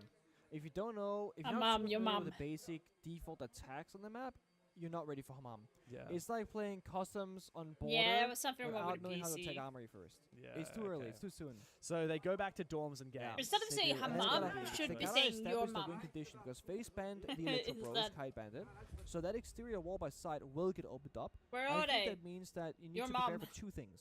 You need to prepare for a Bad bomb joke, site but direct still. attack with It sounds like Hammam tower drop sounds like with your the mom. main breach, so they need plant denial essentially. But they also need to play heavily for the roam clear and Okay. fall back. That's hard, FaZe, right? I can mean, you like fucking said, win Upper this Tusa, Haid match and now, Bandit are banned. please? And Mira is And banned. Mira. And previously, that was the way they won this bomb site, The right? Clash comes out. That is literally the solution. Oh, it helps you with the roam on. clear, helps you with plant denial, helps you with the breach being opened up. It solves literally everything. And just win this grounded in now. a single operator. It helps you with the double shields as well. Yeah. And what's more, Fluxo W7M banned out the Glaz previously, which means that holding onto Horse with the Azami is going to be a lot easier than last time, because previously it was the Blackbeard and the Blitz that primarily went through games and dorms into bathroom and through meeting as well. And it was the Glaz that single-handedly was looking to try and take Horse control. So I think this is kind of a perfect storm of adaptations for Fluxo to get one step closer to tying us and heading to overtime. I think so too. The reason why this bomb site is so hard with the Kite Bandit band is that if you go to the exterior wall by the side, in the very south portion, you'll see it cuts through the entire thing in half right here. And right next to it is a soft wall to the right-hand side that also sees the B-bomb side. So you see so much from a single position outside the building. And it's why you need to play heavy for the roam, because if they're going to get their breach for free and they get the roam clear across the map, you have nowhere you can play on the side. Yeah. But you also need to be able to stop a side rush from that breach and blue tower. So there's the 2 different very important areas of the map you gotta worry about. For FaZe, they've been doing mostly the same attacks so far on the top 4 bomb sites, not showing too many new strats, I wanna say. And if you're FaZe, this could very well be deliberate. Because if you're gonna go find this tournament, which they are, right, it's the expectation, you have to kinda hide some stuff as the further you go. You should not blow the most secret, deep desired strats against Fluxo, right? That's where you can just kind of beat them, push it better. But they've been tested. Fluxo have deeply tested FaZe. Look, it's true. I mean, especially if we cast our mind back to map 1. You know, I was preparing, I was thinking, well, what's this going to mean? If Fluxo beats FaZe, knocks them to the lower bracket. It's going to spice up the bracket, that's for damn sure. If you had to choose between playing lower bracket or reaching a little bit deeper into the strat book, I think it's an easy choice. You start doing those strats. Soul's half health now. One single Thorn Trap does that to him. Not a great start for the... Oh my god! What? The one-tap fade away from Dots onto the only hard breacher in the round. Vidiking answers back onto Volp, so it's back to 4v4. Oh. But what a start to it. Wow. I mean, that's just a question mark in the chat, isn't it? That's what I'd be doing. It's the hard breach going down. No tin can openers on the rest of the squad. Fluxo can always just fall back and reinforce things off. Dots, he's keen to fight more. The C75 is a dream. And now he brings out the M870 as well to get up close and personal, play the shotgun. Handy though. He's been so good this whole series for FaZe. Can you fucking lock it out, please? He's taking down Dots and they're overswinging. with Lobron on the floor, you're right. Fluxo have started to get a little bit too aggressive. Thankfully, Dotas will trade and be able to safely and securely revive his teammate. 3v2 now, the advantage for Fluxo. And the clash, it stops the backgate push entirely. And they have no counterplay. Just the Forest Drone and a single of flashbang. This should literally be unlosable for Fluxo if they just play together. What can you do? Oh, the flank coming through for Loban. Souls has gone down. KDS is going to have another miraculous clutch. We saw one from him on Chalet. Unlikely he'll be able to do it against the clash. Dotas puts down the shield and puts down the final player of FaZe. Like that kill? From 6-1 down, they are now within reach of OT. Fluxo just channeled that was nasty. That ego player inside of them, where they go for the most outrageous of swings. He's the one tap to start off the round on the C set, like bang. One bullet, and it's onto Cyber, the only heart breacher. And then Dots, he keeps challenging the hallway against the Nomad. Then he swings KDS on the floor. They keep wanting more. They said, we get a huge advantage, and we're not going to slow down. We're going to keep pressuring FaZe in the server, make them feel like they're suffocated even outside the building. But to be honest, I don't think that we win, and though. Now, there is stronger again, teams. To no surprise, at least for the time being, it's locked in. Literally. What do you do? If anything, I think, like at this moment, I think it might be a Brazilian team winning at this point. But if you're taking those unless you have Falcon Falcon stepping it up like crazy, because they're going to be facing a secret here in a moment. And the clash is so much that better is than going the to be Mirror a when it comes hell of to a game to ego watch. challenging, right? And they're going to be starting in about 5 minutes, so something that's why I'm saying if they can play, if FaZe can like clock out this fucking match. Playing as a Mirror, because like, you know what you're getting they into. should not be having this issue. If they have a Mirror, there's a guy standing behind that Mirror window, and there are XYZ ways that we can counter that Mirror window. Right, it's cut out for you. The clash. So here's the thing that I don't understand. Constantly moving. If they have issue with. And it can be so much harder to clear than a Mirror window. Or like with Fenrir, why not bring a Bravo into so much more aggression from players like Loban as well. Dots though, and Dotas who have been doing a lot of the heavy lifting here. Like they bring it to Twitch, yeah, so that's good. But still, okay, Clash is playing in this location. Let's attack the other side of the map very quickly. But that means you're sprinting into battle against other people. The Fenrir traps, the Lesion mines, slowing down the gameplay as well. I think Fluxo right now are feeling a bit of pressure because I'm not sure if they're going to go for a roam clear or direct attack. It's Loban and Dotas working together on the roam. FaZe are slowly approaching. When they see that blitz, they're going to, okay, that's probably going to be the main push because Vidiking always has the case and is the sole shield. And as soon as the clash sees him, he's going to be toast. He's going to get guard broken, so he can't show his face. Careful. Loban dueling these angles onto the outside breach. Oh, and in goes the clash. He saved him. Yeah, he has to fall back. He can't. How does he get out of this one alive? The blitz is going to be completely there. trapped. Showed up. Everyone from Fluxo is ready to fight this blitz. Vidiking is in such a world of pain, and Loban has found his onto Souls. The clash continues to harass Vidiking. A smoke grenade isn't going to do very much at all. Volps could go for a swing at any moment. He has to bring out the pistol. This is terrible for Vidiking. But Cyber is there to support, and the clash is forced back. Vid has found a second. FaZe! Turn it up to another level! The volume has hit 11! And now it's Dotas, the last man standing! Go at fucking W7M have given them a run for their money, but now he has to do the impossible. Just please! FaZe can rotate, they can move back. The blitz has been spotted. Out comes the SMG, and he looks for a kill. The plant going down for FaZe as Dotas makes his way forward. He knows where the first one is, and he gets the down onto KDS. Vidiking with that shield, he's been spotted as well, but the plant is down, a lot of damage, but no kill. 12 for Dotas, and he has to do it all himself. He makes his way forward. He's going to put this shield down. There's no way he can look to ninja this, but he might just be able to bait it out. Handy and Vita King together look to try and prevent Dotas, who's already lit up, but he has to hold on. A rotation, he's going to stick it. The Bulls tried to buck them off, but this ain't FaZe's first rodeo. The reigning champions will return to the 6th Invitational stage. Okay, I would say this FaZe almost fucked that round. Almost fucked that round. With the blitz, losing an unlosable round into putting a shield on your back against the Clash and push forward past the problem, solve it with the I have every single game right, guys. Every single game. Let me just recap for you guys on what we have right now. So we have here, you can see it, but it's M80 versus Space Station. As you can see, SSG won. I guessed that correctly. W7 versus Kia. I guessed that correctly. I guessed this correctly now. So I have 3 points. Then we have Furia versus Heretics. I guessed that correctly. Then Furia Weibo. I guessed that correctly. Falcon versus Secret. I guessed that correctly. So I have like 1, 2, 3, 4, 5, 6 points right now. So plus 3, so 6, 9. So I have 9 points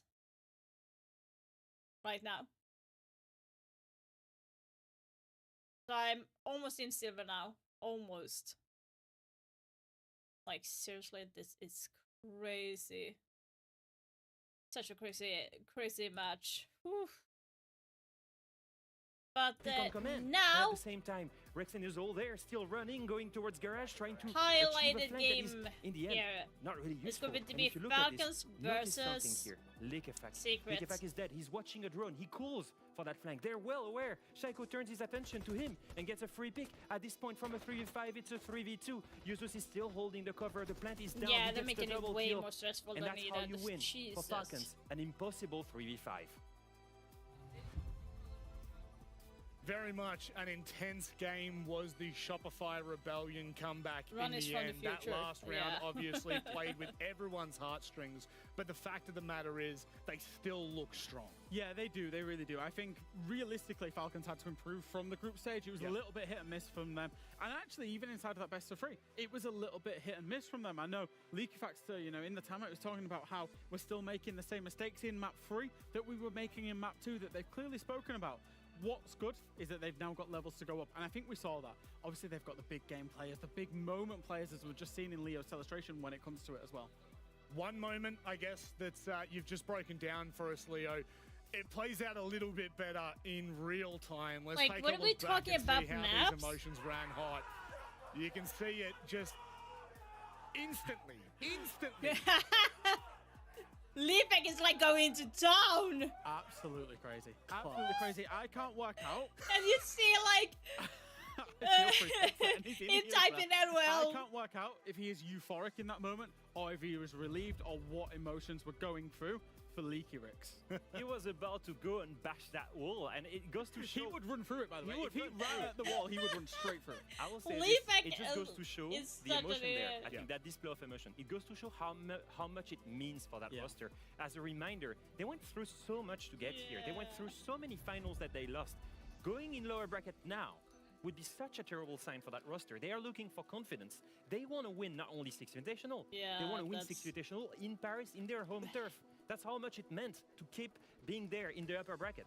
And I'm not surprised that he said after this game we're going to do nothing. We're going to bring ourselves back down. Like maybe because they then had it was quite quick from Fury, wasn't it? But a 2-ish hour break to then get themselves back up for this game because they've got to prepare. I think Shaleo Cafe, they were not going to night even against they needed to reset themselves mentally, emotionally to be able to go again. We highlighted June before on the side of Team Secret, but to do so, you can't be serious. Impossible. But to do so, you couldn't do it without looking at the other side of that coin. Shaiko. I'm wondering if they do want to are I'm wondering if and right now at SI24, Falcons want to push Secret into Fortress my head's gone back in time. Because they have played seriously Fortress, put themselves both in of the teams, and they did pretty well. position. Are you missing the beaches in Brazil, Rob? I am very much. No, you know how much I was struggling in Brazil. I don't miss SI24. Okay. Yeah, honestly, maybe I think Cafe, realistically, if we're going to be looking at who's going to win the game for their team, we've seen Shaiko do it. We've seen Doom do it. We've seen him zoom in on us and look at us. He did That's the actually last face you see when you die. Yeah. See, that's the guy. Right, Doom. You can hear me. You can hear me.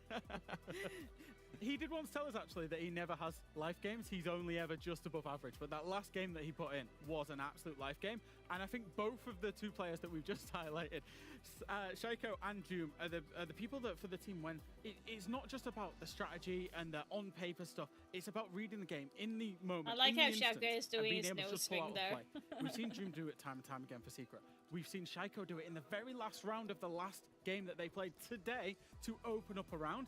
And these two players are the ones that if you're going to keep an eye out for either of them, they'll be the ones that will make something happen for their team. Now, we've put the context there. Winner, they make main stage. Let's find where we're going for both of these two teams. Let's set the tone ahead of what should be one of the best of threes. I'm thinking like Bank is going to be one of the most competitive them. best of threes we might see today. Okay, so Falcons, they're going to back themselves. They're going to pick straight into Consulate. This was a map that they played earlier on today. They looked good on it. I think their read on the map, the way that they're backing themselves, it's a no-brainer when it's left open because you've already won it once today. Yeah, and also on top of that, then they've Secret showed that they can go attack on the map. It is the more defender-sided map in the meta, and yet they're not afraid of Secret being in defense in that point. They already had the 3-3 split. Now for Secret, they're going to go into Chalet. Now that's a map that they love. It fits their playstyle. They love that split take because they know they can win those 1v1s. It is the map that fits the most their strategy along with Fortress. And hey, if we get there, a European team is going to get a win on Fortress. I knew Fortress was going to be there, but I didn't think it was going to be a decider. Now, Falcons have played Fortress today, and they got whacked. They got absolutely whacked by Shopify Rebellion, mainly on the reads on how they were attacking. It was very, very split. Their picks were identified. I know LeakFat came on and said, yeah, we kind of understood and we knew the mistakes we were making, but they didn't win any attacks. It was looking like a 7-0. So I think Secret have got something there that if we get to the third map, they can then exploit it. They did not win a single attack on that Fortress. That's why it might be scary. The one thing is, from what we got from LeakFat, they understood the main reasons why they were losing. Like you said, I think they went and reviewed that. As much as they had a time to chill here, there is one team that has such beautiful and impactful fundamentals that they can turn around this in about 2 hours and they can be the best attacking team on that map, just after that. So I'm not worried about them. I know they can turn it around, and I think that's why they let it through here as a decider. Context is great for this one, but ultimately, both teams, you look at them outside of the game. We've got so much that we can lay out for the audience, but Jack, my ultimate question to you, and it's a short one at that, what side are you on? I would back I don't know. I really can't back it. Falcons tend to get it done in the big games, but there was a lot of emotion, and I think therefore Team Secret. Well, I love your opinion, but I want to hear from the Canadians themselves. How are we feeling about this one? We're good. I'm just wanting a good match. That's really it. As you saw from the little graphic you folks showed, I mean, Falcons should win this. So that means that Secret's probably going to win. But either way, I want all 3 maps. That's all I want. Well, I'm hoping for a good game. You know what, Jesse? I'm sorry to cut you off there, but I'm going to cut you off only to give it back to you. Enjoy the match. Well, thank you very much. I know that we enjoyed our very first matchup earlier today. Obviously, as North Americans, Shopify Rebellion didn't really show up the way we want, but it was still an incredible third map and an incredible best-of-3 series. Falcons really brought the heat when they needed to. Secret has been doing that this entire event. I don't know if you watched the Furia Weibo game on the other stream, but yes, gods can in fact bleed. Will Secret bleed today against the sharp talons of Falcons? Parker, I have to imagine that this is one that Secret have been prepping for not just this event, not just the last couple of days, but for years now. Falcons have been their kryptonite. They've been their roadblock that they can't get past. Event after event, EML finals after EML finals. Falcons always seem to be that team that Team Secret cannot get past. What a moment it would be here to make it to main stage, to get at least top 6 at the 6th Invitational. I mean, this would be the time to do it, and they look so good after a flawless group stage. Yeah, absolutely. And they got to watch the matchup earlier today, so they sat back. They already saw Consulate, Jesse, which is the craziest part if you think about it. So Falcons Who you want to win this? Falcons. Right back there. It's a very strong map for them. Shopify Rebellion were only able to take 3 rounds off of them earlier today. But is that the high water mark is not going to be that easy because or the expectations. The problem is that you have and show up on Consulate. I don't expect it to you Parker. have I think a good team of Secret. Going a 2-1 one way or the other. And given as that we well. got Fortress and given what I just watched from So that Falcons is on going Fortress, to be my expectations, if I gotta make a prediction, would very be 2-1 Secret. But this is Falcons' pick. They came to it for a reason. And Team Secret historically do not love this map either. They've got a losing 2-3 record throughout the season, going back to Reload. They did win it versus Fluxo W7M last week, so that is maybe a strong point in their column. But at the end of the day, Falcons were able to watch that as well. There is VOD footage for both of these teams to look back on. And I don't think if you're Falcons, you're going to choose to come back to this map 2 hours, 3 hours later if you're not ready to train some things up. You know, they clearly believe in their strat book. They clearly think they can go deep and find something. I really like this Deimos ban from Team Secret. We know how good Shaiko is on Deimos. Solotov even had a really good round on this back in map number 1 versus Shopify Rebellion as well. So I love the Deimos ban. Grim, super standard stuff kind of for Secret, and the defenders as well. Valkyrie and Azami, just 2 strong choices. So what is on the line for these two teams as they square off to do battle starting on this Falcons map? Well, as you've heard other broadcasters say across today's show, the winner of this game will make main stage, not in their immediate next match, but in the match after. Why? Because if Team Secret makes it into the next upper bracket semifinals. And that's a great start for them with a Nitro Cell blowing up Shaiko of all the players to get. That's a big fish for them to land. The loser of Furia versus the winner of this matchup goes to the lower bracket, which will be at the main stage. So their next match won't be in front of a live audience, but if you win or lose that next match, you are guaranteed a spot on the main stage. And yes, you heard us here correctly, Furia dominating Weibo 2-0. And what was a stunning match. If you haven't watched it, I think you could spend a worse couple hours.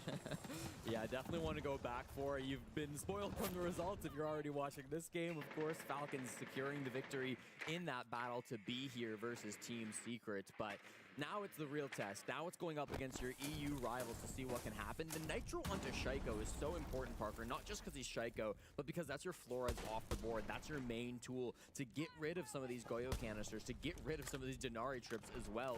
You saw it. They've got good drones here in the hallway, but they haven't actually used any of them to clear things out. And it's doomed for another great shot for a 2-man lead. A name that I'm certain we will say many, many times over the course of this broadcast gets his first kill, and he trades out a tiny bit of his HP in the process. Everybody's still upright on the side of Secret with a little bit over a minute left in this round. And Falcons have lost 2 of their most prominent points of this spear and the 2 highest rated on their team. Losing Solotov and Shaiko means way more on the supporting cast and Leaky Fact to make up for lost time. They're trying to do that, but they're not really finding much success. As another member of Falcons goes down, Secret's advantage will grow. Brede and EFAC need to work their way to the site. They'll do it without Brede now, and EFAC stuck on spiral stairs as they coalesce around him. He does get a kill right as the round ends, so not a flawless start by Secret, but about as close as you're gonna get.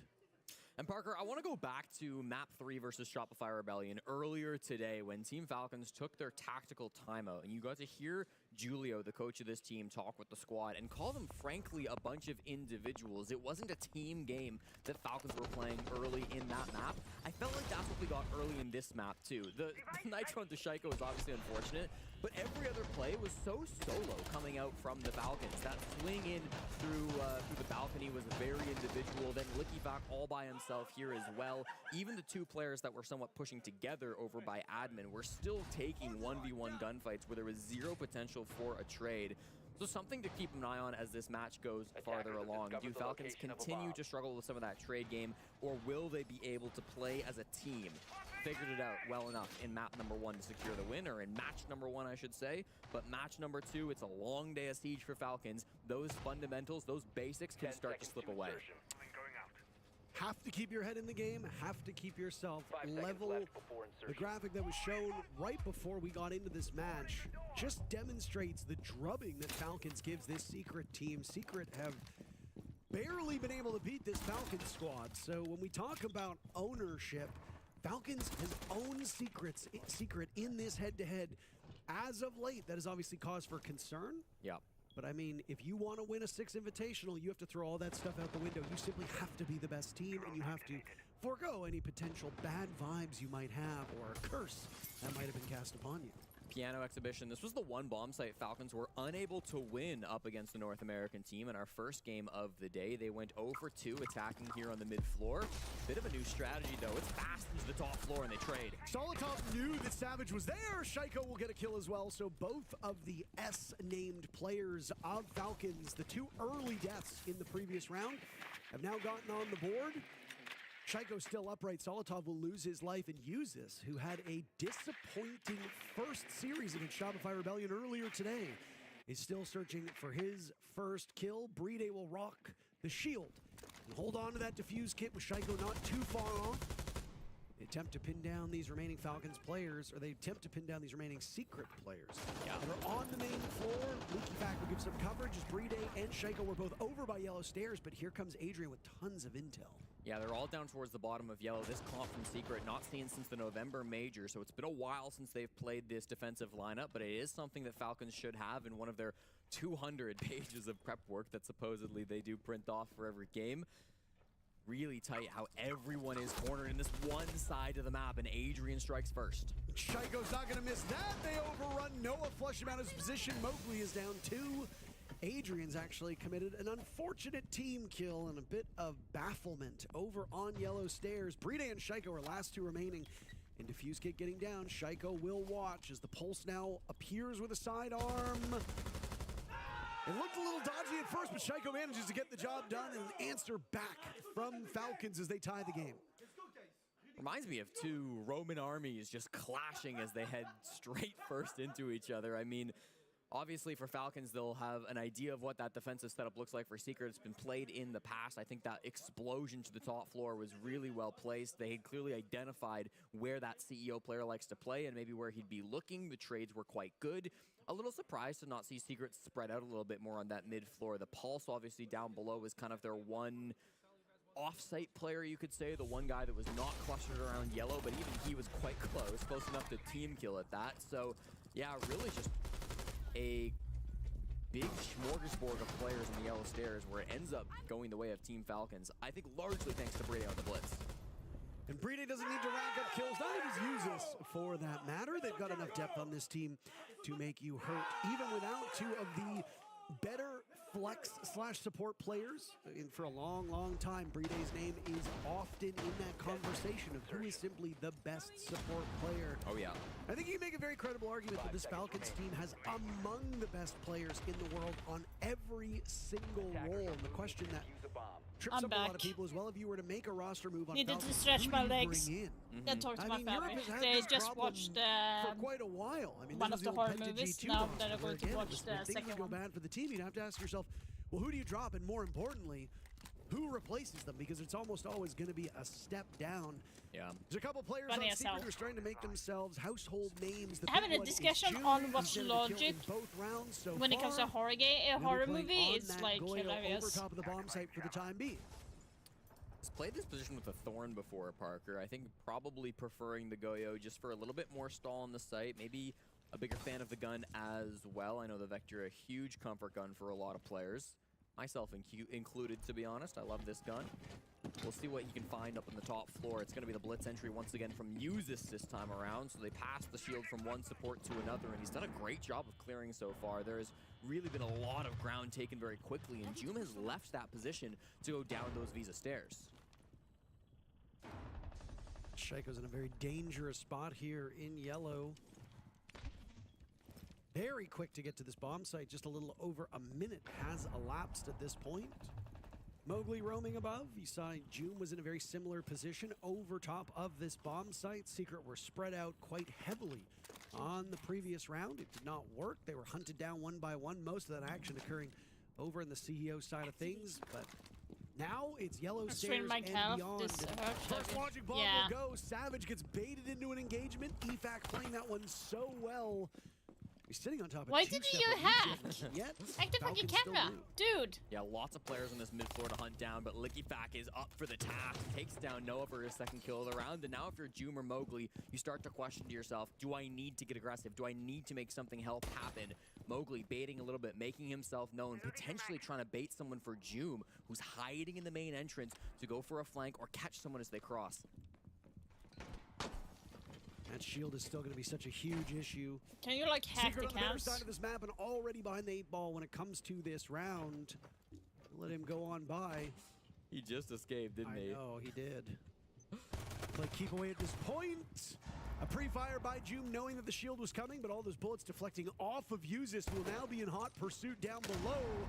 Dodging one of those impacts, keeping Joom busy is great. That means Adrian and Mowgli are the last two standing. They will fully clear out this basement. Mowgli no way. Shaiko gets free day as well, turns on over and oh, what the fuck? He gets knocked by the air jab, but can't get out of Solotov's way. Damn. Falcons stitch two together and are off. That was insane. Start. That's the start of a highlight reel, Parker, that is put to bed thanks to the air jab just at the end. Came so close to clutching that one out. If he makes it up yellow, playing above in piano with the Solus, I mean, that is a very winnable position for Mowgli, but that air jab was placed very early on into the round from Shaiko, way back at the beginning. Team Secret started that round, of course, by taking top floor and opening the breach and taking yellow. They really had two dimensions to start that push, and then it was just a job of hunting down those mid-floor players, expecting when that aggression would come through towards yellow, towards Spiral, making sure you caught the aggressive moves, and then continue to hunt those mid-floor players that weren't as aggressive through the midst of it. I think this is a clear sign of two teams that are extremely familiar with each other. Of course, the EML rivals going back and forth. I think people forget how strong that Italian primary shotgun is. I do, and I don't say players, I mean like the general audience here, because so many people are used to using that secondary ITA shotgun, which frankly is kind of not good. So yeah, it can be quite strong, and Solus having access to that SMG-11 as a secondary can easily run a shotgun. Very similar to what we see out of Mute and Smoke. Well, we will start to repeat bomb sites now as we go to the top floor for round 4. But yeah, I have strained a lot of things in my body since I was like semi-pro football player and badminton 10 player. To remove the Solus. So something to watch out for. Obviously, could have been huge for Mowgli back in round 3, but he won't have access to it once again. For the top floor, though, the bomb site setup is relatively similar. Noah deciding that the Pulse was a bit of a one-trick, and he's going to go over to the Ella. I don't think he would have gotten another Nitrocell with it, so I think this is the more cautious operator pick to come through from Noah. No caution from Savage. The Captain's had a few opportunities, but yet to find the opening pick. That's too close for comfort. Jesus.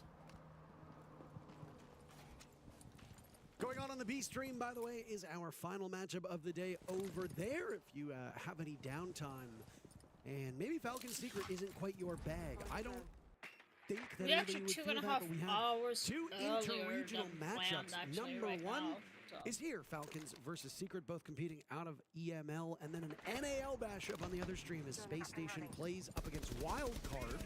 In their matchup earlier today, Space Station dominated M80. M80 has shown some very, very big struggles, and they've got their hands full now in the lower bracket. And we'll be running through who all makes it to the lower bracket, and when the eliminations start tomorrow, you best know that we will be saying goodbye to some pretty good teams. Neither of these teams in jeopardy of going home, of course. This is the upper bracket.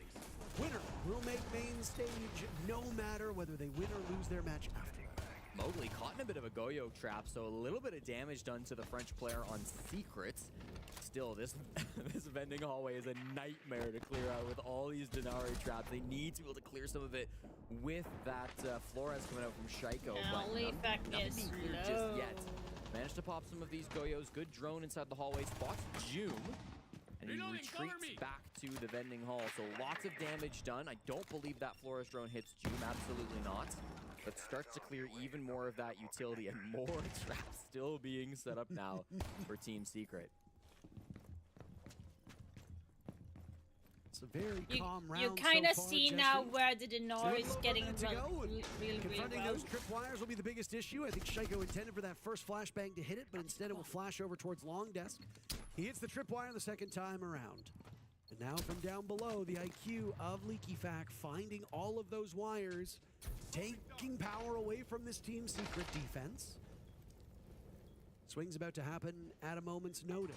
Secret are now locked up, ready to go on in. Brede, the first kill. Falcons will add to it. Brede with several as uses as the focal point. Go for the plant, go for the Brede plant. holds the Please, diffuser, guys, go for the fucking plant. Savage and Noah fighting from Go their for the position, fucking but in a plant. very rough spot. A single kill for Team Secret so far. Falcons looking for the 3-0 at this point. What can they do? Perfect rotation before the attackers. It's definitely on the cards. Noah took out Shaiko in round number 1, but it seems like that was ages ago. 3 in a row when for they the play Falcons. each other excites As you a the single most. round for Team Secret is the only thing they have to show for it. This is dominance I don't from know. the French Saudi Arabian team. Pushes. Like it's pretty much the same sense. If you guys want, even pick up the There's a angle, so Pepsi you guys can have can. the twin I play. saw If that. these That's are a players Pepsi that can. they're You scared can't of their hide it parents, from that's me. why they're playing so slow, layer over, you know, trying to take step by step and execute. We can just not let them go to that last step. G2 If you guys need more info over Shopify there, maybe or because Echo, just go they for seem it. to And be if you guys having need equal more, amount of resources fun so you guys know every when time I they see are them clearing, play against each other. Jäger, Wamire, We just whatever, need pulse, bro. Like, With we just G2 need pulse. versus Like, these Falcons, are I like they're not doing flashes. They're not doing anything. We like the round piano. We knew the Blitz was pushing, but we're just not having the pulse to actually make the play on them. They Also, are at least actually doing grab the something. default all the time over there, and you guys have the read. We just need to choose something to do and do it, okay? Like even on the piano round, they were going for the default plant after. We know that they were going to do that, so we just react out of it. Twister maybe hoping for a little bit more action coming out from his players. They know what's being come from Falcons. They know what to expect. They have to just react to it. They have to find ways around it. Playing the pulse could be a good answer. We heard that get brought up in the midst of it. But I've got to say as well, I think Falcons are playing a really good style of siege. Look at this. Use this in LeakyFac, distracting from Spiral. It's the big bad blitz. It's what you're focused on if you're a defending player. But as this Uses player is rotating through the site, is distracting everybody, it's just a really simple walk-in from Brede, who just goes to default plant spot, finds 2 picks on the opening, I think a 3rd to finish off that round, a very rare 3K from the hard support of Team Falcons. I said in the last series that he's averaging 4.4 kills a map before today's game, which is expected for a player of his caliber. We expect Brede to generally be more focused on planting the defuse kit and playing those shields, but really able to pop off in that last round. Attackers must locate and defuse a bomb. Brede did okay against Shopify Rebellion. He exited that bout with 19 kills and 20 assists, but he had 5 successful plants across those 3 maps. That is nothing to sneeze at. 19 kills in 3 maps is far above his average of 4.4, so that's good. Yeah, that would be 12. Wow. Yeah. Broke the rule of doing math on stream. Nobody in those 3 maps getting below 16 kills. Uses was towards the bottom. The lion's share of his kills coming in that very first map. Exactly half of those 16. But when you look at overall team stats, Brede still does sit in the negatives. Minus 16. His entry is 1 and 7. The fact that Brede's been involved in 8 entries to begin with across this tournament is really quite surprising. I mean, next closest is Uses, who's been involved in 17, so it does go to show you that over the 132 rounds played by Brede, the fact that 8 of those he's been the main entry, I mean, it's bound to happen. He will find himself on a shield or something along those lines, potentially getting picked early. Brede has been really damn good. 18 plants, which is among the highest here at this event, and I expect to see good things from him for the rest of this Falcons attack. Server and Tellers is our bomb site, and very rare for Team Secret to go here, but it starts off well. Joom finds LeakyFac to open things up on the kill feed. The one time they played this was earlier on in this tournament against Fluxo W7M. They lost it as defenders, so struggled to really find success on this site. The Monty from Uses witnessing the retreat now for the top floor. Flash comes in from Shaiko as the piano players drop. And they scatter as soon as they hit piano. Only Joom continues to play around this hatch. Shaiko is maybe hunting for something there, but it's Mowgli who cleans them up for the 2-man lead. Falcons had some opportunities to come back from a 3v5, a 2v5, etc. in that Shopify Rebellion game, but it was on a map that they seemed to a little bit less comfortable on. This time around, this is a great map for Falcons, so I do have to wonder what their chances are of clawing this one from Team Secret. Mowgli's the only casualty for Secret, so Falcons now suffering even more damage as Uzis and Solotov will link up, and Noah firing from this position finds one before Uzis takes him down, but the damage has been done to the shield. Brede and Uzis, if you merge them into one player, would still be below 100% HP, so not exactly where Falcons want to be with 20 seconds left. Now it's Savage looking for this opportunity. The same position that we saw out of Noah, and Uzis will get dropped by that Scorpion. Caught with the Pokeball. And it's Brede in a 1v3. Yeah, not Who good. will be the one Not credited good, not with good, this not kill? good. It's Savage from the same spots. And a good bounce back from Secret after taking that timeout. That's more like it. Just a little bit too much to pull back from that top floor roam coming out from Joom, and of course Savage as well playing on that top floor, getting a couple of early picks. It was a jump into the bathroom from Likifac, which ended up being the opening death, and then Shaiko, I think, just dies on the hatch on a long angle from Mowgli playing down below the piano hatch. And once you've got that two-man lead, you've got to play perfect, really, Parker, to pull things back. There's the opening, and that jump in after the Monty spots a player right here. The kill from Soltop, a little bit messy. He seems to think the player's to the left, where in reality he is standing over to the right. Could be a miscomm, a little bit of miscommunication, very fast moment there, but it's going to take a second then for Soltop to readjust his aim, and in that moment he gets shot in the head by Noah. So unfortunate bit of miscommunication coming through from the Falcons. They still retain the lead at 3-2, but after attack timeout, Secret are starting to pull it back. Yeah, I mean, a 3-3 scoreline would be the best you're going to get for a defender-sided map. Team Secret have already lost the plot here. Yep. A 4-2 is the bare minimum on the most defender-sided map, but Secret don't really excel on console. That's true. And honestly, I mean, this is exactly what we saw from Shopify Rebellion versus Falcons a few hours ago, Parker. It was a 3-3 split. We said, okay, you know, not that bad for Shopify Rebellion. They at least didn't lose the half, and then half two came around, and Falcons kind of walked the floor with, you know, walked all over him. That's what I'm trying You to say found the here, floors, Parker. you found the walking, you found, you know, it's good. Yeah. You got there. I mean, my brain still hasn't recovered from that final round of SR versus Falcon. So I feel you on that one. And then, of course, we got to watch the dual spectacles. Fluxo W7M versus FaZe, and then Weibo versus Furia, both of which were pretty interesting matches. Fluxo, FaZe were far more competitive than I thought it would be, if I'm being frank with I need you. to call my mom. I expected by the way. Weibo Furia to I be call her. a deeper I need to matchup, call her. but so she goes. Mozzie Pest being spotted out by Solotov now. They know how important it is to take this top floor. Again, we do see teams try to shortcut it by just trying to go for a plant, but as shown by Surf in the previous matchup, there are very creative ways you can deny a plant while you have that top floor control. So most teams figure that it is essential to get control up there, but I don't know if they'll have the time at this point from Falcons. A lot of pressure on this mid floor. Actually have Likifac decently deep, only a wall away from the bomb site as the ace starts to breach it open. Now, Users will make that hole into the site, and honestly, it's not like it's shot out. It's soft though, Parker, so I suppose they could just sledge in whenever they're ready. This could be an explosive rush. And Likifac is aware of what's about to happen, and he's prepped and ready for Joom, missing the opportunity on the Mowgli.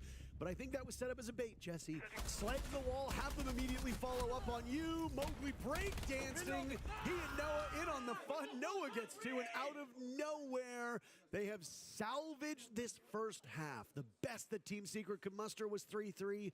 That's what they get. It is still a net loss compared to where they should be as defenders on Consulate. The road will likely get harder for Secret, but you got to play with the hand you're dealt. And Secret wasn't dealt a very good hand on a map they don't know very well. I'll take it. Yeah, I mean, frankly, it's much better than the 5-1 half it could have been if not for that attack timeout. So you got to give some credit to Twister there. Falcons are their final attack. You know, I like the idea, sledge in quickly to the bomb site, make something crazy happen, but you just had too fast of a reaction. Maybe stalled out a little bit too much there in the benches hallway where you got to see some of those entry players come on back down. Mowgli walk down spiral stairs. We got to see I believe it was Noah come down the yellow stairs as well. And so once that pinch happens, it's just impossible to try to find all of those players looking left and right. Needed to go a bit faster if you're Falcons. But end of the day, 3-3, not anything to complain about. Really nice shots from LickyFact, even though he didn't win the round. I honestly thought he had Mowgli dead to rights right there. But yeah. The Scorpion is a hell of a gun. It is back in a hurry. Denari is very firmly in the meta at this point. Ella has found good execution as well. If you watch that Furia Weibo game that just happened on this stream, you would have seen JV92 throw a Guzman mine out to stop the plan. I was calling my mom. She's going to the hospital tomorrow. Consciously think with the operator. Yeah. I'm glad it was pointed out by some some of the pros that are wondering, tomorrow I'll be missing half of the day tomorrow because I need to help my mom. She's going to the hospital and meet the operation team. So that's if you keep them in pocket. That is something that seldom happens. Ella usually uses them to facilitate a roam, to gain we'll not be back until maybe kudos to JV92 for keeping them in back pocket, and it was which means I probably will miss the G2 game. That watch this game and play this game, it is a nice reminder of what the Polish operator is able to do. It has been a while. I might be able to like put on the stream. The Scorpion's not too bad right now. I think my husband is going to be home tomorrow, so I can like just prep everything for him to start the stream, so the stream can be on in the background. Falcons. For you guys. Chonka coming out from Brede, of course. We've got the Warden coming through, still the smoke. Or sorry, the mute coming through from LickyFact as well. Can definitely try to make something happen from Falcons to stall things out with this plant. Maybe get some of those nitro cells going out of Uses and LickyFact. Saltov with one as well, and all three were in hand for a moment. And guess what, Foxake? I have guessed every single match correctly. Has been able to find him consistently every single one outside the building. That's just on one of those windows. Upside down rappel. It will get you. Admin side for Rome now has to play things a little bit more passive. Have to fall back and allow them in. Nice. They've taken that admin control now from above. Mowgli's the first one in and first point of contact. 8 kills for Mowgli in that position. They could take advantage of LickyFact's early depth and use this to snowball an even greater lead. A response now from Falcons as they get themselves closer into harm's way, and Solotov will find out very quickly. SSG versus M80. There are some bodies SSG there, maybe to be concerned W7M versus Kia. W7M 1. Furia versus Heretics. Furia 1.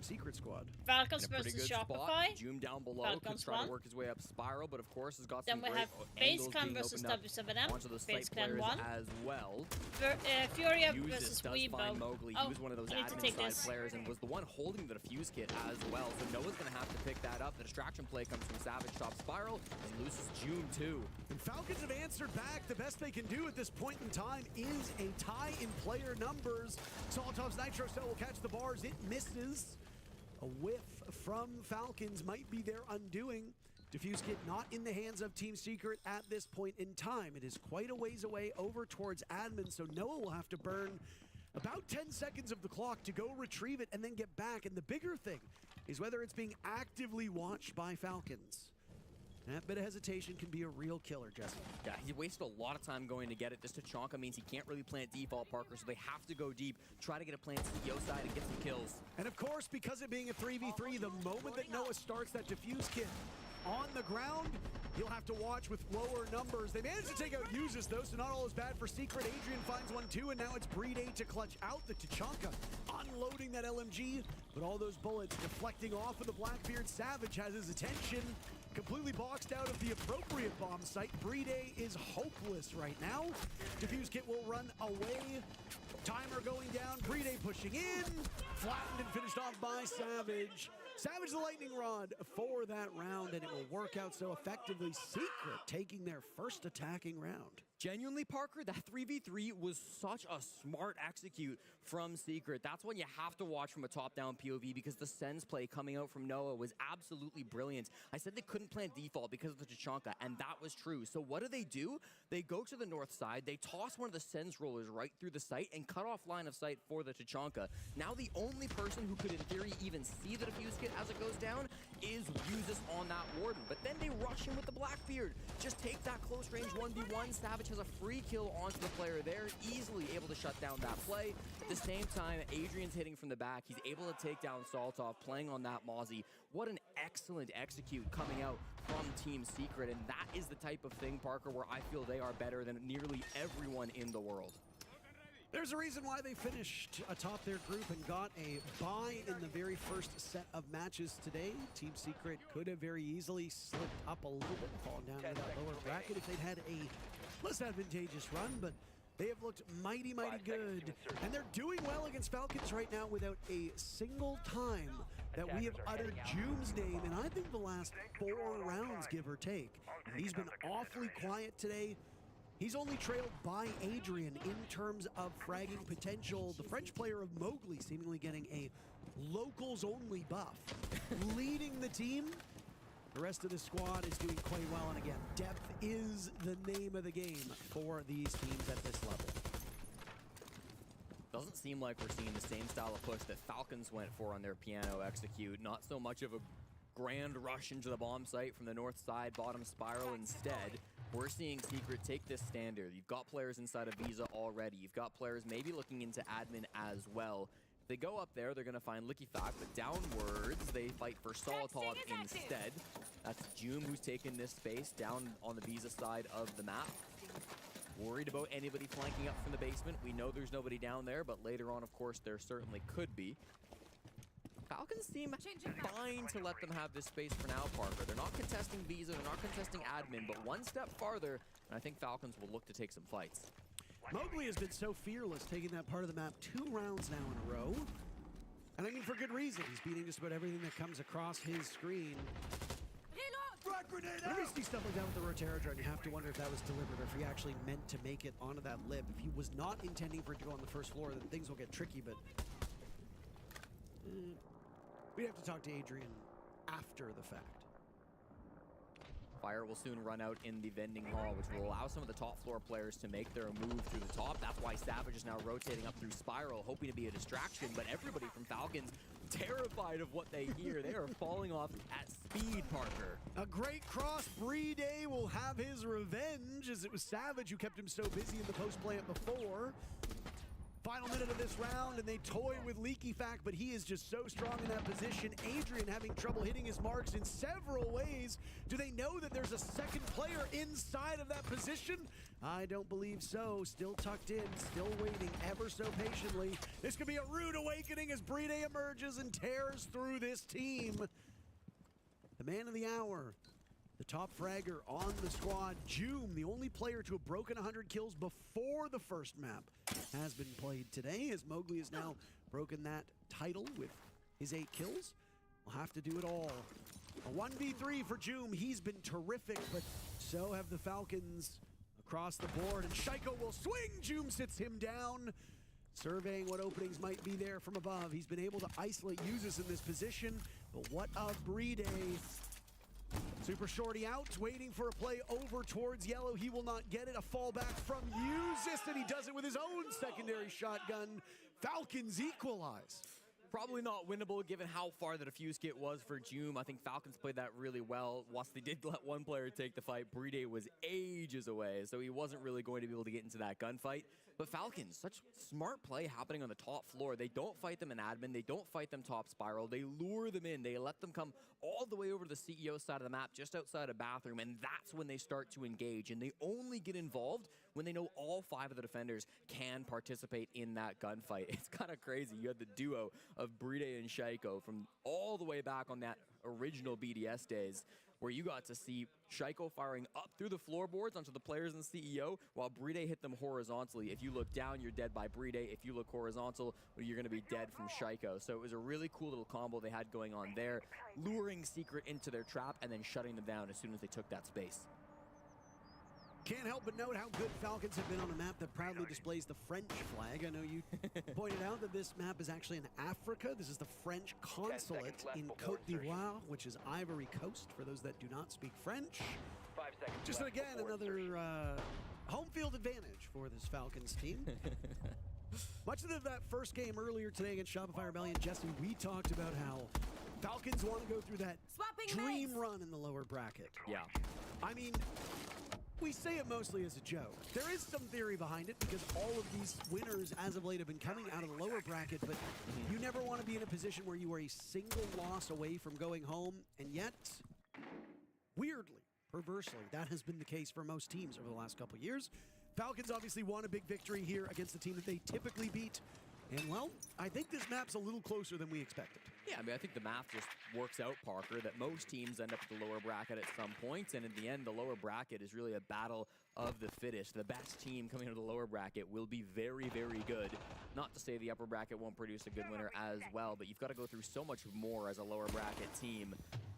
We start to see the breaching come through now, forces these Visa players back. Savage and the Blackbeard, once again, we're seeing this operator take the space through the map, try to find some way to get that aggression, get that space for the team. It's gone all the way down to server, though, not really choosing to clear through those roamers. Instead, they're headed straight towards the site, maybe not expected by Falcons. Quick one, as Savage walks in, there's the drop, they've got the intel now. Shield put away, Noah the leadoff pick, the Blackbeard is left stranded, uses the only kill for Falcons at this point. Seeker comes out ahead in these blows, more drops. As Falcons are actually hitting their marks at this point in time, and they've blown everybody up. Adrian suddenly finds himself alone. How did things go so bad for Secret so quickly? Joom is recoverable, but Adrian needs to pick his battles very wisely. They will have a cut and a cross held. Never mind. Adrian attempts to rotate. He gets punished by the Falcons, and they will take the lead. I think at the last possible moment, they caught on to what was happening. Falcons did. They returned to the bomb site, Parker, and then it's Breede's flank. He ends up going down. I think it's the Visa hatch, where he ends up right behind that push as it's coming through construction. He hits that Nitrocell on the soft construction wall, takes down Noah, makes himself known, gets a final kill at the end there.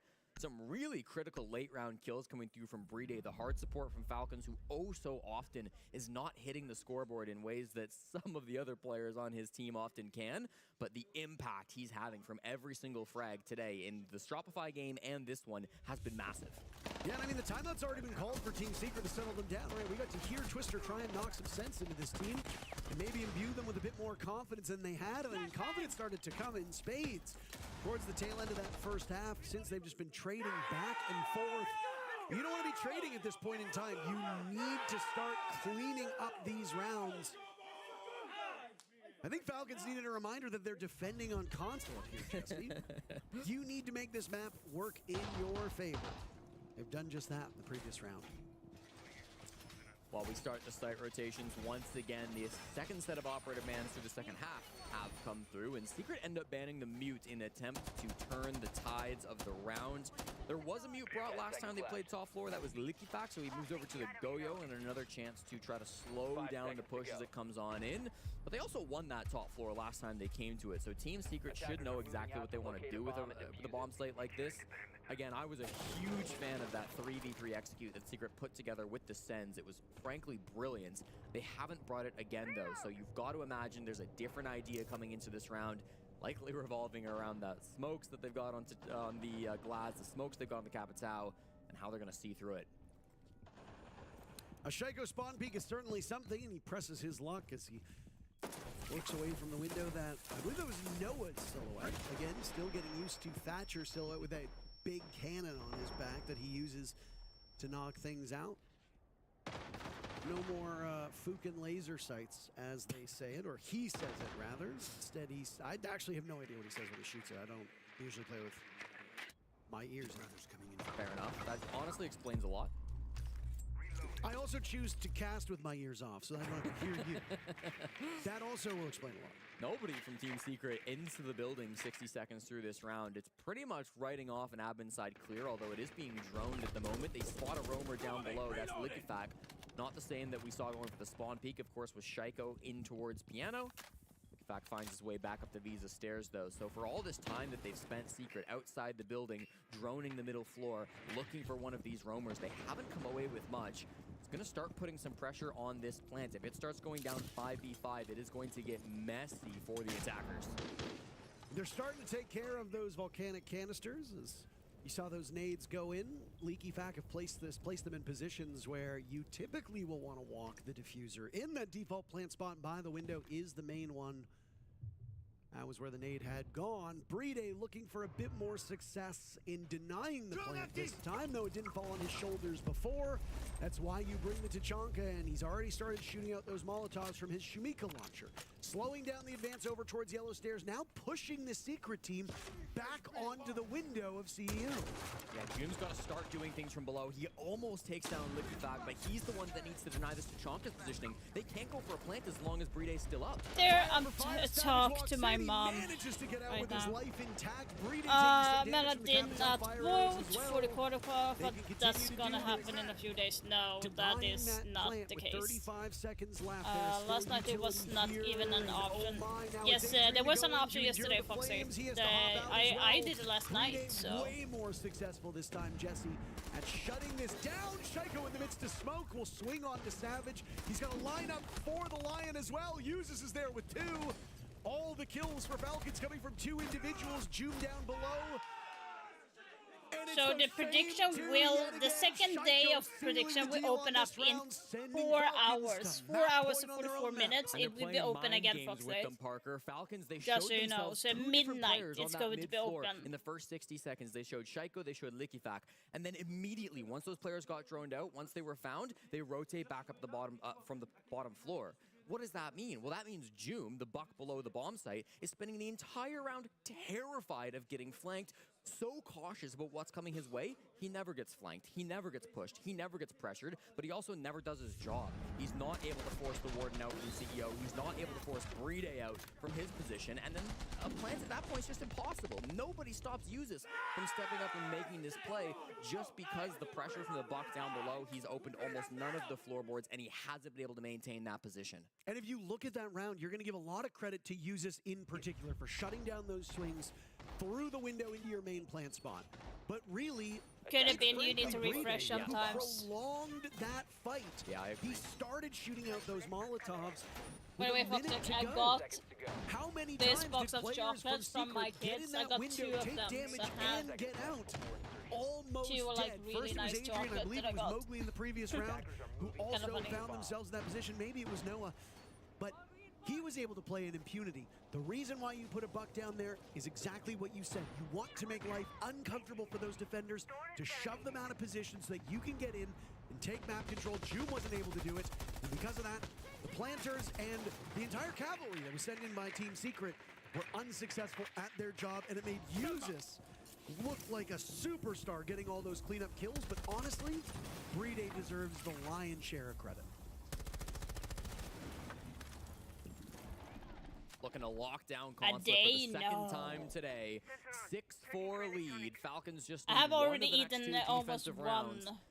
This push is going to come in through admin. They want to clear 2 the whole layers, map. Look at so very I have close eaten here, just inside of the one left layer, room. so this is the second Falls layer. back to the vending hallway. He's got Solotov with him, so the 2 roam combo This is really popular in aggressive Sweden. players are trying to make something happen up there. You buy this chocolate as a gift, basically. It's premium chocolate. Secret take a moment to drone. Liquifag does not want to follow up on this intel. At this point in time, the intel is no longer relevant. He's waiting for the all clear. I don't know if they still have a read on him at this point in time. Joom is fighting all by himself in that area. Liquifag could really surprise him, and that would be not the first time it's happened for Team Secret. Falcons have had the element of surprise multiple times. Brede, probably most notably, inside of that connecting room from top yellow into CEO. Solotov, you need to change. Yeah, change. Taking some serious damage. Savage getting hurt as well. Liquifag still biding his time. Down goes Noah. We didn't even think he was involved in the action, and Brede shuts him down with a nitro cell. 90 seconds gone, almost a full 2 minutes, and they've not got a lot of space, Parker. They need to get kills now. Brede, why? Brede, but they still don't know Liquifag. Oh, they do!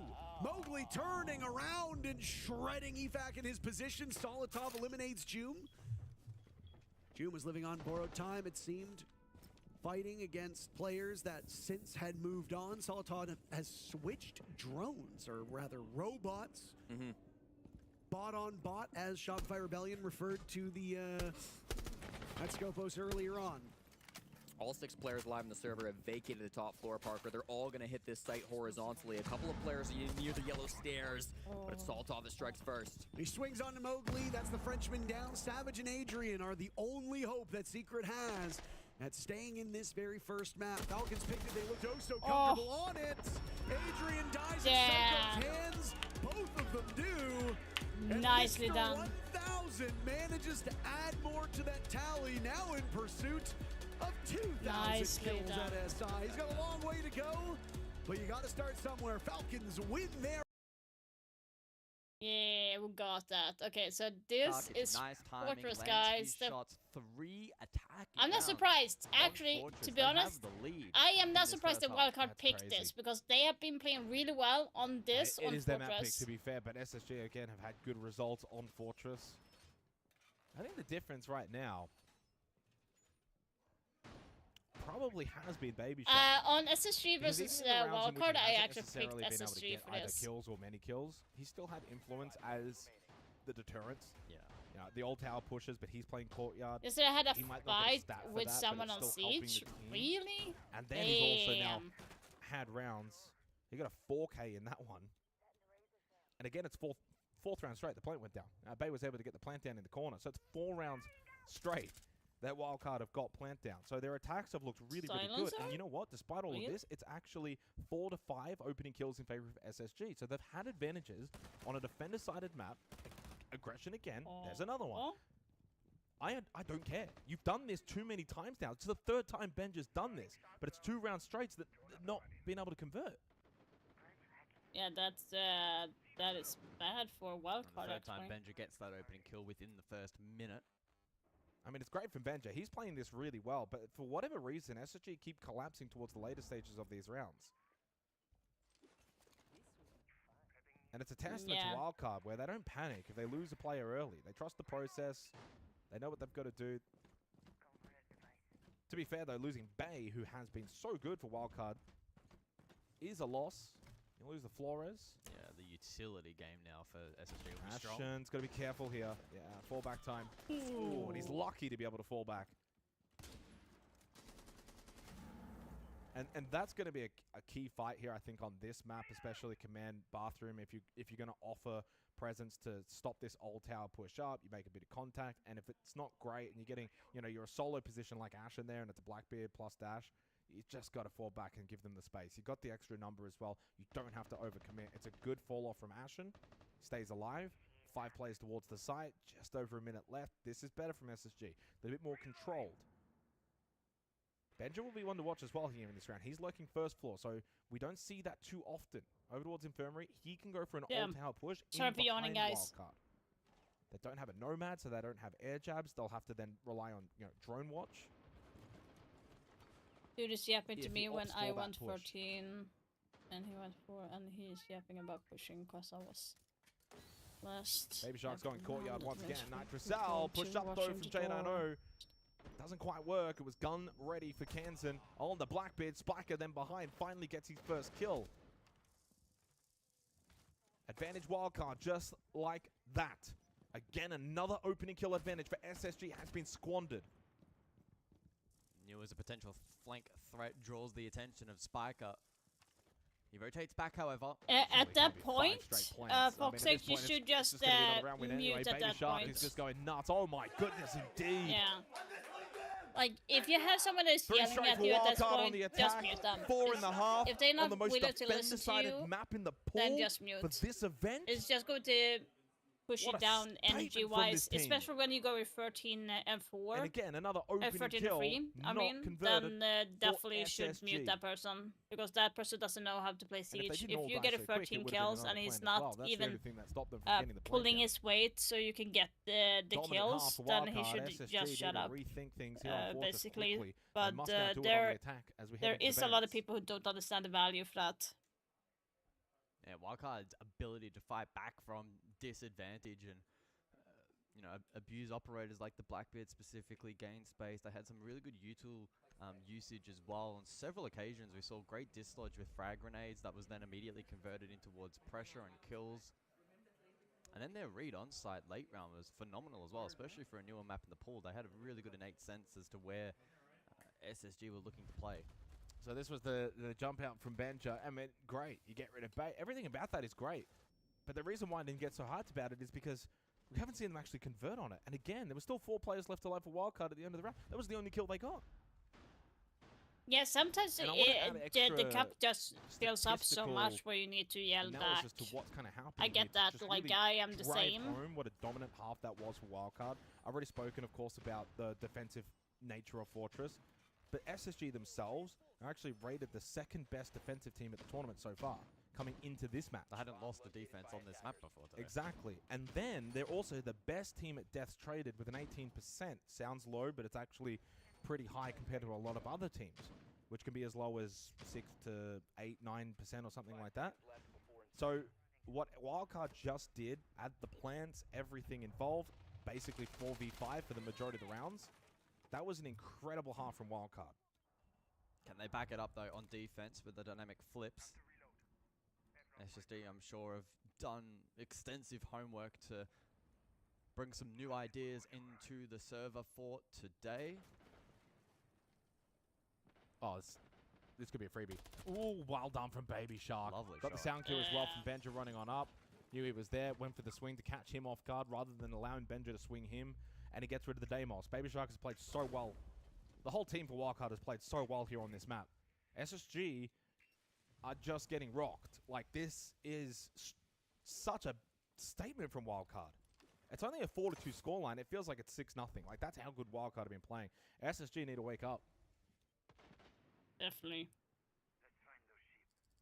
Noting as well, Mirror, Azami, Dokkaebi, Twitch banned out. Baby Shark under pressure in response. Decent impact. That's better. Better team play. Team play off your blitz. Well done from Newers. Gets the kill. They still got Ashen on the glass. The blitz is still alive. Low health, though, for Faults.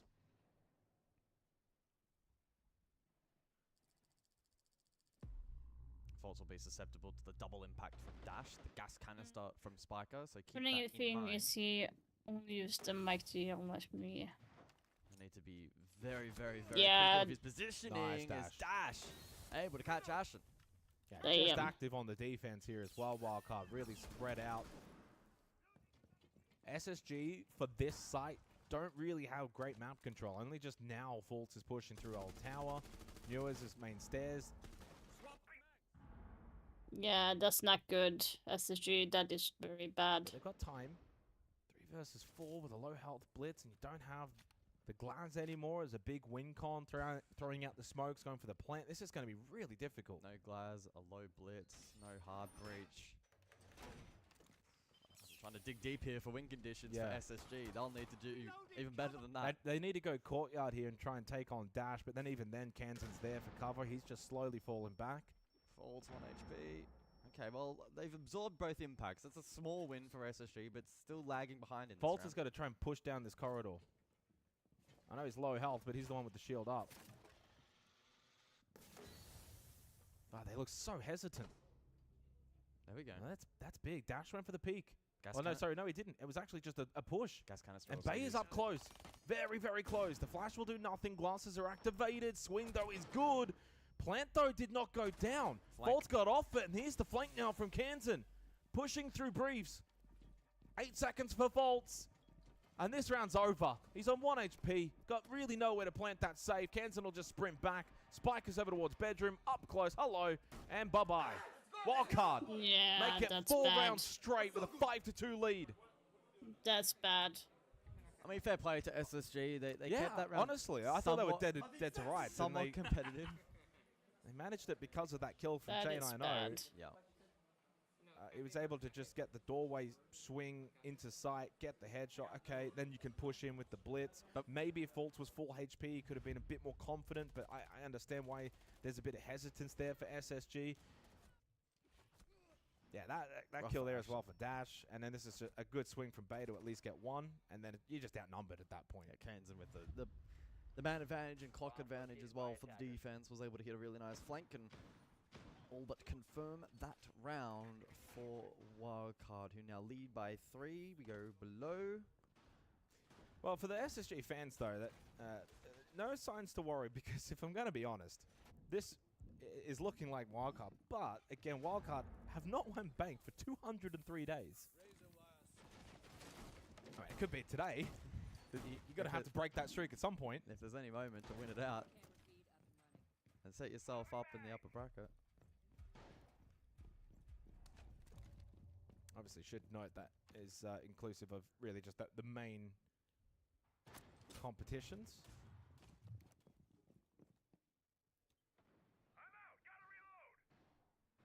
This is where it's very easy to lose hope if you're SSG. Like, attack a fortress, not much is really working for you.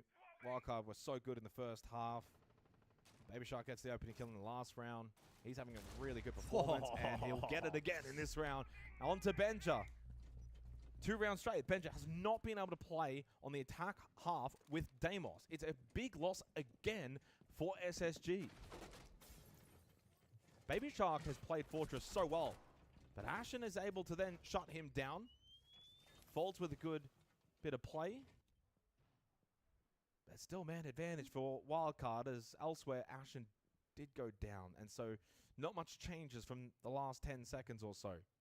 Low potential on offer here from Newers, but the castle, typically used on that horizontal stretch, nullifies that positioning. So he'll link up with Faults. Jano, as you can see on the opposing outline, in a position to play pinch and maybe clear some utility for himself. As we look back towards the opposing side of the map now, second floor. Newers and Faults will go above. Old Tower rotate. The second floor control here is irrelevant. You don't have it. You don't have the ram. You don't have a buck. You don't really have any way to really utilize this second floor spacing. So it's really just being able to get over to Old Tower, sync up with Jade I know.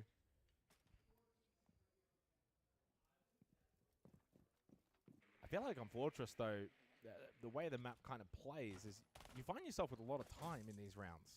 You spend a lot less time having to push back, util. It's more about getting ready for the side execute. Tough shot. Bit of pressure on Bay here to perform on the wall. Stop yapping. Sorry. Thanks for reading. No worries. Nitro as well for Dash and 2 gas babes. So it's not just Bay to have influence here for Wildcard. But he's going to be the one at the window. Lovely swing onto Newers. Gonna have those games. I know is so beautiful from Bay as he goes to double digits. Bolton's position getting called out towards the main hallway. Flash can't get the kill. Who's your daddy? Yeah, this map's done. Wildcard are too good on Fortress. Yeah, they're really good on it. You're his daddy, Bay. You're destroying me. Fuck it, bro. Let's go Fountain, man. that would be such a troll way to end the map.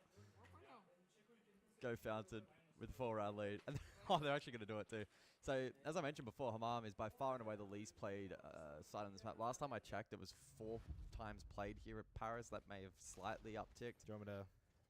Sure, you can have a look. But again, from speaking to the boys on the analyst desk, etc. It's been played once. Oh, only once is it, really? Okay, maybe I've misremembered. Yeah, with 100% attacker win rate.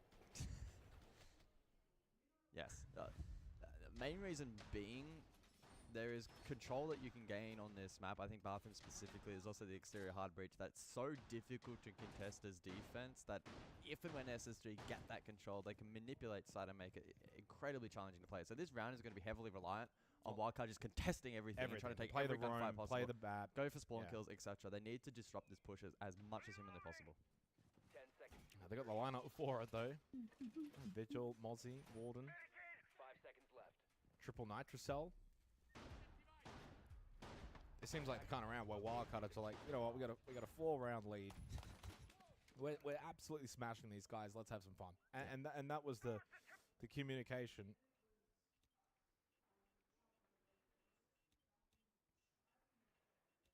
And this is actually important to watch that there from the observer, because you're flicking the default cams outside, try and figure out where are they coming from. We want to contest as early as possible.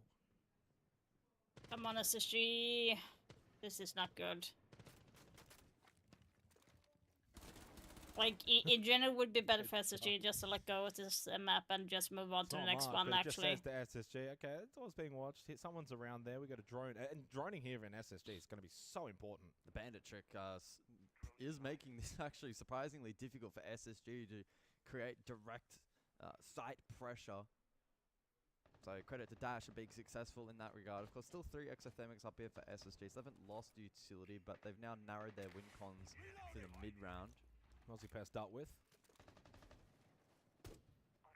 So SSG eager for some top floor control. They do, of course, have Sledge and Ashen on the RAM available. And you can already just naturally see playstyle-wise how much longer it's taking SSG No to way, get into that the went building, hamam. because more of the map is now being used by the defense, but they've kind of given up on top floor. They'll go back first floor now. That free C4s as half well. the round that's essentially being wasted before finally SSG get into the building, open up some hatches. I will say, I don't think the nature of this site being what it is, you need a lot of time. It's a very short checklist. Like, they've opened exterior, they've got hatch open. That's pretty much all you really need on this side before you can They're start all just chilling inside Fountain and just saying, all right, come on in. Yeah. They'll lean heavily into the nitros and the smokes. Yeah, they have. This is bloodbath. I mean, if you said it was big on Bay last round, was huge on Spiker this round playing the Warden. Denial from Cancer with the Gas Babes. And it's J9O that gets rid of Bay, so the Vigil has been eliminated. That's the opening kill that goes the way of SSG. You can actually really start to see how aggressive it gets for the defense when you play this site now. You have to be the ones to make the pushes. Dash going into the smoke. But there was the elimination on default through the Gas Babe of Kansan that stopped that plant from going down, and this might be the opening map done. And indeed, it seems like it will be. Poor old J9O outside of the building. This will be the first time we see this site successfully defended at SI. It's a statement from Wildcard on their map pick of Fortress. They will make this 4-0 straight on the map. It will be SSG's first loss on this map. Wildcard are 1. Fuck. That's not what I wanted. wanted. So nobody's over towards dining. In secret, they identify that and they see it as an opening. They push towards the wine side of the map. They take big rush. They try to get a plant down in through the wine cellar. But as soon as they finally get into that position where they can go for the plants, that's when the Clash starts to hunt them down. That's where the information comes through from Team Falcons. They respond to that by moving more players into the basement. At the same time, there are secret players on the top 2 floors trying to hit those players that were roaming around library, roaming around games. They don't quite have they're playing Chalet right so now, by the way. Players like Linkback to run up those snow stairs, get some of those picks. The push very disconnected as some of the wine players and then some of the fireplace players were just very far away from each other. Meant that in that 1v1, there was just no time to cross the map, to get back over to where your teammates died and refrag their bodies. At that point, it was Falcons who had spread out really, really nicely and clutched things up. So very creative first round here on Chalet. Not an easy defense to attack, and Secret can't get it done. Bit of a worrying sign for Secret on the very first round. It was the coordination that I think is the bigger issue here. You can lose a round and we can go, you know, that's bound to happen. As we've said many, many times on this broadcast, you can do everything. This whole box, by the way, is 2,000 calories. Secret were not in lockstep with one another on that previous round. They had the same issues on Consulate. If they carry over to Secret's map pick, that's when you start to sound the alarm bells. Falcons already have you on the ropes by winning their map. Now Secret needs to do the same, because if you're Team Secret, you are looking at Fortress, a map that Falcons just had their wings clipped on by Shopify Rebellion earlier today, and you're thinking, we can do this. You just got to get there first. This is a cool little setup again from Falcons. You've got Lickifak, the captain, on the Clash running around the top floor, trying to protect his teammates who are also up here with him. They don't protect Shaiko. He still managed to take about 50 HP I'm glad I'm from not eating the whole windows. box. So we do see the first strike coming up for Secret, but it's not enough for a kill. Player in library corner, of course, that's Usus on the Wamai. Going to be very tough to get him out of here. They've got lots of nades, lots of flashes. So in theory, burning him out is possible, but it will require a lot of utility. At the same time, Saltov with his ADSs are trying to catch that util as well. Seems to be working, Jesse, as far as I can tell. ADS's magnets, one of which was just tossed out by Usus as they pilot drones on in to give themselves more information. Nades have also been used. Only one remains in pocket for June. And I mean, if worst comes to worst, you've got Solotov there to assist. Yeah, I think the util worked perfectly for them. Parker, they threw a lot in, but it wasn't enough. Still holding that library position. Noah gets the first pick, but Usus trades one back. And they're just going to continue to trade as they land blows left and right, left and right. Shaiko inside sight gunning down Mowgli. They will see Noah rush up. Clash coming in for an assist. Adrian and June last two. Usus finds yet another secondary shotgun out. Who will get this final pick? Adrian in this spot, dancing around it. Damn, nicely done. Gets the job done. 2-0 for Falcons, and they have looked really confident in the process. It's excellent utility play, Parker, the Wamai plus Jaeger combo, a classic alongside the Clash, and then it's the 25-year-old from Chester, England, who really steps up and hits the shots. Guys, because the info is there, we're just not being able to catch it up, so please reset so you guys can poke onto each other a little bit more. Like these clashes, it's been a pain in the ass over there. If you guys want to go for the kitchen take onto the other side right now, I think we just adapted to the strat, the Noman over there, so we can have an easier time into this. But for the rest, guys, overall, I think if you guys decide to ban it later, it was about this half takes is still a good idea against them, like as we did in basement, you know. But we need to be able to be playing at the same time over there. Like even into the previous round, it was really good the read that you guys were having and the reactions as well. But we just lost some way into the middle over there, you know. So guys, chill a bit, try to gather information that you guys are having, and then let's force these strong operators against them. Yeah, it's 25. No panic yet. Nope.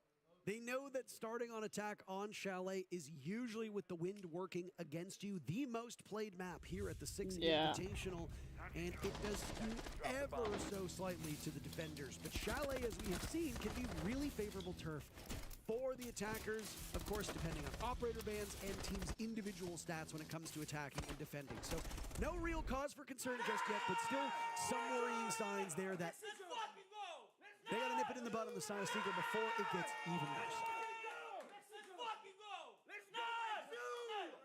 We are hyped on the side of Falcons. You can feel the energy all the way from the other room where you and I are casting, Parker, and they're absolutely into this matchup. 5 rounds away now from making main stage at the 6th Invitational. You're right, that tack timeout from Twister, not a panic tack timeout just yet, but feels there's things that need to be improved. Worried about the Clash, which is being brought now for the 3rd round in a row. Twister's been head coach of this Team Secret squad for over almost 2 years exactly, actually, so has been with this team for a very long time, helped build it, respected as one of the longest standing coaches in the game. And despite failing to shoot some default cams immediately, they are still, I think, in a strong place to bring this map back. It is their pick. You've got to imagine they've got some tricks coming later on. Down goes Noah, though. Shaiko on the run out. He's been playing loose.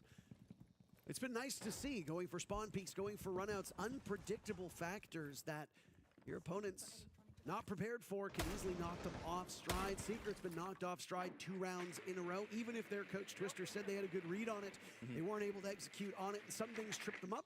That hold inside a library is an old one, but it did seem to be a bit frustrating for Secret to deal with. Mowgli almost gets a much belated trade back, as now, a minute off of the clock, Secret finds themselves in a disadvantage. And Secret want to clear this office position, Parker, but it's so difficult when there's a tuber out playing in the office position. That's where Solotov is, and as long as he's playing there, that office wall is likely to stay closed for a very long time. You can see Mowgli's a little frustrated, wants to get it open, might have found one little angle where the Zoto canister is not covering, although it does look kind of frozen to me. Manages to breach the wall one way or another, though, and that starts to give them a bit of an entry point. Now we see the ace charges coming through, too. Those were thrown long ago, but finally the freeze wears off, and they can get some drones inside of office. The players have fallen back for now from Falcons, but they can't give up much more space before they start the fight. Flashbangs go out to give Mowgli maybe some coverage here as Savage peels off of his position. They are spread out, trying to clear out this top floor as best as they can. Drones working on those solarium/trophy stairs. They had coverage over by Chimney. They had a lot of this map marked down, but 2 of these players, almost 3 of these players, not even inside of the map just yet. What the fuck? That quiet first map. He'll collect 2. His patience rewarded as Shaiko and Solotov both peek that window. Solotov, to his credit, was backing up, not looking for an active fight.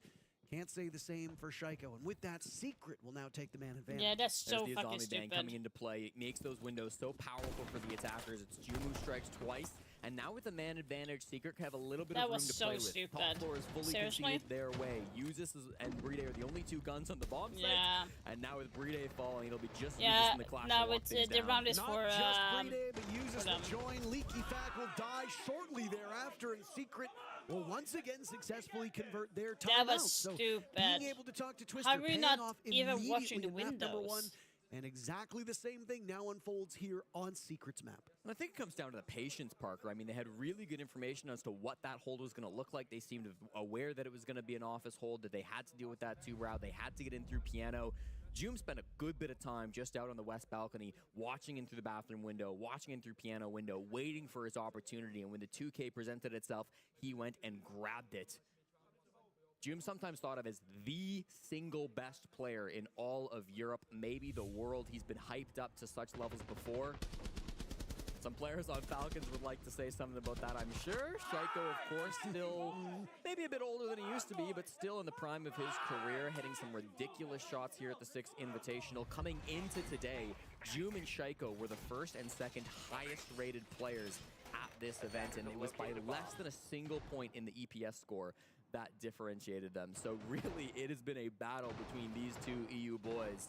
Joom out on top on that one, but plenty more game to play. Joom has played fewer rounds than Shaiko, quite a lot fewer rounds. Joom entered this matchup playing 108. Shaiko was at 132, and yet just 18 kills separate them. So much more efficient there from Joom, but again, there was a period of time where Shaiko was averaging over a kill a round, and I know that that doesn't sound that impressive, but if every single round you spawn in, I don't agree where you're putting his kill, pests after. That's kind teams of will weird. be clamoring to have you on that roster, assuming, of course, that those kills are actually high impact, and nobody is doubting themselves about Shaiko's efficiency and his impact. He can absolutely dominate he's a games. beast. He doesn't usually clean up in garbage time. He's typically the one at the forefront getting early kills and then dying shortly thereafter. So Shaiko being able to trade himself out, massive boon. He's done just that so far. Through 3 rounds, he's 2 for 2. Clash ban absolutely necessary for Team Secret. It was such an important part of the Falcons' defense on all 3 bomb sites. It won't be available anymore. Yuzus actually played it back in round 1, not Liquifax, so he moves over to the Malusi to try to continue to slow down some of these attackers, a little bit more stationary, but same idea. This push, this hold looks very similar from Falcons, with Saltov still trying to play up aggressive in towards Library. Doesn't have the Clash to protect him this time, Parker, but still confident in his aim. I'm reloading! Saltov is fishing for a kill right now on the window. He's caught the cross. Noah has him from the back of Library out on that I feel like they're window. making a lot of mistakes now, Devastating loss Falcons. for Solotov. EFAC will also be dropped. So Secret, they are much more confident now than they were just moments ago, and it is showing, and it is showing hard. It's getting hotter in here, Parker. Joom is heating up. These last couple of kills, these last couple of rounds, they've been very impactful for him. Hoping to catch one as they walk up the blue stairs. Yuzus might do just that. We saw some play from Shaiko on the snowmobile stairs, but he's not really looking to get aggressive. So it really just comes down to the one flank from Yuzus to try to equalize these numbers. If that can be successful, if that can catch someone off guard, then it could tilt its scales not as strong back in as favor of Falcons. anymore, in my opinion. Other players on the side of Secret, but Joom was only able to net 6 kills in map number 1 across 11 rounds. Joom's already 2/3 of the way there, and we haven't even finished round 4, so still time for him to eclipse that total. Down goes Yuzus to Joom. Don't you believe it? Mowgli is gone, and well, it's Secret to double up on Falcons with a little bit more than 40 seconds left on the clock.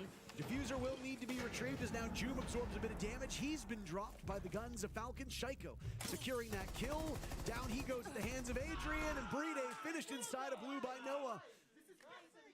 Secret finally waking up and showing what you can do on attack on Chalet. Tie game.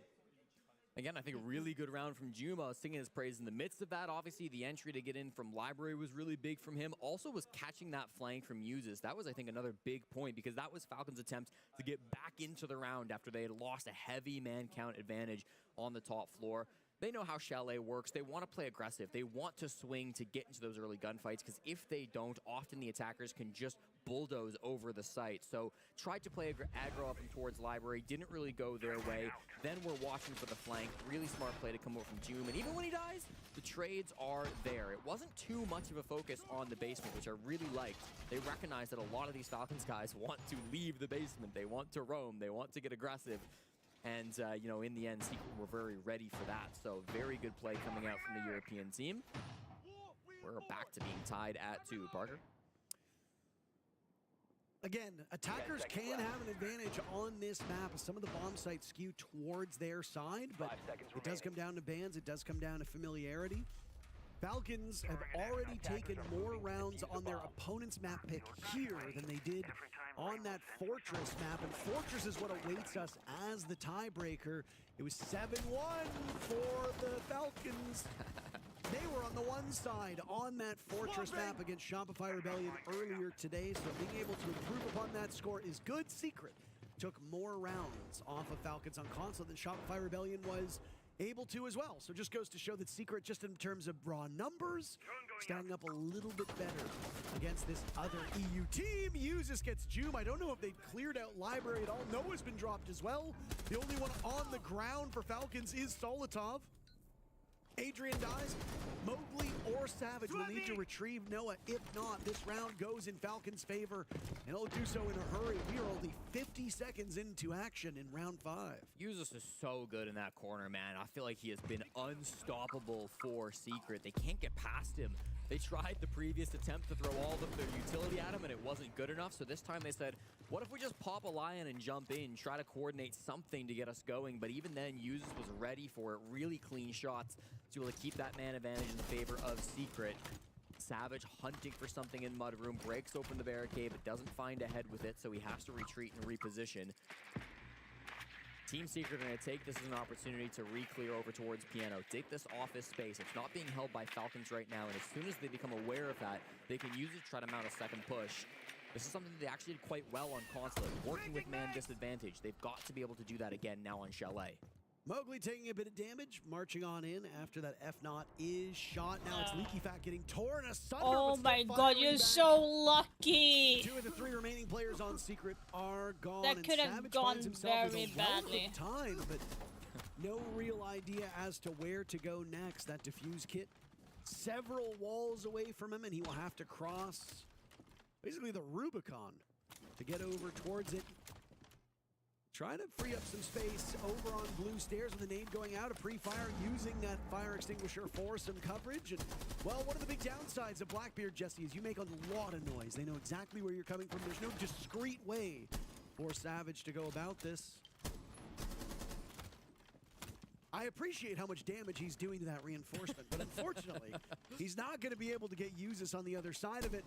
Usus might be able to see him if he continues to move in this direction. Yes! The carbine gets put to good use. Way better. Regain the lead after surrendering the previous 2 rounds to Secret. Same player, same corner, same site. I mean, the Brit just really does it the best on anyone on this team.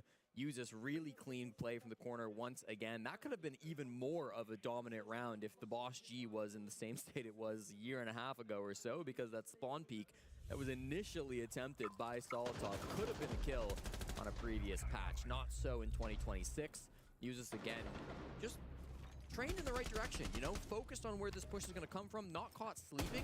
Obviously, there were no util thrown in to support that push, right? And you might look at it and say, oh, the Secret are idiots. You know, they should have used some util there. But they tried the util route in round 2, and it didn't work at all for them. So they tried to catch them off guard. They tried to go fast instead of using util and telegraph what their plan was, but it just didn't matter. Usus was so ready for it.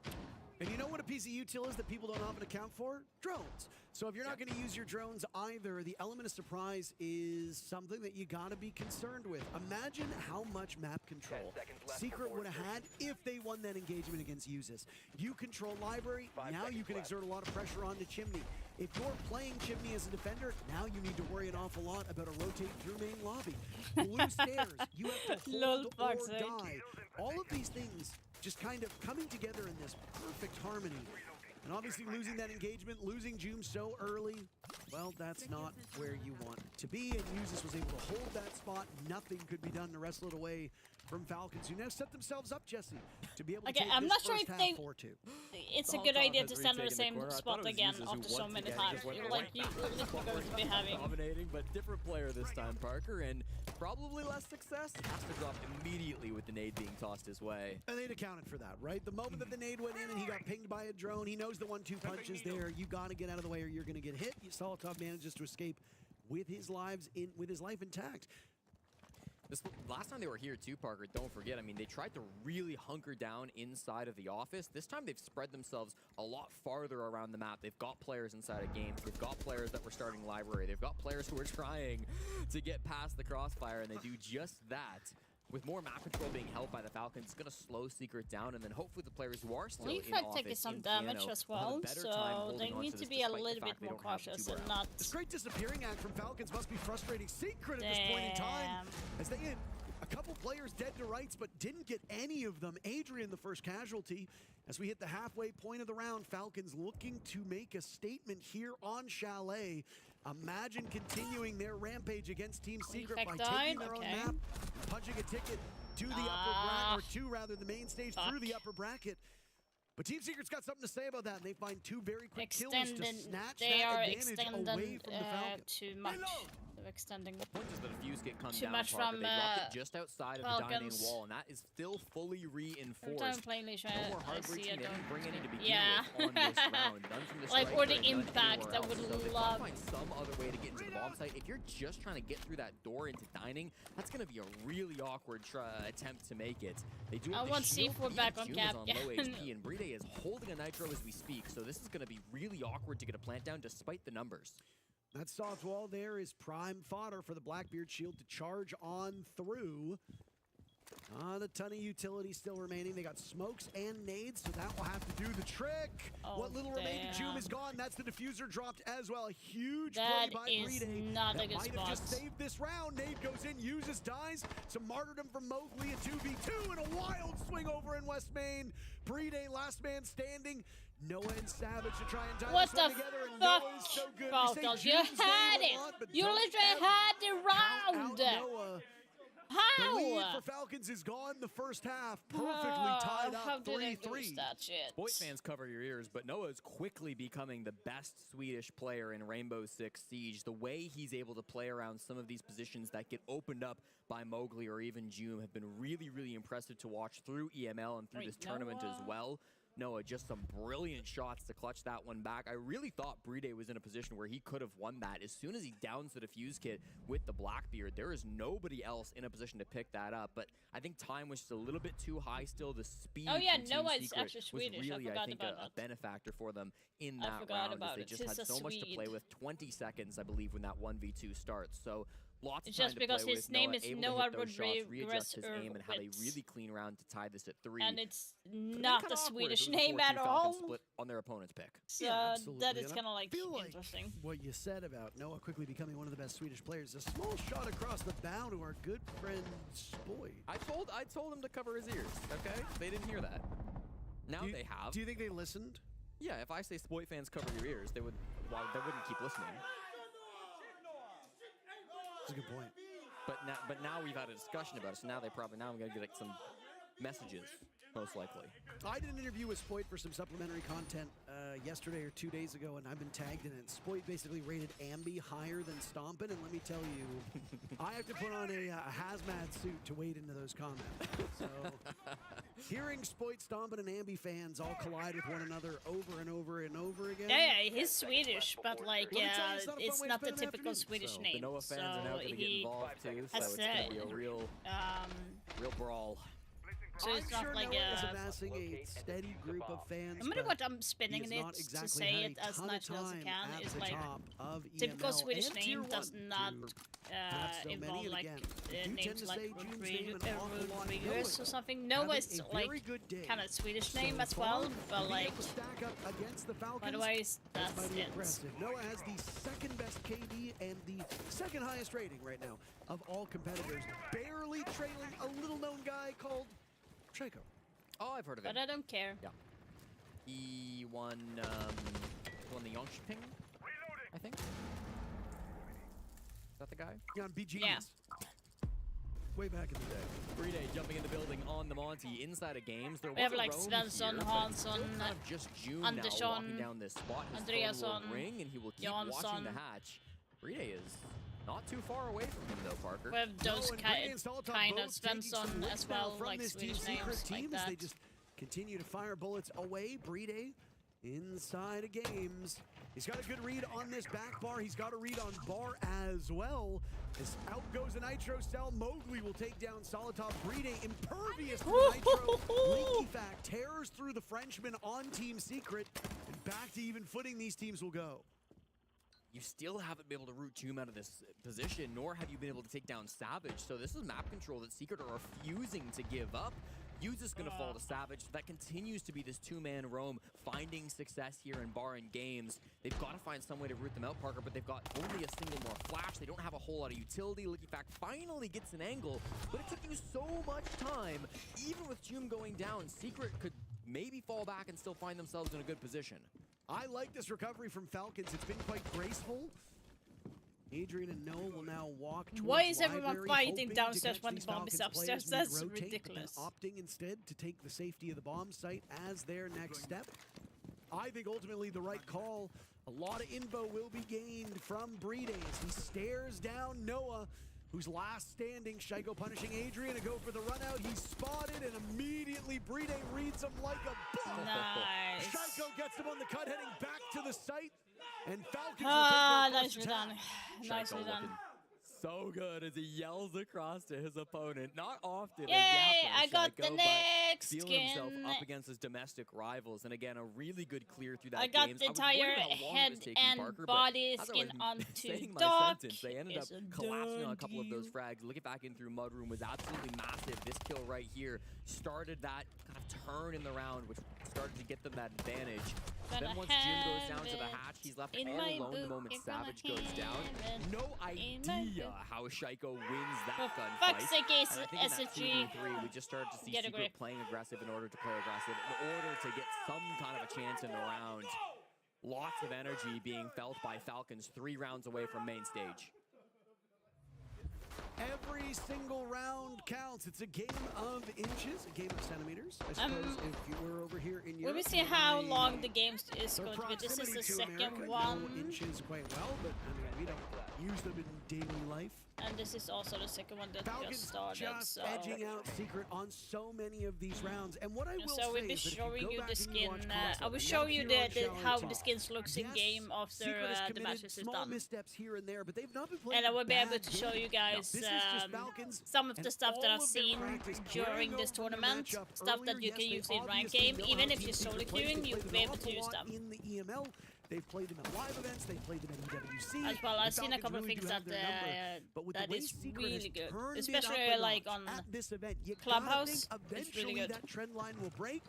At this present moment, it doesn't seem like it will be this match. I mean, Jack and Leo had that great graphic at the start of our show. We know how much Falcons can dominate Secret, especially at international I have tournaments. not made a videos of the stuff that I've seen during Pro League, guys, so you're going to be like seeing it firsthand. Once again, taking some space inside of games. This looks identical to the round we just witnessed, Parker, but the bomb site is technically a floor below I'm where going to it make was short previously. videos Why of change that your strategy, later, though? I guess if you're Secret, you're confident in it. It didn't work for you last time, but you did trade out quite well. You got quite close with it. Jum and Savage remain that duo around games who want to get these opening picks. Logic bombs will go off, so Solitov will immediately hunt for one of those players. He knows there's one sitting upstairs at Chimney. It sure looks like Adrian's silhouette, as Savage has now absorbed an awful lot of damage. Do they decide to scout for this raw? Do they go for it without any intel? Solitov taking some damage, so I think the jig might be up on his position as he entered in the basement. Under the eyes of Secret. Oh. What are you doing there? Jum gets taken out by Savage. Is that a jump scare? That is a devastating loss for Team Secret. It's just mistakes, Parker. They're trying the exact same defense that they just tried. I mean, there's some little tweaks, but in the end, Falcons are adapting to it too. They've got players in different positions. They've got Solitov coming up from the snow stairs as well, and then over to blue. They start to work Bride over this spot too. Lots of damage onto the buck, but no kills yet. And now the Monty will continue to assert himself. Bride chasing away these defenders. A drop, but the Malusi is there. Mowgli slaughtering Solitov in this position. No! Himself by taking out the captain. Falcons don't give them the room. Like the fucking team kill. Like control that SMG-12. He wants more, but he bites off more than he can chew. Adrian shutting him down. Now the advantage goes back to Team Secret. Bride with only Shaiko as his escort, but through the wall, Shaiko gets the job done. Pre-fire, pre-fire. This one's gonna be tricky. Not inside the bomb site. This is not bar games, Jesse. With 30 seconds to go, they now need to pivot over towards kitchen. They have to be wary of that main lobby player. Really? Shaiko dodging in game, dodging in real life as the bullets go over his head. We've got to flush out Adrian. He's got to flush out Savage, and he has to do so quickly. Bride has the attention. Oh my God! Shaiko kills them all. Sacre bleu!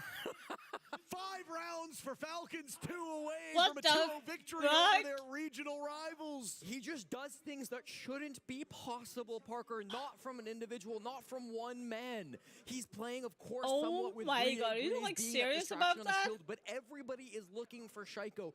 Everybody is trying to hunt him down, but it doesn't matter. He's still the guy to hit those shots. He's still the guy to step up, even when the time is low, even when he's got no teammates to play around. The 2v3 from Shaiko and Bride is absolutely perfect. And just watch these shots again, please. It's the long angle, and then he finally finds Adrian, who he had been fighting all round. Yeah. Great distraction. Now Shaiko's waking up. Now he's doing it. Again, I'm going to talk about the guy who's not getting all that love. Like, it might sound a little bit, but I want Falcons to win the entire fucking thing because they deserve it. They've been second place for so many tournaments now and fall on the finishing line every single fucking time. They deserve to win SI. They can't be a better team than them unless you have like maybe FaZe Clan is popping off as well, but like they deserve it this time. They literally deserve to win, in my opinion. But so does every other team that is competing as well. But like I feel like it doesn't feel fair if they fall to the finishing line again. Like it's going to be so. It's such a sad story. Widely considered to be one of the best support players to ever touch this game, and moments. Yeah, but like you gotta feel it. You gotta feel sorry for them, right? Because like literally. This looks like the team that's been to 5 grand finals over the last 2 seasons. They look absolutely unstoppable. Attacking to the basement now. Falcons need 2 more rounds in order to lock Secret down and kick them to the lower bracket. Drones are strong to start. Another shield being brought by Falcons as well. They are not ones to shy away from this. 2 mines in library, but not really an issue. They can start to take this space, and Noah's under fire. Hughes is starting things off. Noah is gone. Again, another formidable player from Secret to die early. Soliton does not expect June on that roam. Impacts will go out. Damage has been done to Hughes, who is still in hot pursuit. Run as fast as you can. Falcons tearing through Secret, and just like that, it's all up to Adrian and Savage to hold down this bomb site. Half the round still to go, Jesse. I'm starting to smell a 2-0. The electric types need to step up from Team Secret. They have to be able to get aggressive to get this man count back in their favor. That is a weird Valkyrie camera is unlikely to be so effective just because Liquevac has hacked them, first of all, and Shaiko's able to see them as well with that scanner. So this information is fully in the hands of Falcons. Every advantage yeah, you Falcons should win this right now. The numbers are excellent. The operators are excellent. Still Kendall is to play with as well. I don't know what the win con is for Secret. It's going to have to be an amazing play. I think you got to get a 2K with one of these Nitro cells, which will obviously come from a Falcon stack up. You can only be good enough for a single pick at that angle, and now Savage has given his position away. Out goes the Nitro. Nothing to be done there. One more remains in pocket, but now Adrian is taking quite a beating in his position. Savage trying to stay alive as best as he can as 3 players from Falcons all stacked up by that wine wall, looking for an opening, looking for an operator to find themselves in the wrong side of their crosshairs. Shaiko and Uses have been taking quite a beating, but they just rushed in, and Falcons will ground the 2 electric operators on the side of Secret, finding themselves on series point. They just can't be stopped, Parker. The momentum seems way too great at this point. The clear so fast through that top floor. And don't forget, Secret burned their attack timeout ages ago, which means they have no way to slow this Falcons team down. They've been incredible on the roam clear. The blitz coming out from Uses, why not? He's already been so good so far today on Chalet. It feels like Falcons have total momentum, total control.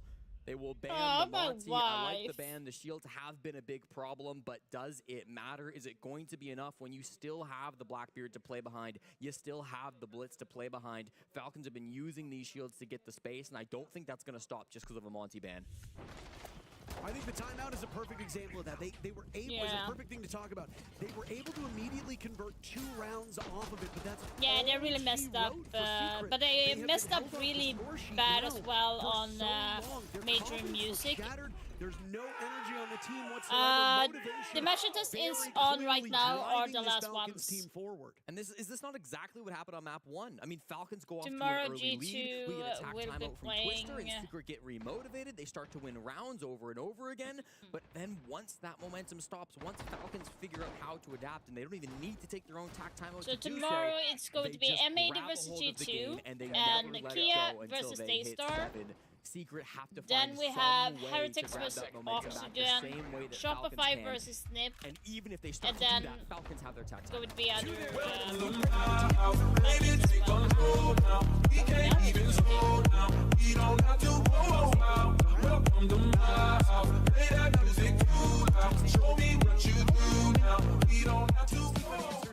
Tokyo 2PG, thank you so much for follow. I really appreciate that. How are you doing? Hope you're enjoying the 6th Invitational. Enabled by the side swap. But here on the side swap, Falcons have won 3 consecutive attacking rounds. On Chalet again. Chalet can be favorable to the attackers. It just looks like Secret are finally meeting their match. Falcons own them in EML. Yeah, Falcons have owned them internationally. Give me and it another sure point. Looks like they're about to hand Secret their first loss of the I'm season. not even joking. I'm getting full points on every game so far. It's Savage all the way in the basement. It's gnarly how I've been guessing it so correctly. Falcons care about any of that. They're in below the site. The Blitz is causing chaos. Saltov has been downed. Adrian's done great work from inside of Dining, but he's all by himself. There's Liquefact finding Savage now. That flank up from the basement finding no value at all. And they pick up Saltov to keep that advantage on their side. And now a flash over and so I cry sometimes when I'm lying in bed just to get it out what's in my head, and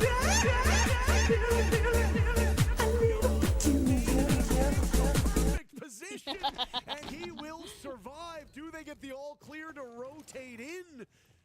What a spot for Noah to be in. I cannot believe he evaded those flames. How did he now survive? goes down to Jum's Don't lose this. Noah persisting in Falcons, this spot. please don't lose this now. Like, it's literally a freebie here. Went for a quick swoop into the bomb site, but it did not work. Trying to take map control so quickly. And Secret have just held steady at this point in time. Leaky Fact very obviously wants this one away. Maybe his dinner plans, Jesse. He's about to find his 3rd kill if he can catch Joom in his position. Noah and Mowgli, the only 2 still standing. So Falcons with players alive. It's all up to Noah in a 1v3. And he gets shut down. Team Secret. Yeah, we got it. We got it. We got it. The Frenchman will play in front of a French crowd. Falcons continuing their winning ways, and they move on with a 2-0 victory. Falcons look as good as ever. Let's go. Halfway through that round made all the difference. They had no clue of his lurk up the blue stairs, and he takes that final round for his team. Excellently played attack from Falcons all day long. They played 5 maps today, Parker. It was not a short day, but they never slowed down. And I got a full score so far. I think this is going to fuck up everything for me, though. The ones on the back foot. You haven't won Literally, around since the 3rd round. Every game I predict on my prediction is correct. Like, how? Like, seriously? I'm so fucking good. A spoiler alert as well as to what's taking place over on the A stream. Like, every single game I guess correctly. It's only this one that I might not have it correctly now because Wildcard is in the lead with 1 map, and I put SSG to win. There's some top teams in that lower bracket, but that's just always going to be the nature of an event like this, isn't it? Oh, the lower bracket is going to be insane. Join FaZe, Furia, and the team you just mentioned. So Secret is going to be facing whoever loses between No one on the top floor for Shopify SSG, so and Nip tomorrow. For wildcard. Basement to begin. That is going to be the case tomorrow. And a little bit of presence towards Stafford open Whoa, area. that's but going to be interesting. By this lineup, they can fall back. You know, the gas That babes. is insane. Falcon canisters. Benji already used that nitrocell. I have 10 right so far. The only nitrocell they brought into the round. I would have thought that's something you would want to hold. Unless it's pre-placed. Dash inside of admin. Oh, shots gets caught. Wonderful pistol from Dash. Instead of the Malusi, nothing that Newers could do from this position. Yeah, if I were Newers, I would drop. It's going to be a case of if Dash walks through that doorway, Newers will just shoot and drop. If he gets lucky, he gets lucky. Gets rid of the drone, still wants to hold. You can see he's getting a little bit antsy. Trying to maintain the secrecy of Benja's position. I can only assume that Wildcard don't know he's here. So Benja will stay. Newers has dropped. Can he see? He should have been able to. Yeah, he's seen that foot. Dash coming forward on the clear. Good discipline though, and Dash can get shot in the back here, and he will. Nicely done from Benja on the second as well. The third to follow. He is the master.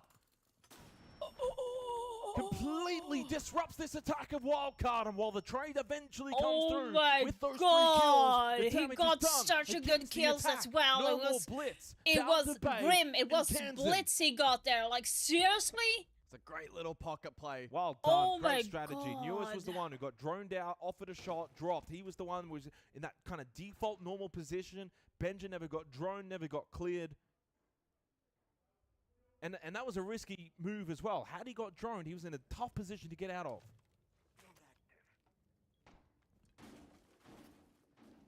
Yeah, this is going to be hard because I don't have anything. They don't have anything. Literally, like to do. And try and get someone. They only have one nade in the pocket, but that does help. Inside a server. And they have one smoke canister left. In, go for the quick and it's like 10 seconds left. The drop down from Kansan. Gets one inside a red, 2v2, but 5 seconds means Bay has to plant. Easy clear from Ashen, pushing forward. He's just pre-firing the default positions. Double from Ashen at the end. 4 straight to SSG. Game on. That was crazy from SSG Benja. take the lead on Bank for the first time.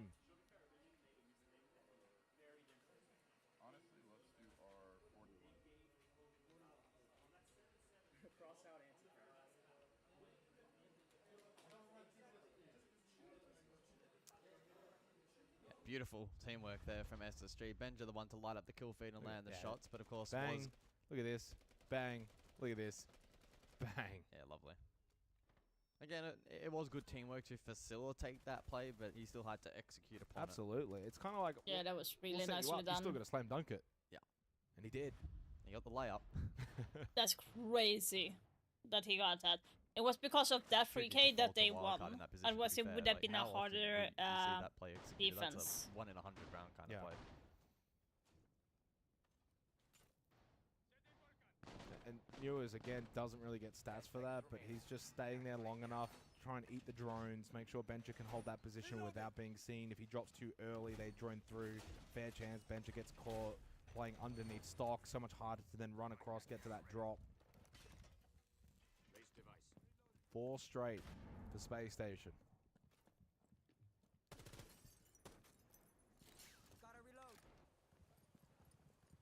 Wildcard have not been in this position, guys, in this series. They've been leading from the front pretty much since the start of Fortress. And SSG, you just feel like they're one of the strong momentum-based teams. If they're hot, it's hard to call them off. Oh my god, guys. Just a side note, I just got like get news from time to time. So the EU Commission is like putting a primary on offer here from like Wildcard. Was Kansan on that rappel on the ram. Order, whatever you call it, that to demand that TikTok change their design and several their central function, and that is because they say that TikTok is producing like you get addictive to it. So we're producing like TikTok is producing like alcoholics type of beat, like and above into CEO. they're getting addicted to it. So SSG have fallen back. So they are demanding like TikTok should change their app because they feel like it's getting addictive. Because like the scrolling never ends. So we can't have that. We get too addictive. That was from top to down, playing the vert. Take away the candidate. Take away the sugar. Shot from Bay in through the stock window. That would be a better choice than have not only been able to take to first floor, but they also in general have already put like damage if into we're going to talk about addictive stuff, then we have sugar, we have coffee. Now towards towers. Like we have cigarettes. Why are you focusing on something stupid like TikTok? Jesus. The 3 remaining members of SSG. Newers and Jane They just found new ways to piss people off. Position elevators, I swear which to could God. be a good contest for a late stairs pressure late or a drop over towards lobby. It seems like Wildcard they're currently posturing over towards quad, and with the sun was up from Spiker, that's an understandable decision. That then opens up a route for a kitchen plant. And Baby Shark maybe could be pinch pressure for a drop. So she needs to win this. Why is the tire looking very exposed? Well, Faults is definitely someone that can still offer something for SSG, by the way. He's going up spiral. Faults is going for a big play up above, leaving J90 by himself in sight. Faults is going to be very quick right now. He's very late on this flank from the second floor. He is very, very late. He's running around towards Janitor Stock. The plant is now down. There was nothing that J90 could do because if he pops up, he's just 1v4'd. Faults over towards Stock, gets the freebie onto Baby Shark. One still outside over towards Terrace is now 2 of them. Spike is there too, because they get to play outside now in the post plant. So J90 wraps over towards Blue Stairs. But where this plant has gone down, Wildcard are in the best position to close this one out. J90 does get the trade onto Kansan. They're both outside, and this round should be done.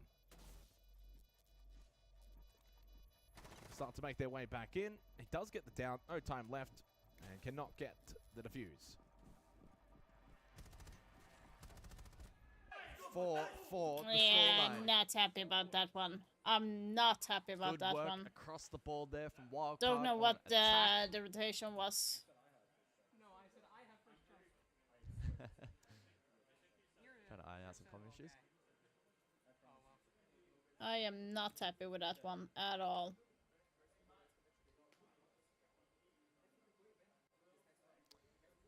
So it is a tactical timeout for Wildcard. Talk things over after the round win in the 8th, finally stopping that 4-round streak of SSG. And we will be heading top floor after this. You don't want to play the map? It's not worth it for the time? Yeah. Okay. I don't think it's necessary, okay? Just the bullet button or if you do specific, make sure to take the page straight, okay? So we can do all the stuff and play log together. Shark on one with that one. I mean, play more together is probably about the only thing I actually understood from there. Very low volume here on the B stream. 2 rounds into the second half, 1-1 between them. And all tied up 4-4. Wildcard, though, find themselves 3 rounds away from main stage at SI.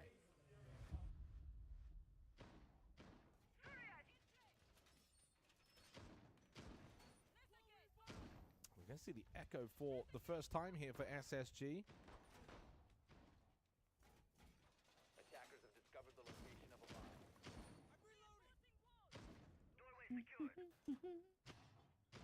First time to see them defend on this top floor.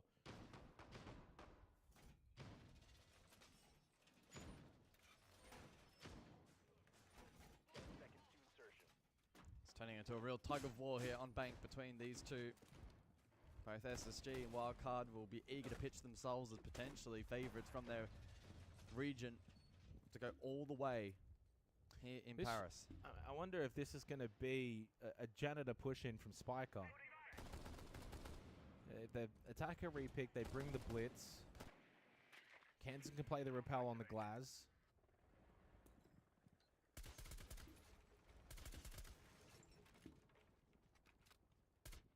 Which means for J90, Faults, they can play around Kanto, especially Faults can just sit the elevator. If they're not going to open up this Kanto wall, it means we'll have 3 Okais to just have fun with and sit and hope that that is enough to disrupt this blitz push.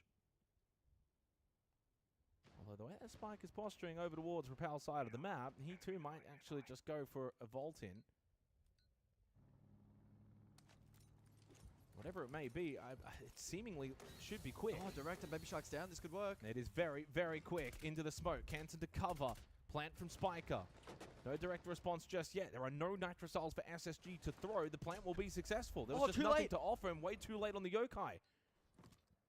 Volts was by himself inside an elevator. No pressure, but he couldn't control the yokai quick enough. Yeah, I don't understand what they're doing. And suddenly SSG now need to go into desperation mode. The fast plant worked. The nitrosol thrown, but will not explode because Benja's dead. Newest does get one. But it is the plant that is the main objective here in the next 20 seconds. Trying to deal with those on the rappel, but Bay is successful from Tellers. Ashen into CEO is the only one left. He dies to the rappel. Yeah, I don't know what SSG is doing now. So many ways to counter that play. I don't know what they're doing SSG More now. than anything, the fact that they had the I'm yokais. probably going to lose on this one, so we'll probably have everyone except for But one. credit to Wildcard. He went fast.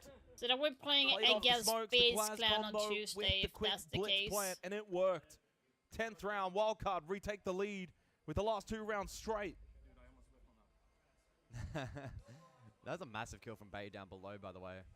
Freed up more rappel play later in the round, which ultimately wasn't necessarily needed, but so Tuesday, by the way, guys, is going to be a rematch between Falcons versus Furia because they played against each other in the groups. So that's going to be interesting. To win that in the post.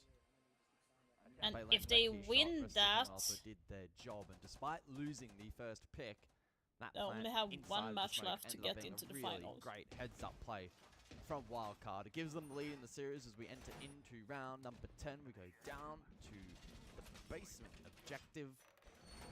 Now remember, I only need to guess 3 matches wrong. The Maestro on this otherwise I will have every single game right. Player down utility as well.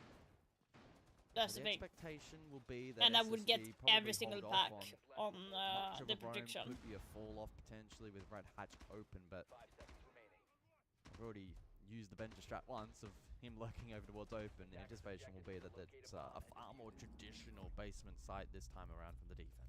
Like, to be honest, I picked SSG because like they have been playing a little bit sharper in general, if you compare to Wildcard as well. They have been playing good Wildcard, but I felt like Wildcard might not be able to have enough gas against SSG, but apparently I am wrong. The Lockers and CCTV. But if they go to play against FaZe, they're not going to be winning that. It's going to be mainly need SSG or a bunker hold for SSG. Or Wildcard at this point. Will start open area. You imagine he'll drop pretty quickly.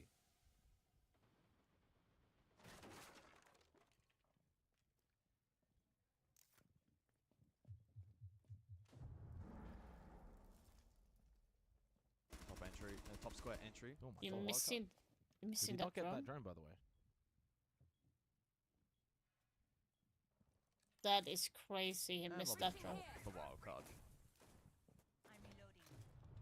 Response from Newers, who wants to play low risk, as hypothesized earlier. Again, the key operators really to look at late round are going to be the Ashen on the Maestro and Faults on the I like this. A little bit of info towards Square just to get a bit of an idea. Are they setting up for a default server-side hit? If they're not, then more so maybe lobby side. Obviously, they've opened up that vault, have opened up elevator. And what that then means for SSG is they can then reposition off this information, get J90 into a better position to use that to Chenka. Yeah, Fault is on that square. What you gonna do? So he's getting information now by Kansan opening up with a secondary hard breach towards square. He'll communicate that over. He also spots dash over towards electrical. The power, I mean, just the benefit of having that whole extra yokai. If that gets shot, it's like, okay, well, I got 2 more. There's no one coming garage, honey. So powerful.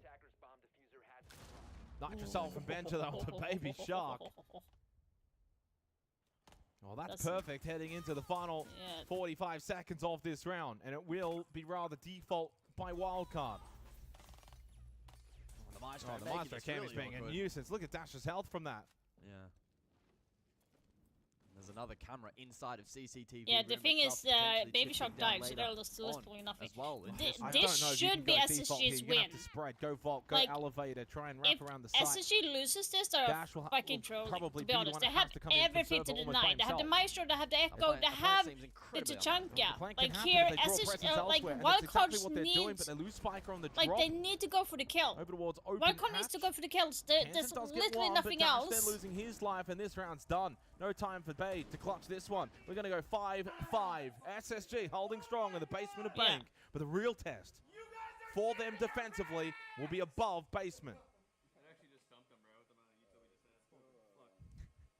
I mean, the amount of util they had was great. Yeah, I mean, that's exactly right. And Wildcard were never at any point in that round in a position to plant, and they also couldn't play make because of the amount of information that was on offer against the split push too. Wildcard probably could have had another 45 seconds in that round, and I still think it would have been a very similar end result. That was, I mean, the really Nitro Cell didn't help either. You're 4v5, the Maestro cam down blue stairs, nothing's working. And to be fair, I will say, I think the adaptation for Wildcard to understand that if we all just push server, not going to happen. They went for vault, elevator, open hatch drop. But it then just becomes, you basically all have to hit your shot and win the 1v1s that you create. And not enough of that happened. Double digits for Benja. And double digits for Dash have been the best for their respective teams in terms of the KD department. Valkyrie.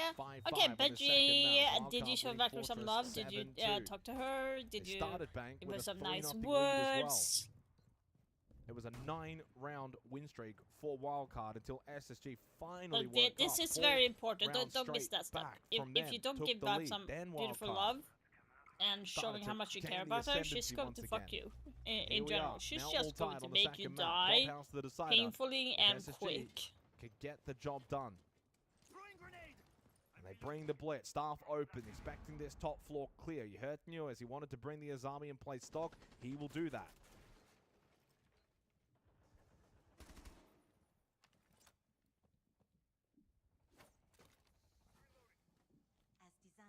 So Azami hold over towards stock here for Newers in a position where he can still peel back if required.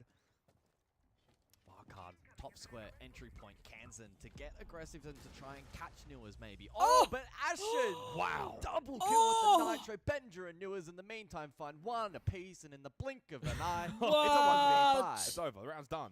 SSG are going to have map point. Wow. Dash needs a 1v5 ace. A 1v5 ace.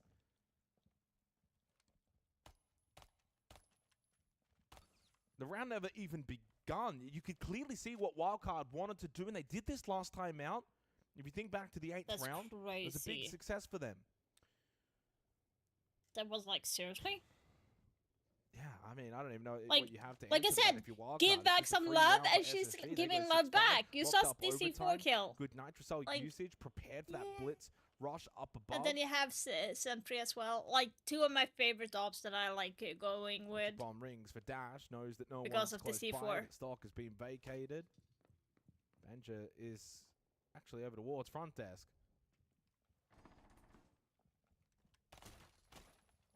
Benja, though, being very disciplined to not just rush at Dash and give him a 1v1 to then make it a 1v3.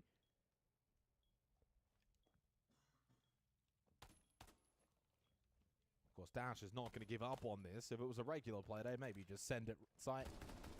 This is an upper bracket quarterfinal. And dead. What's Ashen got to say?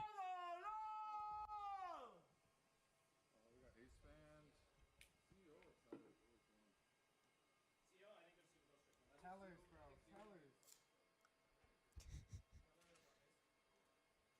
6-5 to SSG. The round was done about a minute ago. I thought that Tellers call was a troll, but they actually are going to go Tellers. They're actually going Tellers Archives. I respect it. At 6-5, map point for SSG. They go with Tellers in 6-5? Archives. Really? That's a hell of a gamble, though. How many times have we seen Tellers Archives so far at SI Girls? Would you like to take a guess? No, I don't. 0. I'm just going to say. I'm going to force you to take a guess anyway. 10 times? Once. Damn. That was a 1 in there. 100% attacker win rate. Yeah. Once with a 100% attacker win rate. And SSG elect to go Talers Archives for the final that's round what of my concern regulation is on this all second about. map. That is a have they huge got gamble cooked because up they in the need to strat win book? this. Well, they bring the castle, that utility likely somewhat to be invested up above here, I presume, to try and defend against the vert. Airlock, the best position to place those, and I think that ends up being the case from Newers. They will want to prevent Wildcard from getting in up above and activating the ram. See the And Kali there you can selected see by that Dash. extension. Yeah, the Cali for the castle Kali in barricades. play, so Toolage available to deal with that at range. This could shape up to be one of the more interesting tactical rounds between the two so far. Yeah. And the pressure more on Wildcard now for this at least one single round. SSG have got overtime secured at minimum. Is Clubhouse on the way? Or can Wildcard force overtime?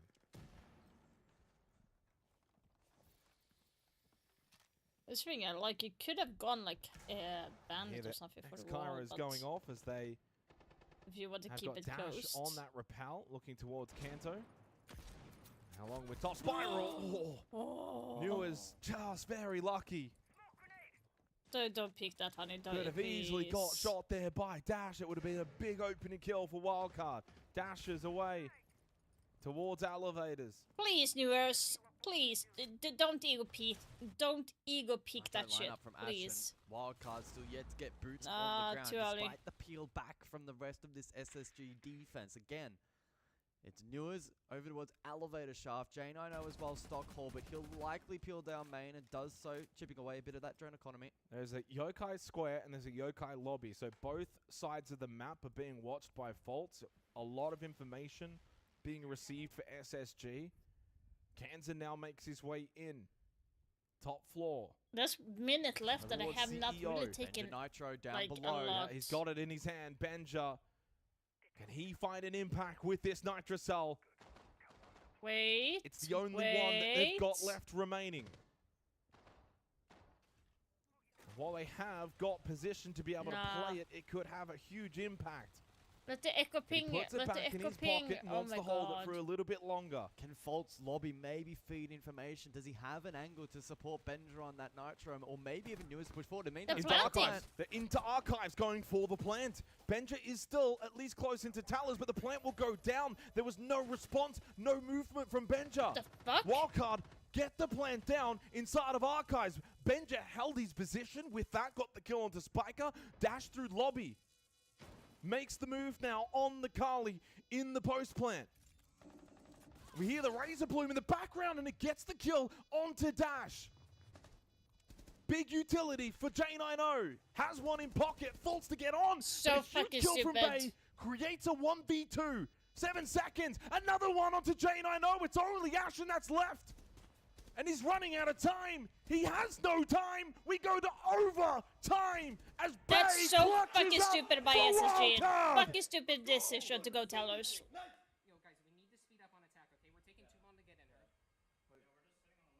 So fucking pocket stupid by pick from SSG to go Tellers. SSG. Literally, and what was Falling Benjamin Master doing? They Not take holding a anything. massive risk, and it doesn't pay off.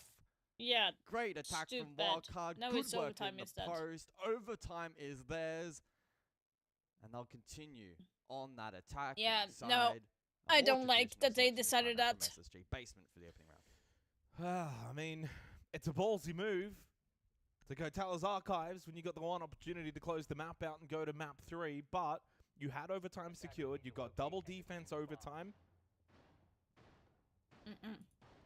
Just allowing that plant to go down, though, with Benja towards Talers. You had Yokais that could have been in play to deny the plant. Stupid. Archives. Just well done from Wildcard, to their credit. Really stepping up here in this series.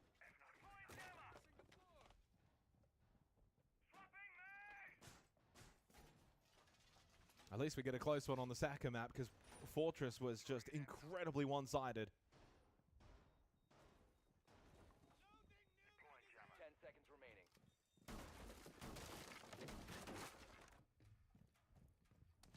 across the series in terms of the numbers. Only one player who has been able to cross 20 kills, Kansan. Banja on 19 and Bay on 19.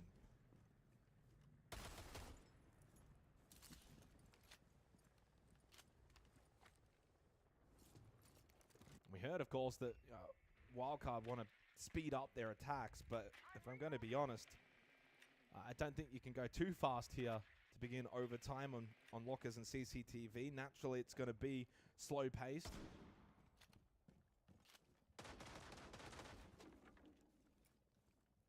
And SSG offering nothing here in terms of a roam. They're going to play very much for site defense. Yeah, Newer's open at the moment, but again, he'll chip away at maybe a drone or two if that's what he can find, alongside Asher main stairs. And then he'll make a very low-risk effort to peel back towards the site. The default for J9O, smoke, blue stairs. Oh, this is a bit aggressive. Hang on. Yeah, Newers. Well, into the Blackbeard. He should be opting to fall back and drop this hatch, but he does have the help with the yokai bursts. Yeah. So that's a reason why he has stayed there. The yokai goes down. And so does Newers. He's now dropped all 5 for SSG towards the basement. J9O will hold blue stairs. 3 gas babes. And that will be the next task for Wildcard to clear his position.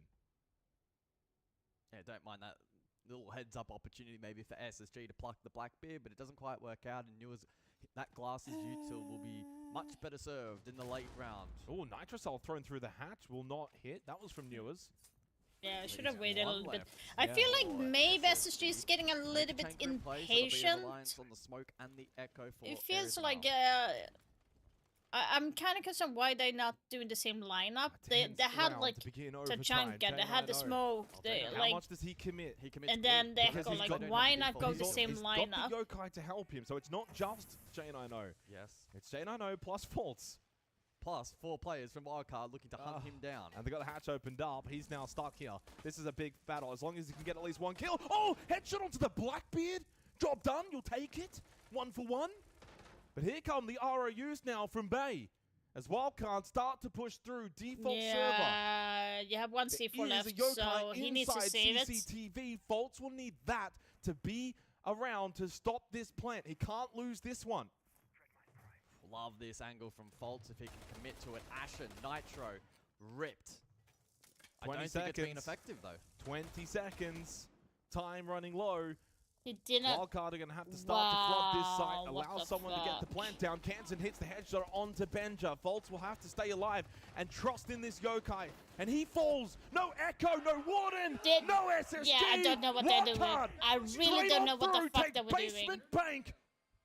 Jesus, I don't believe how they got past that, literally. Great flood there from Wildcard. It felt like the utility shortage from SSG proving costly with no Tachanka up, the smoke committed to blue, the nitros used and both missing Nothing the was mark. working. Nothing worked. They got nothing out of the nitros. They couldn't. Yeah. I mean, the only thing they got at least was J9O shut down the Blackbeard. So you're playing that like, blue stairs here's the thing, that should have gone with a better, like, powerful operator use like the Blackbeard. maybe like Maestro again, like they had, like, nothing else do like worked a heavy hold. Game's not over yet. Not quite yet. That was a quick outro. Wildcard. 2 opportunities. And they can book their place to the main stage at 6 and Invitational on 26. defense now. This is not looking good. And it has been so deserving. But you have to finish the job to be rewarded. So to top floor we return. It was a talking point back when we had these bans in play. And this was won twice by SSG, by the way. Well, and only once by Wildcard. Because the Habana has remained available. It's been a big talking point. Kanto's been under a lot of pressure. SSG centering these attacks over towards lobby. We could see a change in theory here for the reattempt and maybe something more over towards top square. It's certainly not impossible. Could be site repels in play as well with the sense. So I'm very, okay, so they're gonna get the windows, but like, what kind of strategy SSG it's wants to employ here. Okay, so I do have a question. But the pressure of this moment. Why not go for Hibana and Thermite? Opt to open up the wall in square. hold 2 in the windows. You hold 1 in the long angle, open up like in Kanto. Hold the long angle today. They looked in with form, but Wildcard have picked with that. Even harder. Maybe have a glass as well to cover for going in and plant. Long desk. Like, why aren't you going like that instead? In my opinion. Kanto wall is still electrified. It's still very intriguing. He can play this hallway safely for the time being. Oh, Fultz is over on site repel, so he's in no position to open that wall. SSG, again, likely centering for direct hit based off the ROUs, unless they elect to pivot, there is time. Capital not close by to site, though, for, say, Flame Bolts to push out the Janitor player in Kansan.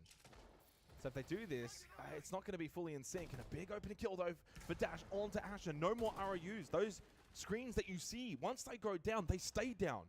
You no longer have the Sens. You no longer have Ashen. Player advantage for Wildcard. 4 players left up for SSG. Lower bracket seems now likely. Yeah. Who's going to be the one to stand up as J90 finally rotates over the repel, the smokes, blocks off the vision to Janitor? But it's a little bit limited. One of them got caught. The layering here from SSG is so volatile. Bay over towards Stock, goes for the peak. Almost got the kill onto Benja. But he too himself is now at half health from that mishap. Oh, Benja caught! Lacking! But the trade was quick. Bay should go down. No one close by for the res as the DMR from Dash connects onto Falters. Wildcard now mere moments away from main stage at SI. Down to J90 as Spiker confirms Newers. It's a 4 versus 1 and it is done. Wildcard's Cinderella year continues to new heights here at the 6 Invitational. They are off to the main stage as they defeat SSG 2-0.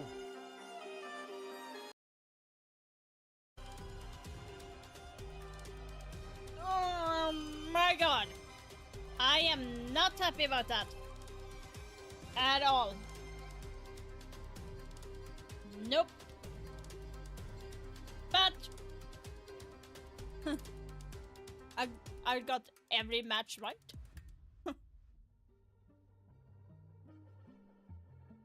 Wait, why? Eh? What do you mean thanks for watching? What the fuck?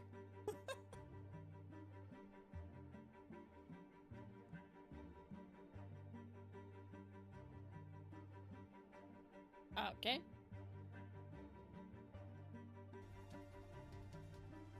Well, for SSG, it could be potentially another North American opponent. They can't seem to escape their own region so far. What a game, though. Wildcard just across the board. Fortress map 1, they looked phenomenal. Their tactical depth was probably, very good on Fortress. Probably their biggest strength. And then on Bank, I think their ability to read SSG over the course of the match and adapt to what was happening inside of the server, again, phenomenal. Damn. Looking at the stats for the map of Bank, again, like an even spread for Wildcard at the top end. Dash, Bay, Kansan all pulling, you know, a bit of a heavy lifting. Sure, a bit of a quieter game for Baby Shark, but he still went 15-16 across the 2 maps.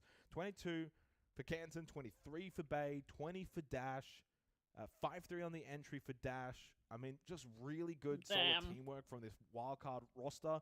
We saw on Fortress how good Baby Shark was. On other maps, it might be Bay. On other maps, it might be Kansan. You know, they just got the ability. Holy smoly, that was a crazy match. But yeah, I got like,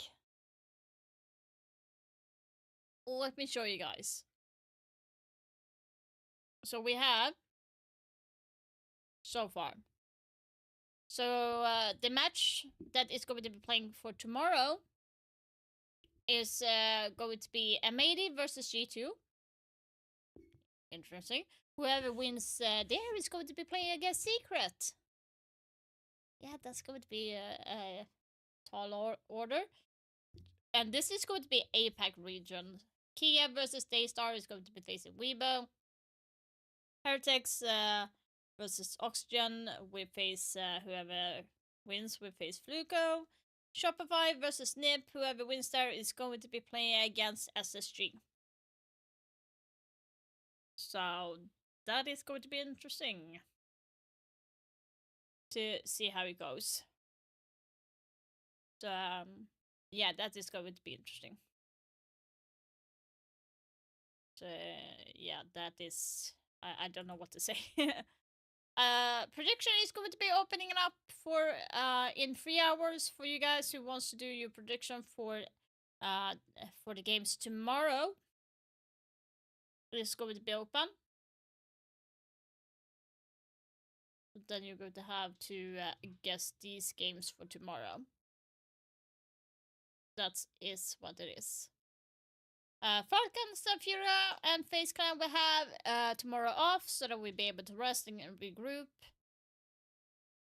So far, I have this. Why is this saying that I'm right, but not the other? That is weird. It says that I have 4 points, but like seriously, huh? Yeah, now it's okay. It's updating. Okay, I'm just too quick. I have every single game right except for SSG versus Wildcard. That is let me just refresh LC. No. 1, 2, 3, 4, 5, 6, 7. Wait. Let's see, 5. 5, 6, 7, 8, 9, 10. I have exactly 10 now. So I need 17 to get to win. So let's see how many I need. 1, 2, 3, 4, 5, 6, 7, 8, 9, 10. 10, 11, 13, 16, 17. So I have basically 1, 2, 3, 4 games that I can guess wrong. I have literally 4 games that I can guess wrong, and I would be able to get up here. So I have 4 games that I can guess wrong, and it would put me enough to get the champs pack. And I would get a free battle pass as well. Like, seriously? Okay, like, is it going to be that good or is it going to be that bad? Is my question. Like, that is crazy. Let me just refresh and see how that is looking. Well, it's updating slowly. And they're updating everything very slowly. Okay, so like I promised you guys, I would show you some stuff that has been seen in 6th Invitational that you might have not seen, or maybe you have not thought about it. So I'm going to give you a couple of pointers for you guys, so you'll be able to see what it's going to be. And also, guys, as a reminder, you can actually be using them when you're solo queuing. So there is not going to be like heavily team play or team play locked in type of thing. Why do I need to refresh every single time?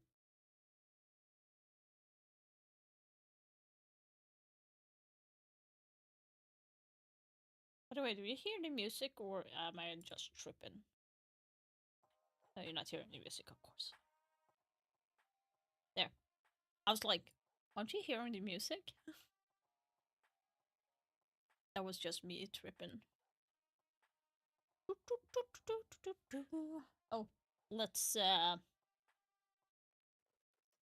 scooch in a little bit. Let me show you what I have seen. I'm going to just show you like 3 things that I saw during the Pro League so far. I will not show you everything because I'm going to make a video, but I can show you 3 things that's been one that was kind of highlighted by the casters, and we have 2 spots that was not kind of highlighted. So I'm going to be showing you those semi-hacks. Then we do have an echo kind of hack, but that was not used during the Pro League. It's something that I saw myself. that we are going to be using.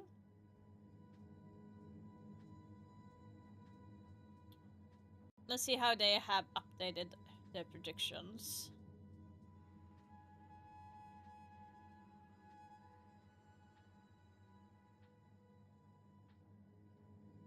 I'm also going to be showing you how the skins are looking. By the way. By the way, let me show you. Let me show you how beautiful this is looking. My prediction, guys. Let me show you. Do you see? I have every single one. Look at that. See, yeah, right. And this is the only thing that I have wrong. Ooh, it's so good. That is so good. So I have 10 points right now. 10 points. And I can still guess 4 matches wrong. And still get full score.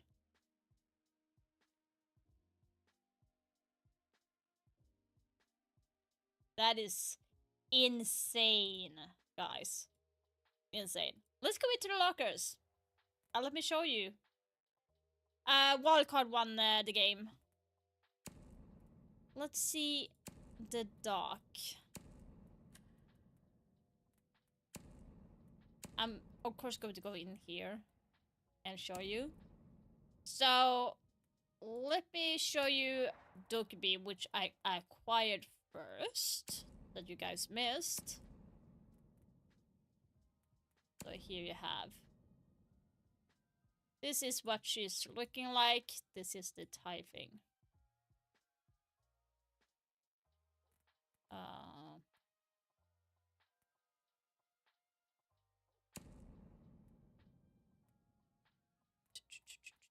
Let me go in and... Okay, why are you doing that?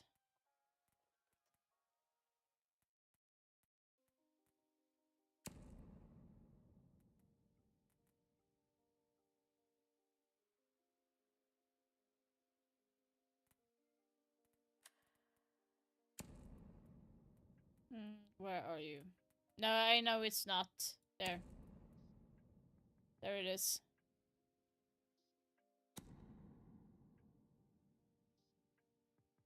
So there it is. No, where the fuck did you change? I swear to God.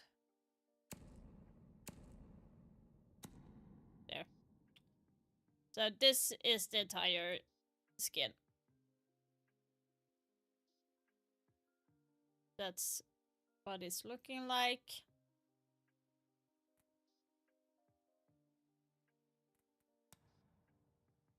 We have this one. Now let's go over to dock.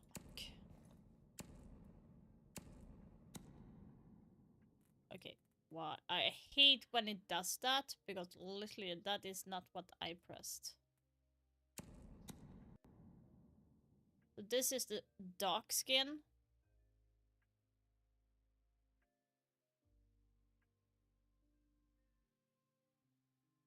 So we have this one. Looking pretty good. Pretty solid. We have the headgear looking like this.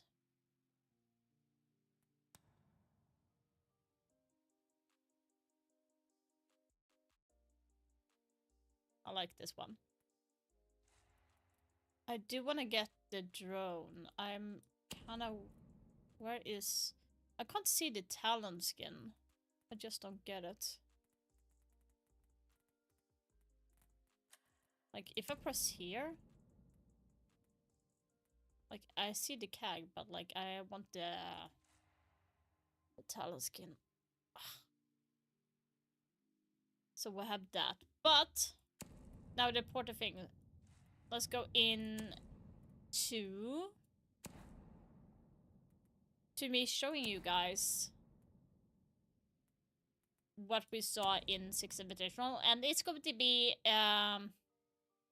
in Clubhouse. The first one. And that's going to be on Defend.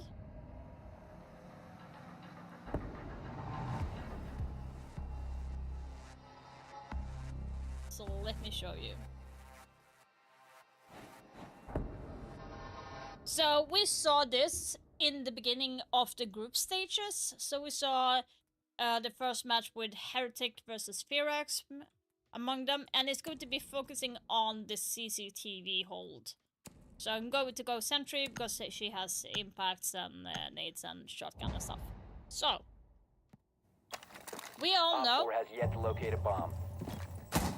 So we all know, in general, you cannot make a rotation here or head holds, right?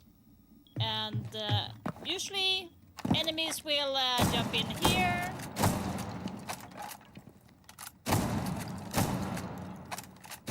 So that we try to take control of this and go in here. So what you're gonna do as a defender, if your teammates will allow you, of course, I don't know how they will like it.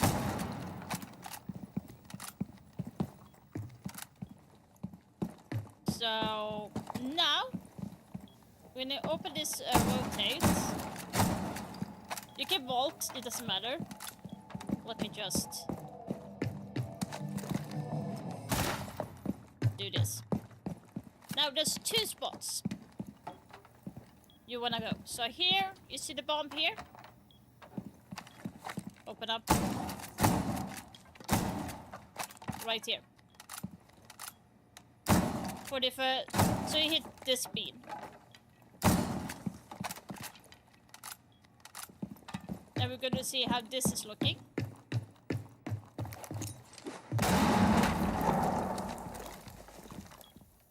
You're gonna see. You're going to see someone here. And you're going to see someone coming here. Do you see this? If someone is playing underneath, you're going to get them.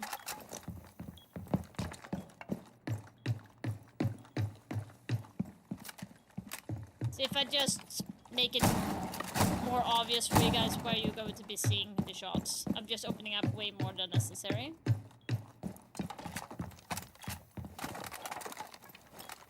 Do you see now? If you go further back.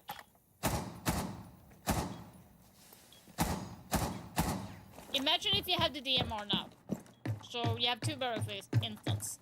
So this might not be the best gun. But like, do you see how deep this goes? Because you're gonna have an enemy like swinging around. You're gonna see like try to do something here. And boom, you're dead.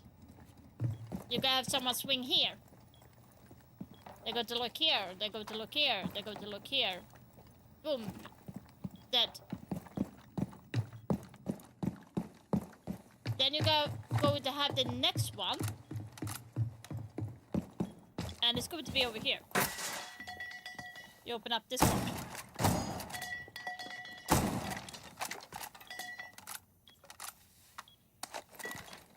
Now you get cover for a swamp if someone is coming. You get cover if they're pushing here as well.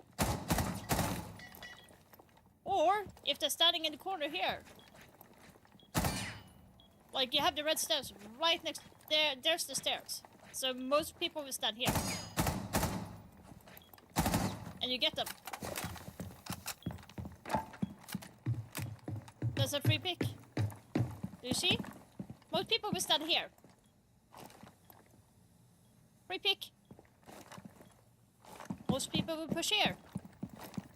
So we like hold this. And move. Free pick. People will go here. And maybe swing like this. Free pick. Like, do you get me? Same if anyone is coming here. You can still shoot from up above here. If someone is coming here. Free pick. But you gotta be aware that you can get shot back if they see this.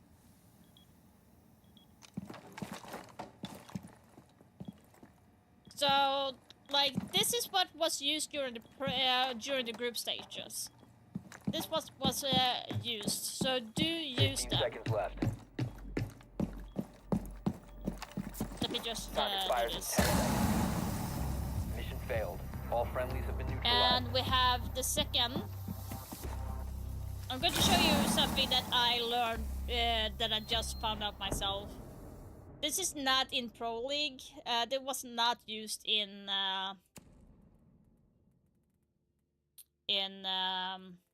group stages, but I thought it was a really interesting thing to use. I'm going to try and use it more. Keep an eye out for Op 4 attempting to defuse your bombs.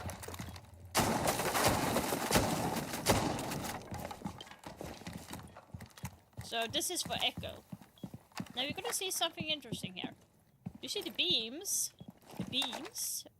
I'm gonna see if I can get it. Because you can actually get the beams. But it's kind of like a position thing. Let's see here. There you have it.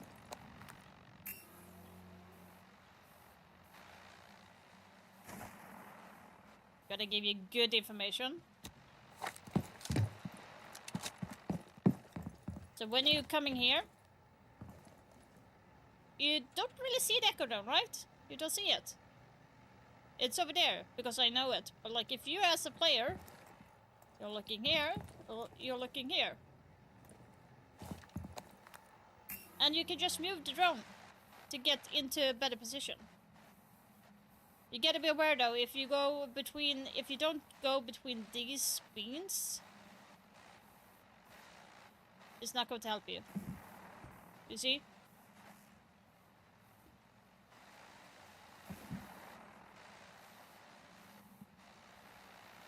So you have to go down. If you want to use your Echo Drone, you need to like go down. This is more or less for information, nothing else. And you can do it for sure.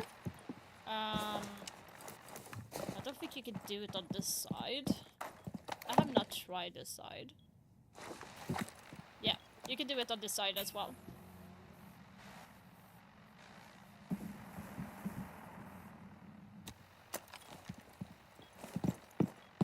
The enemy is not going to see anything.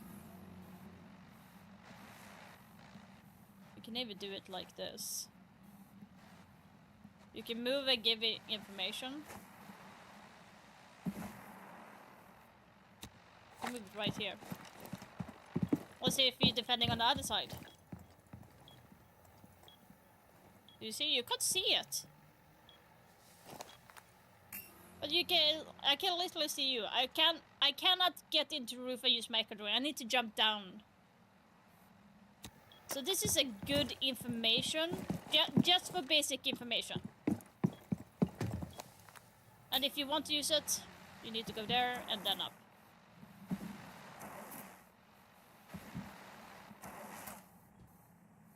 So, just as you remember, guys, you can't like get it stuck like in there. You need to go to the beams here. That's the only thing that is annoying.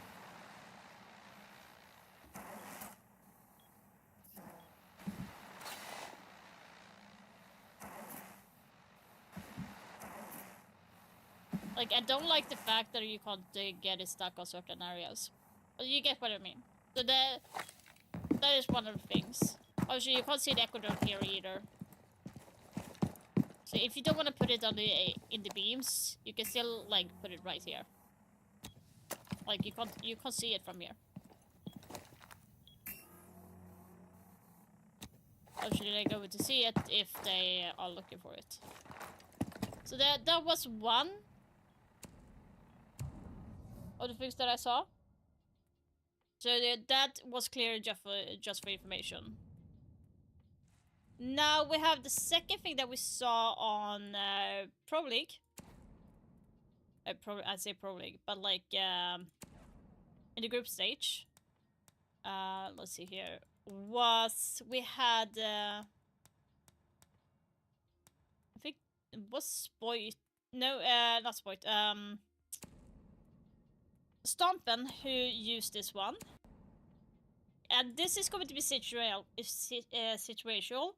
because it depends on if there is an enemy there. You know that I love my nades, right? So we are going to be looking at that. So there was a specific nade spot that was used, and you tend to have people playing in that spot. So I'm gonna show you this one. We are going here, Sludgy Boy. Going to show you this spot. So this spot is going to be widely used. I'm just going to drone up and put my drone in a spot where I can show you. Yeah, Sludgy for the win. So we all know that people tend to stand in the hallway, especially for like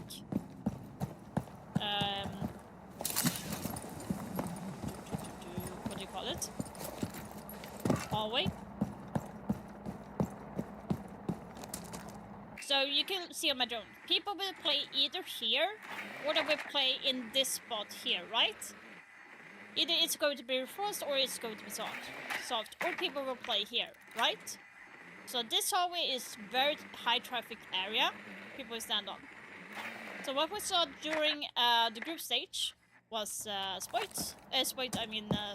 Stumpy was highway. Something. So now you're going to go on this one. This little tidbit here. Gonna look at it. Let's do it with an ACOG perspective. So we're going to do this, and you see like this little pivot here, like this. So it doesn't really matter how, but you just need to make sure that it's bouncing. You see how it's going straight? Let's see if I get it on the first try, because it's still pretty new for me.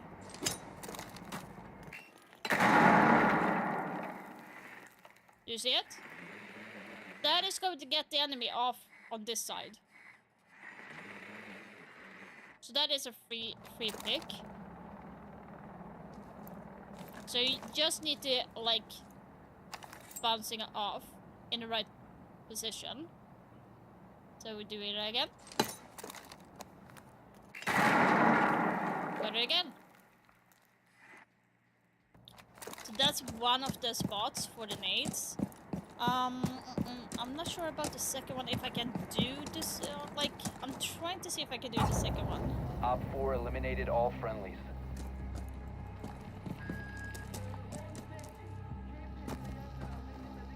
So this is clearly... Let me see if it's going to work. I don't think it's going to work.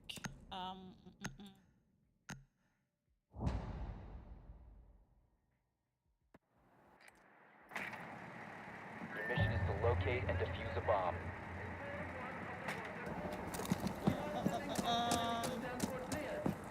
Yeah. Don't board the helicopter. Yeah. I know. Still loud as fuck.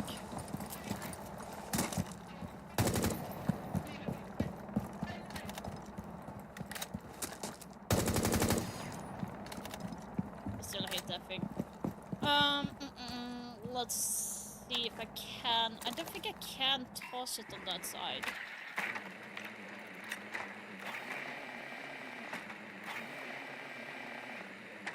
So people tend to hide here, right? So let's see if I can. So now, like, here's... Let's see if I can. So the thing is, we got to make it bounce on that. So it's going to be a little bit more tricky. So let's see if we can find it. So let's try. So you like really look it down for here. Now we go up. Now we're going to see how it's going to bounce.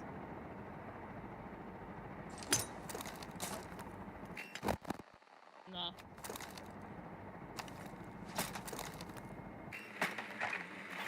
So it bounced in the corner here. Yeah, so if you do it to go get further.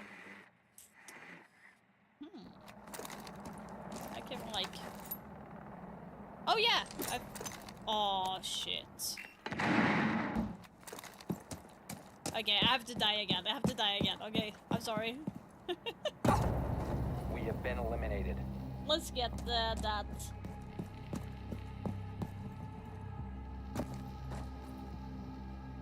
Accidental death.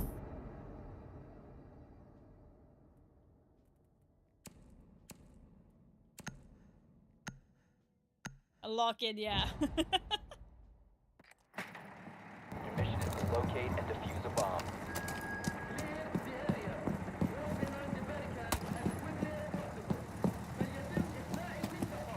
Like, I'm surprised that they have not fixed that shit yet.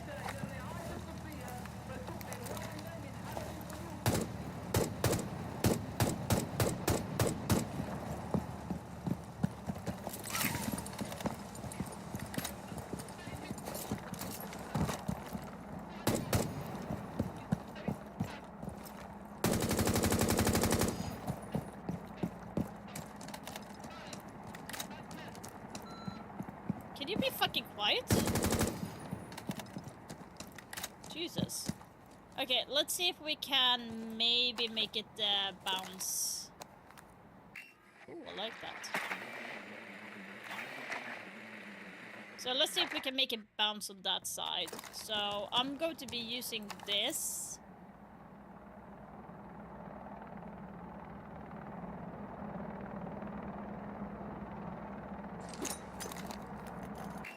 Yeah.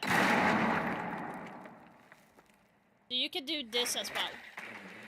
If you're standing here, you will probably not get it, so that is not gonna work. But that is a cool thing.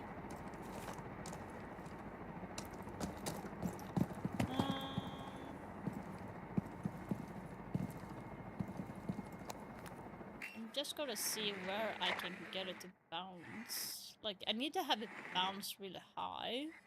The best would actually be if I could bounce it on here.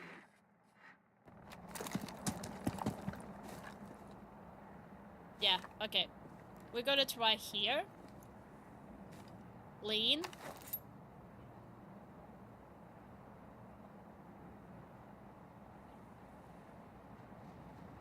Yeah. Nah, let's go. Fuck! I let go too early. Last one, okay, last one, okay? Last one, I promise I'm going to get this one.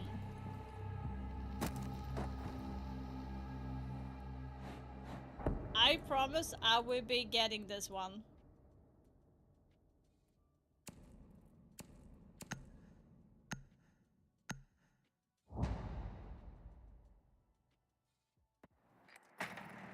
A bomb must be located and defused.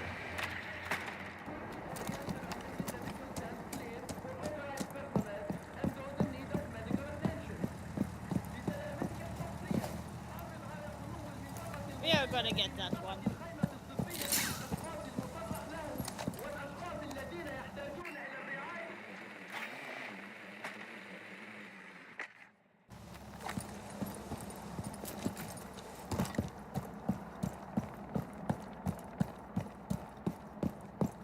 So we almost had something here. We almost had something, right? Okay. Let's try and see if we can get the other side. So we're gonna have this part. You can maybe go a little bit more ahead, but...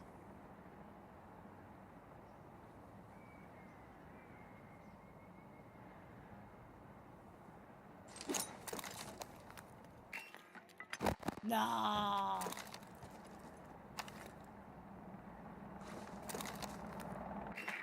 Where did he end up? Do I need to shoot it off? Could that be it? Okay.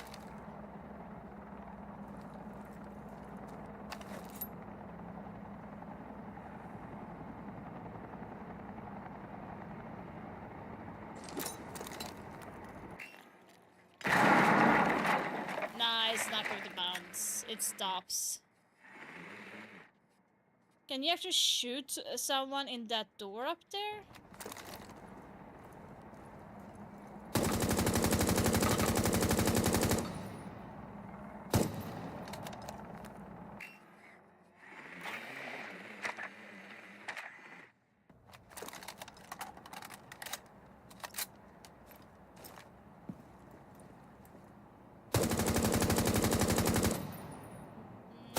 on east stairs, you would be able to if they're like standing here. If they're standing right here, you could actually get them.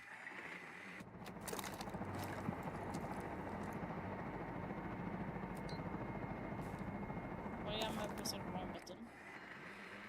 Yeah, so like, you hit them straight here. But I would think the DMR would be more better for that position to shoot.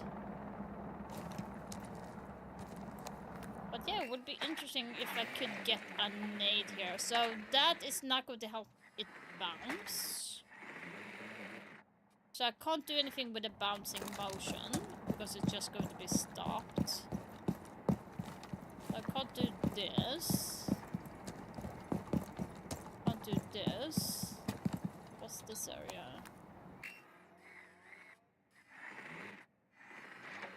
Oh, that's an area. No, actually, you can't do anything much more about it. Yeah, there's nothing else I can. So, like, here's the thing. I can toss a nade here. And obviously, I can do the nade so it bounces here, but I can't do the bouncing nade here. That would be more than enough. So that would be very simple. Don't wanna die there. Okay, let's go here.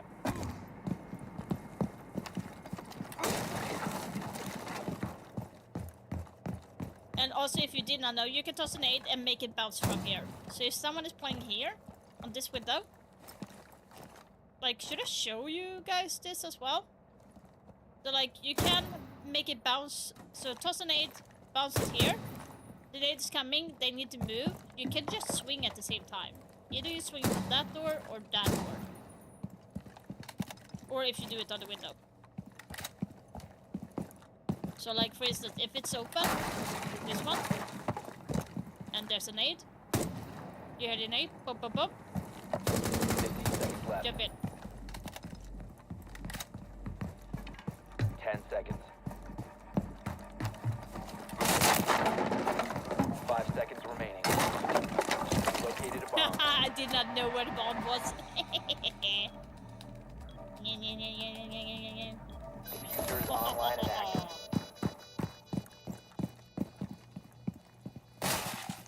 By the way, pause situation, if you're holding here and here, where... So if you worry about getting shot from here,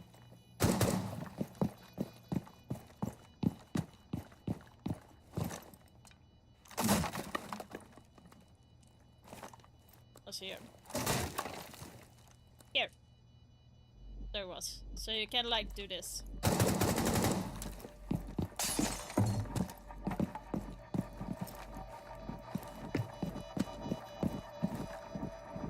They're not even going to be thinking about that. Hostile bomb defused. Mission successful.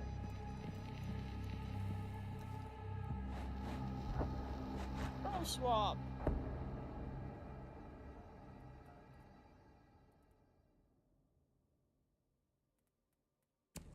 But yeah, that's how it's looking. Hope that I do hope that it helped you guys in learning some stuff.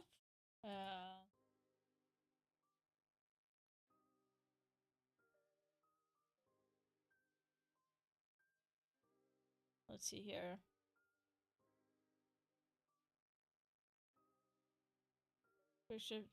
Ends. Okay, guys. You can vote now. You can predict your games. So you can actually predict the games now. I'm just going to do this so you guys can actually see. This is ridiculous. You can't see. So now you're going to see the games that I have. So we are going to be predicting some of the game. So if I'm thinking in general, if we start with a big game, G2 versus M80. So G2 has won against FaZe. They won against Kia. Then they lost horrendous to everyone else. M80 have played really badly during this tournament. So technically they should be playing equally as bad. And like my brain is going like, yeah. I might be wrong on this one. I would take the L on that map, but I will actually vote on G2 on this one. And when G2 versus Secret,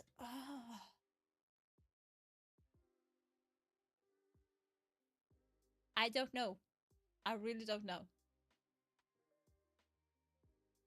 I really don't know who will win that.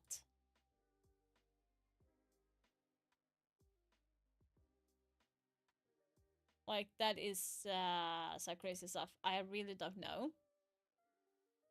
Secret has played really well, but the loss against Falcon, I think like they are not going to be...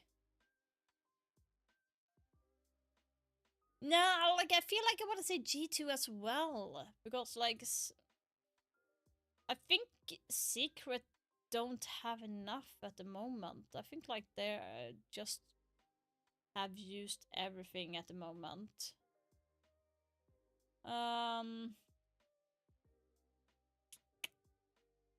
Let's see here.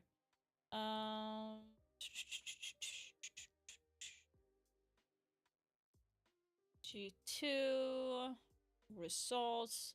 When did I face Secret last time? Okay, so Secret did face G2 in December, and G2 won 2-0 against Secret. And that was Border Cafe, and they won at 7-5 and 7-1. And then they played them again during Munich Major, where G2 won again against Secret 2-1.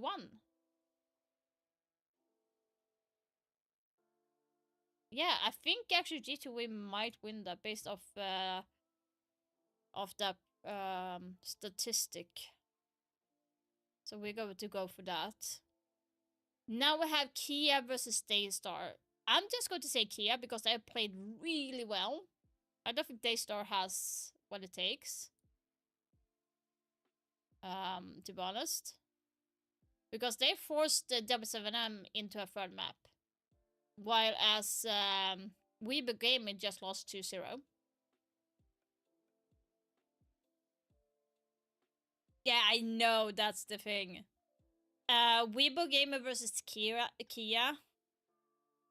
Oh man. Like Fury won 2-0 against... Fury won 2-0 against Weeble, I think it was.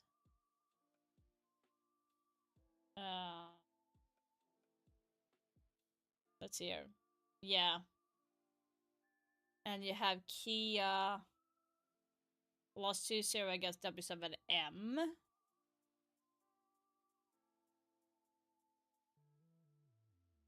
I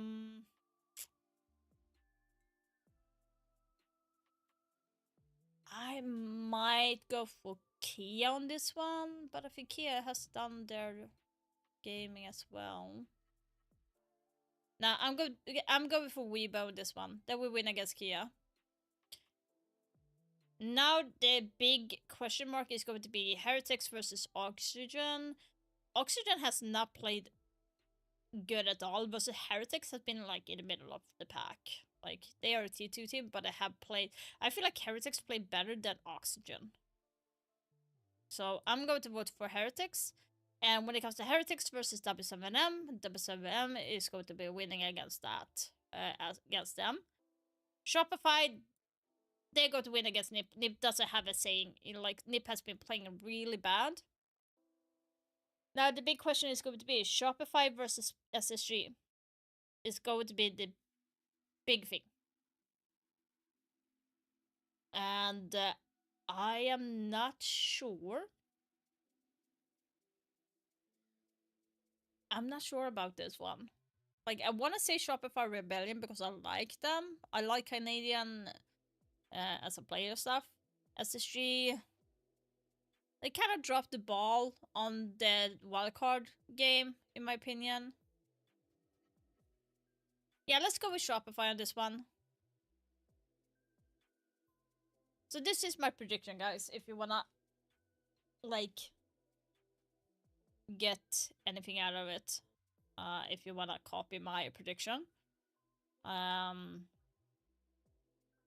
This looks kind of solid. I can only miss 4 times, by the way. 4 out of... So I can only miss 50% of the games now. On that day, otherwise I'm screwed. Then I will not be able to get the champ pack. So this is going to be interesting. This is hella interesting. Like, I do kind of want to say Oxygen versus Heretics, but Heretics in stats during this tournament has played way better than Oxygen. And I'm not taking into consideration that they are a T2 team. I don't care. But game-wise, during this tournament, Heretics has been way better because, like, they have beaten a lot of good teams. Like, in general. Like, they're like... They won, like, against Nip and Firax. So, like, just that alone shows to me that they are really good. So to speak. And they lost against M80 2-1. And we were 2-1. Like, there have been close games. It's not been 2-0 anything. And Nip has lost like 2-0 towards Weibo Gaming. 2-1 M80, but I've been playing pissy. And then 2-1 to Firax as well. So, like, they have not played good at all, in my opinion. Not good at all. That is, like... hella crazy.